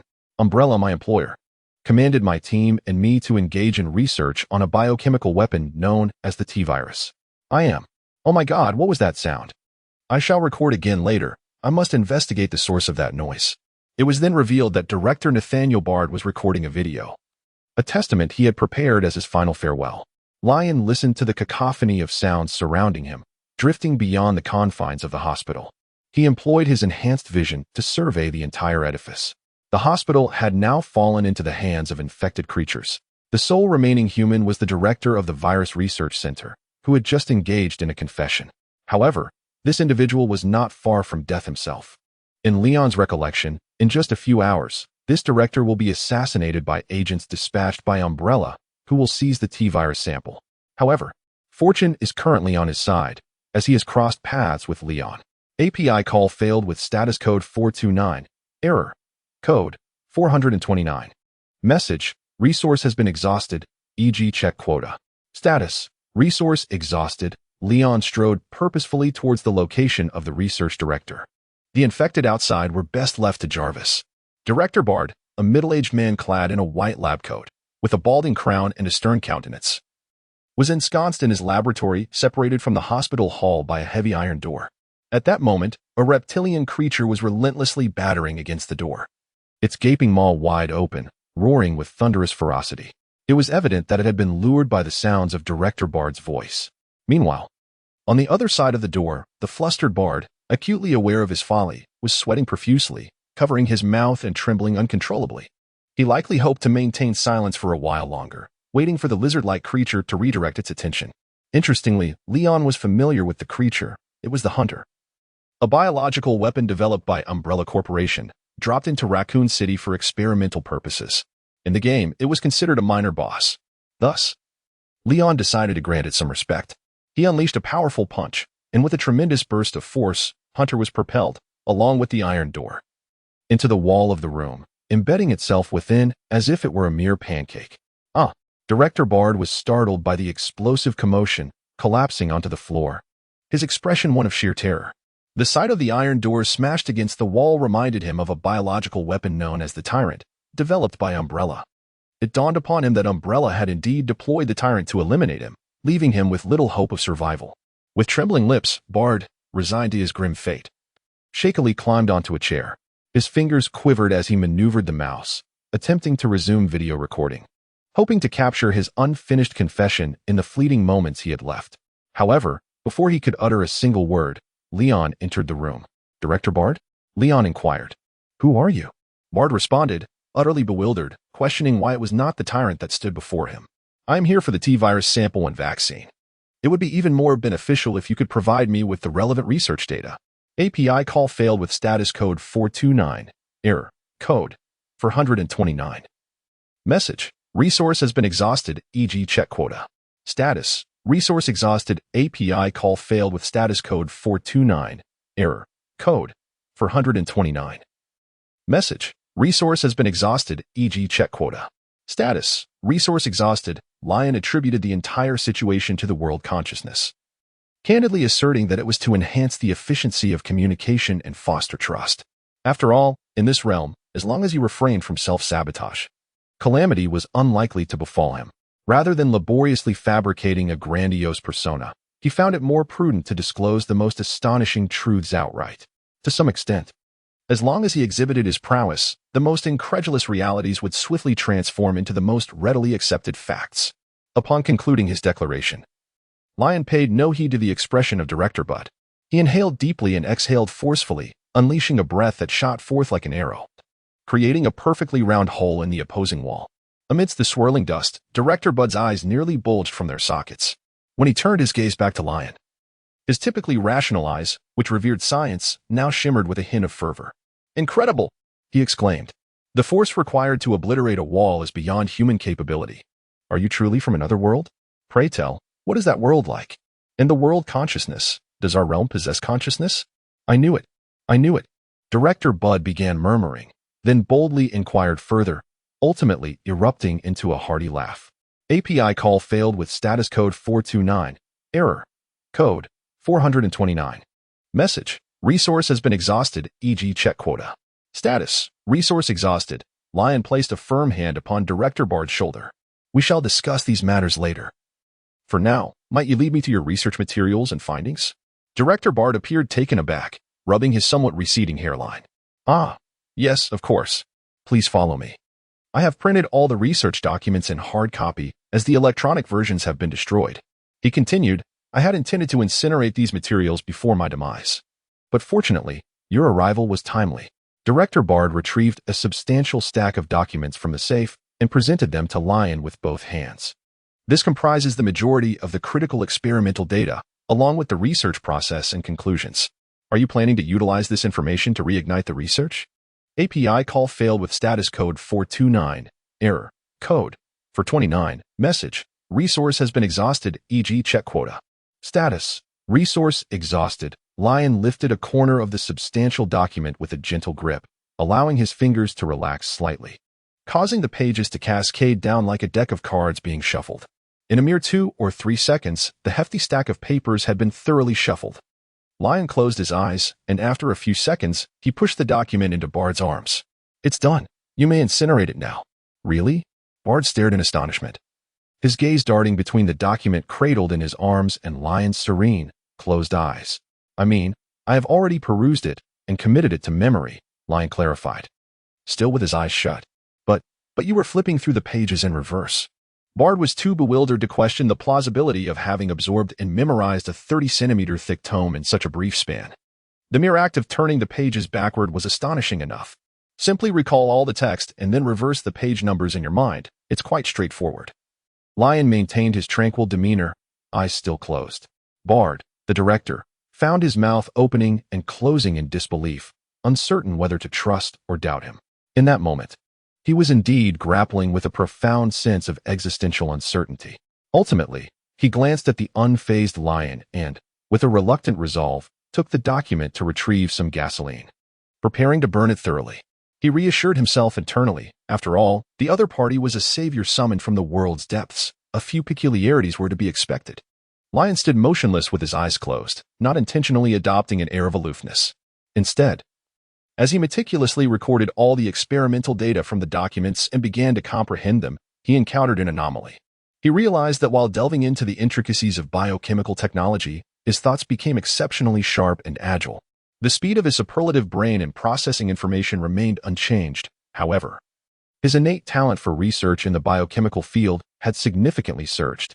Merely recalling the experimental data he had just noted, a myriad of inspirations flickered endlessly in his mind. It turned out that this gift was indeed a much-needed enhancement for him.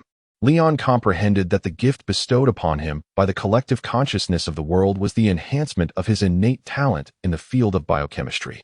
To draw a comparison, his aptitude in this domain had ascended to the pinnacle of standards within the realm of survival horror. The individuals corresponding to this elite echelon would be akin to William Birkin, Alexia, and Marcus. However, these figures possessed merely raw talent, devoid of a superior intellect. Thus, while their creative inspiration and brilliance may have been roughly equivalent, their actual research capabilities paled in comparison to Leon's current prowess, which surpassed theirs by numerous tiers. After Director Bard meticulously incinerated all pertinent documents, Leon opened his eyes.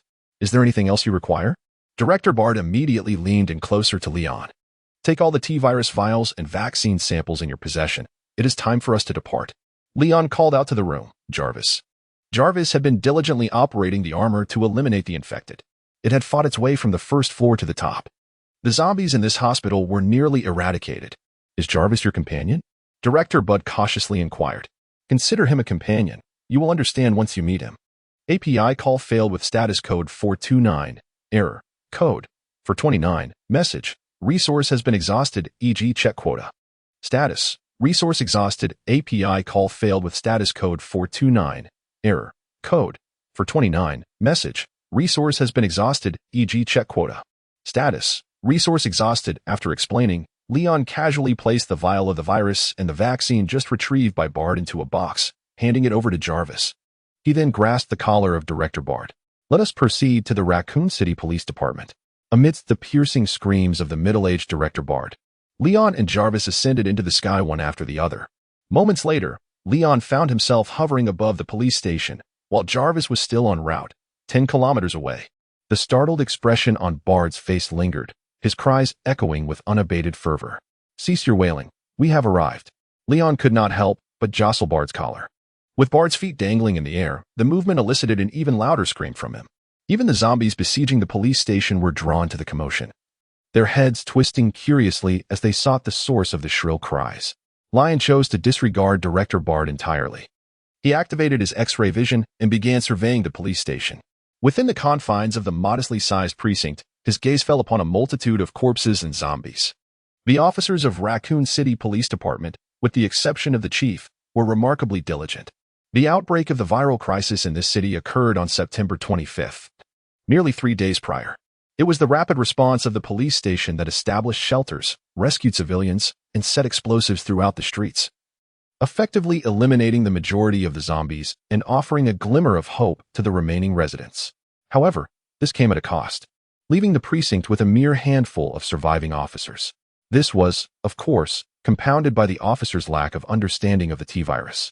The downfall of the station was initially caused by the presence of infected individuals among the sheltered refugees.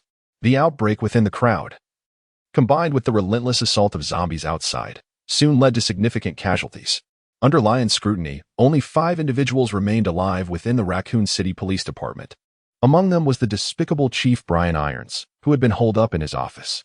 Throughout his tenure, this chief had engaged in illicit collaboration with the Umbrella Corporation, accepting bribes and concealing evidence of their wrongdoing. He even established an orphanage adjacent to the precinct, specifically to house orphans as experimental subjects for Umbrella. Truly, a man of despicable character, Lion could not abide such immorality. He unleashed a thermal ray that pierced through multiple walls, impaling the chief upon a leather sofa. Poor Chief Irons, at that moment, was toying with the corpse of the mayor's daughter on his desk, intending to preserve her as a specimen. Without warning, 2 crimson rays surged through the walls, penetrating his chest. He stared in disbelief, mouth agape, as he touched the 2 gaping wounds scorched by the high temperature, emitting choked sounds before collapsing over the body on the table. Meanwhile, Jarvis finally arrived at Lion's side. Director Bard, regaining his composure, gazed at the entrance of the police station below, his mouth agape. Is this really Raccoon City Police Department? He looked up at Lion, astonished. How did you accomplish this? API call failed with status code 429. Error. Code. For 29. Message. Resource has been exhausted, e.g. check quota. Status. Resource exhausted. Leon smiled gently. Just call me Leon. It was time to enter the police station. He began to descend, exhaling a breath of icy air as he approached the ground. Layers of frost swiftly spread across the street. All the standing and sprawled zombies transformed into exquisite ice sculptures. The icy layer enveloped the buildings within a 300-meter radius of the police station, turning the entire area into a kingdom of frost. Remarkably, this ice merely coated the surfaces of objects, leaving their internal structures unaffected. A couple of resilient, dim yellow streetlights continued to glow and radiate warmth beneath the icy veil, casting peculiar hues through the solid ice. It was as if the ice god had wielded his staff. Director Bud's eyes reflected the frozen streets, creating a dreamlike scene. This metaphor, however, may not be entirely fitting. Leon gently placed Bud on the ground, as he was merely holding him. Director Bud sensed Leon's amicable demeanor and chuckled. It is my honor to be your staff. Leon shook his head and led the way to the police station, but followed closely behind, occasionally turning to observe the frozen zombies or the streetlights. He noticed that the zombies encased in ice were not truly dead. Rather, they were gradually losing their vitality due to asphyxiation. It seemed that before long, the zombies in this neighborhood would silently perish, one by one. What a marvel! He sighed, hastening to catch up with Leon. Jarvis brought up the rear, his footsteps echoing resolutely as he advanced, navigating around the cars congesting the street. The two arrived at the police station, where a sealed iron gate thwarted the zombies' advance. A dozen zombies were trapped here, transformed into a solid mass of ice. API call failed with status code 429. Error. Code. 429. Message. Resource has been exhausted, e.g. check quota. Status. Resource exhausted. Through the lens of perception, Leon observed the police swiftly mobilizing inside. The broadcast from the Raccoon City Police Department, accommodating refugees, continued to echo on various car radios. As long as they did not directly intrude, conflicts with the officers could be avoided. In mere minutes, the front door of the police station indeed swung open. A tall, slender black officer emerged, his right hand resting on his sidearm while his left gripped a flashlight. He scanned the surroundings before jogging towards the iron gate. Behind him, two uniformed officers followed, their expressions frozen in astonishment at the frost blanketing the streets. Wait, I will open the door for you. The black officer's gaze swept over Leon and his companion, noting the absence of visible injuries and firearms. He promptly prepared to unlock the door, glancing around anxiously. My God, what has transpired here? Why is everything suddenly frozen? It is September, after all. As he spoke, he tugged at the door latch. However, it too was ensnared by ice, resisting all his efforts to budge it. This thing is stuck. I need to find a flamethrower, he muttered, furrowing his brow. He glanced around once more, relieved that the zombies were immobilized by the frost. Remain silent here. I shall return shortly. No need for that. Officer, Leon called out before the black officer could turn away. Grasping Bad's collar with his right hand, he leaped over the iron gate, landing beside the officer. Sometimes, the most primal methods prove to be the simplest. He raised an eyebrow at the officer. The black officer stepped back, impressed. Is that a skill of yours? Quite an astonishing feat. And thank you for saving me the trip to fetch a flamethrower. He gestured to the other two officers. Follow me. Let us enter the building. The sudden drop in temperature outside is unbearable. Perhaps I can find some coats for you within the precinct. No need for the clothing. I can withstand this chill. However, I do have a friend who must accompany me inside. Leon snapped his fingers. Jarvis, come in. The sound of the thrusters immediately echoed outside the police station walls. As the armored suit surged forth, flames roaring into the courtyard. What the hell? Exclaimed the African-American officer, instinctively drawing his weapon. We can discuss this inside, Leon replied. Wearing a cryptic smile, he stepped into the precinct, glancing back over his shoulder. A fleeting glimpse of a red dress caught his eye from a window several dozen meters away. A few minutes later, within the precinct's main hall. So, you are the savior, and you are the head of the virus center. This is the mech, and the ice outside is a result of its breath. With Umbrella Corporation being the architect of this crisis? After several minutes of discourse, the African-American officer summarized. Throughout the conversation, Leon's assertions intertwined with Bud's assurances.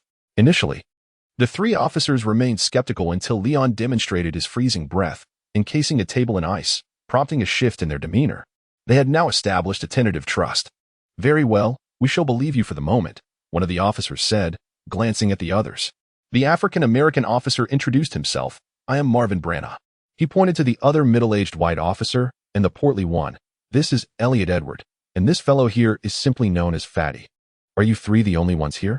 No one else in the precinct? Director Bud inquired, still clad in his authoritative white coat. Marvin immediately gestured towards a medical partition at the back. We have one more person, but his condition is concerning. Mr. Bud, I'm afraid you'll need to take a look. Bud remained silent, turning his attention to Leon. After Lion nodded, he consented. I have no objections. Lead the way.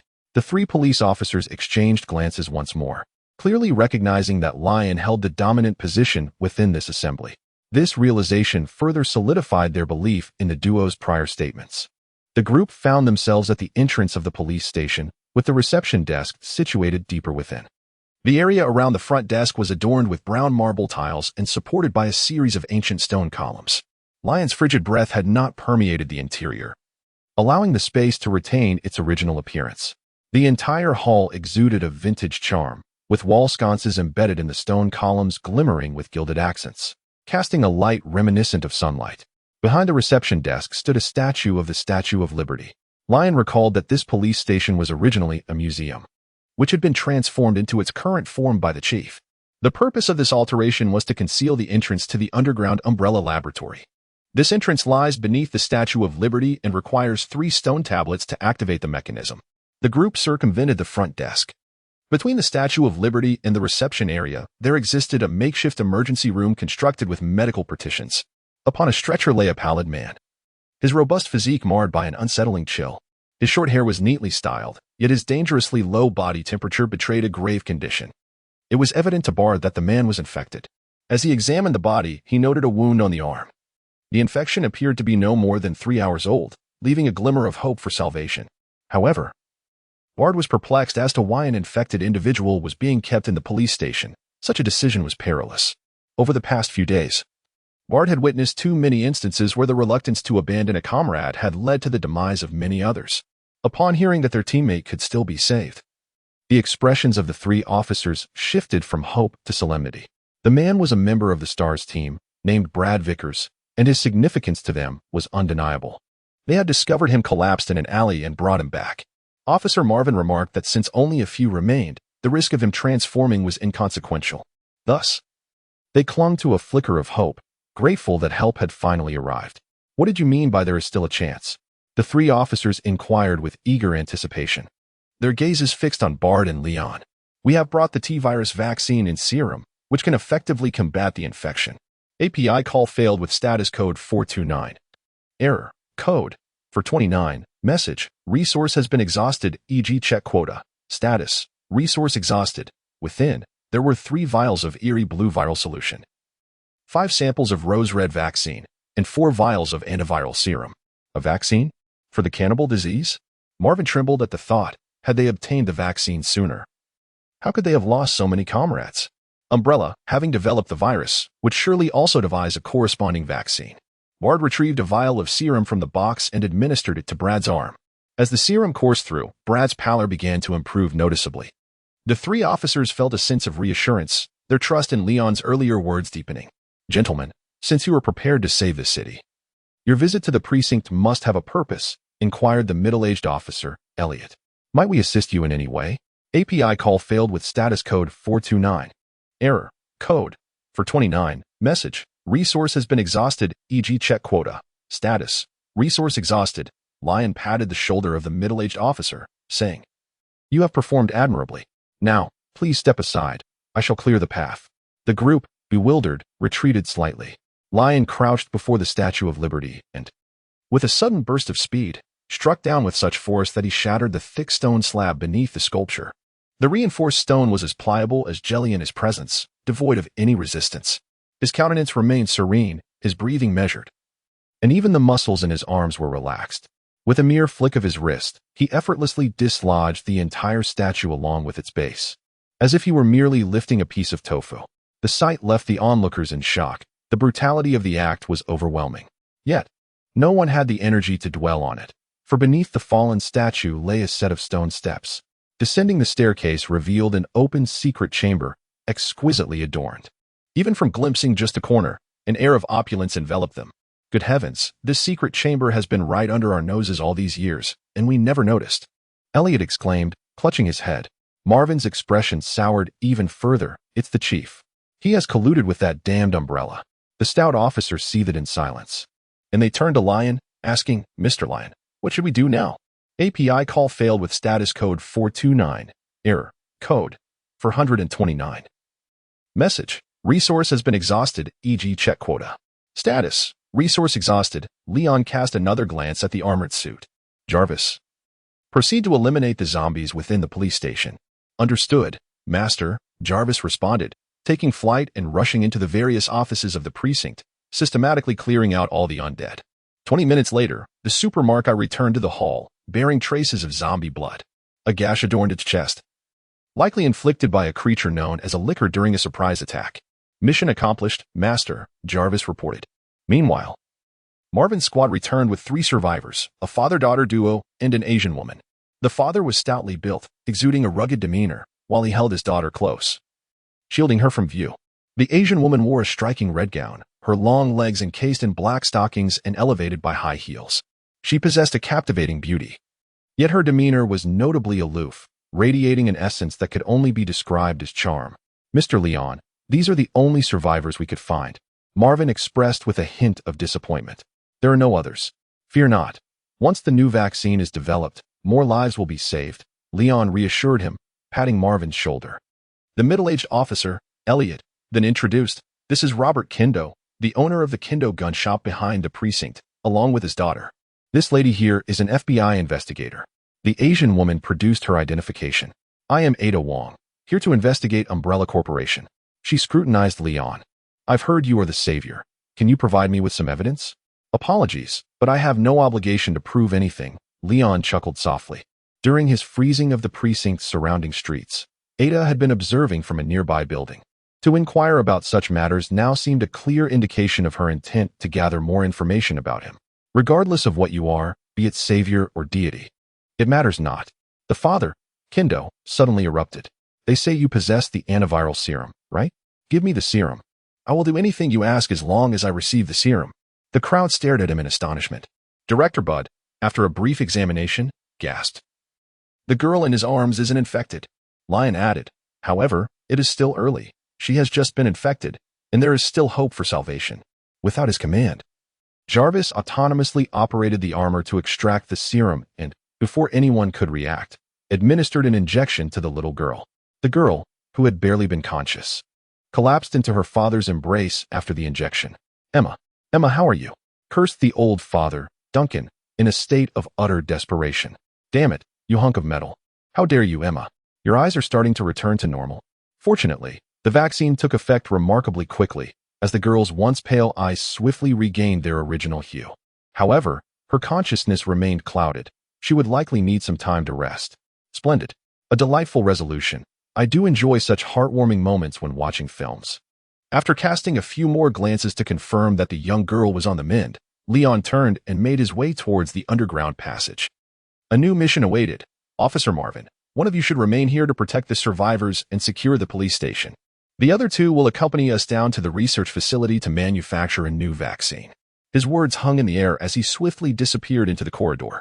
"Let us move. We must race against time." Directors Bud and Jarvis followed closely behind Leon, each donning their armor as they entered the underground passage. The remaining few exchanged glances. Marvin issued a command. "Old fatty, you stay behind. Elliot, we are leaving. The survivors can rest here." "As you say, Marvin," the portly officer acquiesced. "Is he truly the savior?" Old Kent, hesitating, interjected, "I haven't had the chance to thank him yet."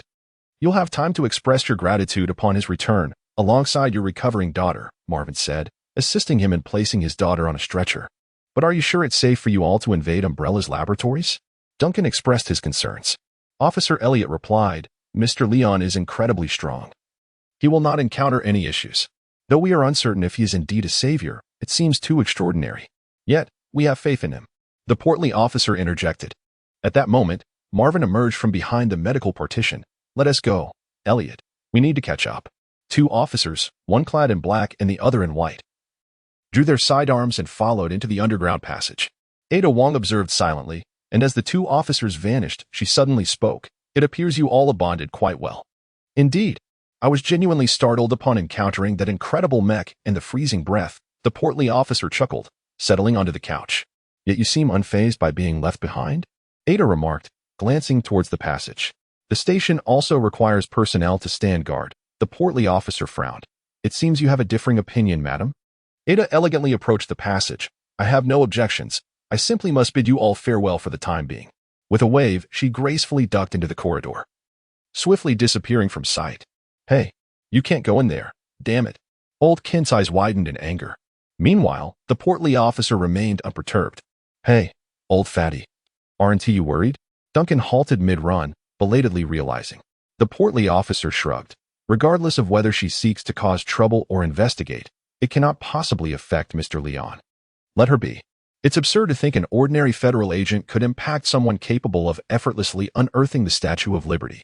Meanwhile, the four, clad in armor, entered the elevator within the underground chamber. This lift descended to deeper levels. However, as the armored figures stepped inside, an alarm blared, indicating an overload. "Jarvis, you need to take flight. You're too heavy," Leon quipped. "Sir, it is your armor that is excessively heavy," Jarvis retorted, maneuvering the suit to hover in midair, ready to adjust its altitude as the elevator descended. "A fine rebuttal. I shall not allow you to operate my armor again." Leon pressed the down button once more. The sliding doors of the elevator began to close. Yet, at the last moment, A slender red figure glided in, stopping right before Leon. "Well, Black," Leon thought. Averting his gaze, Ada rose and smoothed her skirt. "Those are safety shorts, gentlemen. As a gentleman, I felt it only right to remind you, madam, that you were exposed." Leon replied, "I am exceedingly grateful, Mr. Leon, gentleman that you are." Ada positioned herself provocatively in front of Leon. The elevator was spacious enough for multiple occupants. Yet Ada chose to stand close to Leon, leaning in alluringly. Their proximity became intimate, breaths mingling in the air between them. Leon was all too familiar with such tactics. During their late-night conversations, Natasha would occasionally resort to similar maneuvers. He could guarantee that if he were to succumb to temptation and confront her with desire, Ada Wong would immediately retreat, casting a scornful glance and remarking that such behavior was hardly gentlemanly. At that moment, an ordinary person would likely find their defenses shattered, ensnared like a fish on a hook.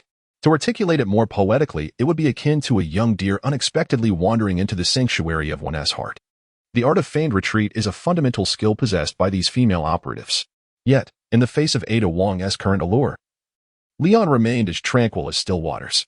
After all, he had not only encountered a pair of safety shorts in this life but had also, in a previous existence, personally experienced Ada's bunny outfit. If she thought a mere hint of seduction could sway him, she was gravely mistaken. He was not someone easily led astray. No need for gratitude, for I am rather curious as to why Lady Ada pursued him. Allow me to remind you that the situation below is perilous. Leon slightly turned his body, distancing himself from Ada Wong. A flicker of surprise crossed Ada's eyes. Leon's actions genuinely led her to somewhat believe in his gentlemanly demeanor. "This is my duty. If I encounter danger, addressing it is also part of my responsibilities." Ada pulled a handgun from her tactical vest. "Moreover, Dr. Bard is accompanying you. Are you not concerned about his safety?" In response to Ada's probing, the previously silent Dr. Bard clarified, "I am fine. Mr. Leon will protect me." Ever since he began following Leon, Bard's sense of security had skyrocketed. This sense of safety was unprecedented. Not only since the outbreak of the bioweapon crisis, but even prior to it. There were times when Bard contemplated how he could remain by Leon's side and serve him indefinitely. Compared to Umbrella, a leader like Leon was truly the finest. "Is that so? It seems Mr. Leon possesses formidable strength," Ada inquired, attempting to extract information, though her approach was rather overt. "You'll see for yourself," Leon replied evasively. Speaking of which, Ada Wong is also one of the protagonists of the Resident Evil series. She is a freelance operative, primarily serving the HCF organization while occasionally working for a faction known as the Family. In contrast to Natasha, Ada leads a more carefree existence. However, with that freedom comes the absence of countless life and death challenges that Natasha has faced. At present, the 23 or 24-year-old Ada seems considerably more naive compared to her contemporaneous peer, Natasha. Ding. At that moment, the elevator reached its destination. The sliding doors opened, and the 5 individuals stepped out in succession. Below the elevator lay a long flight of stairs. As they ventured down the path, they encountered locked doors which they forcefully pried open, and when confronted by the undead, they immobilized them with ease. Before long, the group found themselves descending into the sewers beneath the police station. Following the darkened tunnels, they approached the Umbrella Research Facility. Lion soared into the air with an effortless grace, having no intention of traversing the murky waters below. He even suppressed his olfactory senses, for the stench emanating from the sewage would have overwhelmed him. Up he flew. Marvin and the others were initially taken aback, but soon they gazed at Lion with a sense of astonishment. However, their wonder did not hinder their efficiency. One by one, they followed Lion and leaped down the steps. The foul waters of the sewer quickly engulfed them to their thighs. In the end, only Ada Wong remained on the stairs. She glanced at the murky waters flowing beneath her and then at the figure above her, her lips quivering slightly. API call failed with status code 429. Error. Code 429. Message. Resource has been exhausted, e.g. check quota. Status. Resource exhausted. Leon greeted softly and glided forward at a leisurely pace. To be honest, his casual attire did seem somewhat peculiar while flying. It evoked the image of a high school student striving to balance academic endeavors with saving the world. The sewer was now in close proximity to the Umbrella Laboratory. Along the way, murky sewage flowed, and the moss-covered walls were alive with bizarre, mutated creatures launching attacks. Some bore the upper half of a giant corpse, while the lower half resembled an oversized leech infected by some malevolent force. Others were sewer insects a meter long or colossal mutated crocodiles spanning 20 meters. Heaven knows how Umbrella transformed an ordinary sewer into a veritable treasure trove of biodiversity, surpassing even the coastal realms of Japan. These monsters posed significant dangers and were alarmingly numerous. Under normal circumstances, even a small squad of elite soldiers would face the peril of annihilation. Yet, Leon soared ahead of the group, confronting monsters and demolishing walls with ease. Not a single creature could withstand his punch, nor could any wall delay him for even a second. The group progressed unimpeded, and aside from the unsettling environment, it felt akin to embarking on a leisurely hike. Even Ada Wong, who remained ever vigilant, managed only to shoot a seemingly lifeless zombie fish. Beyond that, she could not claim a single monster for herself. Our dear Mr. Leon truly instills a sense of security. I concede he is an absolute gentleman. Ada Wong uttered words of praise, albeit with a hint of distaste as she wrung out her skirt. The group arrived at a platform above a sewage treatment pool. Surrounded by waterborne structures and the continuous rumble of large sewage treatment machinery, they had finally escaped the suffocating embrace of the sewage, if only temporarily. Marvin illuminated the surroundings with a flashlight, revealing the stench of corpses even in the corners. Among the deceased were individuals clad in lab coats and combat uniforms. Umbrella indeed maintained a vast research base here. Elliot clenched his teeth, exclaiming, "This city is entirely under their control. These parasites deserve to perish." The grip of capital on power truly encapsulates the essence of this nation. Ada Wong casually trailed behind Leon, remarking, "Wouldn't you agree, my gentleman?" Leon remained silent for a moment, then suddenly commanded, "Step back." "What?" Ada Wong was taken aback. Before she could react, Leon swiftly grasped her arm and pulled her to his side. In the next instant, a whistling sound pierced the air behind her. Turning to look, she saw a colossal mutated insect sweeping past the spot where she had just stood. The creature, having failed its ambush, attempted to flee but was struck by Leon's swift kick, smashing it against the wall and causing it to explode in a splatter of insect guts. Ada felt a shiver of fear. "Thank you," she said, leaning against Leon as she steadied herself on his arm, only to discover that his arm bore the texture of marble. Unable to contain her admiration, she remarked, "Impressive physique." Leon raised an eyebrow, stating, "I share your sentiment, however. Consider this as a favor owed to me. Men who are vain seldom win the affection of women." Ada Wong smirked slightly, replying, "That remains to be seen." Leon proceeded forward, navigating through the sewage treatment area until they reached the surveillance room. Through the glass, they could observe a spacious platform on the other side of the monitoring room, where an armored cable car awaited.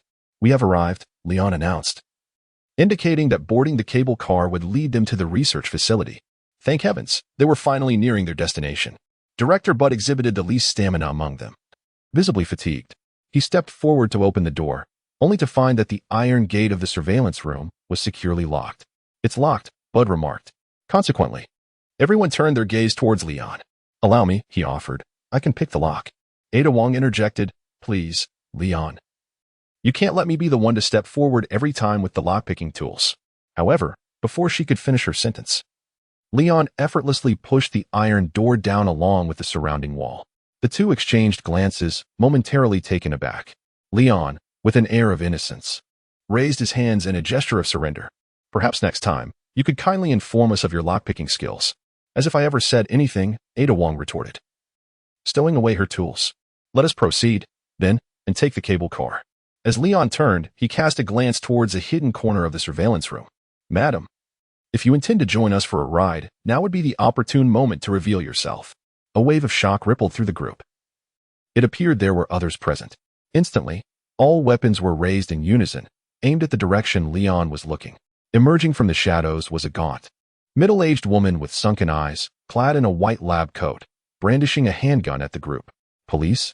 You ought not to be here. The only remnants within the research facility are the infected. It would be prudent for you to vacate the premises at once." Her gaze was unwavering, issuing a stern warning. Anna Birkin. Ada Wong stepped forward, dual firearms in hand, confronting her. "You and your husband are the architects of this virus, the very culprits behind this catastrophe. There is no need for pretense." Her voice was sharp as she commanded, "Now, relinquish the G-virus." Simultaneously, Ada turned to Leon, explaining, "My purpose here is to eliminate Umbrella. The G-virus poses a far greater threat than the T-virus and must not be left in this woman's possession." The crowd exchanged glances, realizing the complexity of the situation. Even Director Bard had never heard of the G-virus. Upon hearing its name, Anna Birkin's expression darkened, revealing her malice. "I see. So you are here for the G-Virus as well, she scoffed, a derisive smile gracing her lips. Don't even think about it. Veiled by her words, she seized the opportunity to hurl a grenade before aiming her weapon at Ada. Watch out, danger! Marvin and two officers lunged towards Leon, attempting to shield him from the impending explosion. However, Leon deftly sidestepped, grasping the grenade with his left hand while pulling Ada to safety with his right. A bullet grazed Ada's arm.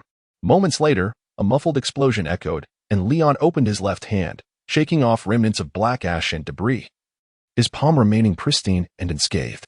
What is this?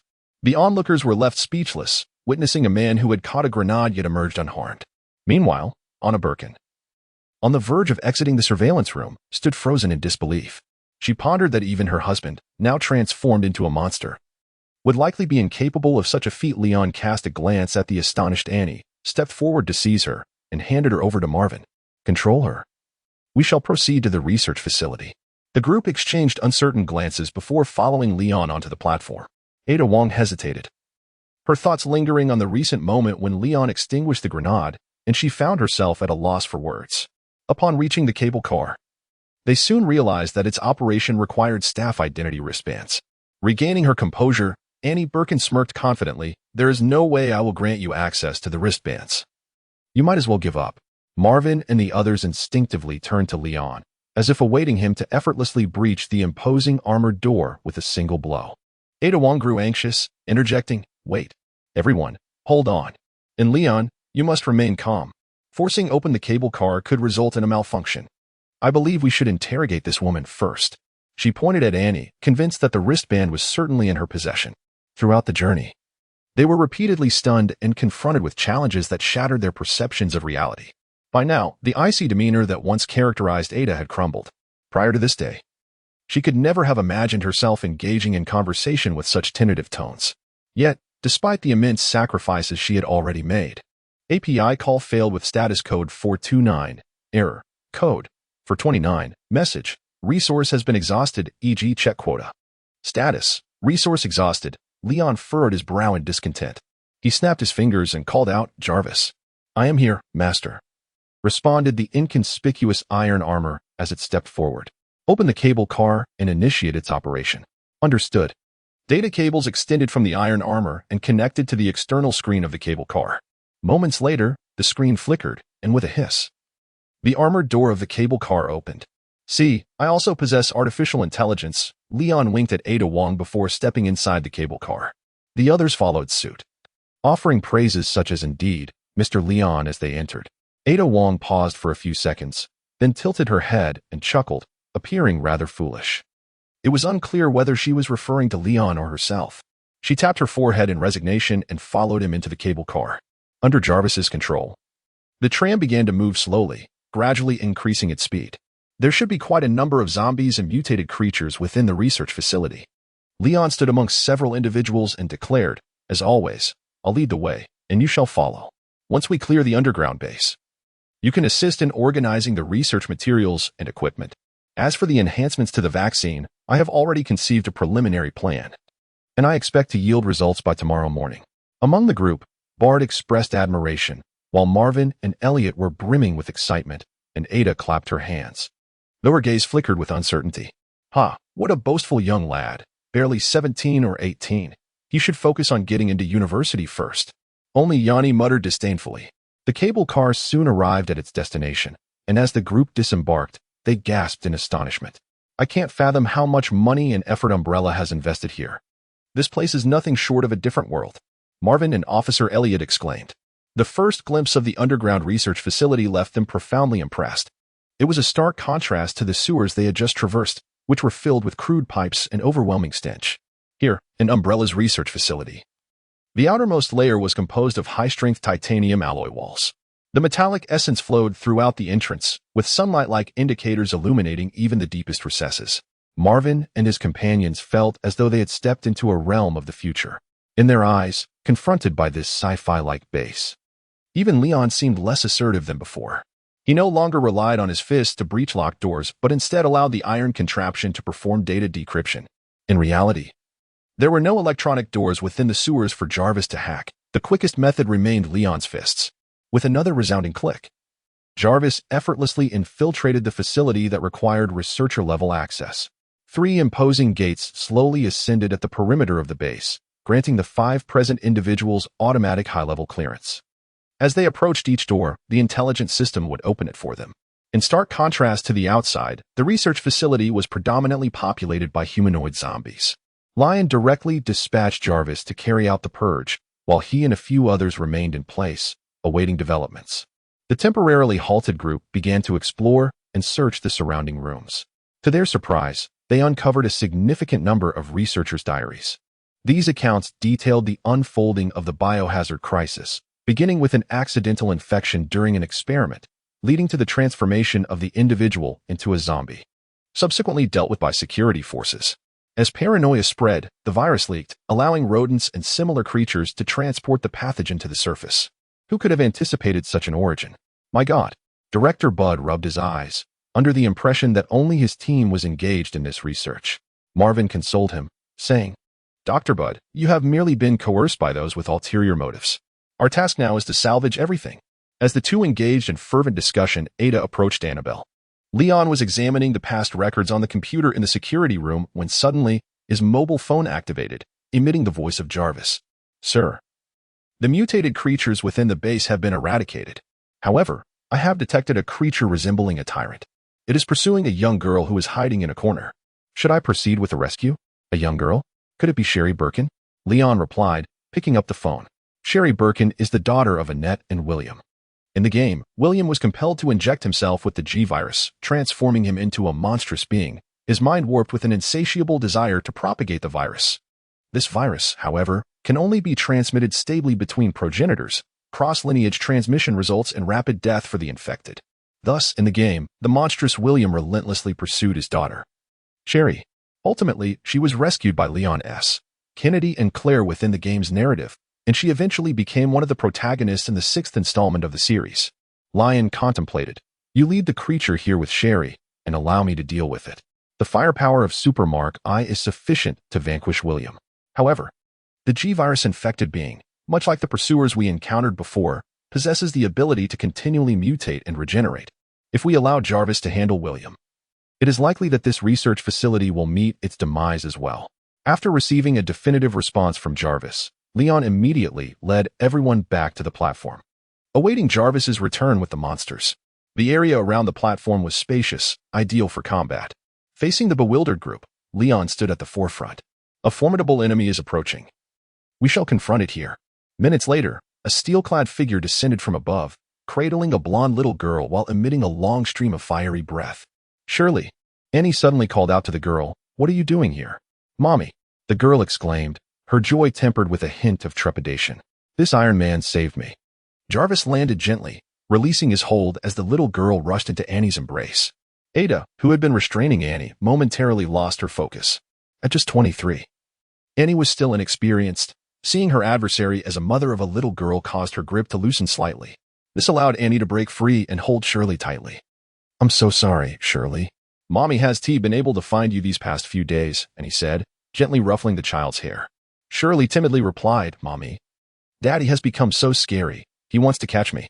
Annie paused, gazing intently at her daughter, her expression flickering as if a realization struck her. "He didn't harm you, nor did he give you anything, did he?" "No, Daddy hasn't caught me yet." Shirley shook her head.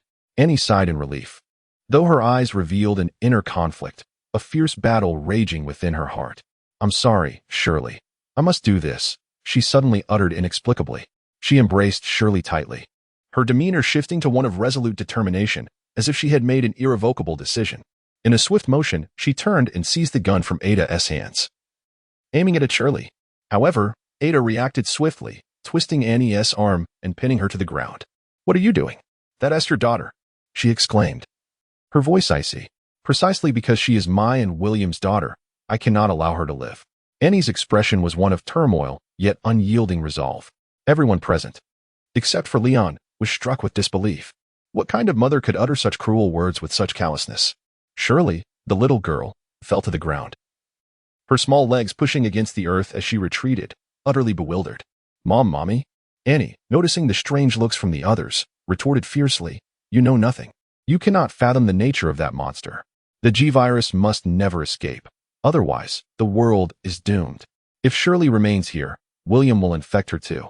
Even if I send her away, he will pursue her. Therefore, to prevent the spread of the G-virus, I cannot allow Shirley to stay. And you all should refrain from thinking about the G-virus. It is the key to annihilation. Marvin stepped forward with a grim expression. No matter how you justify it, it does not excuse killing your own daughter. Wait a moment, William Birkin? That must be the monster up ahead, Leon interjected suddenly. He turned his head, addressing Mrs. Birkin. Have you ever considered the possibility that killing your husband could also stop him from continuing the spread of the virus? What are you saying? Annie Birkin looked at him as if he were foolish. You know nothing of his power. Is that so? Leon boldly approached the staggering figure of William Birkin as he emerged from the research facility. His silhouette became clearer under the lights. The right side of his body had morphed grotesquely, a massive eye sprouting from his arm. Various crimson muscle strands tore through the confines of his skin, intertwining grotesquely. The left side, however, exhibited the normal characteristics of a zombie, his pale eyes locking onto little Shirley in the crowd. Roar! He bellowed, his form seemingly swelling with ferocity, akin to a famished beast finally discovering its prey. He lowered his head and charged forward, his monstrous right hand poised to sweep away all obstacles.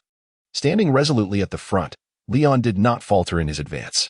Yet, under the shadow of the monstrous arm, his own form appeared somewhat diminutive. A wave of anxiety washed over the group. They were aware of Leon's prowess, but in Annie's eyes, this creature was far more formidable. As if no one could stand against it. In the tension of the moment, Ada and Marvin raised their guns, preparing to cover Leon's retreat. The confrontation unfolded in an instant. The creature that William Birkin had become moved with astonishing speed. Yet, Leon was swifter. He surged forward, twisting and launching a powerful punch at a speed imperceptible to the naked eye. Without a shadow of a doubt, William Birkin's head exploded. Akin to a watermelon scorched under the sun, as the onlookers stood in stunned silence. Leon silently withdrew his fist and turned away, his form still pristine and untouched. He flexed his wrist, and the headless corpse behind him collapsed with a resounding thud. You claimed it was formidable? He inquired, glancing at Annie. A tremor passed through Annie's face as she struggled to accept the reality before her. With a quivering voice, she stammered, You will only accelerate his mutation. He will soon become even more powerful. You should. Before she could finish her sentence, Leon pivoted once more and unleashed a scorching ray upon William's remains. In mere seconds, there was nothing left but a handful of ash, which Leon gently dispersed with a breath. Thus concluded the performance of a creature capable of evolving through 4 or even 5 stages within the game. And now? Leon turned to ask. Annie fell into a profound silence. She had been grappling with the moral dilemma of whether to eliminate her transformed husband, William, but had been unable to summon the resolve. Now, the choice was made for her. That detestable young man had obliterated everything. Annie stood transfixed, staring at the ash at Leon's feet. Like a soulless automaton, she rose, while Ada frowned, refraining from immediately restraining her again. Everyone watched as Annie approached the pile of carbon remnants. Delicately cradling it in her hands and bringing it to her face, silent tears streaming down her cheeks unbeknownst to her. Mommy! Little Sherry timidly rushed forward, yet only clutched Leon's leg, too fearful to step closer. Annie, however, paid no heed to Sherry. She quietly stood and walked into the base. At that moment, no one dared to speak. Half a minute later, a gunshot echoed from within the laboratory. Mommy! Sherry's eyes brimmed with tears. Yet she clung even tighter to Leon's leg. The Burke couple evidently prioritized their work over family, and their bond with Sherry was not particularly strong. Having been pursued by the monstrous version of William and nearly shot by Annie under the guise of righteousness, Sherry had lost all support in this world. Both materially and spiritually, she found herself utterly bereft. Yet, she recalled the words of the Iron Man, who had declared that this older brother before her was the one who ordered her rescue. Clinging to Leon was her only grasp at salvation. Leon pressed his lips together, gently stroking Sherry's small head, yet refraining from offering her any comfort. In the face of such a convoluted familial upheaval, the solace of outsiders would prove utterly futile. It was imperative for the young girl to find her own way out of this predicament. Let us proceed inside. It has been vacated.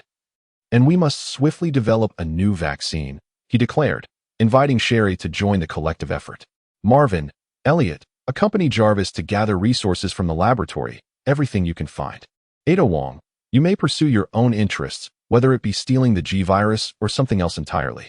Bud, follow me to assist in vaccine development. Sherry, if possible, could you lend a hand? Perhaps serve them a cup of coffee? He paused, then added, one more thing. Jarvis, terminate and dismantle the self-destruct sequence of this facility. We cannot afford to have the base obliterated midway through our research. Everyone nodded in response before dispersing. Even Sherry wiped her eyes, glanced at the room where Annie had previously entered, bit her lip, and made her way to the kitchen to brew some coffee. It was Ada Wong who called out to Leon, "Are you aware that my identity is a fabrication? When did you discover this?" "From the moment I first laid eyes on you." "Oh, then why allow me to follow you all this way? I've heard you are a free agent, working for multiple factions." "Indeed. Would you be interested in collaborating with me in the future, perhaps to save the world? Are you trying to recruit me?" That sounds intriguing. I shall give it considerable thought, Leon." Before departing, Ada attempted to playfully lift Leon's chin with her finger, but he evaded her touch, prompting her to wink and flash a cool smile. "It is a pleasure to meet you, and thank you." She turned, waving as she entered the adjacent corridor. Truly, she was the enigmatic Aunt Wong, reveling in her mystery even at such a tender age. Lion murmured softly, retracting his gaze as he seized Bader and soared towards the laboratory. Meanwhile, at the Redstone Metro station, Jill Valentine bid farewell to her companions before the departing train. "Jill, are you certain you wish to seek out Brother Stark? The Raccoon City Police Department is quite a distance from here," Carlos suggested. "I believe it would be wiser for you to leave the city with the others. He claims he will save the city, and I believe him, Carlos. I must go. If I can be of any assistance, it is worth it." Jill meticulously checked her ammunition. Carlos sighed in resignation. "I truly do not understand the basis of your trust. After witnessing his actions, how can you still harbor doubts?" Jill, brandishing a rifle, retorted, "I must admit, he does appear to resemble a savior." Carlos scratched his head. "All right then, once my mission concludes, I shall seek you out." Jill gestured with her right hand, fingers poised in a sign of farewell. "Then, we shall meet again at the precinct." With that, she turned and dashed into the fiery streets. 2 hours later, the antiviral serum and vaccine corresponding to the T-virus, airborne variant, are complete. Leon gazed at the 2 test tubes filled with crimson serum in his hand and snapped his fingers.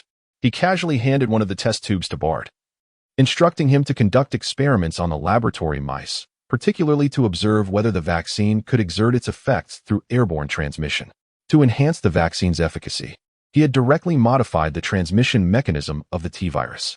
Previously, the T-virus could only be disseminated through liquids and blood. However, following his alterations, the virus could now spread simply through exposure to the air. The original strain of the virus featured in the cinematic adaptation of Resident Evil, which caused a global infection, paled in comparison to the newly engineered T-virus he had created.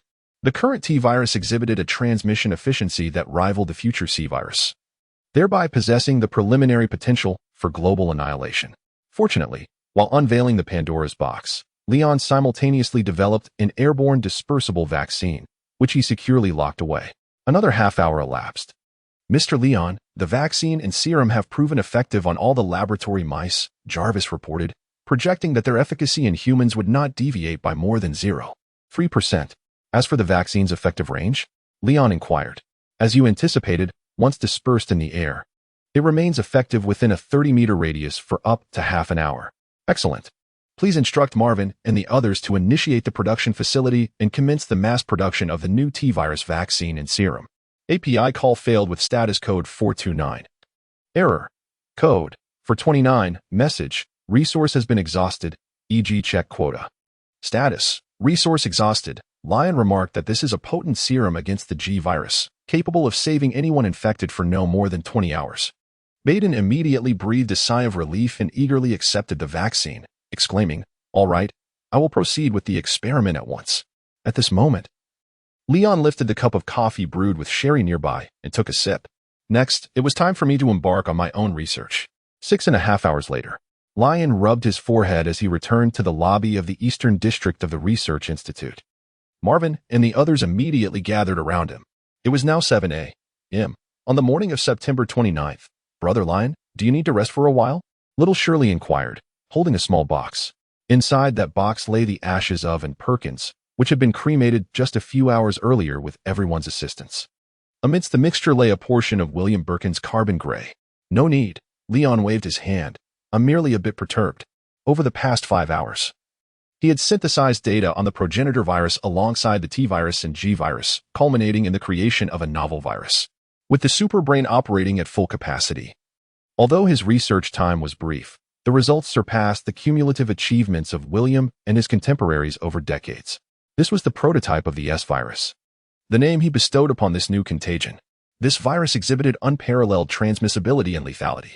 It could propagate through the air, possessing remarkable vitality, remaining active for up to 6 hours post-exposure. Upon infection, he initially forecasted that the likelihood of a patient transforming into a zombie would exceed 90%. Furthermore, the resultant creatures would be immensely powerful, nearly impervious to destruction. Yet, should one survive, the infected individual would retain their intellect, gain absolute physical enhancement, and possess regenerative capabilities. However, in terms of airborne transmission efficiency, it was still significantly inferior to typical pneumonia pathogens. The respiration of the infected, or rather their droplets, would not directly facilitate viral spread. Only through the exposure of bodily fluids and blood, with a substantial viral concentration, could it disseminate via vaporization. Despite these limitations, once Spencer, Westgear, and others became aware of this virus's efficacy, they would undoubtedly herald it as a stepping stone for human evolution and promptly initiate global evolutionary agendas. Even at the moment the virus was successfully synthesized, Leon sensed an exhilarating emotion emanating from the collective consciousness of the world. Regrettably, such a virus was not what he required. He sought a substance that guaranteed 100% success and could enhance human regenerative abilities. After all, this was intended for Tony's treatment. The thought of inadvertently transforming Tony into a zombie was unfathomable. Considering the high probability of mutation, it was likely that after resolving the crisis in Raccoon City, he would need to journey to Europe. He believed that by integrating the characteristics of the Plaga parasite and E. coli, the prototype of the S-virus could achieve a more perfect evolution. However, before that, he might need to return to Marvel, if only to ascertain the temporal disparities between the two worlds. Time was of the essence. Seizing the moment, Leon extracted a drop of his own blood, endeavoring to infect Kryptonian blood with the embryonic S-virus. Since awakening his abilities, his blood, which had once been indistinguishable from that of an ordinary human, now contained the essence of Kryptonians. In essence, it had transformed into a hybrid lineage, merging the blood of Kryptonians and Earthlings. Thus, referring to his blood as Kryptonian was not unfounded. However, the results of the experiment were far from satisfactory. Upon contact in the container, the Kryptonian blood instantly consumed the embryonic S-virus, adopting a fervent will to proliferate uncontrollably.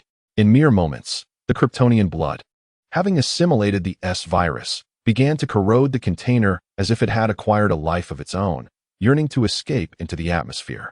Should it succeed in dispersing, the airborne transmission characteristics of the S-virus, combined with the extraordinary vitality of the Kryptonian blood, could yield catastrophic consequences that Leon dared not contemplate. In that fleeting second, the world's consciousness seemed to inundate him with waves of fear and despair. He had no choice but to obliterate it with a heat ray.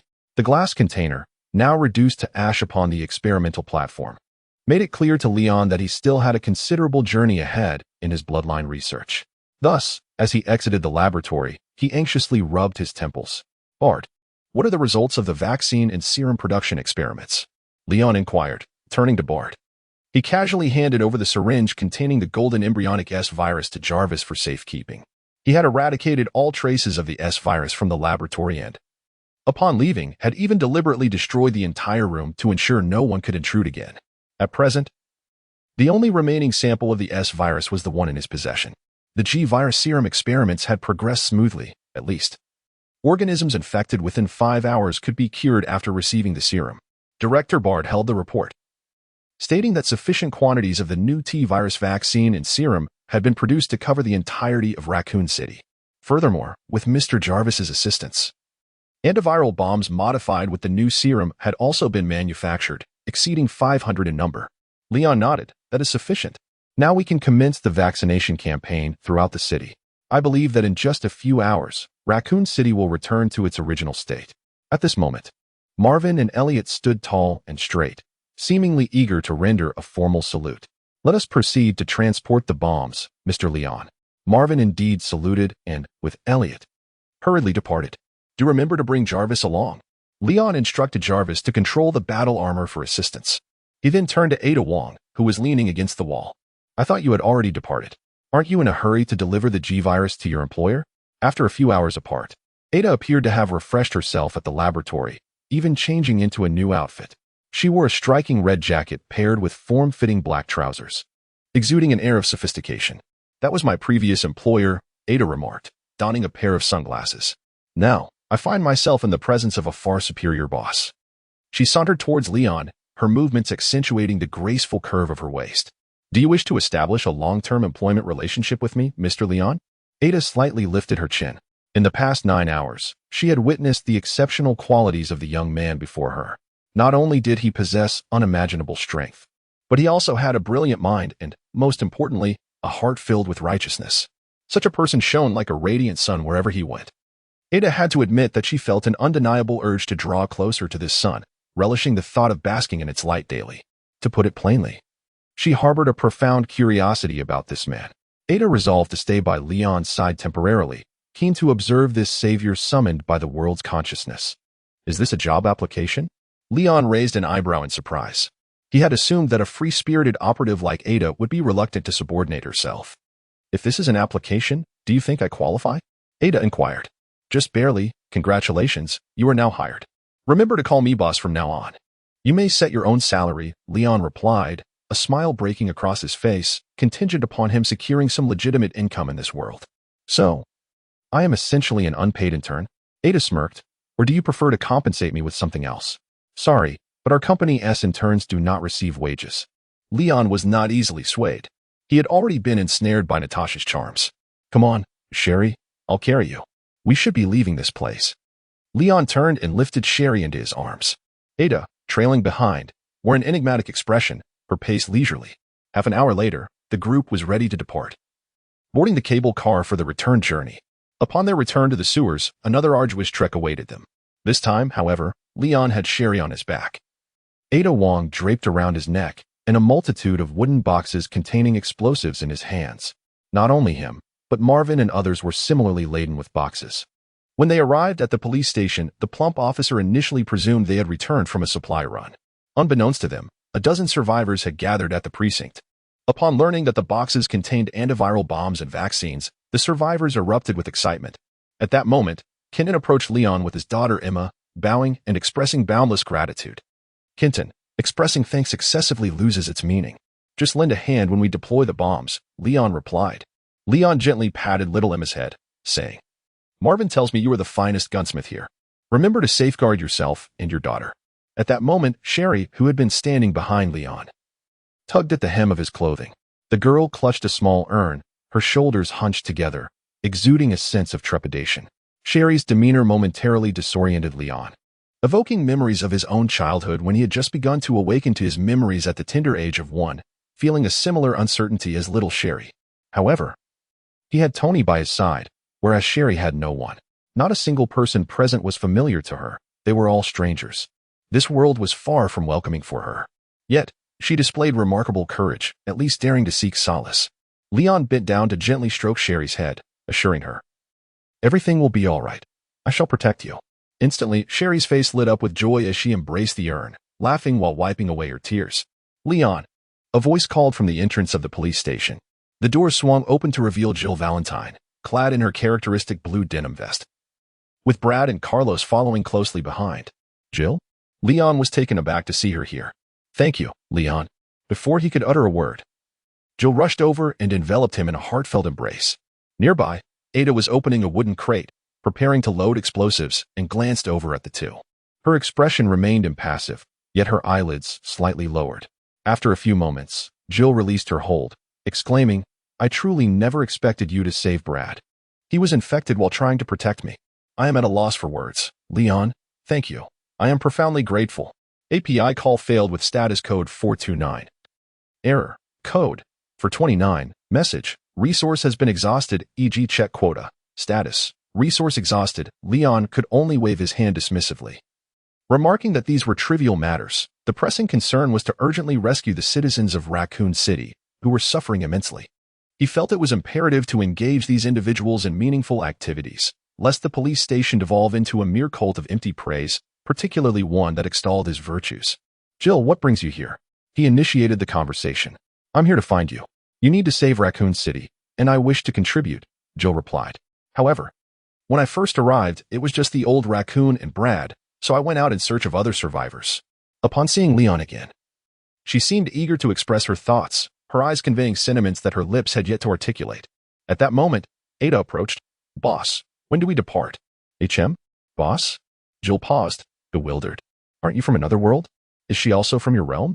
Certainly not. I am Ada Wong, a former federal agent, now serving the boss, Ada declared. Donning another false identity, she seamlessly positioned herself beside Leon, as if they shared a close bond, causing Jill's gaze to momentarily falter. Speaking of which, I actually have many names. Ada Wong is merely one of them, she suddenly added. What was your original name? Leon inquired, intrigued by the topic. In the previous game, Ada had remained shrouded in mystery, with her true background unknown to all. The names I once bore are insignificant now. When I encountered the boss, I introduced myself as Ada, and henceforth, let it be so. Ada Wong's revelation stunned those present into silence, their varied expressions converging upon her, Marvin's astonishment, Brad's contemplative gaze, Sherry's confusion, and Jill's bewilderment. API call failed with status code 429. Error. Code. For 29. Message. Resource has been exhausted, e.g. check quota. Status. Resource exhausted. Leon couldn't help but slap his face, exclaiming, This Tony, even across worlds, still meddles in affairs that do not concern him. Tony? Ada's composed demeanor faltered, bewildered by the sudden mention of another's name. All right, Ada, I am genuinely touched, truly, Leon hastily clarified. However, Ada's gaze held a subtle complexity, her mood evidently unable to return to its previous state. That Tony must be quite significant to you. Or perhaps Miss Ada bears a resemblance to him. Jill could no longer contain her laughter, letting it escape without reservation. At Jill's words, Ada turned to meet Jill's gaze, both pairs of eyes reflecting a shared, inexplicable understanding. Ahem, enough of this dawdling. What are we standing around for? Let us seize the moment and act. It was the seasoned officer Marvin who, sensing the atmosphere, stepped forward to command. The hall soon resumed its vibrant activity. A little over 10 minutes later, the group armed themselves, forming teams of 3, and departed the precinct, embarking on their mission to distribute vaccines throughout the various districts of Raccoon City. Lion did not accompany these individuals. In order to enhance efficiency, he was tasked with encasing the entire city's exterior in a layer of frozen breath. Jarvis and the others were responsible for addressing the zombies and disseminating the vaccine. Their mission was straightforward: to administer the vaccine upon encountering humans and to deploy antiviral bombs when faced with zombies. The antiviral bomb was a dispersive device that, upon detonation, would release countless fine needles imbued with serum. These needles would penetrate the bodies of the zombies, injecting the serum within. In a short span, the virus within the zombies would be neutralized, leading to their demise. The mechanism of the vaccine was even simpler. Once the container shattered, the vaccine would naturally evaporate, permeating the surrounding area, thereby enabling all who came into contact with it to organically develop antibodies. Leon soared through the air from the very beginning, carrying Sherry upon his back as he glided along the periphery of the city, exhaling frosty breaths. Soon, the entire surface of the city transformed into a realm of frost. All the zombies on the streets were encased in ice. This time, Leon had lowered the temperature. One by one, the ice-like zombies succumbed to a swift freezing process, their cells pierced by the shards of ice forming within them, leading to their demise. As for the remaining zombies indoors, they would be left for others to gradually eliminate. With the advent of a new vaccine and serum, all operations proceeded smoothly. However, the efficiency of the ordinary citizens remained woefully inadequate. 2 hours later, the team responsible for cleansing the city returned to the police station. Leon had even returned to the Research Institute once, subjecting himself to a thorough disinfection. However, when the crowd reconvened in the police station hall, each individual wore a countenance brimming with excitement and joy. The Raccoon City rescue operation had successfully reached its conclusion, triumphantly fulfilled. Regrettably, the global consciousness did not bestow any further gifts at this moment. It appeared that the fate of a small city like Raccoon was of little concern to them. Leon, you have saved this city. Marvin and Jill, alongside the gathered multitude, expressed their gratitude towards Leon. At that moment, the police station was filled with thousands of individuals, many of whom were survivors who had gathered along the way. They had come to understand the events that transpired, and now thousands were simultaneously chanting Leon's name, their fervor seemingly poised to shatter the very dome of the police station. Lion was rather indifferent to such an occasion. Much like Tony delivering a speech, he refrained from lengthy discourse, merely offering a few phrases akin to "You are the true heroes," thus managing to address the matter succinctly. Half an hour later, after settling the survivors, Marvin, Jill, and others convened in the conference room. Lion spoke candidly. I am prepared to temporarily depart and return to my own realm for a while. Observing the anxious expressions on the faces of those present, he gestured with his hands to indicate he wished to finish his statement. Rest assured, I shall return swiftly. My departure is solely to measure the temporal flow between our worlds, ensuring I do not linger too long in my own. Before I leave, I will ensure that Jarvis remains here to assist you all. He has meticulously gathered evidence of all the Umbrella Corporation's transgressions, and once you are ready, it can be disseminated across the internet at any moment. Furthermore, Umbrella has transformed this place into a testing ground, and the official stance of the Eagle Nation may not be favorable. Therefore, it would be prudent for you to prepare for an evacuation in advance. I suspect that regardless of which side discovers the anomalies here, they will obliterate this city to erase any trace. Do not dwell too much on my absence, my friends. I shall return ere long. Leon bid farewell with an air of ease. Yet, those who had only shared a few fleeting hours with him were filled with an overwhelming sense of reluctance. Often, emotions arise in the most inexplicable of ways. There are instances where individuals, having spent years together, remain as strangers. Conversely, it takes but a singular event or a mere phrase to forge an unbreakable bond between two souls. Are you certain you will return? Ada Wong gazed intently at Leon. My salary has yet to be disbursed. API call failed with status code 429. Error. Code. For 29. Message. Resource has been exhausted, e.g. check quota. Status. Resource exhausted. API call failed with status code 429. Error. Code. For 29. Message. Resource has been exhausted, e.g. check quota. Status. Resource exhausted. API call failed with status code 429. Error. Code. For 29. Message. Resource has been exhausted, e.g. check quota. Status. Resource exhausted. API call failed with status code 429. Error. Code. For 29. Message. Resource has been exhausted, e.g. check quota. Status. Resource exhausted. Lion vanished before the crowd, yet again experiencing a traversal devoid of any spatial fluctuations. Following the initial astonishment, a profound silence enveloped the gathering. To be candid, I find myself missing him already. In the oppressive atmosphere, Marvin attempted to lighten the mood with a jest. His sincerity is commendable. He has never deceived us, and it is indeed our fortune that the consciousness of the world has identified such a savior. Did you know that our police station was expecting a newcomer yesterday? His name is also Lion, specifically Lioness. Kennedy. Elliot chimed in. Yes, I initially thought Mr. Lion was the new arrival, ha ha ha. However, it is quite puzzling that the newcomer has yet to arrive, being an entire day late. I hope he is safe and possesses the same remarkable qualities as Mr. Lion, inspiring everyone to applaud him. Marvel Universe. Stark Mansion, Los Angeles. Beep beep beep. As Lion emerged from the basement, all the instruments and lights were bathed in a crimson hue, while the alarm rang out with a frantic urgency, akin to a death knell. Dazed, he brandished a canister of disinfectant spray, swiftly rolling on his wheels towards him, unleashing a torrent of mist. On the opposite side, Binbin raised a fire extinguisher, equally poised for action. Enough, enough. Halt. Am I a burglar to warrant such a grand display? Lion waved his hand repeatedly at Binbin. Only then did the alarm bells and red lights cease. Young master, you have finally returned. It seems your sojourn in another realm was not particularly smooth. Jarvis's voice chimed in. Finally? How long have I been gone? It can't possibly be over a decade, can it? A sudden unease gripped Leon. If over a decade had passed, it was entirely possible that the Shuamiya incident had occurred. It had been 12 hours and 37 minutes since your departure. And the clock now reads 7:49 in the morning of the following day. Ah? Leon raised an eyebrow, taken aback. I've only been gone for 12 hours. And you use the term finally? Jarvis, I believe it is imperative for you to refresh your lexicon and phrasing algorithms. Sir. The choice of words was based on the fluctuations in Mr. Stark's mental state following your departure, Jarvis replied. Are you suggesting that Tony misses me terribly? Leon couldn't help but chuckle. I believe so. Approximately 3 hours ago, he inquired every 7 minutes whether you had returned. And what about the last 3 hours? Was it a minute per inquiry? 3 hours ago, Mr. Stark fell asleep, but he has since been alerted and is on his way down. Did I just overhear you speaking ill of me? Tony's head suddenly popped into view from the staircase. He was wrapped in a white scarf, clearly having rushed out of bed in a hurry. Look who's finally decided to come home, our very own Peter Pan. Have you returned to report grievances from the outside world?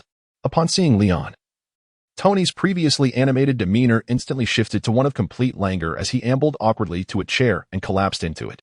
It's not like I was worried about leaving the empty nest lonely, he muttered. Lion found it somewhat amusing. He never expected Tony to be so attached to him. Just 12 hours had passed, and he was already calling out his name in his dreams. Should I hurry back? Calling your name in a dream, what a jest. Tony chuckled, though the laughter soon faded. Did Jarvis mention that? What do you think? Oh, dear. Mind your language, Tony. Lion took a seat on the table beside Tony. Sir, I did not inform Master Lion that you have called out his name 17 times in your sleep over the past 3 hours, Jarvis reported. Tony smacked his forehead. Well, now you've said it. Apologies, sir. Tony helplessly rotated his neck and turned back to Lion. So, did you face any hardships in another world? Why do you say that? Lion asked, puzzled, as Jarvis had just made a similar remark. Tony spread his hands and glanced around deliberately. It's quite evident that you lost your supermark eye, along with the Jarvis subsystem contained within it. His deduction was quite plausible. After all, Lion had left wearing the armor but returned empty-handed, indicating something must have transpired. So that is what you were referring to, Lion realized. He had intentionally left the armor behind. The situation in that world was as follows.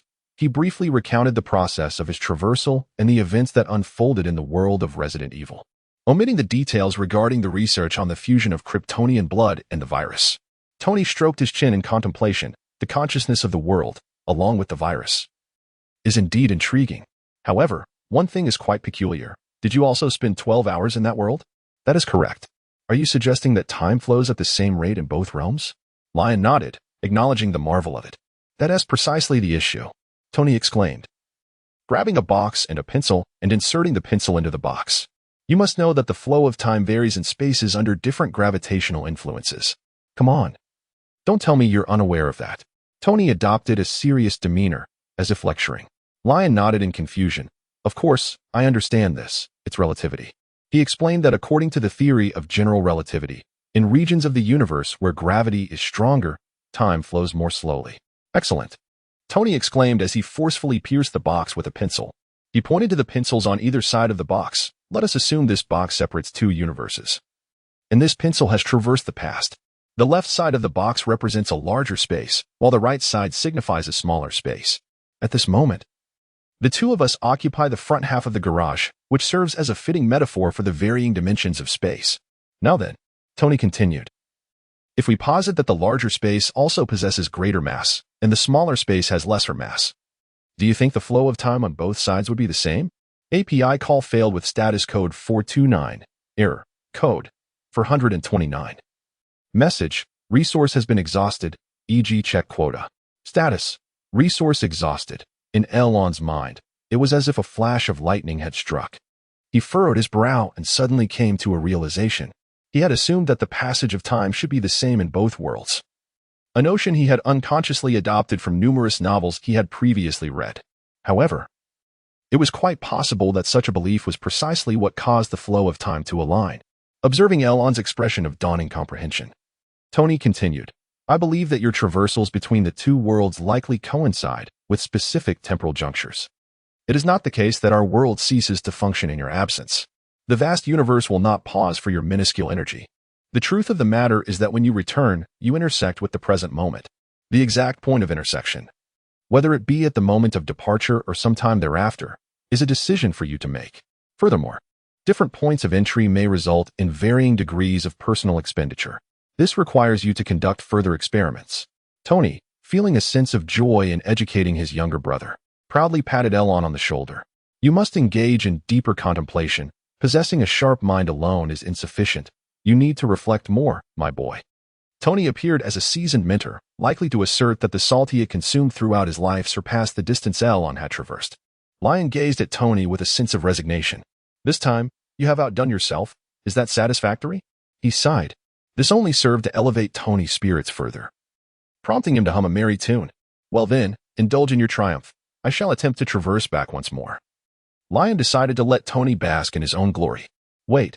Tony suddenly sprang to his feet, his white scarf slipping from his grasp. You must take me with you this time. With just 1% of energy, an additional person matters not. It's highly perilous. Be cautious not to contract a virus upon arrival. Lion warned, casting a quick glance and noticing the triangular light glowing on Tony's chest. Have you reinstalled the reactor? Does this imply that the new element has been successfully synthesized? Tony beamed with pride. Indeed, it was synthesized 2 hours after your departure. I have named it potassium. What do you think? Lion's lips twitched slightly. How should I put it? It's quite impressive. If my father were to learn of your audacious naming of new elements, he would surely rise from his slumber to deliver you a punch. Alas, the old fellow has already been cremated and cannot rise again. Tony exhibited a remarkable talent for dark humor. So, will you allow me to accompany you or not? Let me ponder that. By the way, who was it that remarked on my lack of contemplation? Who dares to utter such words? How utterly vexatious. Tony feigned a dramatic glance to the left and right. Ultimately, Leon acquiesced to Tony's request to accompany him. After all, the world of Resident Evil posed little threat to the two brothers. Even in the unfortunate event of a viral infection, there existed vaccines and serums already developed as a precautionary measure. It would merely be a vacation spent with Tony. He reminisced about their last family trip, which had been during their middle school graduation. Tony, Pepper, and the two of them had ventured to Dubai. What was intended to be a leisurely holiday turned into 3 days of revelry in a villa, where the freshly graduated middle schooler nearly found himself graduating once more. This journey into the realm of Resident Evil would serve as a means to reclaim the experience of their high school graduation trip. In his bedroom, Leon dialed Natasha's number. Due to Tony's need to install additional recording devices on his armor to document the journey, he found himself waiting for several hours. During this period of anticipation, he suddenly recalled the existence of a virus featured in the Iron Man films, known as the Extremis virus. This virus bestowed its host with remarkable regenerative abilities, superhuman strength, speed, and other extraordinary capabilities. Some hosts could even generate flames and electrical currents. Perhaps this virus could be obtained as a reference for the development of the S-virus. Consequently, Leon promptly reached out to Natasha. What is the mission? Natasha inquired directly as soon as the call connected. Why are you so straightforward? Can it be that I simply wish to inquire about the well-being of my dear subordinate? Leon retorted defiantly. It's not yet 8 in the morning. I truly cannot fathom why a man who refused to pay me 4 days ago would be calling me now, unless he has a task to assign. Leon was taken aback by Natasha's lingering resentment. Well, there is indeed a task at hand, he conceded. You see, I'm currently in a secure office building in New York. Natasha assured him that their conversation was free from eavesdropping. Do we have any widows undercover at Vanguard Technologies? I require information regarding a virus they are researching, known as Extremis. After a brief silence on Natasha's end, as if she were consulting her records, she responded, a widow codenamed Tracy previously held a mid-level researcher position there. 3 hours from now, you can collect the viral agent in Tennessee, or I could deliver it to you in Los Angeles by 2 o'clock this afternoon. Natasha's efficiency was truly astonishing. I'll head over. That way, it will be quicker, Leon acknowledged, unable to suppress his admiration for the sister's prowess. Then you should make time to share a drink with them. They've been thinking of you for quite some time. With that, I am hanging up, Natasha concluded, abruptly ending the call. API call failed with status code 429. Error. Code. For 29. Message. Resource has been exhausted, e.g. check quota. Status. Resource exhausted. Lion was welcomed into the abode by Natasha. It was a quaint woodland cabin, appearing as a traditional Western-style wooden house from the outside. Standing nearly 2 stories tall, it could accommodate a family of 5 at most. However, upon entering the subterranean chamber of the wooden structure, Lion discovered a modern base with a complete 4-level underground complex. The base was sparsely populated, with only a few widows he had shared drinks with on 2 occasions. Upon seeing him, they greeted him warmly before returning to their respective tasks. Natasha guided Lion into the innermost command room. She retrieved a vial and a USB drive from a safe. This was recently pilfered with the assistance of Tracy and several sisters from outside. Will you utilize it for your research? Natasha inquired. I have perused some research notes, and it appears to still possess significant issues. Thank you for your efforts, Natasha. Lion responded, examining the vial closely. He was aware of its flaws, yet he was investigating a virus capable of bestowing extraordinary regenerative abilities upon humanity. Perhaps the Desperation virus could provide him with some insights. Regeneration. Natasha's gaze flickered slightly. Can it heal bodily imperfections? Yes. But the virus currently harbors considerable side effects and cannot be employed directly. API call failed with status code 429. Error. Code. 429. Message. Resource has been exhausted, e.g. check quota. Status: resource exhausted. Leon assisted Natasha in organizing her clothes as she had collapsed onto the chair. Unable to rise. My assessment is that if one lacks skill, it is best not to indulge excessively. Leon pinched Natasha's cheek, distorting it with his fingers. Natasha rolled her eyes, saying, "Could you not be a bit gentler? This is slander. I have been dutifully accommodating your needs." Leon adjusted the disheveled Natasha in the chair. He turned to leave, stating, "Once my salary is dispensed, I shall take my leave. You all continue the mission of liberating other widows. Remember to prioritize your safety and contact me if anything arises." Leon. Natasha suddenly called out, "Are you aware that Vanguard Technologies is abducting beggars for human experiments?" Lion was taken aback. "Have they commenced such activities already? Are you implying that you wish to undertake something? If you concur, it could transform into Stark's enterprise in just 2 days," Natasha remarked. Lion raised an eyebrow, expressing his agreement with a hint of caution. "That sounds splendid. But do remember to prioritize your safety. Should any issues arise, I will reach out to you. Understood?" Natasha chuckled in response. "That's good to hear. I must take my leave now." Lion adjusted his trousers, departing without leaving a trace behind. Naturally, he did not forget to take the Doomsday virus and the USB drive with him. At 1 o'clock in the afternoon, in the basement of Stark Manor, Tony, clad in his armor and hands on his hips, inquired, "Where on earth have you been? I couldn't find you at home, and Jarvis was unable to locate your whereabouts." Heaven knows how exhilarated he was about the prospect of traversing worlds. He had modified his armor with unprecedented speed. Yet, his infuriatingly unreliable brother had vanished at a critical moment. To him, it felt akin to desperately searching for a restroom during a bout of diarrhea. "I had Natasha assist me in procuring a sample of the Doomsday virus. It will aid my research in another realm." Leon gestured towards the metallic box in his hands. "What is the Apocalypse virus?" Tony inquired with curiosity. Leon provided a brief overview of the virus's origins, explaining that it was a biochemical agent developed by an old acquaintance of his, Killian. "It sounds like an intriguing concept, although the likelihood of achieving stable injection is slim." Tony nodded thoughtfully. "But who is Killian? Have I met him?"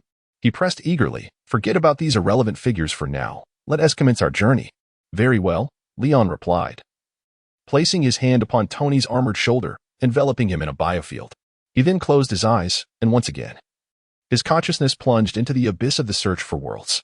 This realm was no longer desolate. Instead, it was inhabited by a chaotic bubble. The moment Leon's consciousness made contact, he comprehended that this bubble represented the world of the biohazard. Furthermore, this world had granted him permanent access, unconditionally.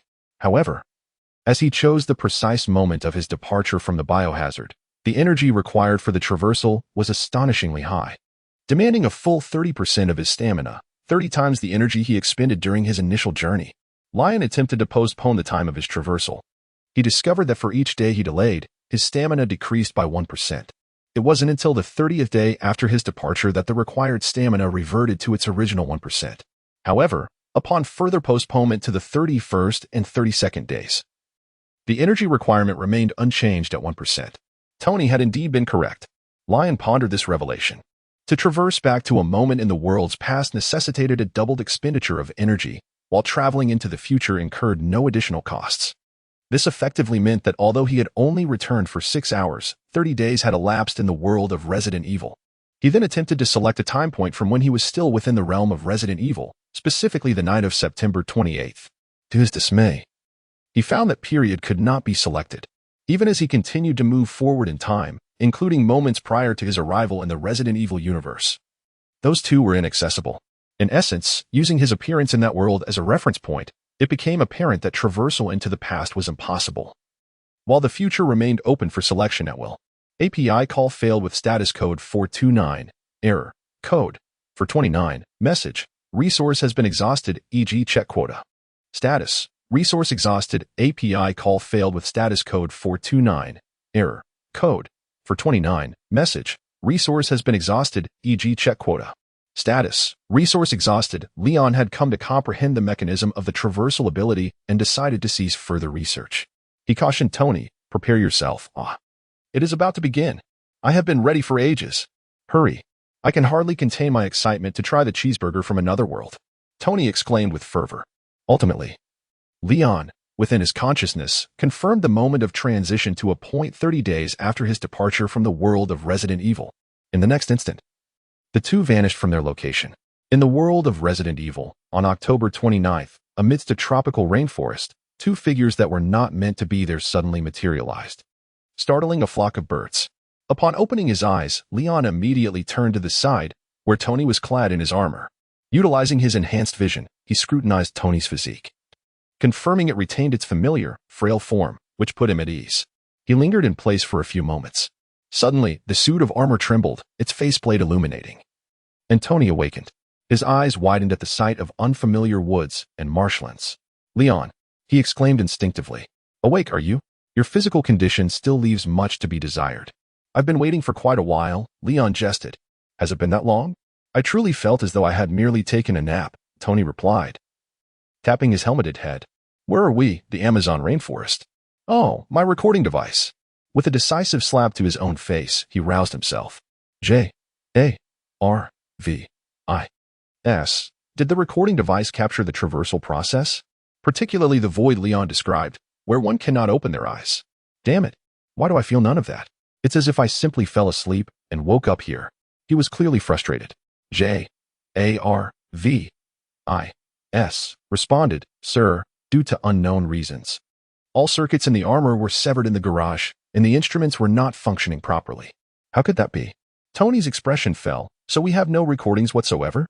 "The circuits in the armor actually disconnected at the onset of the traversal," Leon explained. "It happened to me last time as well. I suspect it is a protective mechanism. There is a theory that the information beyond our world is far too vast for human comprehension. Merely glimpsing it could result in cerebral demise. Thus, your deep slumber during the traversal might have been a safeguard." Tony shook his head. "Perhaps. So where are we now?" "Have J-A-R-V-I-S. Connect to the network and conduct a search," Leon instructed, closing his eyes to attune himself to the sounds of the world.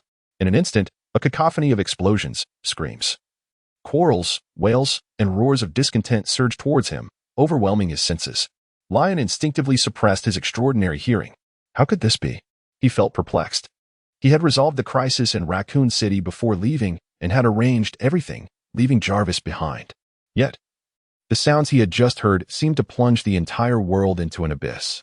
Almost every corner of the earth was shrouded in smoke and chaos.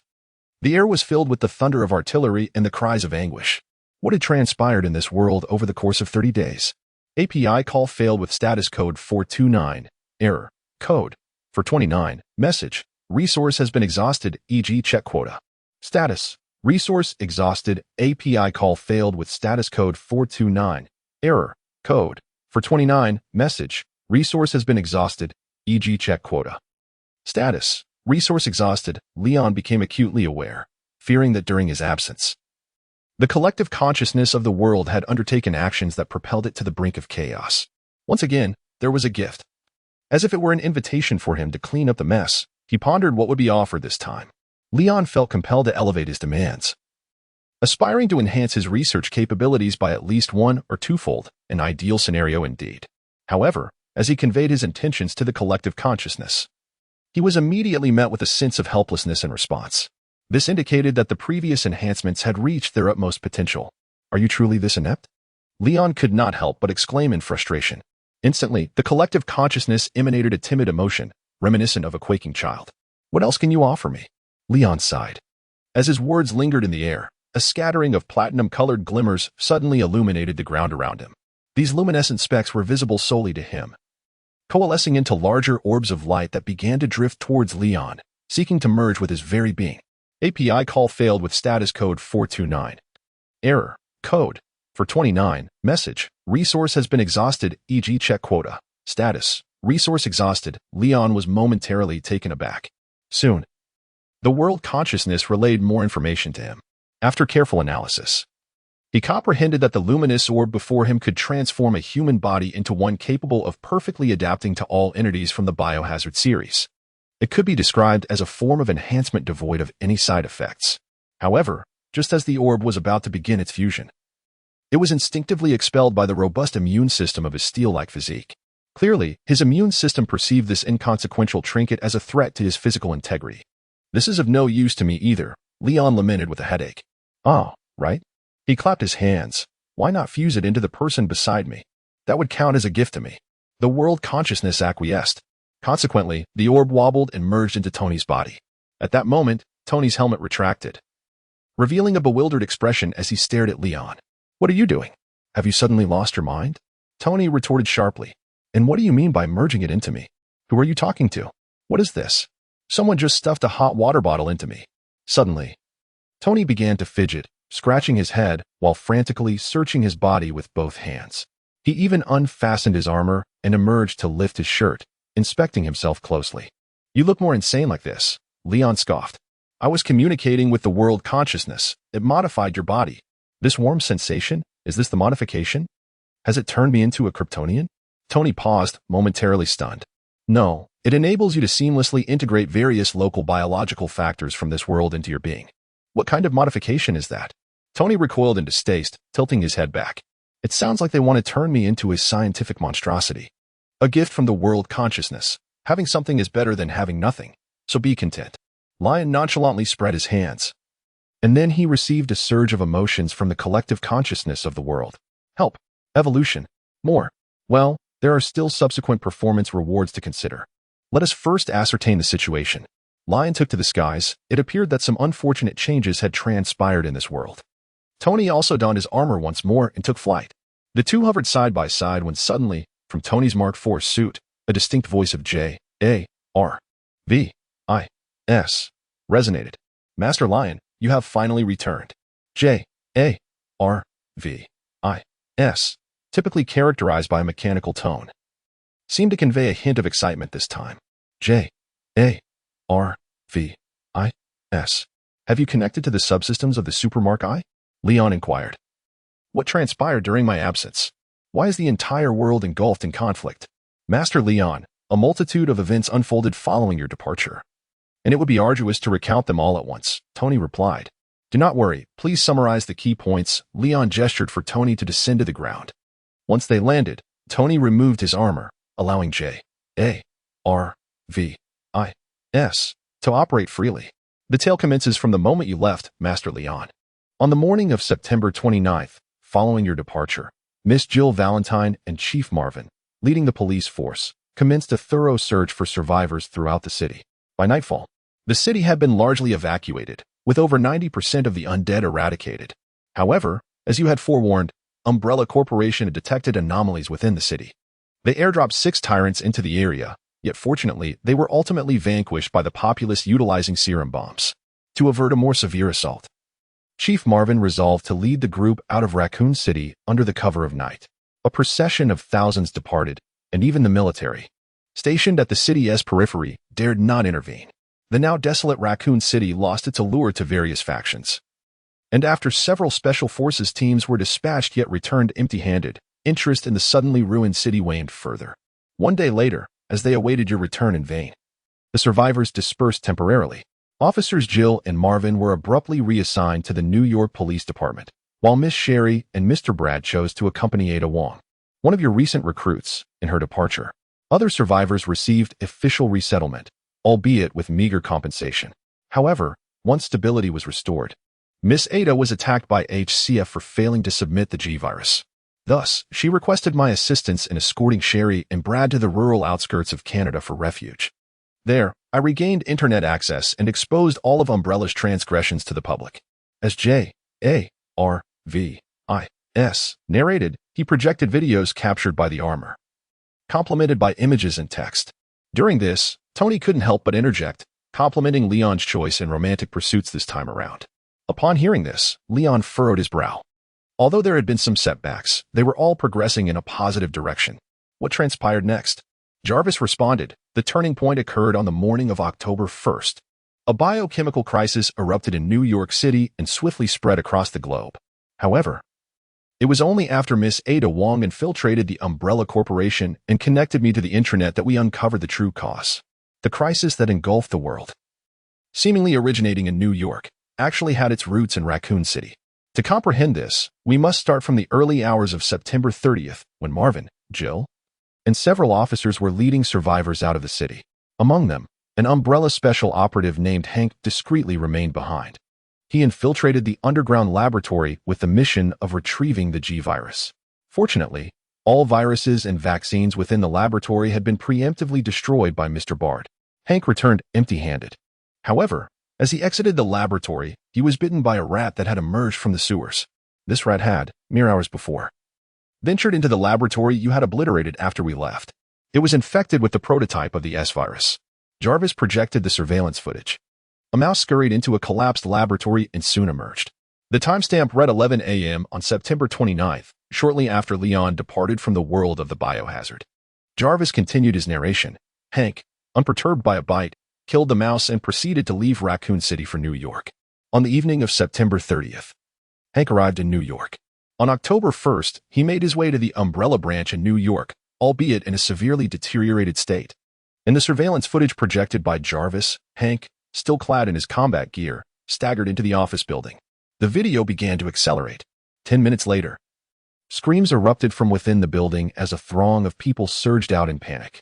Explosions rocked the structure, and a towering creature, 3 meters tall, burst forth amidst the flames, bloodied and howling at the sky. The Umbrella combat unit's firearms proved ineffective against it, only enhancing its mutations in strength. Those splattered by its blood began to twist and morph into grotesque forms themselves. The surveillance feed flickered, shifting to 2 hours later.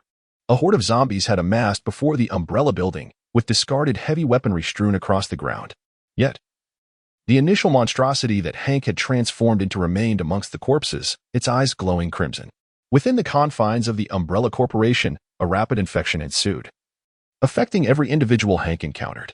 Statistically, the likelihood of an infected person becoming a zombie exceeded 98%.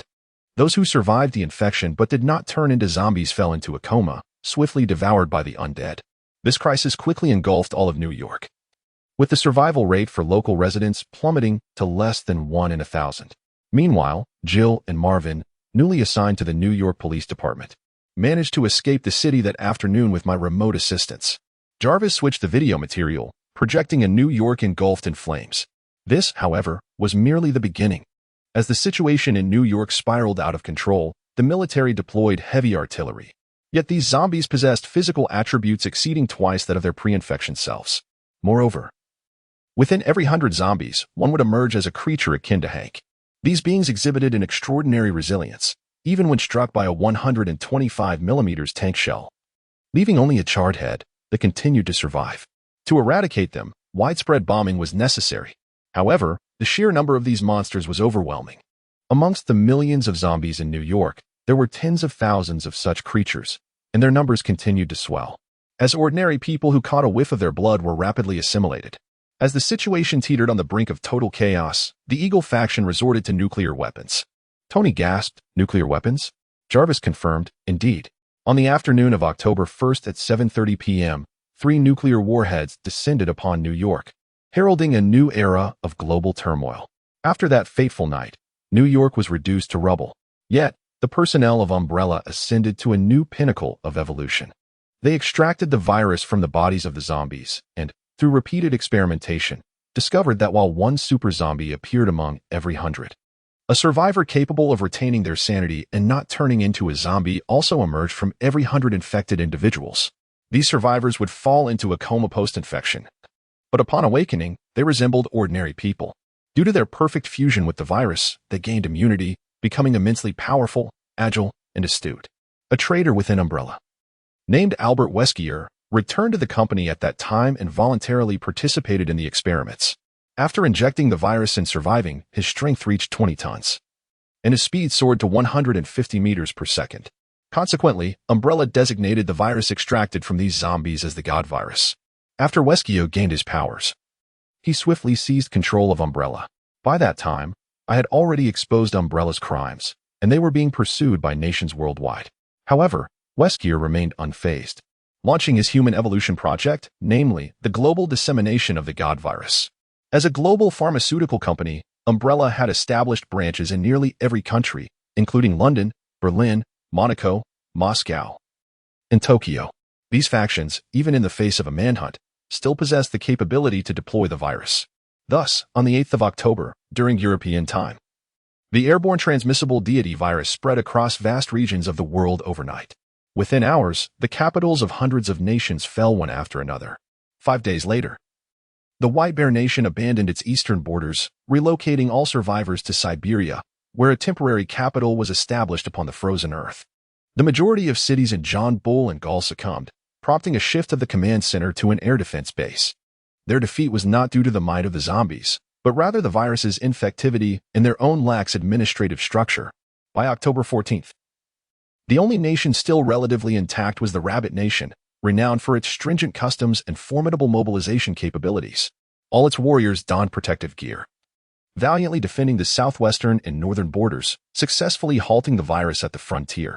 On October 15th, an increasing number of superhumans who survived the viral infection gained attention.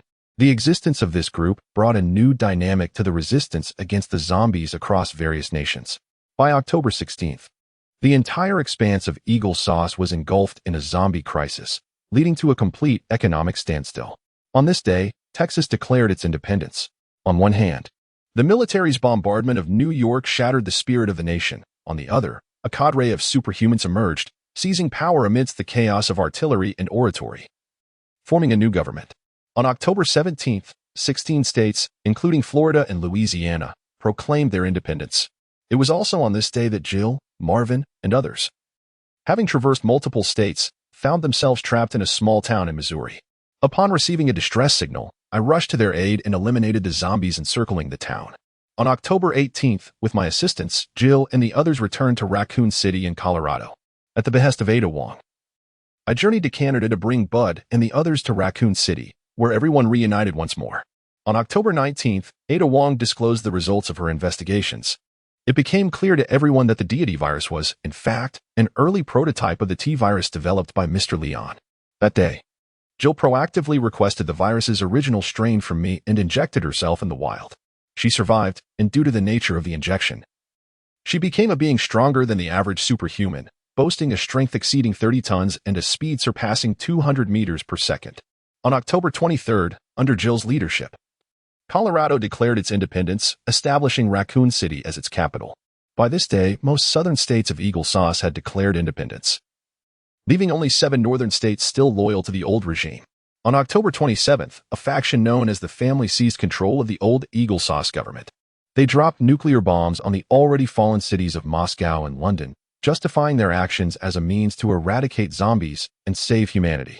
On October 28th, the White Bear Nation launched a nuclear strike on Washington, also claiming it was to save humanity, while the old Eagle Sauce regime failed to intercept the attack. In the early hours of October 29th, the old regime announced plans for a nuclear assault on the temporary capital of the White Bear Nation. The White Bear Nation retaliated by declaring it would launch nuclear strikes on the capitals of all independent nations within Eagle Sauce. Currently, there are 5 hours remaining until they unleash a barrage of nuclear missiles. At this juncture, Jarvis finally ceased his narration. But the tremors in Latoni's mind could not be quelled. His heart raced with trepidation as he gazed at Leon in utter astonishment. Is this the virus you developed? Tony's pupils dilated in shock. You've been here for barely 12 hours, and you've nearly brought about the annihilation of a world?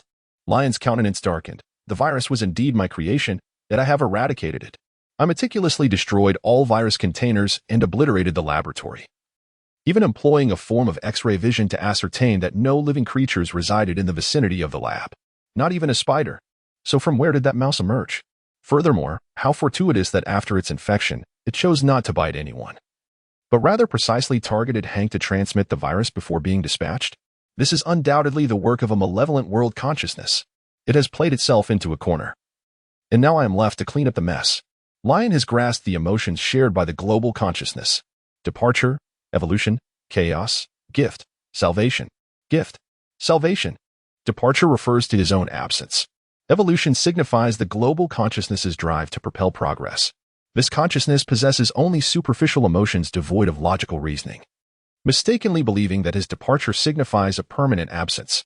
Thus, in order to continue fostering the evolution of all living beings on the planet, upon witnessing his exit, it hastily expelled a mouse, scurrying to the ruins of the laboratory to fervently inhale the air there.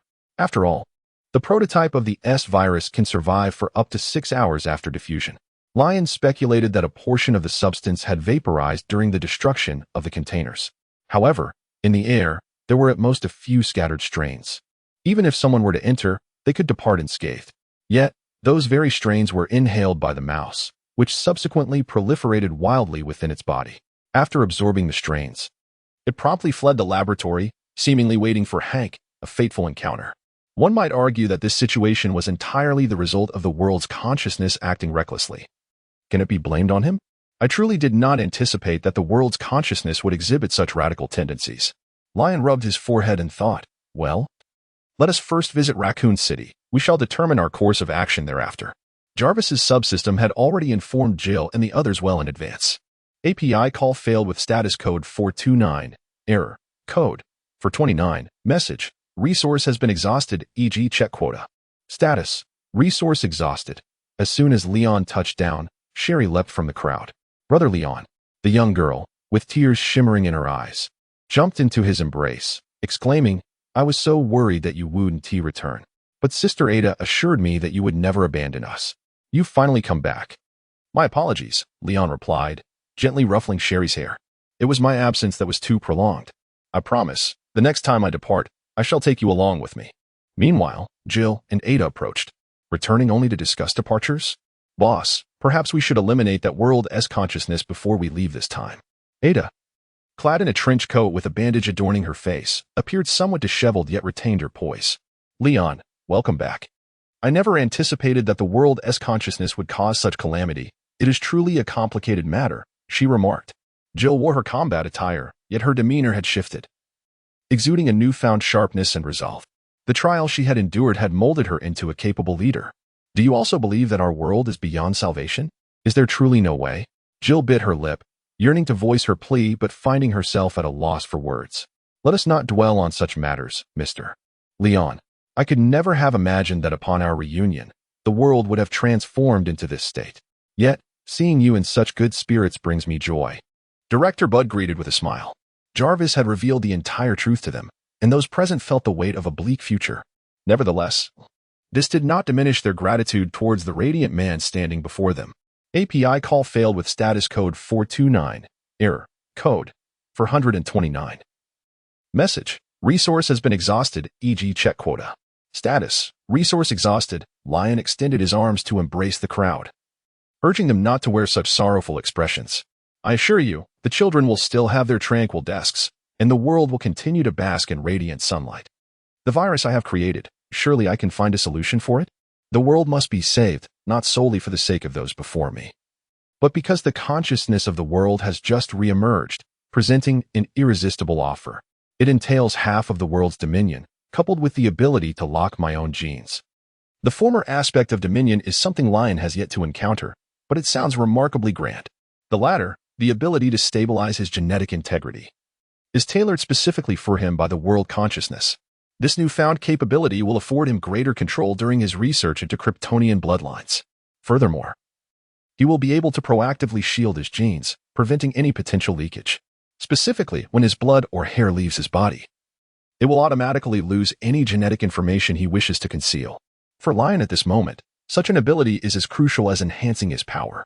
To be frank, he is reluctant to clean up after this radical consciousness of the world. Yet, there is no alternative. The offerings are simply too abundant.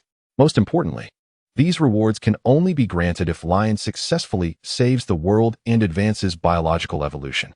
Otherwise, the world consciousness would be unable to bestow them, regardless of its intentions. The rewards it offers are determined not by what Lion desires, but by what it possesses. What do you mean? A glimmer of hope surfaced in the eyes of everyone present. Let me introduce my brother, Tony Stark. He has accompanied me this time merely to observe. Leon pointed to the iron mass beside him, and only then did the crowd realize that a person was encased within the golden-red armor, rather than another Jarvis. So, you are Mr. Leon's brother. It is an honor to meet you. Your brother is truly magnificent. I presume you are an exceptional individual as well. A throng immediately surrounded Tony, extolling Leon's virtues. Tony, rendered speechless, felt his lips twitch in exasperation. This was precisely what he detested. Moreover, these individuals had misconstrued a crucial detail. They ought to have remarked that Leon was indeed your brother. No wonder he is so remarkable. Tony resolved that he must deliver a jolt of genius to this group of otherworldly natives. The Raccoon City Police Department had now transformed into the administrative edifice of the Republic of Colorado. As the leader, Jill conducted her daily affairs from here or embarked on missions to eradicate zombies.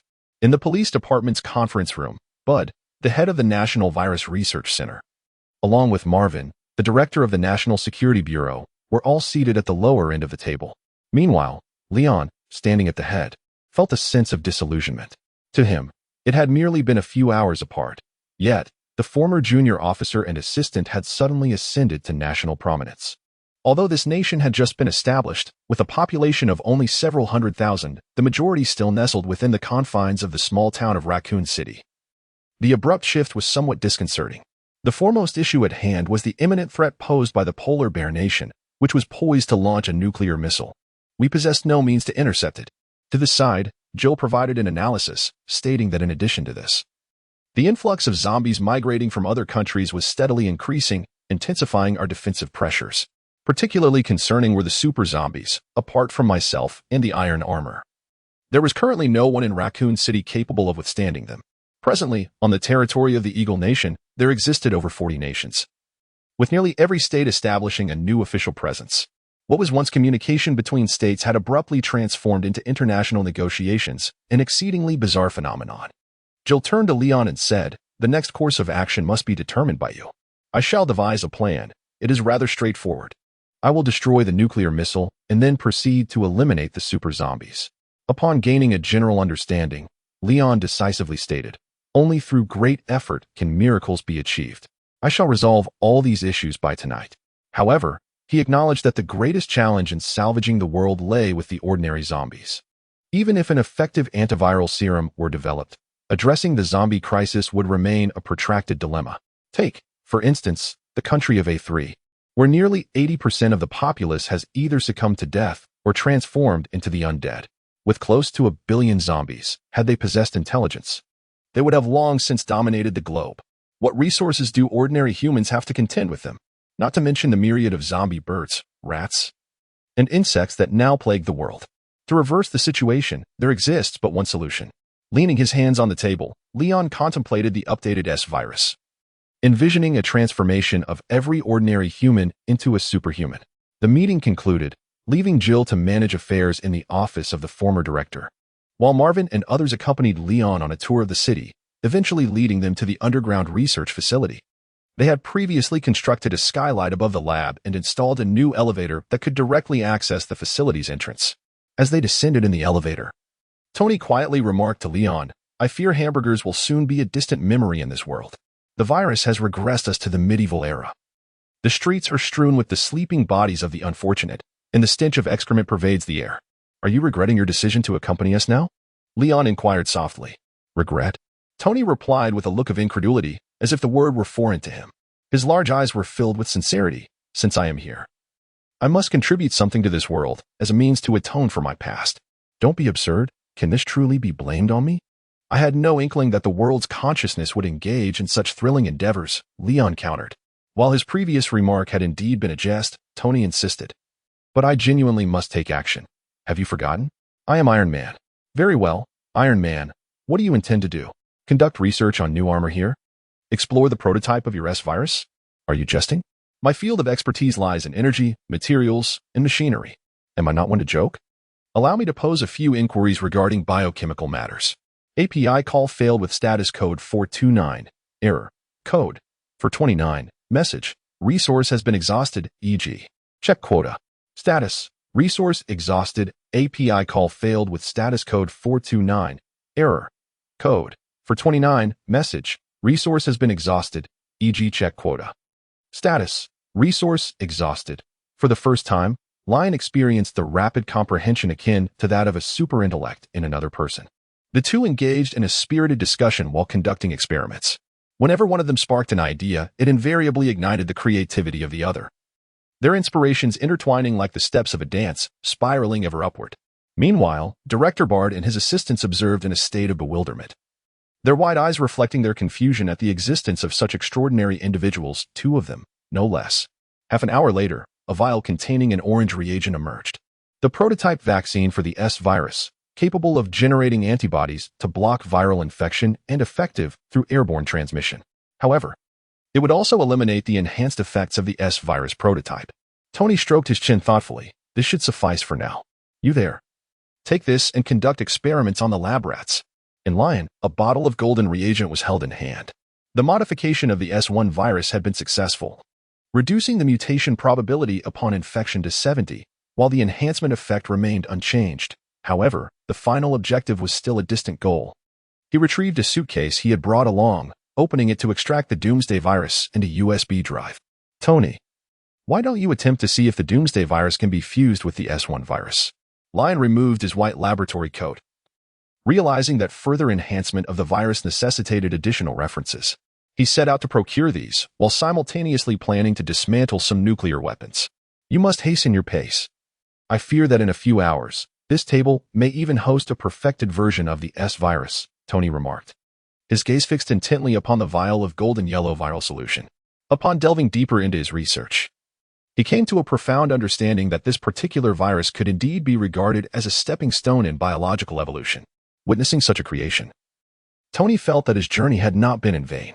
Moreover, he believed that it would not be long before he could fabricate the truly flawless virus. At that moment, perhaps the two brothers could indeed catalyze an entire world's evolution, a thought that filled him with exhilaration. Let us hope so. I eagerly anticipate your direct creation of the ultimate version of the S virus. API call failed with status code 429, error, code 429. Message, resource has been exhausted, e.g. check quota. Status, resource exhausted. Upon departing the subterranean research facility, Leon ascended directly into the heavens. He accelerated through the air, breaching the atmospheric dissipation layer within 5 seconds, and found himself suspended in the cosmos. In the void, the sleeves of his attire billowed silently, while his extraordinary vision enveloped the globe, pinpointing one super zombie after another on the surface. The judgment had arrived. 2 scorching beams of energy descended from the outer reaches of space, akin to divine retribution, an apocalyptic weapon reminiscent of the most lethal sci-fi armaments ever conceived. The super zombies, aimlessly wandering across the terrain, were suddenly engulfed by the searing light descending from above. Their countless trillions of cells united in a symphony of despair, obliterated in an instant to their primordial molecular forms. The towering crimson columns of light cleaved the ground, as if the Almighty wielded chopsticks to stir the affairs of mankind. Where they passed, the world shattered, and oceans evaporated.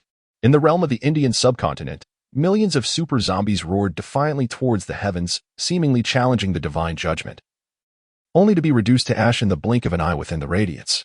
The entirety of the world began to focus on these beams of celestial chastisement, witnessing their sweep from the Pacific Ocean to the Indian Ocean, and pushing through South Asia all the way to Africa. They carved deeper ravines alongside the East African rift, parting seas and clouds as if Moses himself had stretched forth his staff, and the Almighty had divided the waters. When the entire world had been traversed by these 2 beams, the divine punishment slowly dimmed. The malevolent, who once stirred the winds of chaos, now found their hearts plummeting into despair, while the beleaguered refugees crawled in fervent supplication. In this moment, they all believed in the existence of the divine. Yet, Leon's endeavors did not cease there. In the span of 20 minutes, he eradicated tens of millions of super zombies from the earth. Awaiting him next were nuclear warheads. He twisted at his waist and dove towards the planet, for the people of this world would not deliberately employ lead to obstruct his scrutiny. API call failed with status code 429, error, code 429, message, resource has been exhausted, e.g. check quota. Status, resource exhausted. Lion employed thermal beams to obliterate all nuclear warheads. The extreme temperatures and pressures induced fusion, resulting in a resplendent explosion of fireworks across the cosmos. The intangible, penetrating radiation and electromagnetic pulses radiated outward in concentric circles. Countless satellites bore witness to this extraordinary spectacle. With his back turned to the earth, Leon's silhouette swayed amidst the flames, resembling a deity surveying the cosmos, capable of grasping all that exists. When he turned, he did not shield his visage with a biological field. One side of his face was illuminated by the fire, while the other basked in sunlight. Countless screens around the globe captured Leon's countenance at that very moment. This visage, as if chiseled by a knife and axe, was indelibly etched into the minds of innumerable viewers. In Raccoon City, Ada Wong, Jill, and others watched Leon's figure on the screen. Had he truly obliterated all nuclear weapons from both the Eagle and Bear factions? Even the composed Ada felt a slight warmth in her mind. Jill gazed intently at the screen, revealing a faint smile of resignation. I once thought that achieving post-human status would bridge the gap between us. Yet I never anticipated his strength. Brother Leon, you are incredible, Sherry exclaimed, raising her hand in celebration. He had saved them once more. Marvin exchanged a glance with one of his subordinates and shrugged. You see, this is why we refer to you as Kennedy, rather than Leon. API call failed with status code 429. Error. Code. 429. Message. Resource has been exhausted, e.g. check quota. Status. Resource exhausted. API call failed with status code 429. Error. Code. 429. Message. Resource has been exhausted, e.g. check quota. Status. Resource exhausted. Lion once again plunged towards the earth, his form vanishing from the gaze of all satellites. He bore no concealment, descending like a meteorite, igniting sparks due to the friction of his high-speed descent and crashing heavily into a village nestled in the Wolf Fong Valley of Spain. A tremendous roar erupted. A colossal shockwave radiated outward, scattering dozens of houses within the village as if they were mere autumn leaves. The ground cracked open in a web-like pattern, rapidly succumbing to collapse. In the aftermath of the tumult, Lion emerged from the 10-meter-deep crater formed by the impact, soaring towards the castle deep within the village. This castle, a relic from the Middle Ages, exuded a classical and grandiose aura. Lion could not help but pause for a few moments to admire the view. Then, with a powerful kick directed at the castle's exterior, the entire edifice crumbled in a cataclysmic collapse. One by one, the individuals emerged from the ruins, standing in astonishment, yet unharmed due to Leon's control. Who is Sadler? Leon inquired, his gaze directed towards a hooded figure at the rear of the crowd, wielding a staff. Osmond Sadler, the leader of the Illuminati, seeks to harness the plague of parasites to dominate the world. All eyes in the castle ruins shifted towards Sadler. The features of the man beneath the hood were shrouded in shadow, seemingly plotting some insidious scheme. Thud. Then, with a resounding thump, he knelt down. My lord, I am. Indeed, Sadler. Lion approached Sadler, treading upon the ruins. Surrender the dominant placa parasite. Be but the dominant one. It's currently unavailable, my lord. Please, might you grant me a little more time? Sadler's form quivered slightly. No, surely there is one readily available. Lion crushed Sadler's skull with a single blow, scorching his body with a searing ray. Moments later, a parasite emerged. I detest being deceived by others. He concealed the parasite and surveyed his surroundings. Eradicate all parasites within 3 days, or it shall be your own destruction. Dust billowed into the air. API call failed with status code 429. Error. Code. 429. Message. Resource has been exhausted, e.g. check quota. Status. Resource exhausted. Lion hovered above the center of the fortress, surveying the surroundings until he pinpointed the lair of the fungal master. With determination, he plunged into the depths. The solid mountain, akin to tofu, was effortlessly pierced. Before Lion stood a colossal mold conglomerate, ensconced within a cavern. This entity was the mycelium sovereign. Its exterior bore a resemblance to that of an infant, adorned in hues that nearly approached a delicate pink. Undulating rhythmically as though it were breathing, Lion could even perceive the vibrant cadence of life resonating within it, as billions of mycelial threads diligently transported nutrients to sustain its existence. This was the third evolutionary key of the biohazard realm, mold. API call failed with status code 429. Error. Code. 429. Message. Resource has been exhausted, e.g. check quota. Status. Resource exhausted. API call failed with status code 429. Error. Code. 429. Message. Resource has been exhausted, e.g. check quota. Status. Resource exhausted. Leon's objective is to eradicate the mold. The arrival of these individuals aligns perfectly with his intentions. According to the narrative progression of the Biohazard game series, it is conceivable that this mold may evolve into an apocalyptic crisis in the future.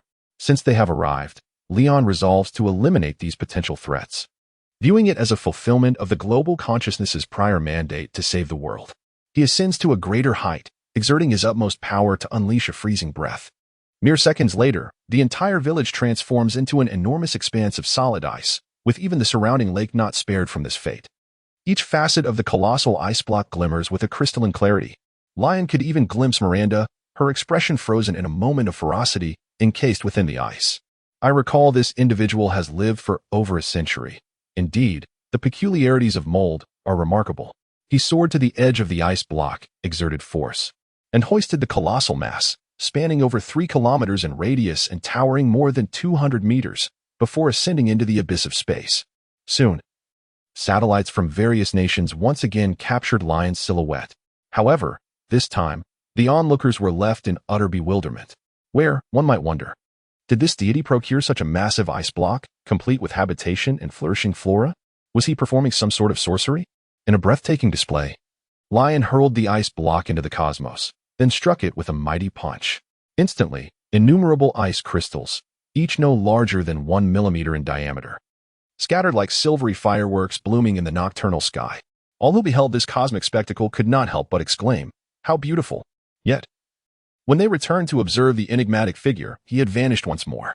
Upon his return to the precinct, Leon was met with an exuberant welcome from all. Jill led the chorus of gratitude, her eyes glistening with tears as she saluted before embracing him. The hall was soon filled with applause, cheers, and even the sounds of joyous sobbing. A myriad of emotions surged forth, akin to waves ebbing and flowing upon the shore. Fireworks erupted around Leon, showering the air with colorful confetti like a cascading waterfall. Champagne flowed as Kennedy, with his thumb pressed against the bottle's neck, vigorously shook it and jubilantly sprayed the sparkling wine. They were all aware of the recent events. They recognized that this man before them was their savior. They had witnessed on the screen how he vanquished the super zombies with searing rays and detonated a nuclear bomb. Undoubtedly, today was the happiest day they had experienced in the past month. Everyone surrounded Leon, regardless of gender, planting enthusiastic kisses upon his cheeks, reveling in their pride as they flaunted their affection to others. They all beheld a glimmer of hope. The seemingly insurmountable super zombies and the enigmatic nuclear bomb were effortlessly resolved by Leon in less than half an hour. It was as if the apocalypse, in the presence of this man, was merely a raucous game of make-believe. In that moment, the name Leon became synonymous with the promise of the future. The men hoisted Leon into the air, their faces beaming with joy, as though tossing their beloved into the heavens on their wedding day. The women urged him onto the podium, yearning for him to utter a few words. Even a single sentence would suffice. For tonight they would surely dream of encountering this dashing savior. Lion was, in truth, rather indifferent to such occasions. They stirred memories of his childhood, when he participated in various soirees draped around Tony's neck. It could hardly be described as a cherished recollection, for he was merely a spectator. Yet, the eager gazes of the crowd compelled Lion to utter something. Clearing his throat, he surveyed the suddenly silent hall, contemplated for a moment, and sang a Chinese version of the Internationale. His not particularly resonant voice echoed through the police station's hall. Gradually, some began to join him in English and Russian, following his cadence. As the song concluded, some erupted into jubilant cheers while others wept profusely. However, they shared a common impulse, all rushing toward the podium in an attempt to embrace Lion once more. This revelry persisted until the night drew to a close.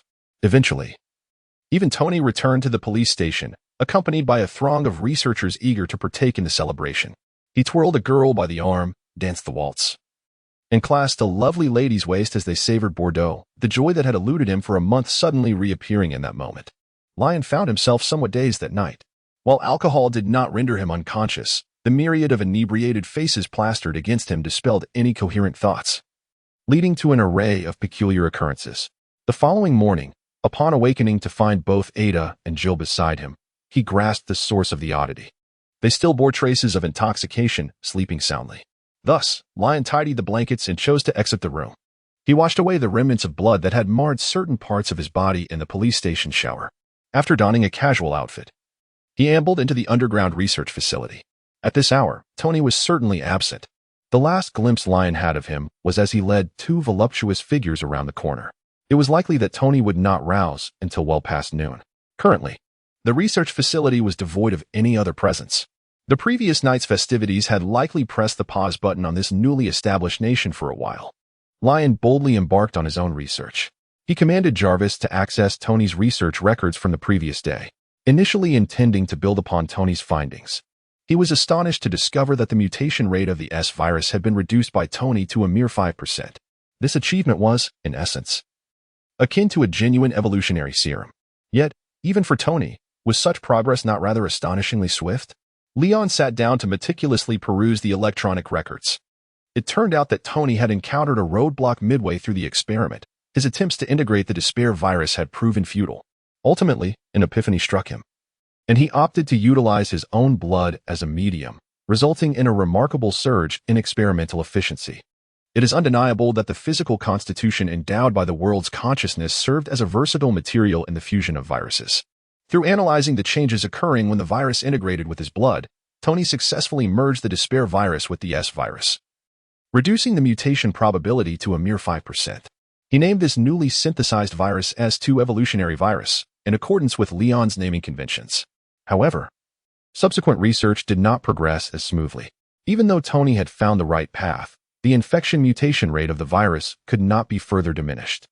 At the bottom of the research records, Tony pinned his final conclusion: the inherent characteristics of viruses are contagion and mutation to achieve complete safe evolution.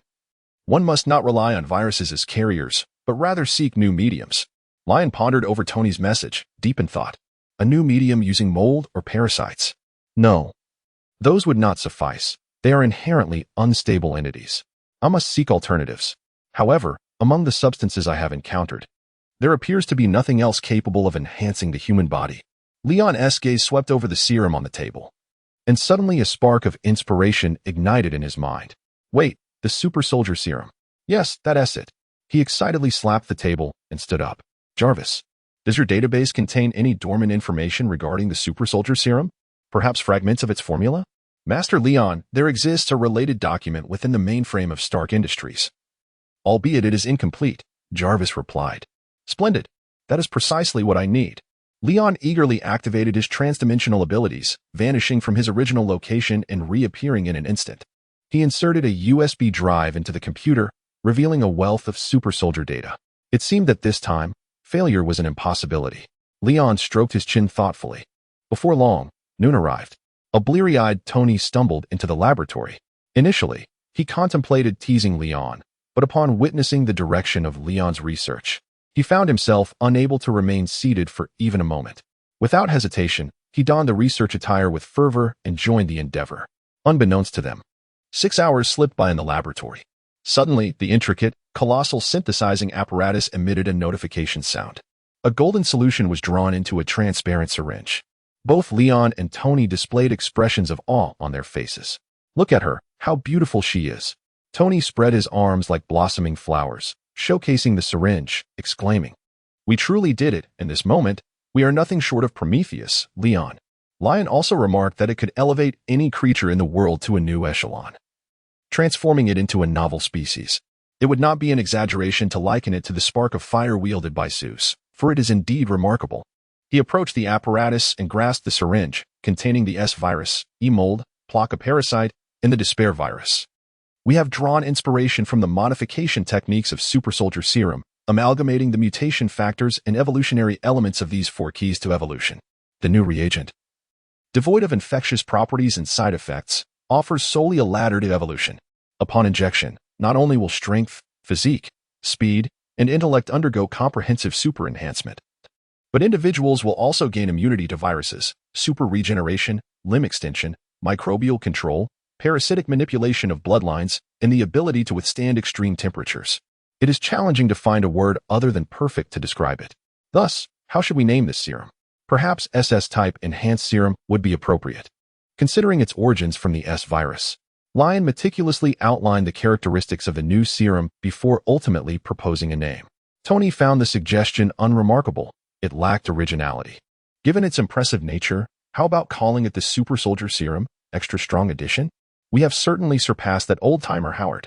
Lion dismissed the idea, feeling Tony's naming skills were underwhelming. Your suggestion isn't any better. It reeks of cheap industrial mass production. Tony quickly retorted. Nevertheless, I shall defer to your preference, as it is indeed your serum. And don't tell me you genuinely intend to distribute this serum across every corner of the earth. Tony furrowed his brow, aware that such an action would inevitably lead to greater crises, conflicts, and contradictions. Of course, that is out of the question, Lion replied, producing 2 syringes. Have you forgotten our previous research findings?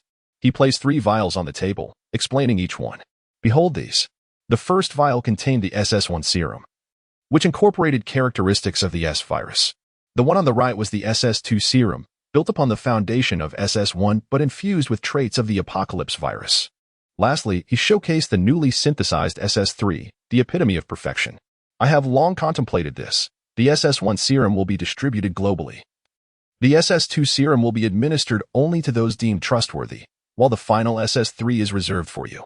Lion patted Tony on the shoulder, remarking, after all, the first 2 serums can be synthesized directly, But the SS3 type requires your blood as a crucial ingredient.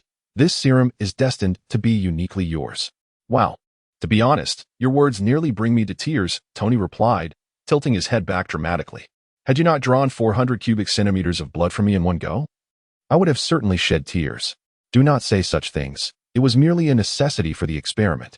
Come, let me take you to enjoy some delectable food to replenish your blood, Lion said, wrapping an arm around Tony's shoulders. Delectable food? Are you referring to the gloppy cereals in this apocalyptic stronghold? Tony retorted, expressing his disdain for the cuisine of Raccoon City. You speak of an apocalypse. Yet you still desire gourmet meals, Lion began, but was suddenly interrupted by a wave of energy that enveloped them. His expression shifted to one of bewilderment. What is happening? It feels as though we are encountering a ghost. Tony paused, his face displaying surprise. He recalled Lion's appearance in the woods the previous day. Ah, I understand now. Is it that the consciousness of that world has returned? API call failed with status code 429. Error. Code. For 29. Message. Resource has been exhausted, e.g. Check quota. Status. Resource exhausted. Lion was utterly speechless. It desired a semblance of stability while simultaneously possessing the potential for evolution or, shall we say, continued mutation. Tony, hands on his hips, remarked, what an intriguing notion. It aspires to evolve indefinitely? That sounds remarkably akin to the advice Obadiah once offered me. Did he also provide you with convoluted suggestions? Something along the lines of a kaleidoscopic black? Rather so, hence I disregarded him and adhered solely to my own convictions. Now it makes sense. No wonder he sought your demise. Perhaps, but I could never conform to his vision of a firearm that could heat, cool, and navigate simultaneously. Such peculiar ideas. Indeed, all clients around the globe seem quite eccentric. API call failed with status code 429. Error. Code. For 29. Message. Resource has been exhausted, e.g. Check quota. Status. Resource exhausted. Leon contemplated the future, envisioning a time when he would master the realm of biochemistry. The thought of extracting the world's consciousness to provide companionship for Jarvis seemed rather appealing. 5 minutes later, the final form of the S virus, with an infection mutation rate of merely 1 in 1,000, was successfully birthed. Its effects bore striking resemblance to the original prototype, perfectly aligning with the requirements for the evolution of global organisms. Upon the synthesis of the new virus, the world's consciousness indeed expressed great satisfaction, transmitting an exuberant sentiment that urged Leon to hasten the dissemination of this virus, reminiscent of a joyful pastoral dog wagging its tail. All right, he replied. I'll accompany Tony for a meal first, then I shall seek out individuals for the virus experimentation. Lion repeatedly assured, then shrugged at Tony. And together they made their way to the Institute's elevator. Indeed, the revelry of the previous day had caused most to be absent from work. The Institute remained desolate until Lion and his companion departed. Even at the police station, only a handful of officers were on duty, scattered about. On the road, Lion expressed his grievances, pondering how such a disorganized official institution could possibly manage a nation effectively. It was only upon encountering Gil that he learned the president had intentionally granted everyone a day off. The reason behind this was Lion's heroic act of saving the world the previous day, which led to the establishment of a new Thanksgiving in his honor. This revelation compelled Lion to reconsider his earlier judgments, marveling at the newfound efficiency of the administration. However, when he met Gil, the stunning beauty appeared rather displeased. In the former police chief's office, Lion inquired, Gil, what troubles you? Observing her grim expression, Tony, sensing the impending storm, had already departed, taking with him the 2 voluptuous companions from the previous night, their destination unknown. Shouldn't it be me asking you what is wrong? Gil retorted, hands on her hips. You engaged in such reckless behavior, leaving both me and Ada behind, vanishing for an entire day. I thought you had fled in fear of your crimes. The term fleeing in fear of one's crimes pertains to criminals and should not be used indiscriminately.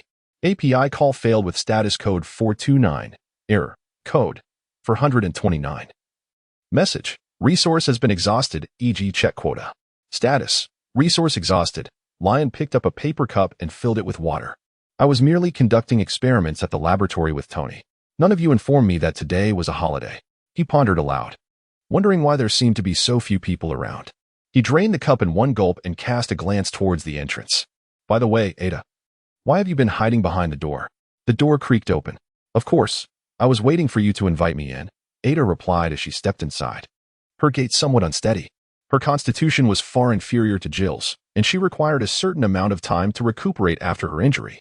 After all, I wouldn't want to intrude on my boss and rival's private conversation, Ada remarked. Jill narrowed her eyes at the mention of rival. Shouldn't you pretend not to hear and turn to leave instead? Oh, is that so? I was under the impression that Miss President and I were on the same side. Ada said, leaning in to take a whiff of Lion.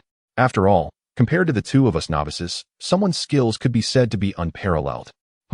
Jill paused, her gaze shifting to Lion, realizing the validity of Ada's words.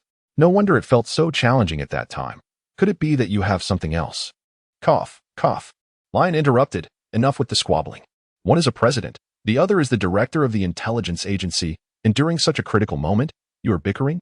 How can this nation function? The two fell silent, recognizing his ability to deflect the conflict. At this moment, Lion spread his arms wide and expressed, as colleagues, I believe it is essential for us to engage in an earnest conversation. Is there any issue that communication cannot resolve? If so, it must be due to insufficient dialogue. What communication? You made me pause before I could finish my previous statement. Oh, how impatient you are. Ida shook her head and followed suit. Once again, the morning dawned, and Lion awakened in his familiar bed. He invigorated himself and roused the two little spirits beside him, engaging in a morning exercise before they all groomed themselves and departed together. In the police station's hall, the atmosphere contrasted sharply with the emptiness of the previous day today. It was bustling with the comings and goings of various officials. Tony was seated at a table, partaking in a meal, his eyes bearing heavy dark circles, his complexion pale, resembling one who is severely fatigued. Lion sat down and took a piece of baguette, stuffing it into his mouth. The flavor was indescribable. Yet he continued to chew and swallowed it. Tony, did you indulge in mischief with the waves again last night? Just look at yourself, lost in those distractions all day. And you still consider yourself a scientist.